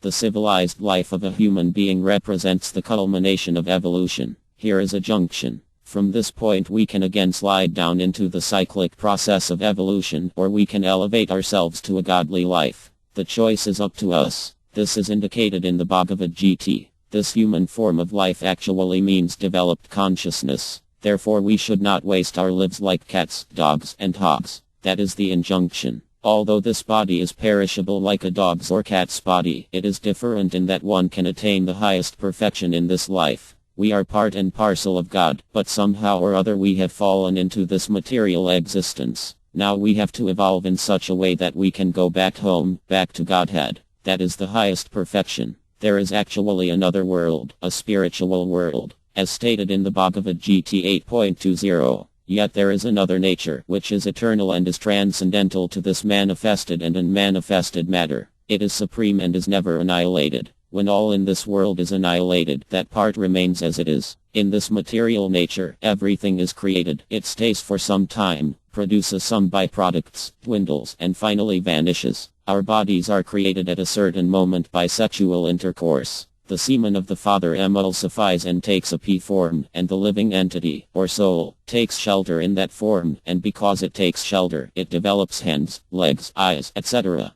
This development is complete in the 7th month, and in the 9th month the human being comes out of the womb. It is because the soul is present that the child develops. If the soul is not present, there is no development, and the child is born dead. We can take this dead body and preserve it in chemicals, but it will not develop. Development means change of body. All of us have had baby bodies, but those bodies are no longer existing. The body of a baby develops into the body of a child, and that body develops into the body of a boy, and that body develops into a youth's body, which eventually turns into an old man's body. Finally the body completely vanishes. The whole cosmic manifestation, the gigantic form of this material world, is also working according to this same process. It is created at a certain point, it develops, it is maintained, and at a certain stage it is dissolved. That is the nature of the material world. It is manifest at a certain interval, and again it vanishes. BHTV Pralyate. The word Bhva means nature. There is another nature, which never dissolves, which is eternal. As Jivas, spirit souls, we are also eternal. This is verified in the Bhagavad Gita 2.20. For the soul there is neither birth nor death, nor, having once been, does he ever cease to be. He is unborn, eternal, ever existing, undying, and primeval. He is not slain when the body is slain. Just as God has no birth or death, we spirit souls can have neither birth nor death, but because we think, I am this body, we consider that we are born and that we die. Such thinking is called MY, or illusion, and as soon as we get out of this illusion of identifying the soul with the body, we attain the stage called Brahma Bhta. When one realizes Aha Brahmasmi, I am not this body, I am spirit soul, part and parcel of the Supreme Brahman, he attains what is called Brahman realization. As soon as Brahman realization is attained, one becomes happy. Is this not a fact? If you understand clearly that you have no birth and death, that you are eternal, will you not become happy? Yes, certainly. Thus when one is Brahman realized, spiritually realized, he has no more to do with hankering or lamentation. The whole world is simply hankering and lamenting. You African people are now hankering to be like Europeans and Americans, but the Europeans have lost their empire, and now they are lamenting. So in this way one party is hankering and another is lamenting. Similarly, this material life is simply a combination of hankering and lamenting. We are hankering for those things that we do not possess, and we are lamenting for those things that we have lost. That is our material business. If we realize, however, that we are part and parcel of the Supreme Personality of Godhead, Para-Brahman, and that we are Brahman, then we will transcend this hankering and lamenting. The so-called universal brotherhood or unity that the United Nations is trying to achieve is possible only when you come to the spiritual platform, or Brahman realization. Brahman realization is the aim of human life. One should not work like cats, dogs, and hogs. The hog is always very busy day and night trying to find stool, and when he finds it, he eats it and becomes sexually agitated and has sex without discrimination. A hog will have sex with its mother or sister or anyone else, and this is a hog's life. However, the scriptures indicate that the human form of life is not meant for working hard for sense gratification like cats, dogs, and hogs. It is meant for realizing, I do not belong to this material world. I am spirit soul and am eternal, but somehow or other I have fallen into this conditioned life of birth, old age, disease, and death. This human form of life is meant for making a solution to these four material miseries, birth, old age, disease, and death. That is the aim of human life. Just try to understand that human life is not meant for working very hard like Hobbes and then having some sense gratification and then all of a sudden dying. People who do not believe in the soul are in a most unfortunate condition. They do not know where they came from nor where they are going. Knowledge of the soul is the most important knowledge, but it is not discussed in any university. But what is the constitution of this body? What is the distinction between a dead body and a living body? Why is the body living? What is the condition of the body, and what is its value? No one is presently studying these questions, but by this Krishna consciousness movement we are trying to educate people so that they can understand that they are not these bodies but are spirit souls. The business of human life is different from the business of cats and dogs. That is our message. As far as the soul is concerned, the evolutionary process is going on, and we are struggling for existence, struggling to come to the point of eternal life. That eternal life is possible. If you try your best in this human form of life, in your next life you can get a spiritual body. Your spiritual body is already within you, and it will develop as soon as you become free from the contamination of this material existence. That is the aim of human life. People do not know what actual self-interest is. It is to realize oneself, to realize I am part and parcel of God, and I have to return to the kingdom of God to join with God. Just as we have a social life here, God has a social life in the spiritual kingdom. You can join him there. It is not that after this body is finished you become void. No, that is a wrong conception. In the Bhagavad Gita 2.12, Krishna told Arjuna on the battlefield of Kurukshetra, "Never was there a time when I did not exist, nor you, nor all these kings, nor in the future shall any of us cease to be." The process for attaining eternal life is very easy, and yet at the same time very difficult. It is difficult because people in the beginning do not believe in the existence of transmigration of the soul. However, if we simply take knowledge from the authorities, the process becomes very simple. Our process of Krishna consciousness is to take knowledge from Krishna, the most perfect being, and not from an ordinary being conditioned by the laws of material nature. Knowledge taken from a conditioned being is sure to be defective. What are the defects of the conditioned soul? He is sure to commit mistakes, sure to be illusioned, sure to cheat others, and sure to have imperfect senses. We cannot attain knowledge perfectly, because we want to cheat others and our senses are imperfect. Although our senses are imperfect, we are very proud of our eyes and we want to see everything. Therefore someone says, "Can you show me God?" Actually the answer is yes. Why can't you see God at every moment? Krishna says, "Rasoham apsu kantaya." I am the taste of water. Everyone drinks water, and the taste is there. So if we think of this taste as God, we begin the process of God realization. Krishna also says, "Prabhsmi isreo." I am the sunshine, and I am the moonshine. We all see the sunshine and moonshine every day, and if we think of how it is that the sun and moon are emanating light, we will ultimately reach God. There are so many similar instances. If you want to be God conscious and realize God yourself, it is not very difficult. You have simply to follow the prescribed methods. As stated in the Bhagavad Gita 18.55, Tato Tat Vado JTV. We must simply try to understand God in truth and try to understand his appearance, disappearance, and functions. When we understand him in truth, we immediately enter the kingdom of God. After quitting this body, the person who understands God, or Krishna, does not come back again to accept another material body. Krishna says, "Mmmt. He comes to me." That is our aim. Therefore we should not waste our time living like cats and dogs. We should live comfortably, but at the same time we should be Krishna conscious or God conscious. That will help us become happy. Without understanding God and without becoming God conscious, there is no possibility of peace and happiness.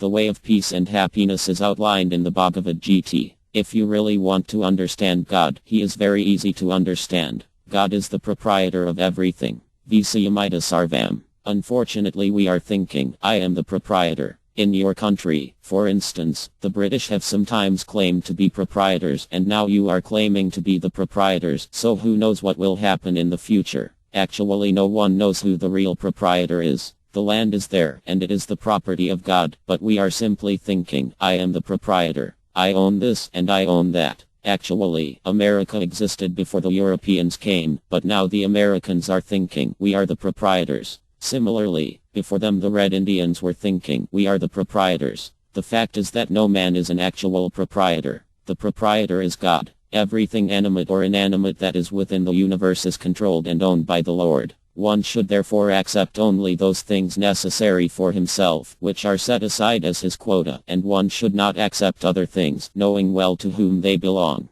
Upon ENG, this realization is wanting. Krishna claims proprietorship over all forms, including American forms, African forms, cat forms, dog forms, tree forms, etc. For in actuality he is the proprietor and the Supreme Father. If we simply realize this, we attain God realization. Actually, if we realize God as prescribed in the authorized books and Vedic literatures, we will find that there will no longer be quarrels between this party and that party. Everything will be peaceful. Everyone has the right to use God's property, just as a son has the right to live at the cost of his father. It is stated in the scriptures that even a small animal in the home must be given some food. That is spiritual communism. No one should remain hungry, not even a serpent. We are always afraid of serpents, but if we find a serpent to be living in our house, it is our duty to see that the serpent is also fed. This is the conception of God consciousness, or Krishna consciousness. Samasarvubhtu. One who is transcendentally situated is equally disposed to every living entity. Thus the Bhagavad Gita points out that when one sees everyone equally, as part and parcel of the Supreme Lord, one actually begins his devotional life. This Krishna consciousness movement is trying in an authoritative way to make everyone understand what he is and what the aim of life is. This process of purification of the heart is very easily accomplished. One simply has to chant this mantra, Hare Krishna, Krishna Krishna, Hare Arma, Arma, Arma, Hare. It can actually be seen that in this movement there are boys and girls from different countries and different religions, but no one is concerned with any particular section, country, or religious body. We are simply concerned about knowing ourselves and our relationship with God. God is the supreme proprietor, and we are all his sons, or servitors. Therefore let us engage ourselves in the service of the Lord, as recommended in the Bhagavad Gita. As soon as we understand that God is the proprietor of everything, then all the troubles of the world will immediately be solved. This may take some time. It is not expected that everyone will understand this high philosophy, but if the intelligent people in every country try to understand it, that will be sufficient. In the Bhagavad Gita 3.21 it is stated, "Whatever action a great man performs, common men follow in his footsteps. And whatever standards he sets by exemplary acts, all the world pursues." We therefore invite the most intelligent men in the world to understand this Krishna conscious philosophy and try to distribute it all over the world. We have now come to these African countries, and I invite all intelligent Africans to come and understand this philosophy and distribute it. You are trying to develop yourselves, so please develop spiritually, for spiritual development is sound development. Don't imitate the Americans and Europeans, who are living like cats and dogs. Such civilizations built on the consciousness of sense gratification cannot stand. The atomic bomb is already there, and as soon as the next war breaks out, all their skyscrapers and everything else will be finished. Try to understand this from the real viewpoint of human life, the spiritual viewpoint. This is what this Krishna consciousness movement is about. We therefore request you to try to understand this philosophy. Thank you very much. A devotee always feels compassion when Lord Jesus Christ presented himself. For instance, he was greatly afflicted by the miserable conditions of the people. Regardless of which country or sect they belong to, all Vaishnavas or devotees, any people who are God conscious or Krishna conscious are thus compassionate. Today I shall speak to you about the glorification of the holy name of God. This was discussed between Maharya Parkayat and Ukadeva Gosvam in connection with a Brahma who was very fallen and addicted to all kinds of sinful activities but was saved simply by chanting the holy name. This is found in the 6th canto of the Armad Bhagavatam. The universal planetary systems are very nicely explained in the 5th canto of the Armad Bhagavatam. Within the universe there are some planets that are hellish. Actually, not only the Bhagavatam but all religious scriptures contain descriptions of hell and heaven. In the Armad Bhagavatam you can find out where those hellish planets are and how distant they are from this planet, just as you can obtain information from modern astronomy. Astronomers have calculated how far the moon is from here and what the distance is between this planet and the sun. Similarly, the Bhagavatam contains descriptions of the hellish planets. We have experience of different atmospheric conditions even on this planet. In the western countries near the North Pole, the climate is different than in India, which is near the equator. Just as there are differences in atmosphere and living conditions on this planet, similarly there are many planets that have different atmospheres and conditions of life. After hearing a description of the hellish planets from UK Devagazvam, Parkatma Arya said, "Sir, I have heard from you about the hellish planets. Men who are very sinful are sent to those planets." Armad Bh Gavatam 6.1. 6 Parkatma Arya is a Vairava devotee, and a Vairava always feels compassion for others' distress. He is very afflicted by the miseries of others. When Lord Jesus Christ presented himself, for instance, he was greatly afflicted by the miserable conditions of the people. Regardless of which country or sect they belong to, all Vairavas or devotees, any people who are God-conscious or Krishna-conscious, are thus compassionate. Therefore to blaspheme a Vairava, a preacher of God's glories, is a great offense. Krishna, God, is never tolerant of offenses committed at the lotus feet of a Vairava. Kpm Buddy. A Vairava is an ocean of mercy. VCH Kalpatru. Everyone has desires, but a Vairava can fulfill all desires. Kalpatru means desire tree. There is a tree in the spiritual world which is called a desire tree. In this material world, you get a particular type of fruit from a particular type of tree, but in Krishna Loka as well as in all the Vaikuha planets, all the trees are spiritual and will fulfill all your desires. That is described in the Brahma Sahit. Sintma I Prakara Sadmasu Kalpa Vka. A Vairava is addressed as Mabhga, which means fortunate. One who becomes a Vairava and is God-conscious is understood to be greatly fortunate. Chaitanya Mahaprabhu has explained that the living entities are rotating in different species of life in different planetary systems all over the universe. A living entity can go anywhere, to hell or heaven, as he likes and as he prepares himself. There are many heavenly planets, many hellish planets, and many species of life. There are 8,400,000 species of life. The living entity is rotating, wandering through these species and creating bodies according to his mentality in the present life. As you sow, so shall you reap. Chaitanya Mahaprabhu says that out of all these numberless living entities who are traveling in the material world, one is fortunate, not everyone. If everyone were fortunate, they would all have taken to Krishna consciousness. It is being distributed freely everywhere. But why are people not taking it? Because they are unfortunate. Therefore Chaitanya Mahaprabhu says that only those who are fortunate take to this Krishna consciousness and they get hopeful life, pleasant life, blissful life, a life of knowledge. It is the duty of a Vairava to go door to door to make the unfortunate people fortunate. A Vairava thinks, how can these people be delivered from their hellish life? That was Parkatma Arya's inquiry. Sir, he said, you have described that on account of one's sinful activities one is put into a hellish condition of life or in a hellish planetary system. Now, what are the counter methods by which such persons can be saved? This is the question. When a Vairava comes, when God himself comes, or when God's Son or his very confidential devotees come, their only mission is to save the sinful men who are suffering. They have knowledge of how to do this. When Praldama Arya met Sihadeva, he said, my dear Lord Pralda says, I am not very anxious for my own deliverance. Armad Bh Gavatam 7.9. 43 MYVD philosophers are very careful that their personal salvation is not interrupted. They think, if I go to preach in association with others, I may fall down, and my realization will be finished. Therefore they do not come. Only the Vairavas come, at the risk of fall down, but they do not fall down. They may even go to hell to deliver the conditioned souls. This is Praldama Arya's mission. He says, Naivadvaj. I am not very anxious about living in this material world. Praldama Arya says further, I have no anxiety for myself, because somehow or other I have been trained to be always Krishna conscious. Because he is Krishna conscious, he is confident that in his next life he is going to Krishna. It is stated in the Bhagavad Gita that if one executes the Krishna conscious regulative principles carefully, it is certain that he will reach the supreme destination in his next life.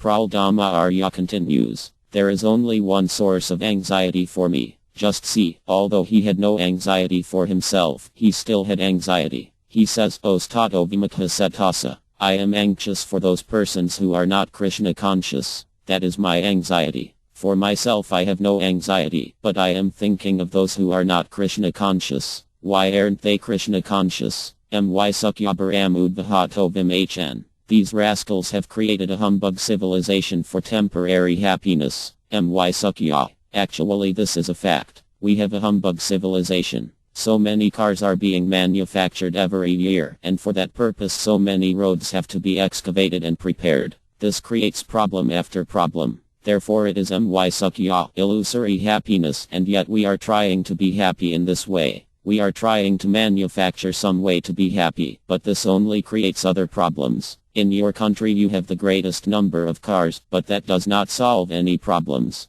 You have manufactured cars to help solve the problems of life, but I have experienced that this also creates more problems. When my disciple Dainanda wanted to take me to a doctor in Los Angeles, I had to take the trouble to travel 30 miles before I could even consult the doctor. Once you create cars, then you must travel 30 or 40 miles to meet your friends. You can fly from New York to Boston in 1 hour, but it takes even longer than that just to get to the airport. This situation is called my Sukya. My means false illusory. We are trying to create some very comfortable situation, but we have created another uncomfortable situation. This is the way of the material world. If we are not satisfied by the natural comforts offered by God and nature and we want to create artificial comforts, then we have to create some discomfort also. Most people do not know that. They think that they are creating a very comfortable situation, but actually they are traveling 50 miles to go to the office to earn a livelihood and 50 miles to come back. Because of such conditions, Praldama Arya says that these Vimhas, these materialistic persons, these rascals, have created an unnecessary burden on themselves simply for temporary happiness. Vim Hnmy Sukyabaramud Vahada. Therefore, in Vedic civilization it is recommended that one free himself from material life, take Sannyasa, the renounced order of life, and prosecute spiritual life with absolutely no anxiety. If one can execute Krishna consciousness in family life, that is very good. Bhaktivinoda H. Kura was a family man, a magistrate, and still he executed devotional service so nicely. Dhruva Arya and Praldama Arya were jihastas, householders, but they trained themselves in such a way that even as householders they were faced with no interruption in their service. Therefore, Praldama Arya says, I have learned the art of always remaining in Krishna consciousness. What is that art?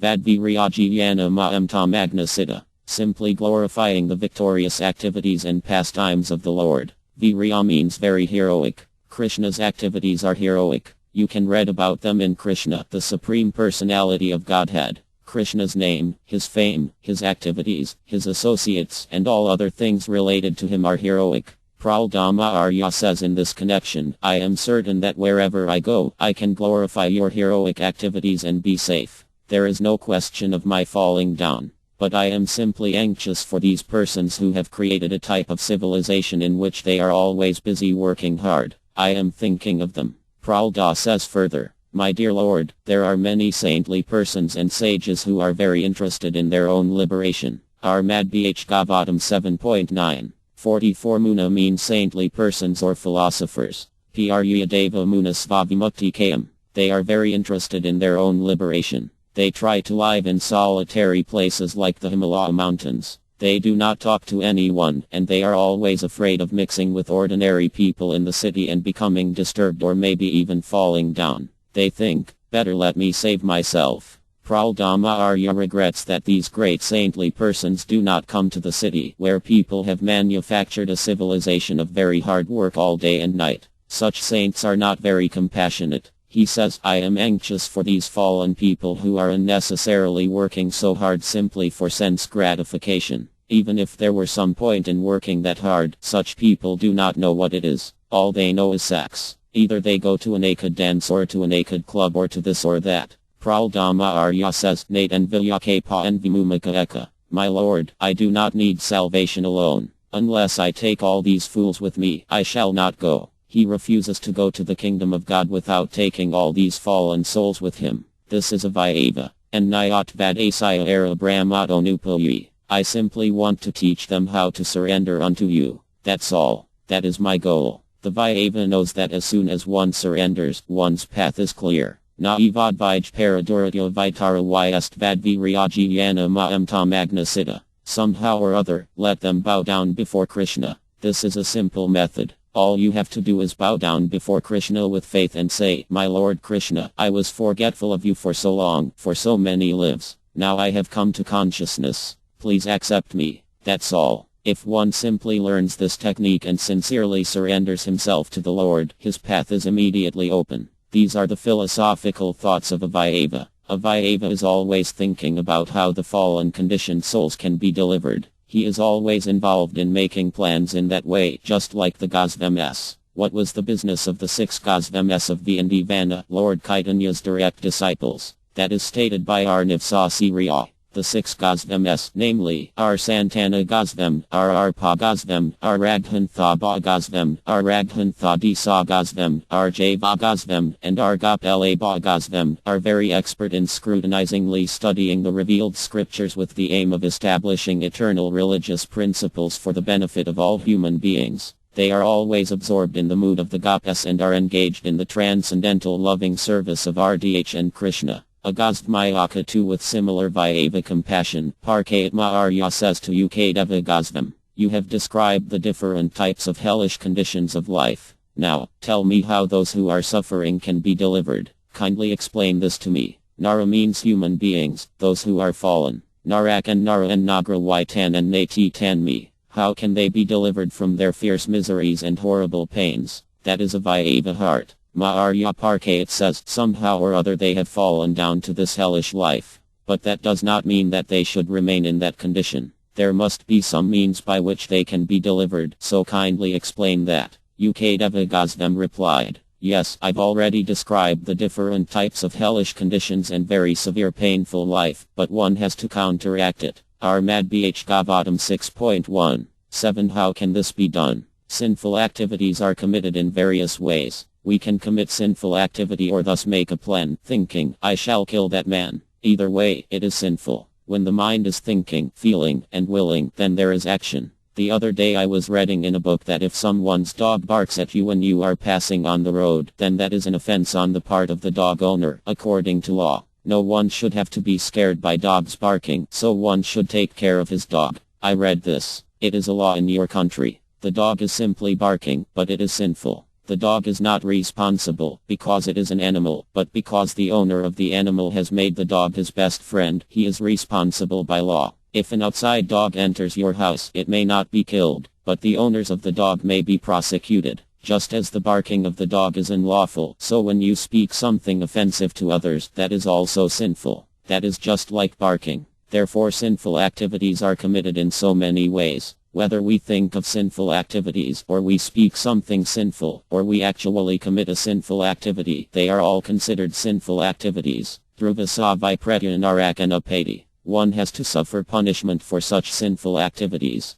People do not believe in a next life, because they want to avoid this bodhration. But we cannot avoid it. We must act according to the law, or we will be punished. Similarly, I cannot avoid God's law. That is not possible. I can cheat others, commit theft, and hide myself, thereby saving myself from the punishment of the state law, but I cannot save myself from the superior law, the law of nature. It is very difficult. There are so many witnesses. The daylight is witness, the moonlight is witness, and Krishna is the supreme witness. You cannot say, I am committing this sin, but no one can see me. Krishna is the supreme witness sitting within your heart. He notes down what you are thinking and what you are doing. He also gives facility. If you want to do something to satisfy your senses, Krishna gives the facility for that action. That is stated in the Bhagavad Gita. Sarvasya Siha HD Saniva. I am sitting in everyone's heart. Mata SM Turjanam Apauhanaka. From me come remembrance, knowledge, and forgetfulness. In this way Krishna gives us a chance. If you want Krishna, then he will give you a chance to have him, and if you don't want Krishna, then he will give you a chance to forget him. If you want to enjoy life forgetting Krishna, forgetting God, then Krishna will give you all facility so that you can forget, and if you want to enjoy life with Krishna consciousness, then Krishna will give you the chance to make progress in Krishna consciousness.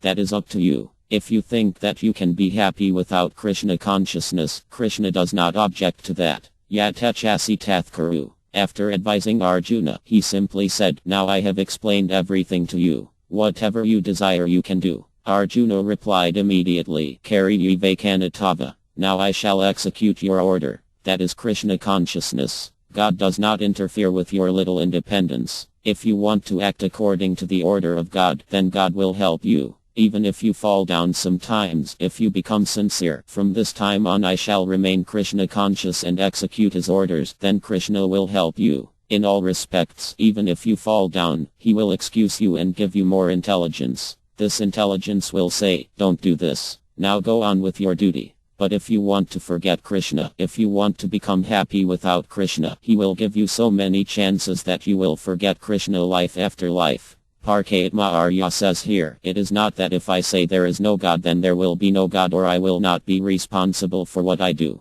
That is the atheistic theory. Atheists do not want God, because they are always sinful. If they thought that there was a God, then they would be forced to shudder at the thought of punishment. Therefore they deny the existence of God. That is their process. They think that if they do not accept God, then there is no punishment and they can do whatever they like. When rabbits are being attacked by bigger animals, they close their eyes and think, I am not going to be killed. But they are killed anyway. Similarly, we may deny the existence of God and the law of God, but still God and his law are there. In the high court you may say, I don't care for the law of the government, but you will be forced to accept the government law. If you deny the state law, then you will be put into prison and be forced to suffer. Similarly, you may foolishly decry the existence of God, there is no God or I am God, but nevertheless you are responsible for all your actions, both good and bad. There are two kinds of activities, good and bad. If you act nicely and perform pious activities, then you get good fortune, and if you act sinfully, then you have to suffer. Therefore Ukdeva Goswami says, Armad Bh Gavatam 6.1. 8. There are different kinds of atonement. If you commit some sin and counteract it by something else, that is atonement. There are examples of this in the Christian Bible. Ukdeva Goswami says, you should know that you are responsible, and according to the gravity of sinful life, you should accept some type of atonement as described in the stras, the scriptures. Actually, just as when one is diseased he must go to a doctor and pay doctor bills as a form of atonement, according to the Vedic way of life there is a class of Brahmas to whom one should go for the prescribed atonement according to the sins one commits. Ukdeva Goswami says that one has to execute the prescribed atonement according to the gravity of one's sinful life. He continues the example. Du asaya divi guru el gavo yath by akchikitsato runidnavit. When you consult a physician, he prescribes an inexpensive medicine or a costly medicine, according to the gravity of the disease. If you simply have a headache, he may prescribe an aspirin, but if you have something very severe, he immediately prescribes a surgical operation that will cost $1,000.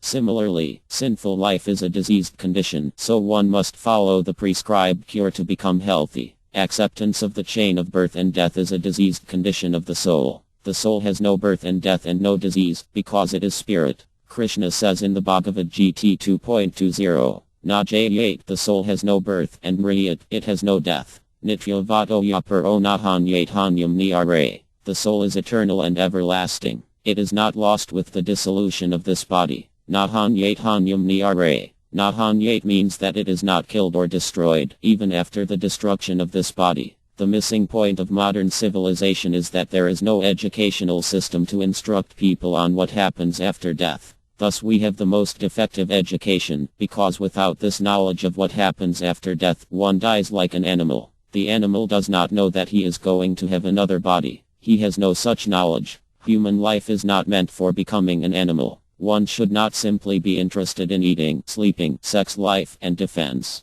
You may have a very nice arrangement for eating, or many nice buildings for sleeping, or a very good arrangement for sex life, or a very good defense force to protect you, but that does not mean that you are a human being. That type of civilization is animal life. Animals are also interested in eating, sleeping, and sex life, and according to their own methods they defend also. Where, then, is the distinction between human life and animal life if you simply engage in these four principles of bodily nature? The distinction is made when a human being is inquisitive. Why have I been put into this miserable condition? Is there any remedy for it? Is there any perpetual, eternal life? I do not want to die. I want to live very happily and peacefully. Is there a chance of this? What is that method? What is that science? When these inquiries are there and steps are taken to answer these questions, that is human civilization. Otherwise it is doggish civilization, animal civilization. Animals are satisfied if they can eat, sleep, have some sex, and have some defense. Actually, there is no defense, because no one can protect himself from the hands of cruel death.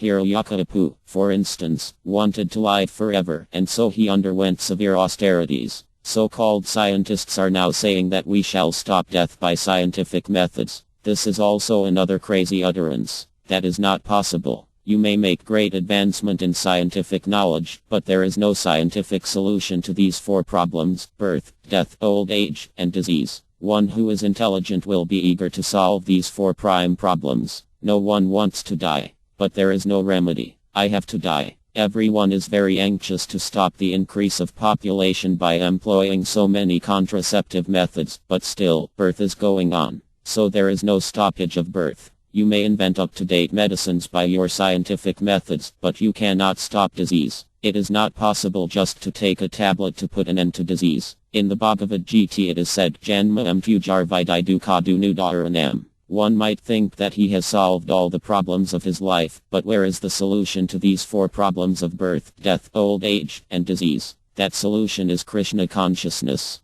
Krishna also says in the same book, Bhagavad Gita 4.9, every one of us is giving up our body at every moment. The last phase of giving up this body is called death. But Krishna says, if anyone understands my appearance and disappearance and my activities, not superficially, but in truth, after giving up this body he never again accepts a material body. What happens to such a person? He returns to Krishna. If you are to go to Krishna, then you have to prepare your spiritual body. That is Krishna consciousness. If you keep yourself in Krishna consciousness, then gradually you prepare your next body, a spiritual body, which will carry you immediately to Krishna Loka, the abode of Krishna, and you will become happy. You will live there perpetually and blissfully. They have given everything to Krishna, and that is never a mistake. In his letter to Lynn Ludwig, R.L.A. Prabhupada asks, kindly forgive my beloved disciples for any unkindness or indiscretion on their part. After all, to give up one's life completely for serving the Lord is not an easy thing, and or the illusory material energy, tries especially hard to again entrap those who have left her service to become devotees. They have become a little detached from MY's love or lust, and they want Krishna's love or endless, fully rewarding love, but they have not yet developed to that point. That's all. Your Grace. Please accept this letter with love, Kmart, San Fernando. We have talked with two of your boys at different times. Both had a very negative outlook toward the people they meet. Do not believe this is in any way as it should be. These boys happen to represent God. This comes from within. Their outlook must have mercy. We realize this. Therefore handpick these little pieces of heaven to place in the middle of these people, or else it will defeat your purpose. Love is. Let it be as it is, with love or not at all. My prayers be with you and I beg yours with me. Yours in God, blessed be, Lynn Ludwig. My dear Lynn Ludwig, please accept my blessings. I beg to acknowledge receipt of your letter from California, and I have noted the contents carefully. Although due to extensively traveling and preaching in a tour in India, I have not had the opportunity to reply to you at length until now. Your complaint is that you have met two of my young disciples in California and they appeared to you to have a very negative outlook toward the people they meet. Of course, I do not know the case and what the circumstances are, but kindly forgive my beloved disciples for any unkindness or indiscretion on their part. After all, to give up one's life completely for serving the Lord is not an easy thing, and or the illusory, material energy, tries especially hard to again entrap those who have left her service to become devotees. Therefore, in order to withstand the attack of and remain strong under all conditions of temptation, young or inexperienced devotees in the neophyte stage of devotional service will sometimes adopt an attitude against those things or persons that may possibly be harmful or threatening to their tender devotional creepers. They may even overindulge in such feelings just to protect themselves, and thus they will appear to some non-devotees, who are perhaps themselves still very much enamored by the material energy of to be negative or pessimistic. But the actual fact is that this material world is a miserable, negative place, full of danger at every step. It is Dukhalayam, a temporary abode of death, birth, disease, and old age, a home of suffering and pain only. To come to the platform of understanding these things as they are is not very common, and therefore persons who attain to it are described as great souls. This means that those who have understood that the material worlds are places of misery and temporality, Dukh never return here again, and because they are Madhyamna, the great souls, Krishna keeps them with him because they have qualified themselves to escape this nasty place by becoming his pure devotees. This verse is spoken by Krishna, or God himself, in the Bhagavad Gita 8.15. Who can be a more final authority? The point is that to make advancement in spiritual life, one must view everything material with a pessimistic eye unless it is utilized to serve and please Krishna. We are not very much hopeful for any lasting pleasure or satisfaction for our deepest cravings within this realm of gross matter. You refer to the word love several times in your letter, but the actual fact is that there is no love in this material world. That is false propaganda. What they call love here is lust only, or desire for personal sense gratification. Krishna tells Arjuna, his disciple, that it is lust only which is the all-devouring, sinful enemy of this world. Bhagavad Gita 3.37. In the Vedic language there is no word for materialistic love as we call it in the present day. The word kama describes lust or material desire, not love, but the word that we find in the Vedas for actual love is prema, meaning one's love of God only. Outside of loving God there is no possibility of loving. Rather, there is lusty desire only. Within this atmosphere of matter, the entire range of human activities, and not only every activity of human beings but all living entities, is based upon, given impetus by, and thus polluted by sex desire, the attraction between male and female. For that sex life, the whole universe is spinning around, and suffering. That is the harsh truth. So-called love here means that you gratify my senses, I'll gratify your senses, and as soon as that gratification stops, immediately there is divorce, separation, quarrel, and hatred. So many things are going on under this false conception of love. Actual love means love of God, Krishna. Everyone wants to repose his loving tendency in some object which is in his opinion worthy. But the question is one of ignorance only, because people have a poor fund of knowledge about where to find that supreme lovable object who is actually worthy to accept and reciprocate their love.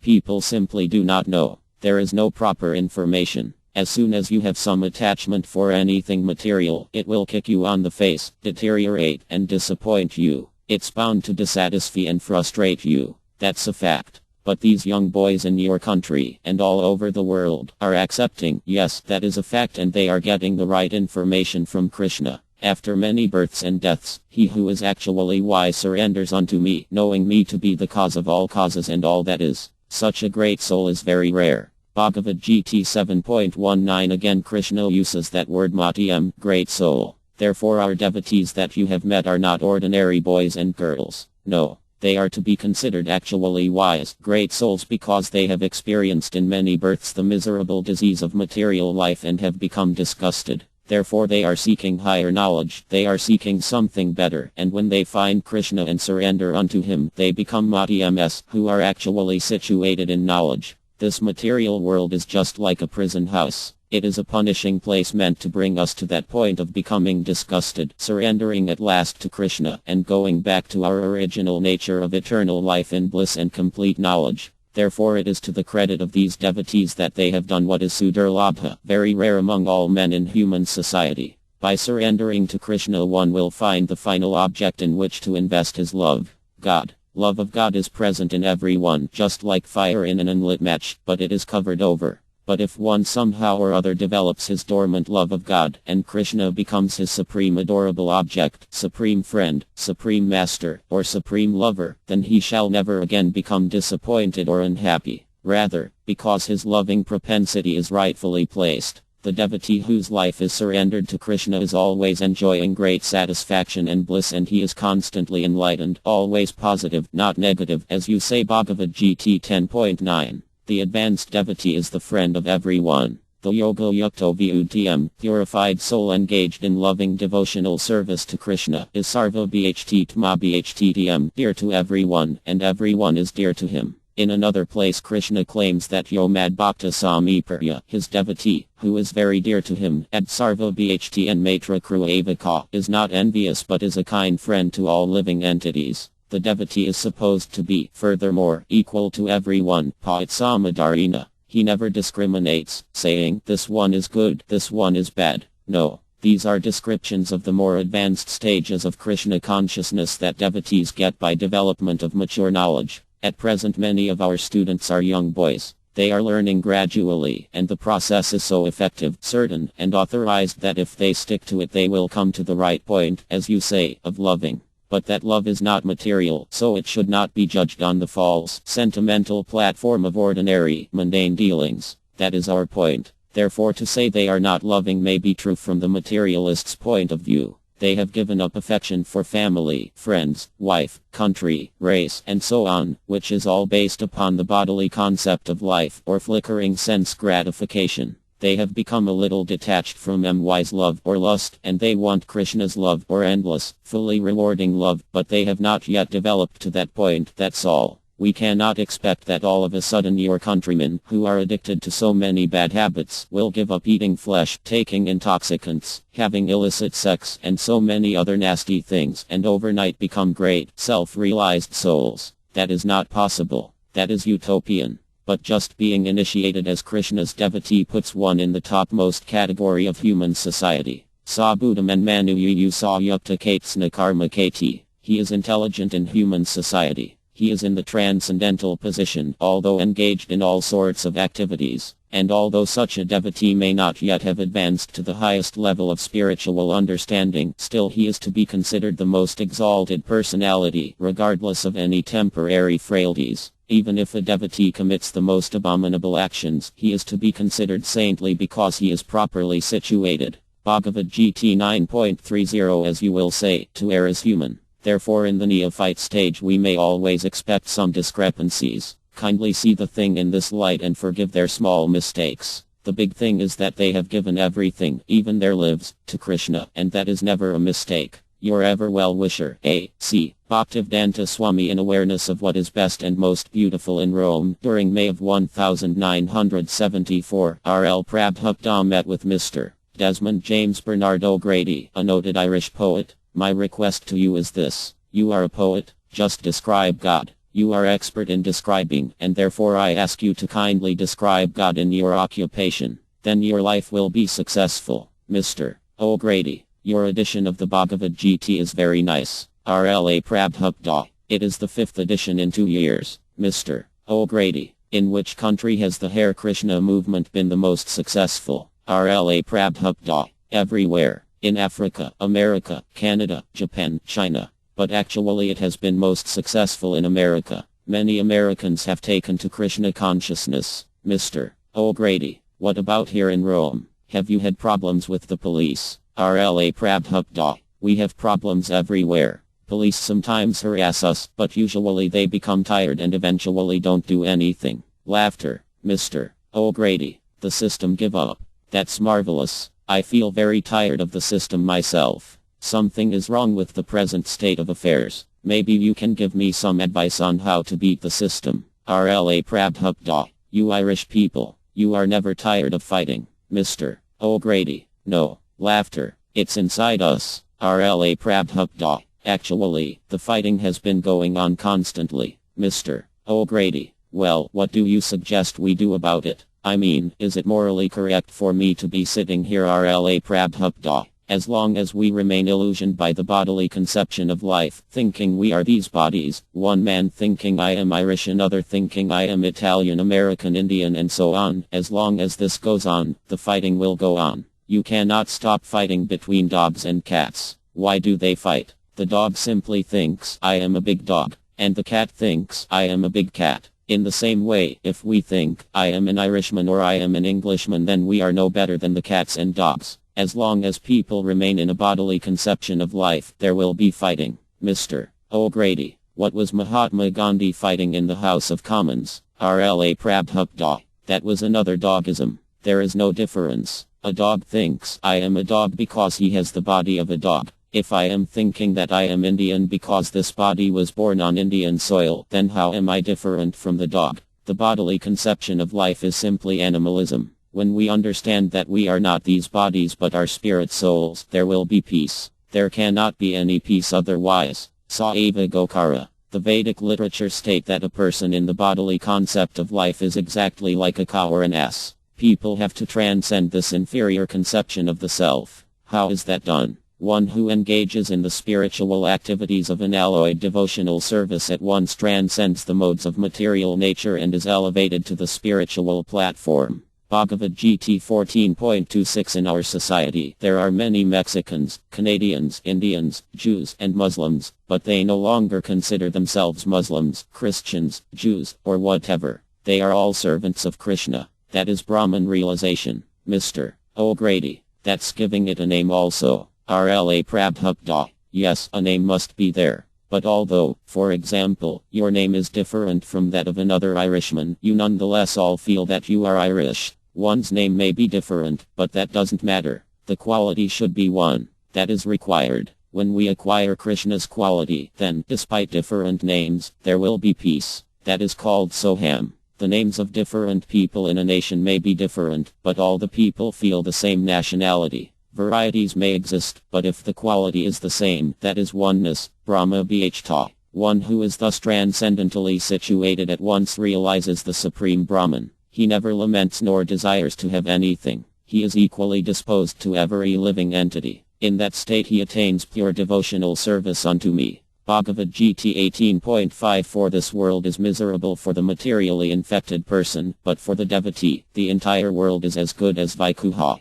For the impersonalist, achieving the Brahman stage, becoming one with the Absolute, is the last word. Mr. O'Grady. Is the Absolute external or internal? RLA Prabhupada. There is no external or internal. The Absolute is without duality. Mr. O'Grady. Okay, but on an individual level RLA Prabhupada, we are not absolute. When we are situated on the absolute platform, we are absolute. However, now we are in the relative world. The absolute truth is here also, but our senses are not sufficiently elevated to understand that absolute truth. As long as we are under the control of time, there is no question of becoming absolute. Mr. O'Grady. So absolute means life beyond time. RLA Prabhupada. That is stated in the Bhagavad Gita 4.9. One who knows the transcendental nature of my appearance and activities does not, upon leaving the body, take his birth again in this material world, but attains my eternal abode, O Arjuna.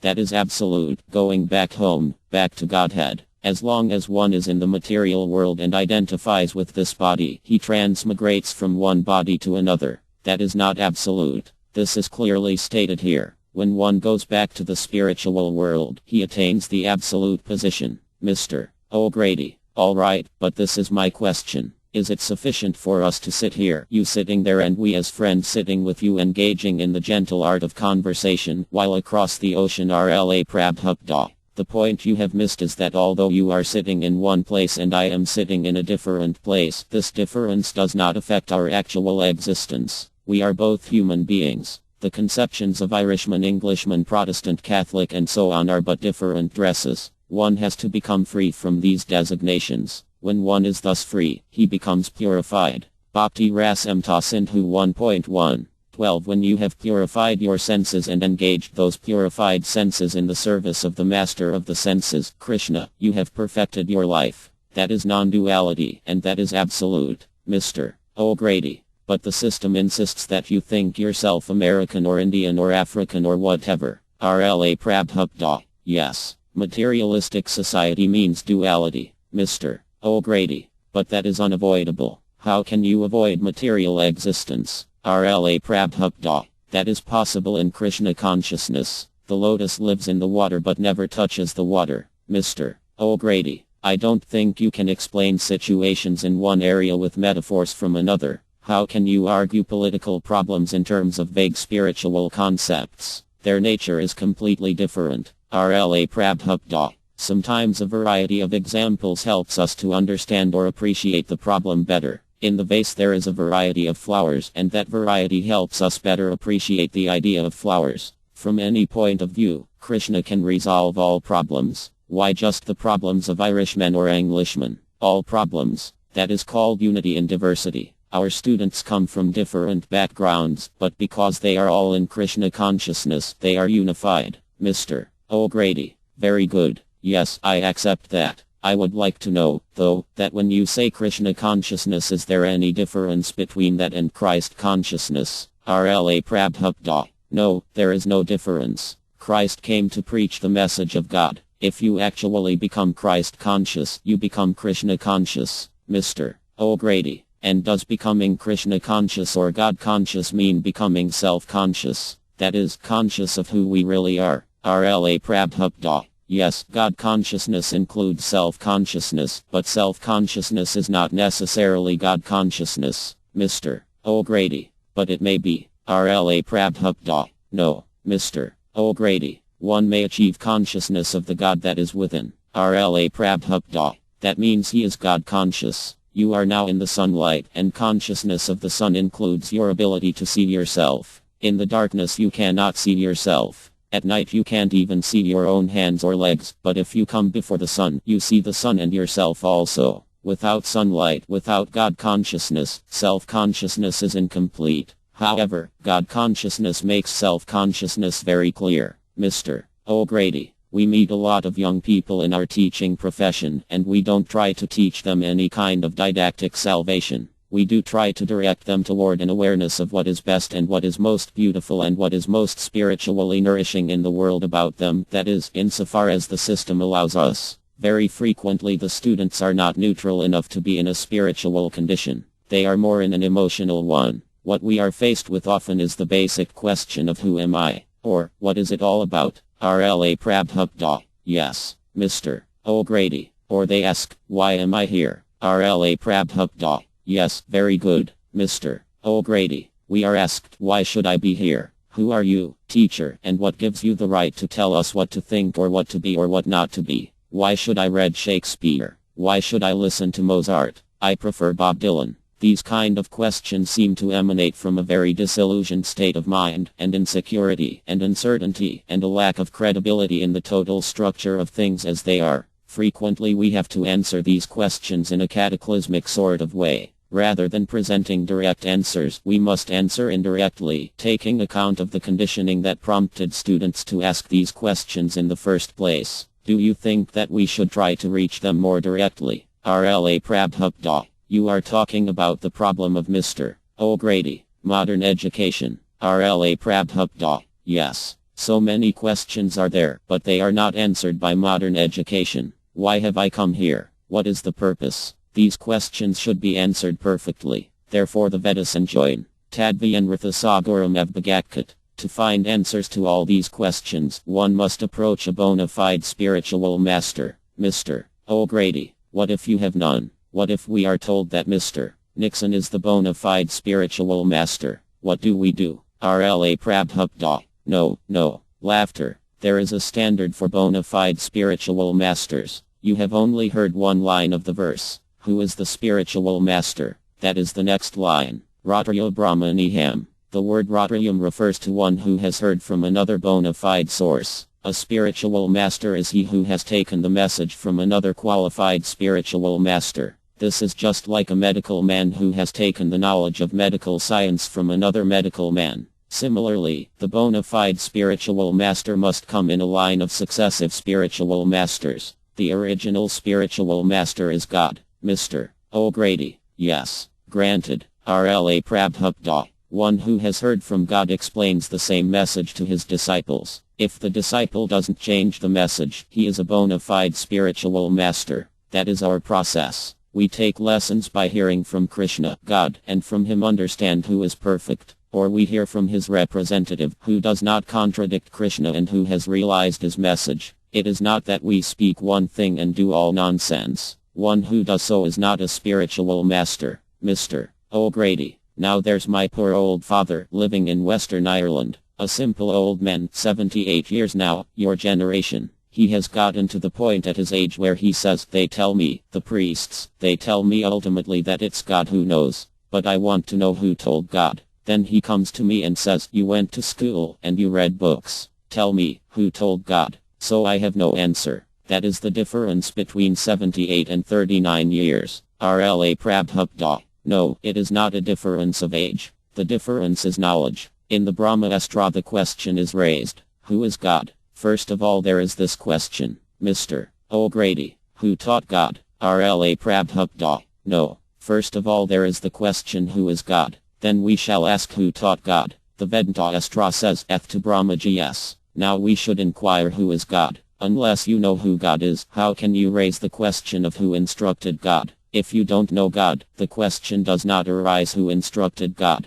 Is this not so, Mr. O'Grady? Yes. RLA Prabhupada. Who God is explained in the Brahma Astra. Janmdaya Sayayata. God is he from whom everything emanates. That is God, the supreme being from whom everything emanates. Now, what is the nature of that supreme being? Is he a dead stone or a living entity? That is also explained. Janmdaya Sayayatone Vedi Eterata Siratviyabhyasva RR Mad BH Gavatam 1.1. The supreme being is fully cognizant of everything, directly and indirectly. Unless he is fully cognizant of everything, he cannot be God. Then the question that you raised comes, who taught God? And that is also answered. Svar. He is fully independent. He does not need to take lessons from anyone. That is God. If one needs to take lessons from others, he is not God. Krishna spoke the Bhagavad Gita, and he did not have to learn it from anyone. I had to learn it from my spiritual master, but Krishna did not have to learn it from anyone. One who does not need to take lessons from others is God.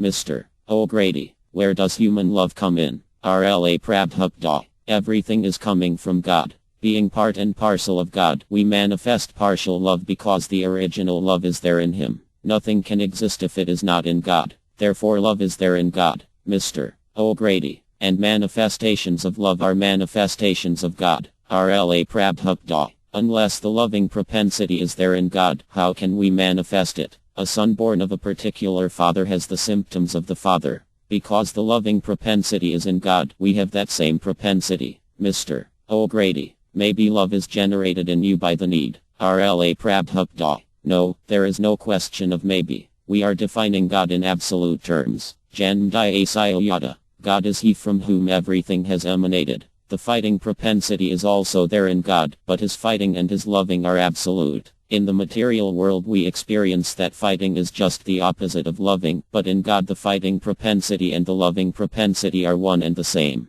That is the meaning of absolute. We learn from the Vedic scriptures that when the so-called enemies of God are killed by God, they attain liberation. Mr. O'Grady. Is it possible to arrive at this understanding of God alone? RLA Prabhupada. No. Therefore we have cited this verse. Tadvyanratha Saguram Bhagatkut. The word Bhagatkut means must. It is not possible alone. In Sanskrit grammar this is called the vidili form of a verb, and this form is used when there is no choice. The word Bhagatkut means that one must approach a guru. That is the Vedic version. Therefore in the Bhagavad Gita you will find that Arjuna was talking to Krishna, but when he saw that things were not being resolved, he surrendered himself to Krishna and accepted him as his guru. Now I am confused about my duty and have lost all composure because of weakness. In this condition I am asking you to tell me clearly what is best for me. Now I am your disciple and a soul surrendered unto you. Please instruct me. Bhagavad Gita 2.7. So here we can see that Arjuna is confused about his duty. Mr. O'Grady. Is this duty to the self, to others, or to the state? RLA Prabhupada. A soldier's duty is to fight with the enemy. Arjuna was a soldier, and Krishna advised him, the opposite party is your enemy, and you are a soldier. Why are you trying to be non-violent? This is not good. Then Arjuna said, actually, I am confused. In this confusion I cannot make the right decision. I therefore accept you as my spiritual master. Please give me the proper lesson. In a chaotic condition, in a confused state of life, one should approach another, who is in full knowledge of the matter. You go to a lawyer to solve legal problems, and you go to a physician to solve medical problems. Everyone in the material world is confused about spiritual identity. It is therefore our duty to approach a bona fide spiritual master, who can give us real knowledge. Mr. O'Grady. I am very confused. RLA Prabhupada. So you must approach a spiritual master, Mr. O'Grady, and he makes a decision on how to help me stop this confusion. RLA Prabhupada. Yes, the spiritual master is one who solves all confusion. If the spiritual master cannot save his disciple from confusion, he is not a spiritual master. That is the test. This whole confused world is just like a blazing forest fire. In a forest fire all the animals are confused. They do not know where to go to save their lives. In the blazing fire of the material world, everyone is confused. How can that blazing forest fire be extinguished? It is not possible to utilize your man-made fire brigade, nor is it possible to simply pour buckets of water. The solution comes when rain from the clouds falls on the forest fire. Only then can the fire be extinguished. That ability is not in your hands, but is in the mercy of God. So, human society is in a confused state and it cannot find a solution. The spiritual master is one who has received the mercy of God, and he can deliver the solution to the confused man.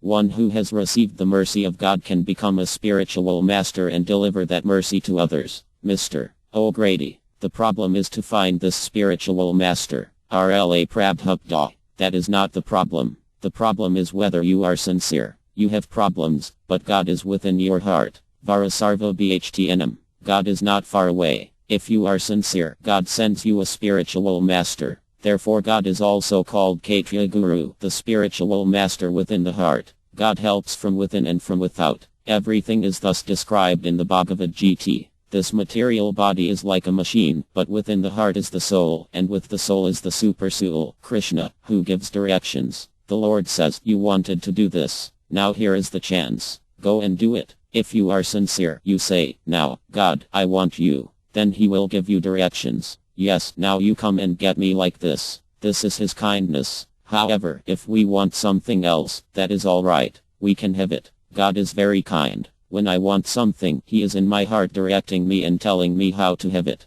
So why should he not give directions on how to have a spiritual master? First of all, we must again be eager to revive our God consciousness. Then God will give us a spiritual master. Mr. O'Grady. Thank you very much. RLA Prabhupada. Thank you very much. My request to you is this. You are a poet, just describe God. You are expert in describing, and therefore I ask you to kindly describe God in your occupation. Then your life will be successful. And if one hears you, his life will also be successful. That is the injunction. Armad Bh Gavatam 1.5.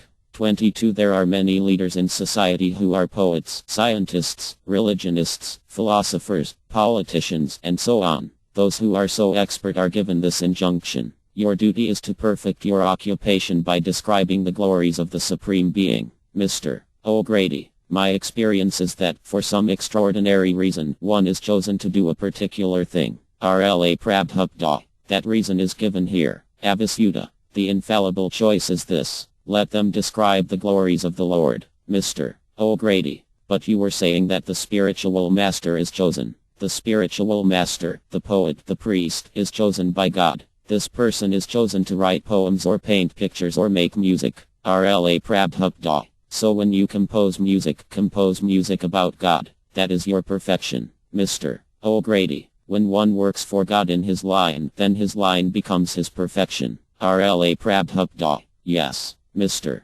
O'Grady. Thank you very much. Chapter 8 Reaching Life's Perfection. The human form of life is meant for God realization. RLA Prabhupada gives an address at London's Conway Hall in 1969. If one thinks like that, I am no one else's servant. My business is to serve God, then he is liberated. His heart is immediately cleansed, and he is liberated. And after one has reached that, then all one's cares and anxieties in this world are over, because one knows, I am a servant of God. God will give me protection. Why should I worry about anything? Today's subject is our relationship with God. That is self-realization. The Sakayratana movement is the easiest process for self-realization because it cleanses the heart. Our misunderstanding of our identity is due to the dust covering the mirror of the mind. In a mirror that is covered with dust, one cannot see himself. But if it is very clear, then one can see himself. So meditation is a process for cleansing the heart. Meditation means to try to understand one's relationship with the Supreme. With everything with which we come in contact, there is a relationship. Because I am now sitting on this cushion, the relationship is that I shall sit and the cushion will hold me. You have relationships. You are Englishmen or Indians, so there is a relationship with your society, with your family, with your friends. So what is our relationship with God? If you ask everyone, very few people will be able to explain their relationship with God. They say, what is God? God is dead. I don't believe in God. What to speak of a relationship?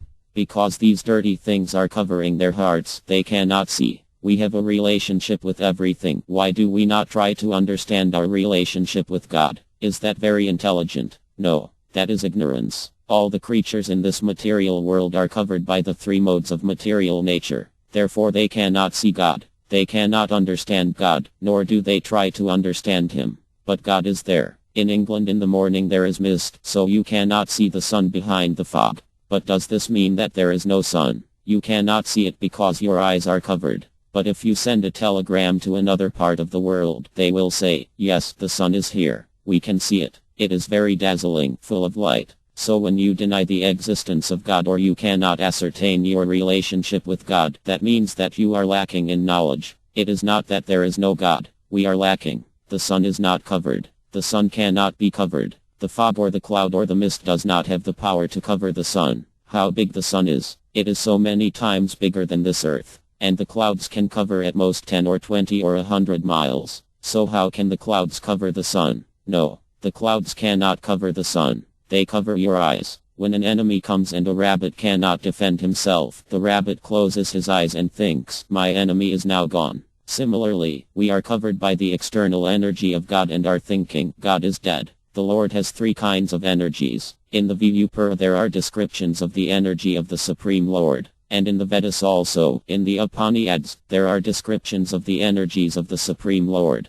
Parsya Aktir Vividhava Aryat Vatvatara Upanishad 6.8. Akti means energy. The Lord has multiple energies. The Vedas say, God has nothing to do. We have to work because we have no other means to exist. We have to eat. We wish to enjoy this, that, but why should God work? God does not have to work. Then how can we say that God created this universe? Is that not work? No. Then how did it happen? His multifarious energies are so strong that they are acting naturally and are full of knowledge. We can see how a flower blooms and grows and systematically displays multicolors. One side a little spot, another side a little spot, white on one side, more white on the other side. The butterfly also exhibits such artistic symmetry. So this is all being painted, but in such a perfect way and so swiftly that we cannot see how. We cannot understand how it is being done, but it is being done by the energy of the Lord. It is due to a lack of knowledge that people say that God is dead, that there is no God, and that we have no relationship with God. These thoughts have been compared to the thoughts of a man haunted by a ghost. Just as a haunted man speaks all nonsense, when we become covered by the illusory energy of God we say that God is dead.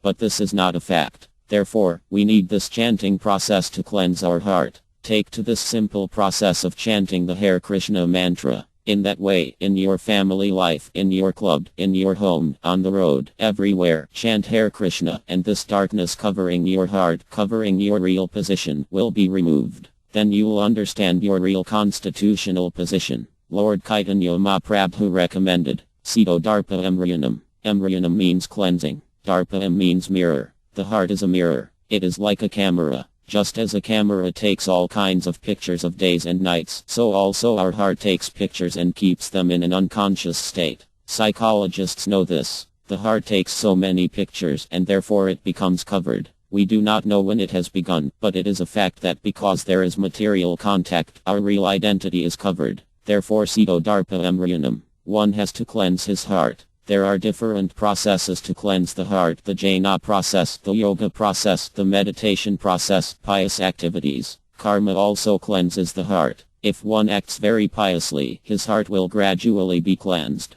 But although these processes are recommended for cleansing the heart, in this age they are all difficult. To follow the path of philosophical knowledge one must become a very learned scholar. One must read so many books. One must go to learn professors and scholars and speculate. One must search out a person who has seen the light. So these are all philosophical processes. Meditation is also a recommended process. One should question, what am I? Just consider, am I this body? No. Am I this finger? No, this is my finger. If you contemplate your leg, you will see, oh, this is my leg. Similarly, you will find everything to be mine. And where is that I? Everything is mine, but where is that I? When one is searching for that I, that is meditation. Real meditation means concentrating all the senses in that way. But that meditation process is very difficult. One must control the senses. The senses are dragging one outward, and one has to bring them inward for introspection. Therefore there are 8 processes in the yoga system.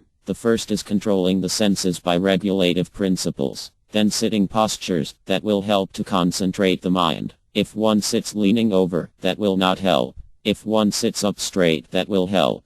Then controlling the breathing, then meditation, then samadhi. But today these are very, very difficult processes. No one can immediately perform them. The so-called yoga processes are fragmental, only the sitting postures and a few breathing exercises are practiced. But that cannot bring one to the perfectional stage. The actual yoga process, although a recommended Vedic process, is very difficult in this age. Similarly, one can try to get knowledge by the speculative philosophical process. This is Brahman, this is not Brahman, so what is Brahman? What is spirit soul? Such empiric philosophical discussion is also recommended, but it is useless in this age. Therefore Chaitanya Mahaprabhu, not only Chaitanya Mahaprabhu but also the Vedic literature, says, Kala means in this age. Enstayava, Enstayava, Enstayava, 3 times Enstayava. Ava means certainly and Ensti means not. Certainly not, certainly not, certainly not. What is that certainly not? One cannot realize oneself by karma. That is the first certainly not. One cannot realize oneself by jnana.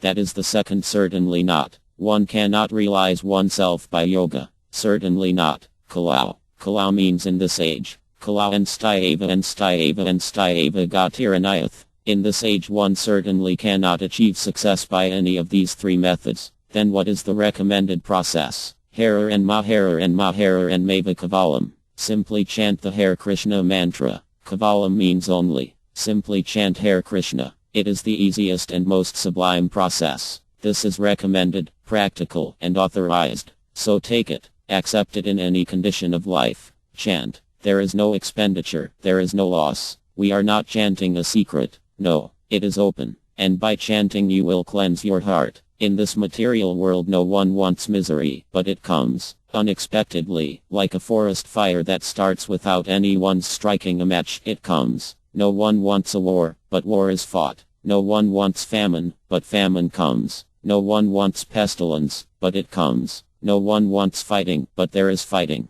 No one wants misunderstanding, but there it is. Why? This is like a blazing fire in the forest. And it cannot be extinguished by fire engines. This blazing fire of problems cannot be extinguished by our so-called advancement of knowledge. No, that is not possible. Just as one cannot extinguish a forest fire by sending a fire engine or by bringing some water, the problems of our life cannot be solved by material processes. There are many examples. Praldama Arya says, My dear Lord, the father and mother are not actually the protectors of the children. The father and mother take care of their children. That is their duty. But they are not the ultimate protectors. When nature's law calls the child, the father and mother cannot protect him. Therefore, although generally it is considered a fact that the father and mother are the protectors of the child, actually it is not a fact. If someone is sailing the ocean and he thinks he has a very nice boat, will that protect him? No. Still he may drown. A nice airplane is flying in the sky, everyone is safe, but all of a sudden it crashes. Nothing material can protect us. Suppose someone is diseased.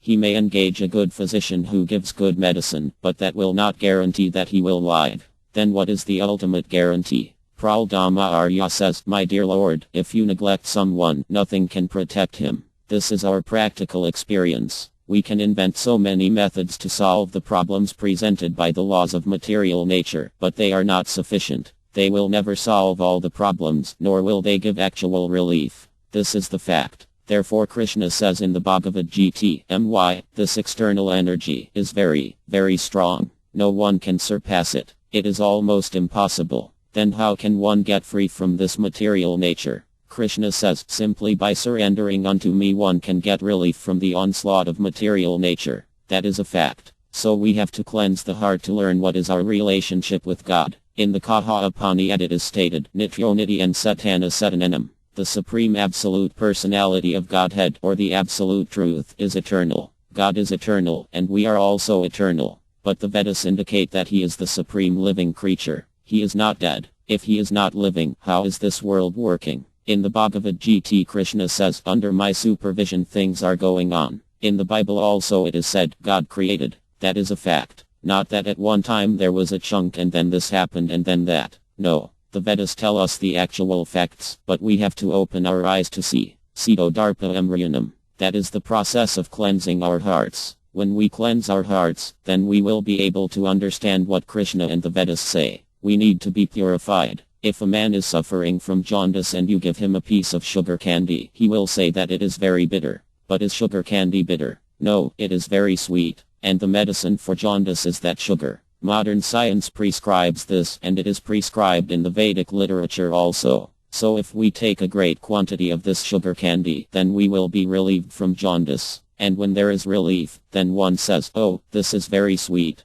So the modern jaundice of a godless civilization can be cured by this chanting of Hare Krishna. In the beginning it may appear bitter, but when one advances, then he will see how pleasing it is. As soon as one understands his identity, his relationship with God, then immediately he becomes happy. We are so full of miseries because we have identified ourselves with the material world. Therefore we are unhappy. Anxieties and fearfulness are due to our misidentifying with the material world. The other day I was explaining that one who identifies with this bag of bones and skin is like an animal. So by chanting Hare Krishna this misunderstanding will be cleansed. Cleansing of the heart means that one will understand that he does not belong to this material world. Aha Brahmasmi, I am spirit soul. As long as one identifies oneself with England, with India, or with America, this is ignorance. Today you are an Englishman because you were born in England, but in your next life you may not take your birth in England. It may be in China or Russia or some other country. Or you may not get this human form of body. Today you are a nationalist, you are a very great follower of your country, but tomorrow if you stay in your country you may be a cow being taken to the slaughterhouse. So we have to thoroughly know our identity. Chaitanya Mahaprabhu says that the actual identity of every living creature is that he is the eternal servant of God. If one thinks like that, I am no one else's servant, my business is to serve God, then he is liberated. His heart is immediately cleansed, and he is liberated. And after one has reached that, then all one's cares and anxieties in this world are over because one knows, I am a servant of God. God will give me protection. Why should I worry about anything? It is just like a child. A child knows that his mother and father will take care of him. He is free. If he should go to touch fire, his mother will take care of him. Oh, my dear child, don't touch. The mother is always looking after him. So why don't you put your trust in God? Actually, you are under the protection of God. People go to church and say, God, give us our daily bread. Actually, if he did not give it to us, we would not be able to live. That is a fact. The Vedas also say that the one supreme personality supplies all the necessities of every other living creature.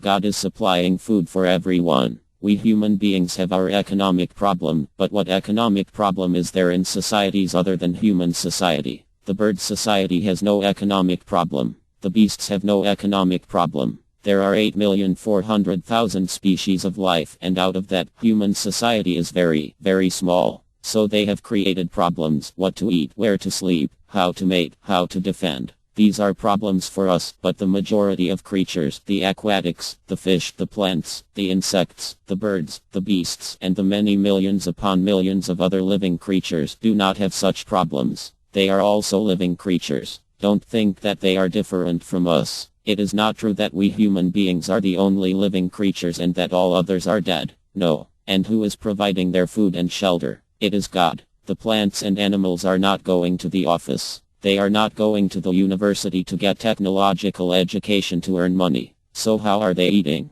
God is supplying. The elephant eats hundreds of pounds of food. Who is supplying? Are you making arrangements for the elephant? There are millions of elephants. Who is supplying? So the process of acknowledging that God is supplying is better than thinking God is dead. Why should we go to church and pray to God for bread? In the Bhagavad Gita it is said, 4 kinds of people come to Krishna: the distressed, those who are in need of money, the wise, and the inquisitive. One who is inquisitive, one who is wise, one who is distressed, and one who is in need of money. These 4 classes of men approach God. My dear God, I am very hungry. Give me my daily bread. That's nice. Those who approach God in this way are recommended as Saktina. Sakti means pious. They are pious. Although they are asking for money, for food, they are considered pious because they are approaching God. And others are just the opposite. They are dukatina, impious. KT means very meritorious, but the word dukati indicates that their energy is being misused to create havoc. Just like the man who invented atomic weapons. He has a brain, but it has been misused. He has created something that is dreadful. Create something that will ensure that man will no longer have to die.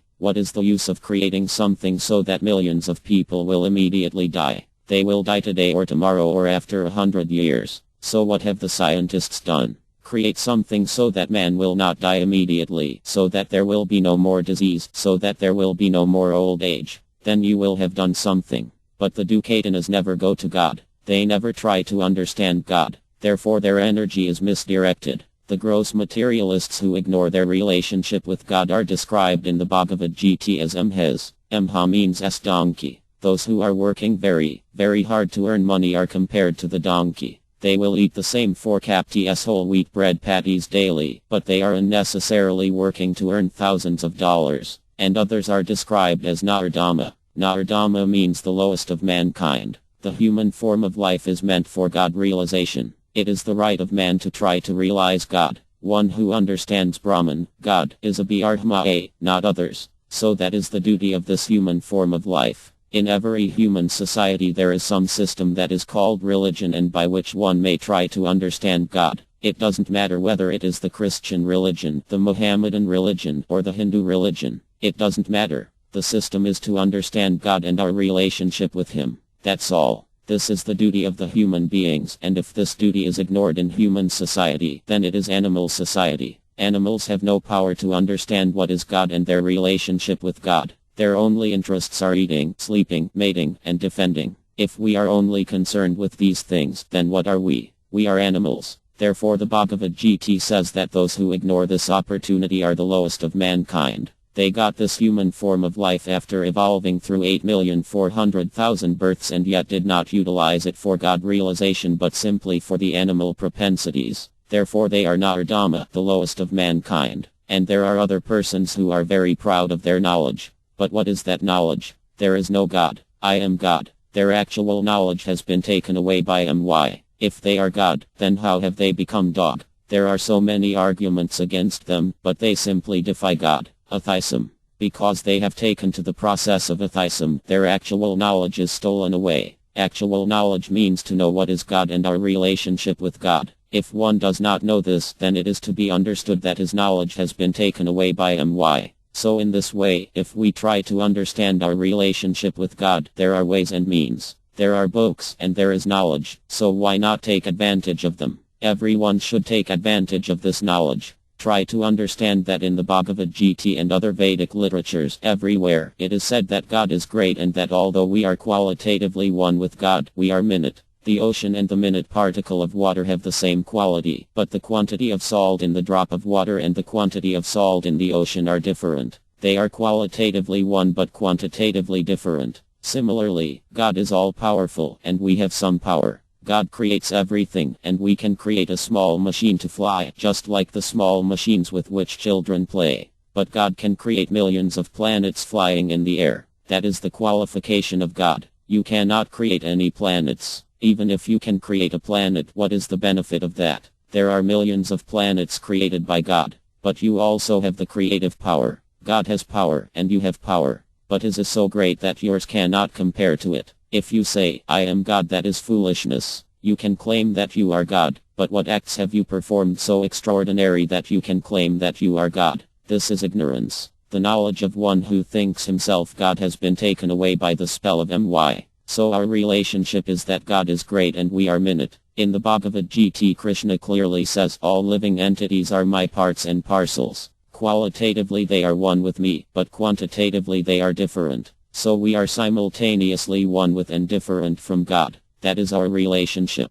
We are one because we have the same qualities as God. But if we study ourselves minutely, we will find that although we have some great qualities, God has them all in greater quantities. We cannot have anything that is not in God. That is not possible. Therefore in the Vedanta Astra it is said that everything that we have is also found in God. It is emanating from God. So our relationship is that because we are small, because we are minute, we are the eternal servitors of God. In this material world also, in ordinary behavior, we see that a man goes to serve another man because the other man is greater than him and can pay him a nice salary. So naturally the conclusion is that if we are small, our duty is to serve God. We have no other business. We are all different parts and parcels of the original entity. A screw that is connected with a machine is valuable because it is working with the whole machine. And if the screw is taken away from the machine, or if it is faulty, it is worthless. My finger is worth millions of dollars as long as it is attached to this body and is serving the body. And if it is cut off from this body, then what is it worth?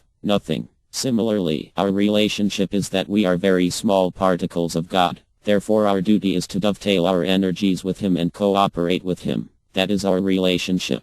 Otherwise we are worthless. We are cut off. When the finger becomes useless, the doctor says, "Oh, amputate this finger. Otherwise the body will be poisoned." Similarly, when we become godless, we are cut off from our relationship with God and suffer in this material world. If we try to join again with the Supreme Lord, then our relationship is revived. The highest love spiritual life means to be in association with the Supreme Lord and to exist in bliss and knowledge eternally. Such eternal association means to play with Krishna, to dance with and love Krishna. Or Krishna can become your child, whatever you like. Unless one can love Krishna, unless one finishes with love for cats, dogs, country, nation, and society and instead concentrates his love on Krishna, there is no question of happiness. If one protects the tender creeper of devotional service nicely, then gradually it will produce the fruit of unalloyed love for God. Unalloyed love for God means love that is not tinged by desire for material benefit, for mere philosophical understanding, nor for fruitive results. Unalloyed love is to know, God is great, I am His part and parcel, and therefore He is my supreme lovable object. This consciousness is the highest perfection of human life and the ultimate aim of all methods of self-realization. If one reaches this point, God is my only beloved, Krishna is the only lovable object, then one's life is perfect. And when one tastes that transcendental relationship with Krishna, then one feels real happiness. The devotional creeper will then be so strongly protected that just by catching hold of it, one will be able to reach the supreme destination. If one climbs steadily up a tree, one eventually comes to the very top.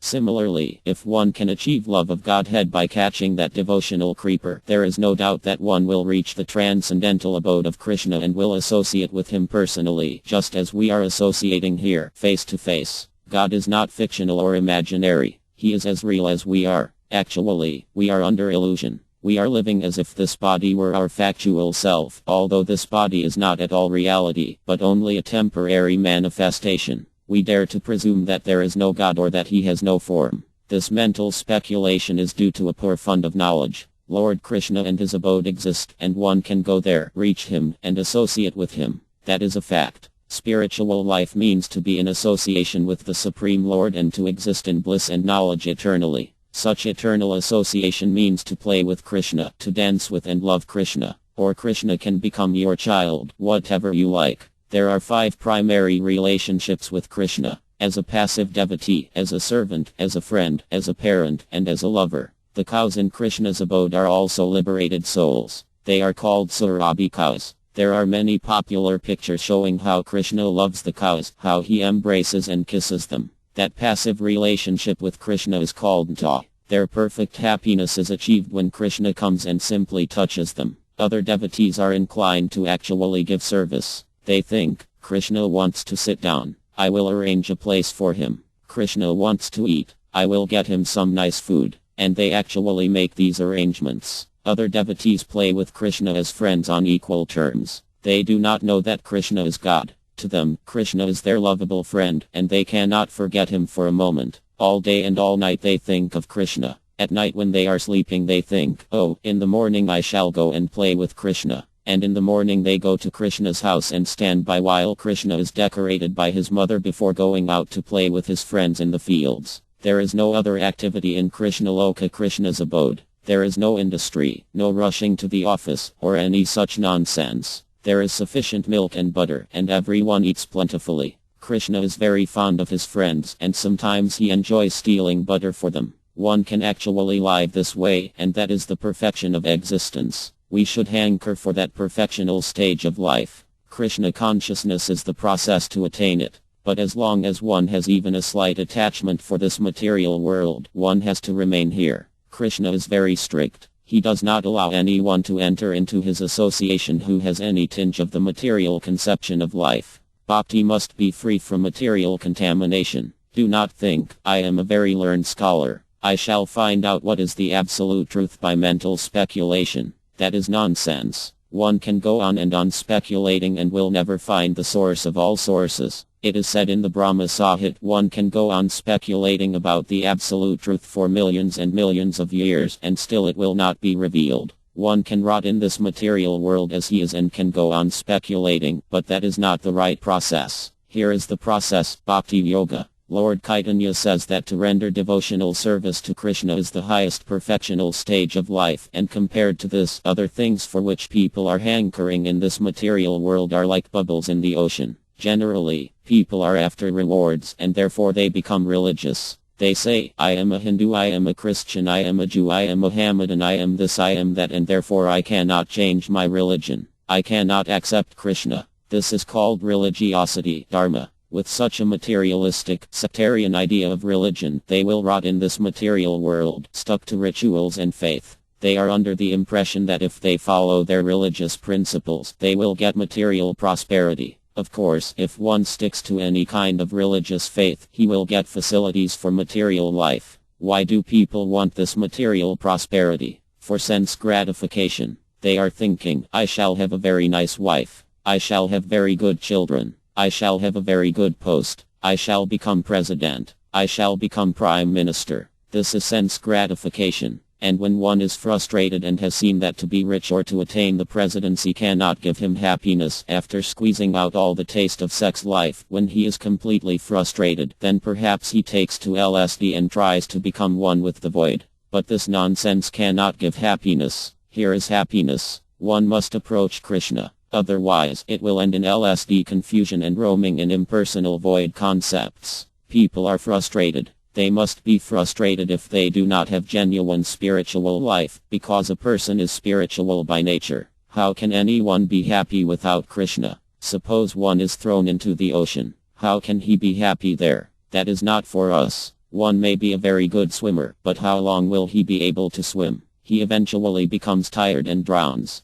Similarly, we are spiritual by nature. How can we be happy in this material world? It is not possible. But men are trying to remain here, making so many temporary adjustments for survival. This patchwork is not happiness. If one really wants happiness, here is the process. One must attain love of Godhead. Unless one can love Krishna, unless one finishes with love for cats, dogs, country, nation, and society and instead concentrates his love on Krishna, there is no question of happiness. Our Bhagavatam has given a very nice example in this regard. There are many drugs that saturate one with ideas or hallucinations. But our Bhagavatam says that unless one tastes that final drug of love of Godhead, Krishna Prema, he will have to be captivated by meditation, impersonal monism, and so many other distractions. Chaitanya Mahaprabhu describes that to attain unalloyed love of Krishna one has to execute devotional service or Krishna consciousness. One has to engage oneself exclusively in serving Krishna.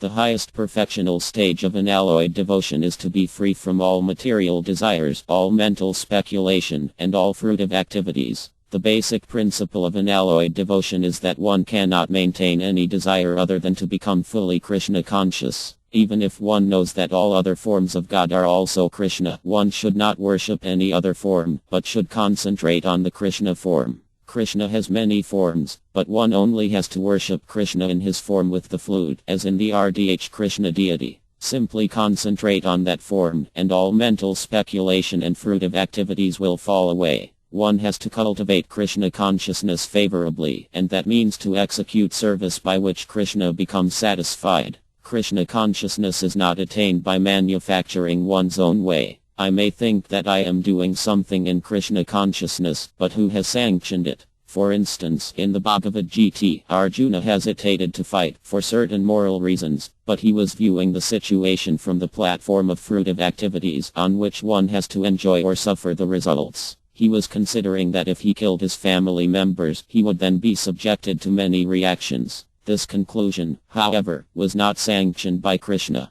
The law of action and reaction in the material world is called karma, but devotional service transcends karma. Unalloyed love must be free of all tinges of fruitive activities, karma, and all tinges of mental speculation and material desire. That unalloyed devotional service should be favorably fixed on Krishna. Favorably means in accordance with what he desires. Krishna desired that the battle of Kurukshetra take place. It was all arranged by him. Arjuna was told, "You are thinking in your own way, but even if you do not fight, rest assured that because it has been arranged by me, none of these warriors who are assembled here are going back to their homes. They will be killed here. It has already been arranged. God's desire is such that one cannot change it. Krishna has two qualities. He can protect and he can also kill. If he wants to kill someone, there is no power in the world that can protect him, and if he protects someone, there is no power in the world that can kill him. Krishna's desire is supreme. Therefore, we have to dovetail our desires with Krishna's. Whatever Krishna desires, no one can make null and void, because he is the Supreme Lord.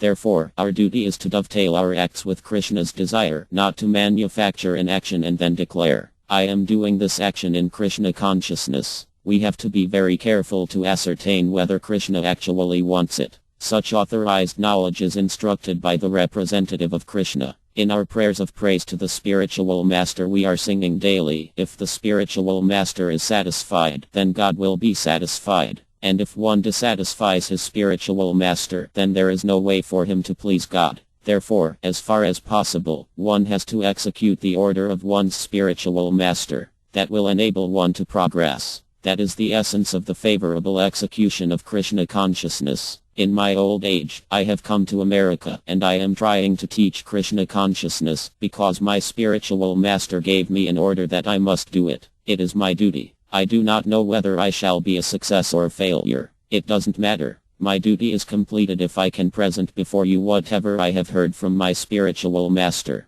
This is called the favorable execution of Krishna consciousness. Those who are actually serious should take the order of Krishna through the representative of Krishna as their entire life and soul. One who sticks to this principle is sure to progress. Chaitanya Mahaprabhu spoke in that way, and my spiritual master used to say, the spiritual master is the transparent medium. For example, I can see the letters of this book very nicely through these transparent eyeglasses, without which I cannot see because my eyes are defective. Similarly, our senses are all defective. We cannot see God with these eyes, we cannot hear Hare Krishna with these ears, we cannot do anything without the medium of the spiritual master. Just as a defective eye cannot see without the medium of spectacles, so one cannot approach the Supreme Lord without the transparent medium of the spiritual master. Transparent means that the medium must be free of contamination. If it is transparent, one can see through it. In an alloyed love of Godhead we have to engage our senses, sarvendriya, all the senses. This means that sex is also to be engaged in Krishna consciousness. The conception of God as a father or mother does not allow the engagement of one's sex in the service of the Lord because there is no sexual relationship with the father and mother. But in the conception of God as a lover, there is sexual engagement also. Therefore, Chaitanya Mahaprabhu gave the most perfect information of our engagement with the Supreme Lord. In other religious conceptions of life, God is at the utmost taken as the father or mother. Many worshippers in India take the goddess Kal to be the representation of God. Of course, that is not sanctioned, but the belief is there, and also in the Christian religion the conception of God is as a father. But Chaitanya Mahaprabhu informs us that one can even have sexual engagement with the Lord. This information is Chaitanya Mahaprabhu's unique contribution. In this material world, sexual engagement is considered to be the highest engagement, the greatest pleasure, although it exists only in a perverted form. No one, however, has conceived that there can be sexual engagement in the spiritual world. There is not a single instance of such theology anywhere in the entire world. This information is given for the first time by Chaitanya Mahaprabhu. One can have the Supreme Personality of Godhead as one's husband, as one's lover. This is possible in the worship of RDH and Krishna, but no one, especially the impersonalists, can understand RDH Krishna. The impersonalists have no idea. They cannot even conceive that God has form. But Chaitanya Mahaprabhu says that not only does God have form, but he has sex life also. This is the highest contribution of Chaitanya Mahaprabhu. One can serve the Supreme Lord in various relationships, but in the material world those relationships exist only as perverted reflections. What is our engagement in relationship to this material world? What are our ideas of society, friendship, and love? They are all based on the material conception of life. In our society, someone is engaged as a father or mother to a son, and others are engaged as husband and wife, lover and beloved. There are other rasas, relationships, also, such as to be engaged with another as an enemy. There are 12 different relationships, out of which 5 are predominant. The other 7 are indirect relationships, such as, for example, to be someone's enemy. There is usually a relationship between enemies, even between a murderer and the one he murders. As far as our relationship with Krishna is concerned, however, even if one establishes a relationship as his enemy, then his life is successful. Therefore, when one engages his senses with Krishna, a relationship can be established in one of 12 different varieties, of which 5 varieties are direct and 7 are indirect. When Krishna appeared in the arena of Kasa, there were many big wrestlers prepared to kill him. In fact, he was invited there to be killed. His enemy Kasa thought, soon the boys will come. We have tried for 16 years to kill them, but that boy Krishna could not be killed. But now I have invited him as a guest, and when he arrives he will fight with these wrestlers, and they will kill him. The demoniac or atheistic people are always thinking of Krishna or God in terms of killing him. Therefore they present their theories that God is dead. They think that if God becomes dead, then they will be free to act however they please. But as far as their actual activities are concerned, God may be dead or alive, but God's agent, the material energy, is so strong that no one can freely do any wrong. As soon as anyone does something wrong, there is immediate punishment. It does not require the presence of God. God may be dead or alive, but the material energy is sufficient to punish anyone who violates the material laws, even to the slightest degree. God has set these conditions, but foolish people do not understand. Lord Chaitanya, however, speaks of favorably engaging all the senses in the service of Krishna in pure devotional life. One should favorably engage one's senses and should do whatever Krishna wants. Yet even if one engages one's senses against the will of Krishna but still thinks of Krishna, that is also advantageous. The demon P10, for example, thought of killing Krishna. Just as the occupation of godly persons is to serve God, so the demons and atheists are always prepared to kill God.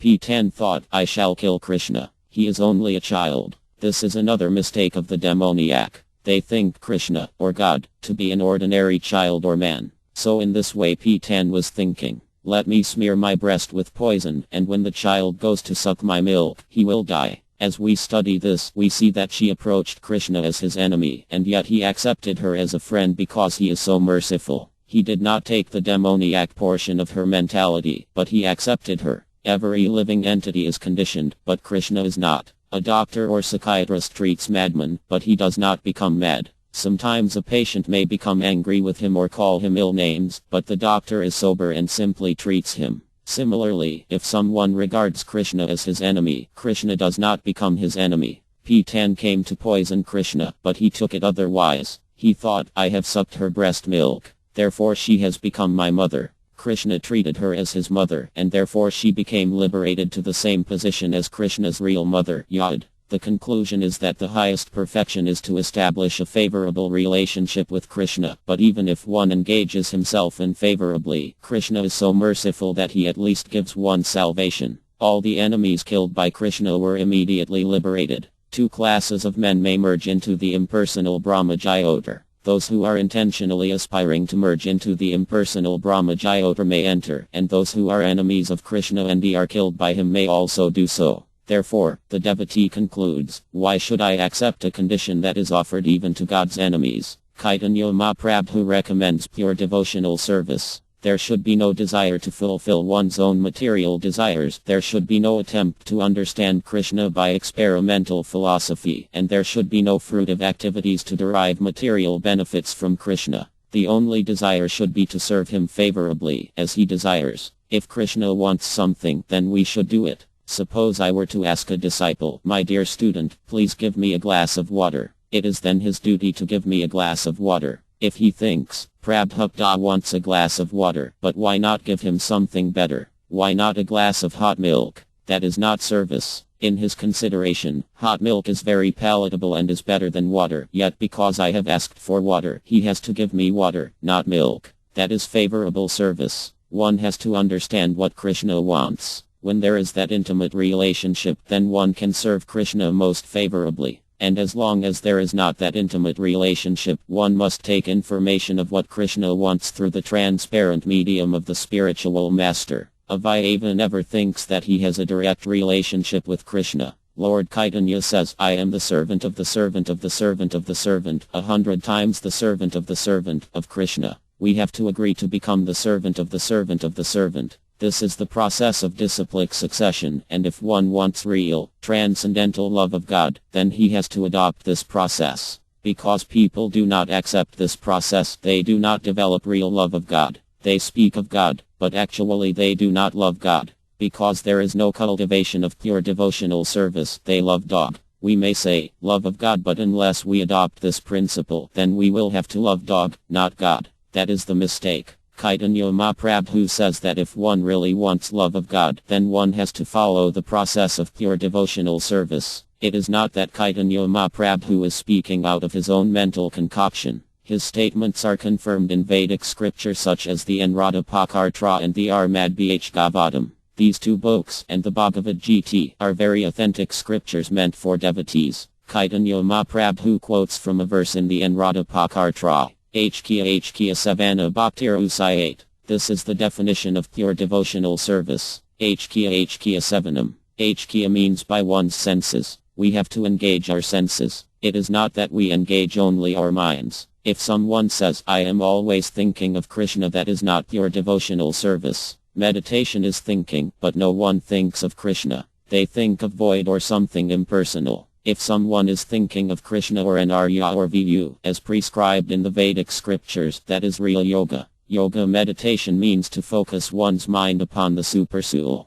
The supersoul is the representation of Krishna in the form of four-handed and Arya. Even Patanjali, an authority on the yoga system, prescribes meditation on Vu. But just as people are manufacturing bogus religious processes, the so-called yogis of today have manufactured their own way of thinking of something void. But the Enradapakhartra says, Hkya Savanam. One must engage not only one's mind but one's senses. Engage the senses in the service of the master of the senses. These three Sanskrit words are very significant. Hkya means the lord of the senses. So Bhakti Yoga means to serve with the senses the lord of the senses. The lord of the senses is Krishna. We should always remember that we have our senses because we wanted to enjoy this material world, and therefore the Lord has given us a particular set of senses for our enjoyment. The hog has a particular type of body and senses because he wanted to enjoy eating stool. Similarly, a man has a particular type of body and senses because he wanted to enjoy something else. We have a particular set of conditioned senses with which to enjoy this material world, and this is what we have to purify. Our senses are original, but now they are covered by material desires. We have to cure ourselves and become free from such desires. When one's senses are no longer inclined toward material sense gratification, one's status is called pure devotion. From this verse of the Enradapakhartra, we can understand that the spirit soul has original senses. However small a body it may have entered, the spirit soul is not impersonal. It has senses. Perhaps one may find a bug on one's book. It is so small, smaller than a pinpoint, but still it moves. It has all the senses. The small bacteria also move, and they have their senses. Originally, all living entities have senses. It is not that the senses have developed under certain material conditions. The atheistic theory is that under material conditions we have developed senses, that in the spiritual condition there are no senses, and that we are impersonal. By logic and reason, however, that cannot be so. A minute particle of spiritual force, even if it is smaller in size than an atom, has its senses. These senses, being covered by material elements, manifest themselves in a perverted way. We have to purify the senses, and when the senses are purified, we can engage them for the pleasure of the master of the senses. Krishna is the master and proprietor of the senses. Therefore, because we are part and parcel of the Supreme Lord, our senses are borrowed from him. They are on rental. The best thing is to use the senses for his sense satisfaction, and not for our own. This is the process of pure Krishna consciousness. From the Armadbhgavatam, Lord Chaitanya gives an example of pure devotion. It is said in the Bhgavatam that Krishna is situated in everyone's heart. Therefore, just as rivers flow and their natural tendency is to reach the sea, so as soon as one hears the glories of the Lord, his soul is at once attracted toward the Supreme Lord. This is the beginning of pure devotional service. As soon as there is the chanting vibration, Hare Krishna, immediately Krishna's paraphernalia, Krishna's name, Krishna's fame, Krishna's abode, Krishna's associates, everything, all of a sudden become manifested within because he is present. This is the beginning of one's Krishna consciousness. To remember by reference to a context means that as soon as one hears a code word, one at once remembers all the information behind that code. Similarly, when our minds are attracted to Krishna and everything about Krishna simply by hearing a little glorification of his qualities, that is the beginning of pure Krishna consciousness. Then there is no more gati, or movement of the mind. It was just that way with the gopis. As soon as they heard the sound of Krishna's flute, they gave up everything. Some of them were lying down, some were working in their family affairs, some were taking care of their children, but as soon as they heard Krishna's flute, they forgot everything and rushed to him. Their husbands, their brothers, and their father said, "Why are you going and leaving your duty?" But they did not care, they simply left. There is no impediment and no stumbling block in that merge of the mind with Krishna. This is the beginning of pure devotion. Puruotama means Krishna. The word Purua means enjoyer. The conditioned living entities are false enjoyers, imitation enjoyers. Here in this material world, all living entities are acting as Puruas.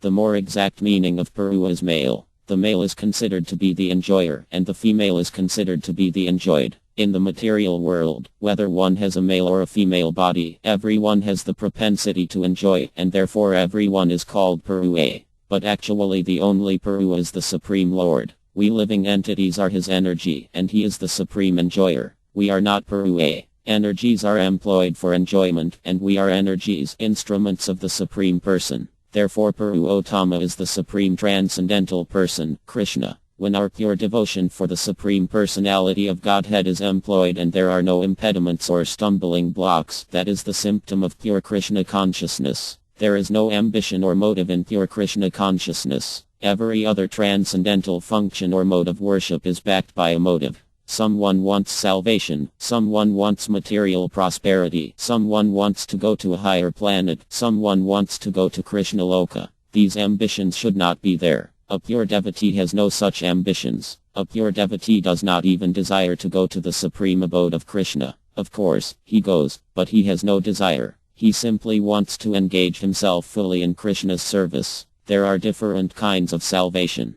There is Lokual liberation, to live on the same planet as the Supreme Lord. The residents of the Vaikuha planets live on the same planet as the Supreme Personality of Godhead. Sri liberation means to have almost the same opulence as an Arya. The liberated individual soul can appear just like an Arya, with 4 hands, the 4 emblems, almost the same bodily features, the same opulence, the same ornaments, the same buildings, everything. Sarpaya means to have the same form or features. Sampaya means never to be far away but always to be associated with the Supreme Lord. For example, just as we are sitting together, so one can associate with the Lord. This is called Sampaya Mukti, the liberation of being nearer. Pure devotees, however, do not accept these various forms of liberation. They only want to be engaged in Krishna's service. They are not concerned with any kind of liberation. Those who are actually Krishna conscious achieve the association of the Supreme Lord, but they do not desire it. Their only ambition is to be engaged in the transcendental loving service of the Lord.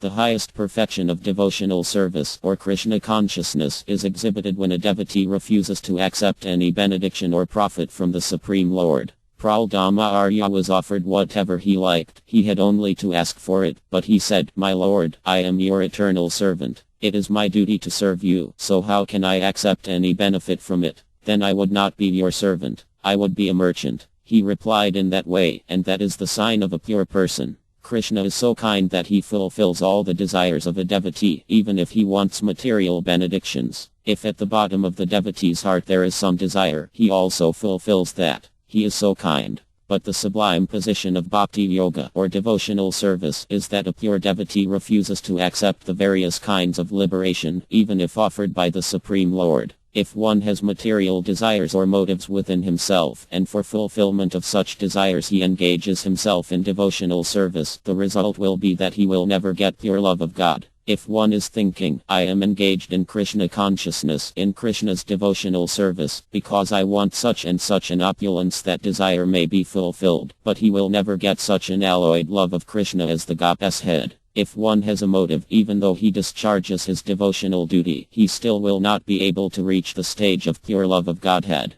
In a verse from the Bhakti Rasamrita Sindhu, Arpagosvam says, as long as one desires some material benefit bhakti, or even if he wants salvation mukti, then he must take those ghostly representations. As long as that my exists within one's heart, how can one enjoy the spiritual bliss derived from pure love of Godhead? In other words, if one has material desires, or even a desire for salvation, he cannot attain pure love of Godhead. Pure devotion is devoid of all desires, it is simply to render loving service for its own sake. There is a nice example in the life of Arpagosvam. Arpagosvam and his brother Santana Gosvam were living separately in Vana and going on with their bhajana devotional service. Arpa was living in the forest, and there was no facility for cooking nice food or begging from the village for a kapti to eat. Arpagosvam was the younger brother, and he thought, if I could get some foodstuffs, then I could prepare nice dishes and offer them to Krishna and invite my elder brother. He had that desire. The next moment, a nice girl about 12 years old came and delivered an abundance of foodstuffs, milk, flour, ghee, etc.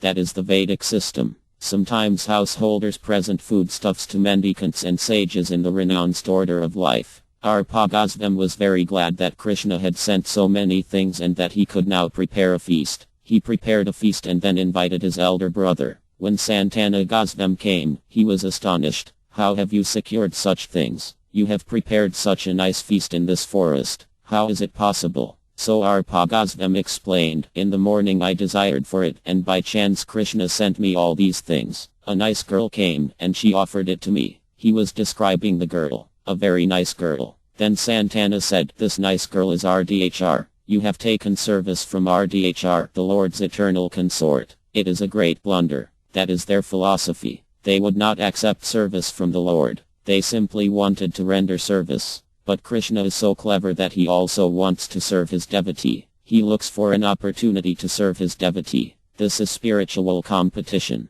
A pure devotee does not want anything from Krishna. He simply wants to serve him. And Krishna also looks for the opportunity to serve his devotee. Krishna is always as anxious to please his devotee as the devotee is to please him. This is the transcendental world. On the absolute plane, there is no exploitation. Everyone wants to serve. No one wants to take service. In the transcendental world, everyone wants to give service. You want to give service to me, and I want to give service to you. This is such a nice attitude. This material world means that I want to pickpocket you, and you want to pickpocket me. That's all. This is the material world. We should try to understand it. In the material world, everyone wants to exploit his friend, his father, his mother, everyone. But in the transcendental world, everyone wants to serve. Everyone has Krishna as the central point of serving, and all the devotees, either as friends or servants or parents or lovers of Krishna, all want to serve him. And at the same time, Krishna also wants to serve them. This is a transcendental relationship.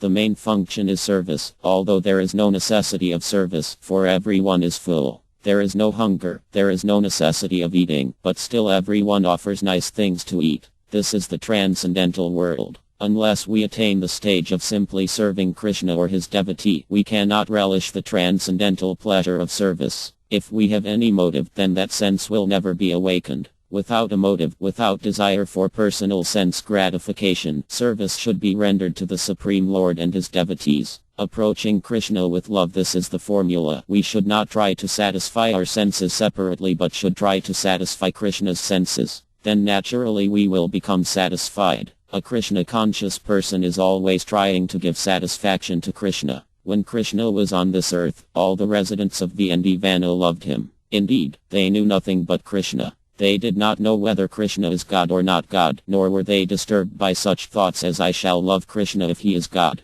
Their attitude was one of pure love, and they thought, he may or may not be God, it doesn't matter. We love Krishna, that's all. This, then, is the platform of real, unalloyed love. When one thinks, if Krishna is God, I shall love him, it should be known that this is not the platform of pure love but of conditional love. While on earth, Krishna exhibited extraordinary powers, and the VSS, the residents of Vana, often thought, oh, Krishna is such a wonderful child. Maybe he is some demigod. They thought in this way because people were generally under the impression that the demigods were all powerful. Within the material world the demigods are powerful, but people are not aware that Krishna is above all of them. The highest of the demigods, Brahm, gave his opinion of this matter in the verse Varaparama Krishna Saksidnanda Vigraha. Krishna is the supreme controller, and his body is full of knowledge, bliss, and eternality. Little did the residents of Vana know of Krishna's power as the ultimate controller and master of all the demigods. What is noteworthy is that their love for him was not subject to such considerations. As the residents of Vana loved Krishna unconditionally, similarly Krishna loved them unconditionally.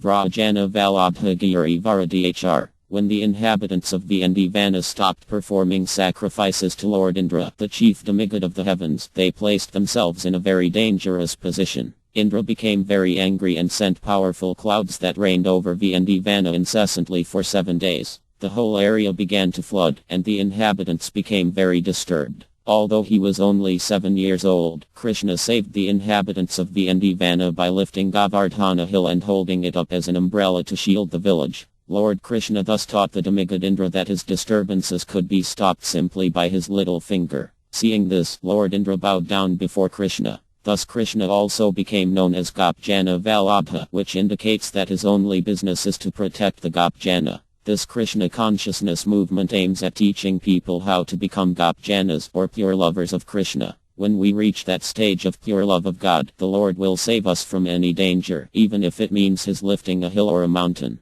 Krishna did not have to practice some yoga system in order to lift Govardhana hill. As God, he is all-powerful, even as a child. He played like a child and dealt with others like a child, but when there was need, he manifested himself as God Almighty. That is the nature of Krishna, or God. He does not have to practice meditation or follow some system of yoga in order to become God. He is not a manufactured type of God, but is God eternally. Although he is God, he enjoys loving relationships with his devotees, and in order to satisfy his devotees, he often takes roles that appear to be subsidiary. Krishna often likes being the child of a devotee, and thus he became the beloved child of Yadnandana. Because he is God and everyone worships him, no one chastises him. However, Krishna enjoys being chastised by his devotee father and mother, and because Krishna takes pleasure in being chastised, the devotees also take up the role, saying, "All right, I shall become your father and chastise you."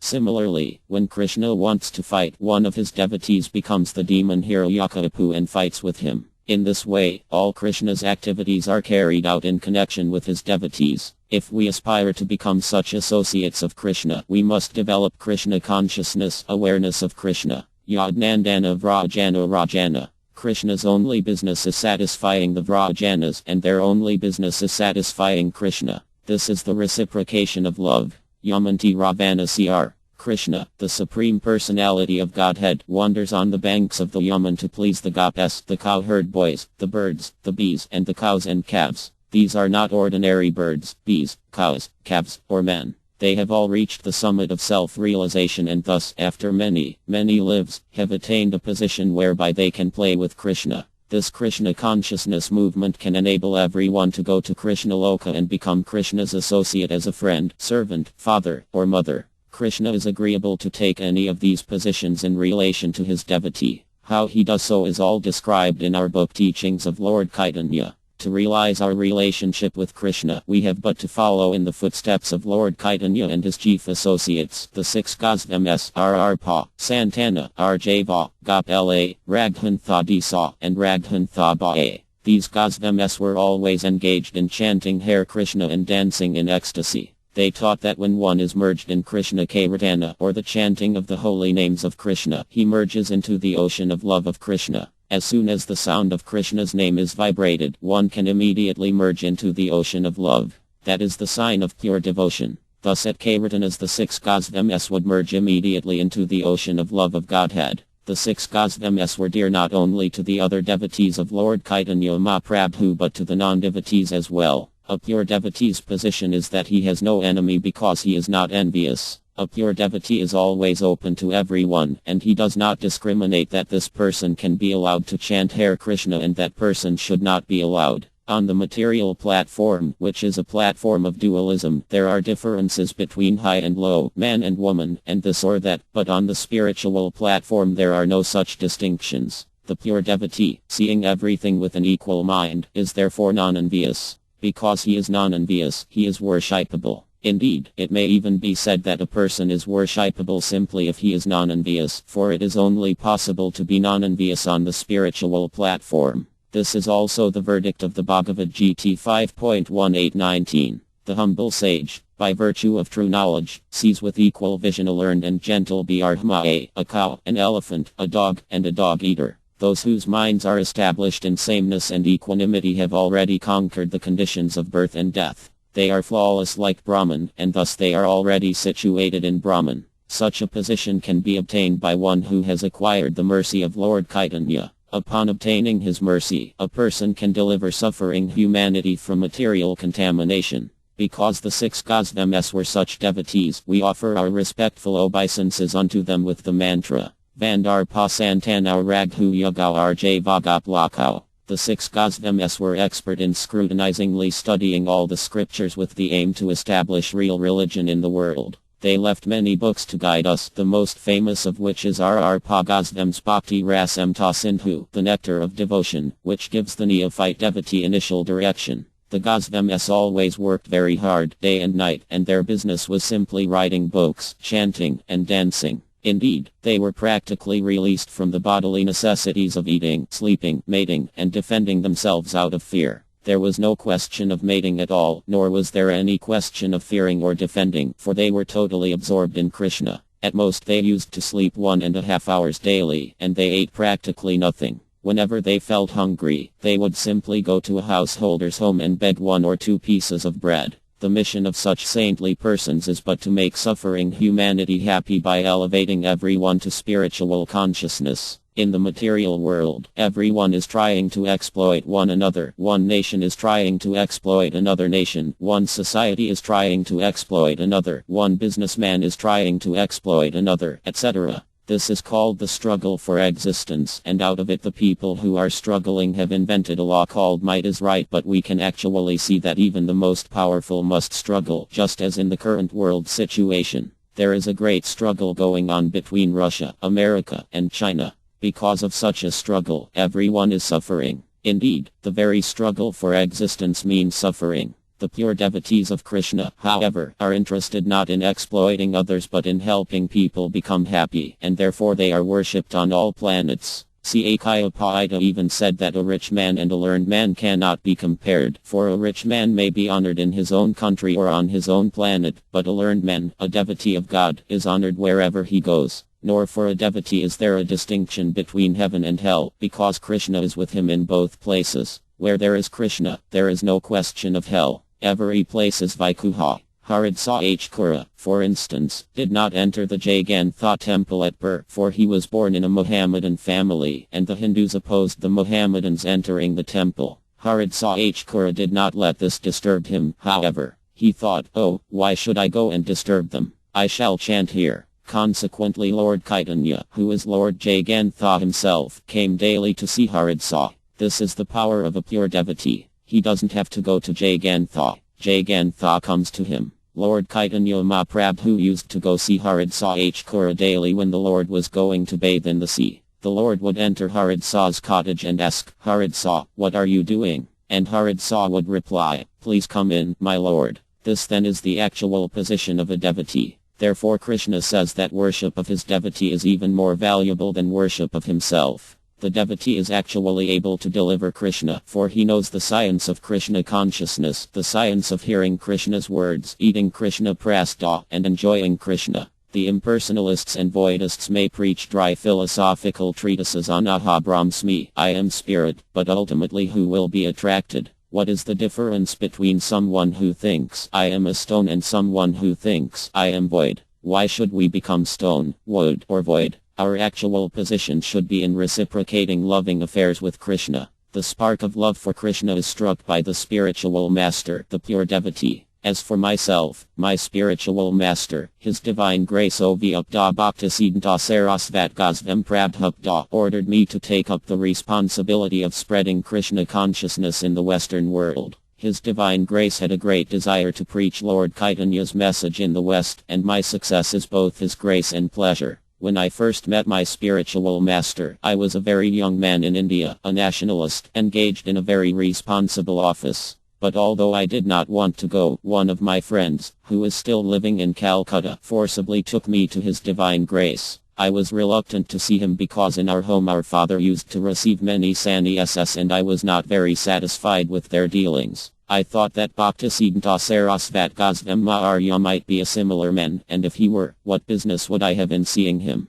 But my friend took me forcibly. Why not see him? He asked. I finally relented and went with him, and I profited. On my first visit, His Divine Grace said that it was necessary for educated boys like me to go to foreign countries and preach the gospel of Chaitanya Mahaprabhu. I replied that India was a foreign-dominated nation and that no one would hear our messages. Actually, at the time foreigners considered Indians very insignificant because in the face of so many independent nations India was still dependent, being dominated by Britain. At the time there was one Bengali poet who actually lamented that even uncivilized nations were independent, whereas India was dependent on the British. His Divine Grace convinced me that dependence and independence are simply temporary conditions, and he pointed out that because we are concerned with the eternal benefit of humanity, we should take up this challenge of Chaitanya Mahaprabhu. This meeting with His Divine Grace, my Guru Maharya, took place in 1922, half a century ago.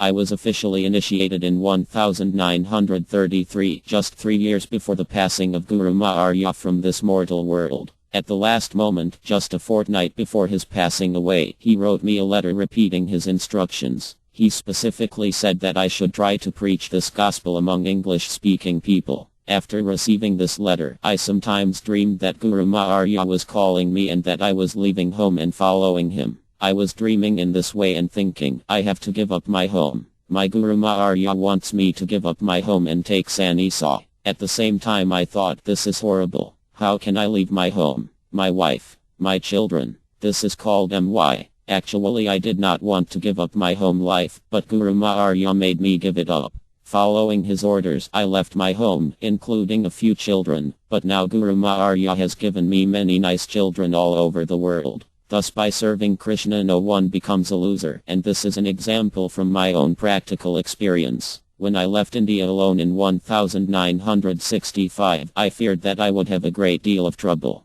The Indian government would not allow me to take any money out of the country, so I came with only a few books and 40 rupees. I arrived in New York City in such a condition, but it was all by the grace of Guru Maharya and Krishna. Everything happens by the combined mercy of Krishna and the spiritual master. In the Chaitanya Charitamrita it is stated that the mercy of Krishna and Guru are combined. This is the secret of the success of this Krishna consciousness movement. Krishna is always within us and consequently he knows everything about our purposes and he gives us the opportunity to work as we decide. If we decide to enjoy this material world, Krishna gives us the intelligence to become a very shrewd businessman or a popular politician or a cunning man so that we can earn money and enjoy ourselves. According to the standards of material life, many people are becoming great. They begin as very poor men and soon, by good fortune, become millionaires. We should not think, however, that they are attaining such success by their own puny endeavors. Without intelligence, no one can improve, and that intelligence is given by Krishna. In the Bhagavad Gita, Krishna states that he is seated in everyone's heart as the super soul and that by his will a man can remember, and by his will a man can forget.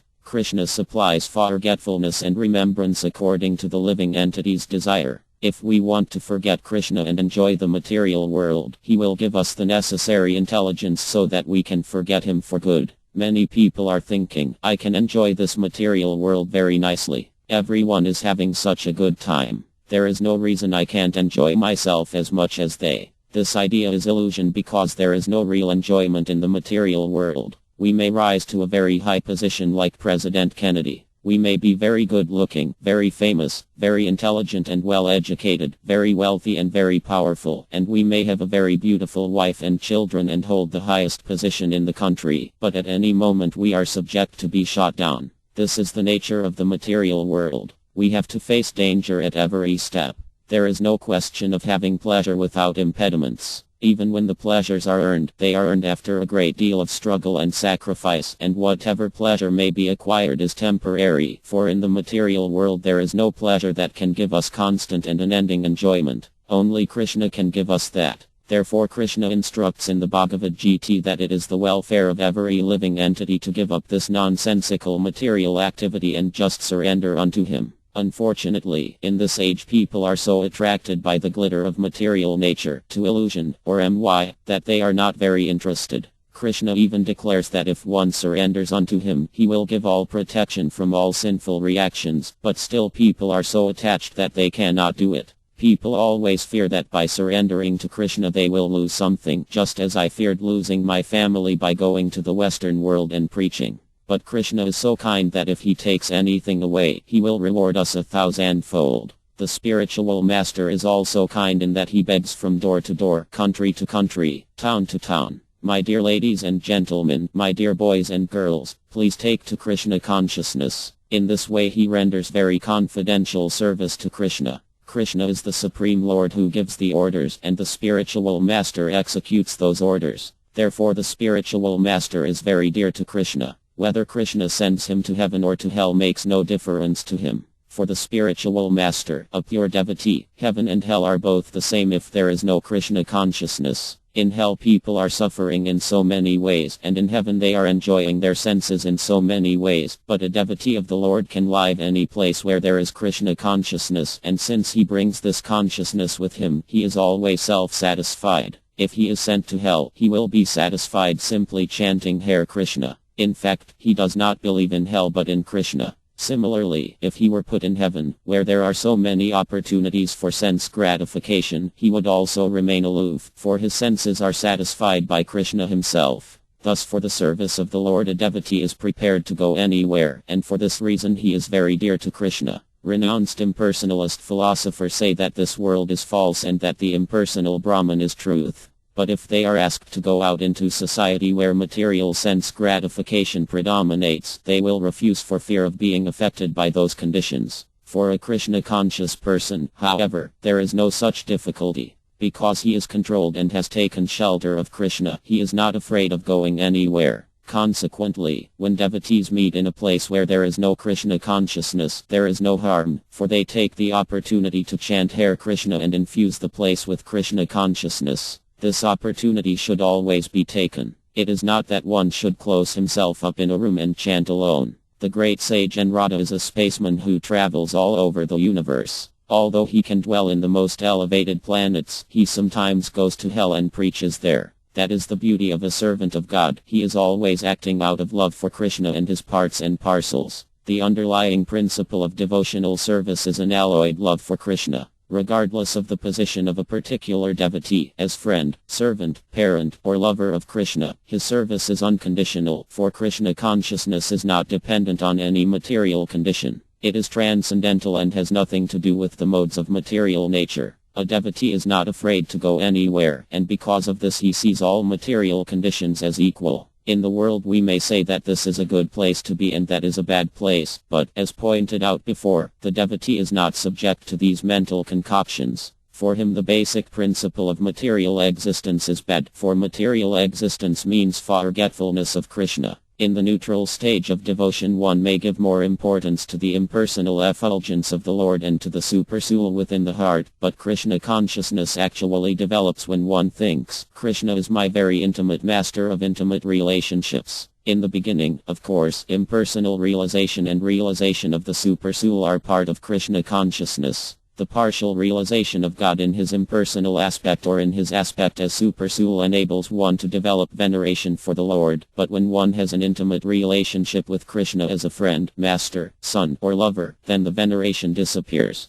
This platform of personal relationship is certainly higher than the impersonal platform or the platform of supersoul or paramtm realization. In the neutral conception, one simply realizes that he and the absolute truth are one in quality, or he realizes that he is part and parcel of the Supreme. That is certainly knowledge, for when one develops a personal relationship with Krishna as servant, he begins to appreciate the full opulence of the Supreme Lord. One who realizes that God is full in 6 opulences actually begins rendering service. As soon as one becomes aware of the greatness of Krishna and understands Krishna's superiority, his service begins. The awareness of God's greatness increases when transcendental service is rendered. A person who serves the Lord in order to satisfy the senses of the Lord becomes satisfied, because Krishna is the super soul and the individual living entity is his part and parcel. If he is satisfied, then the living entity is satisfied. If the stomach is satisfied, then all the parts of the body are satisfied, for they receive nourishment through the stomach. When one of my godbrothers began to fan my Guru Maharya on a very hot day, Guru Maharya asked, "Why are you fanning me all of a sudden?"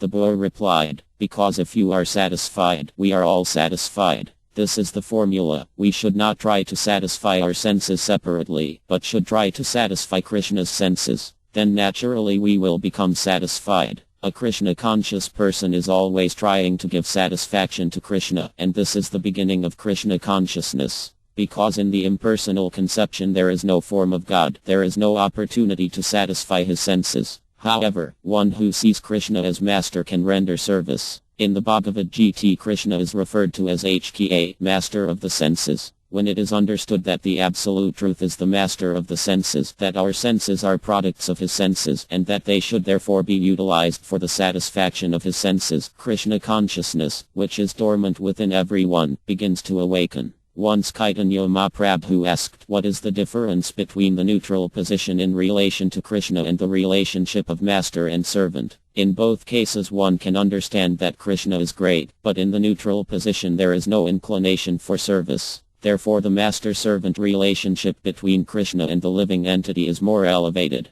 Then when one attains friendship with Krishna, another transcendental quality is added. There is the conception that God is great and that service must be rendered unto him, but there is also an extra feeling. Krishna is my friend. Therefore I must treat him in such a way that he will be happy. With a friend we are not simply content with rendering service but in making him actually happy and satisfied. There is also equality in such a relationship, for Krishna and the devotee relate on equal terms. Thus devotees in this position actually forget Krishna's superiority. When Krishna's boyfriends used to ride on his shoulders playing games, they did not think that they were greater than him. There is no question of sense gratification or self-glorification, for the relationship is based on pure love. The devotee's only desire is to give pleasure to Krishna, and Krishna also takes his friends on his shoulders to derive pleasure from them. Sometimes a person simply accepts the fact that his friend will slap his face, but there is no question of inferiority in such an action. When friendship and mutual pleasure are the basis of the relationship, there is no question of insult or inferiority.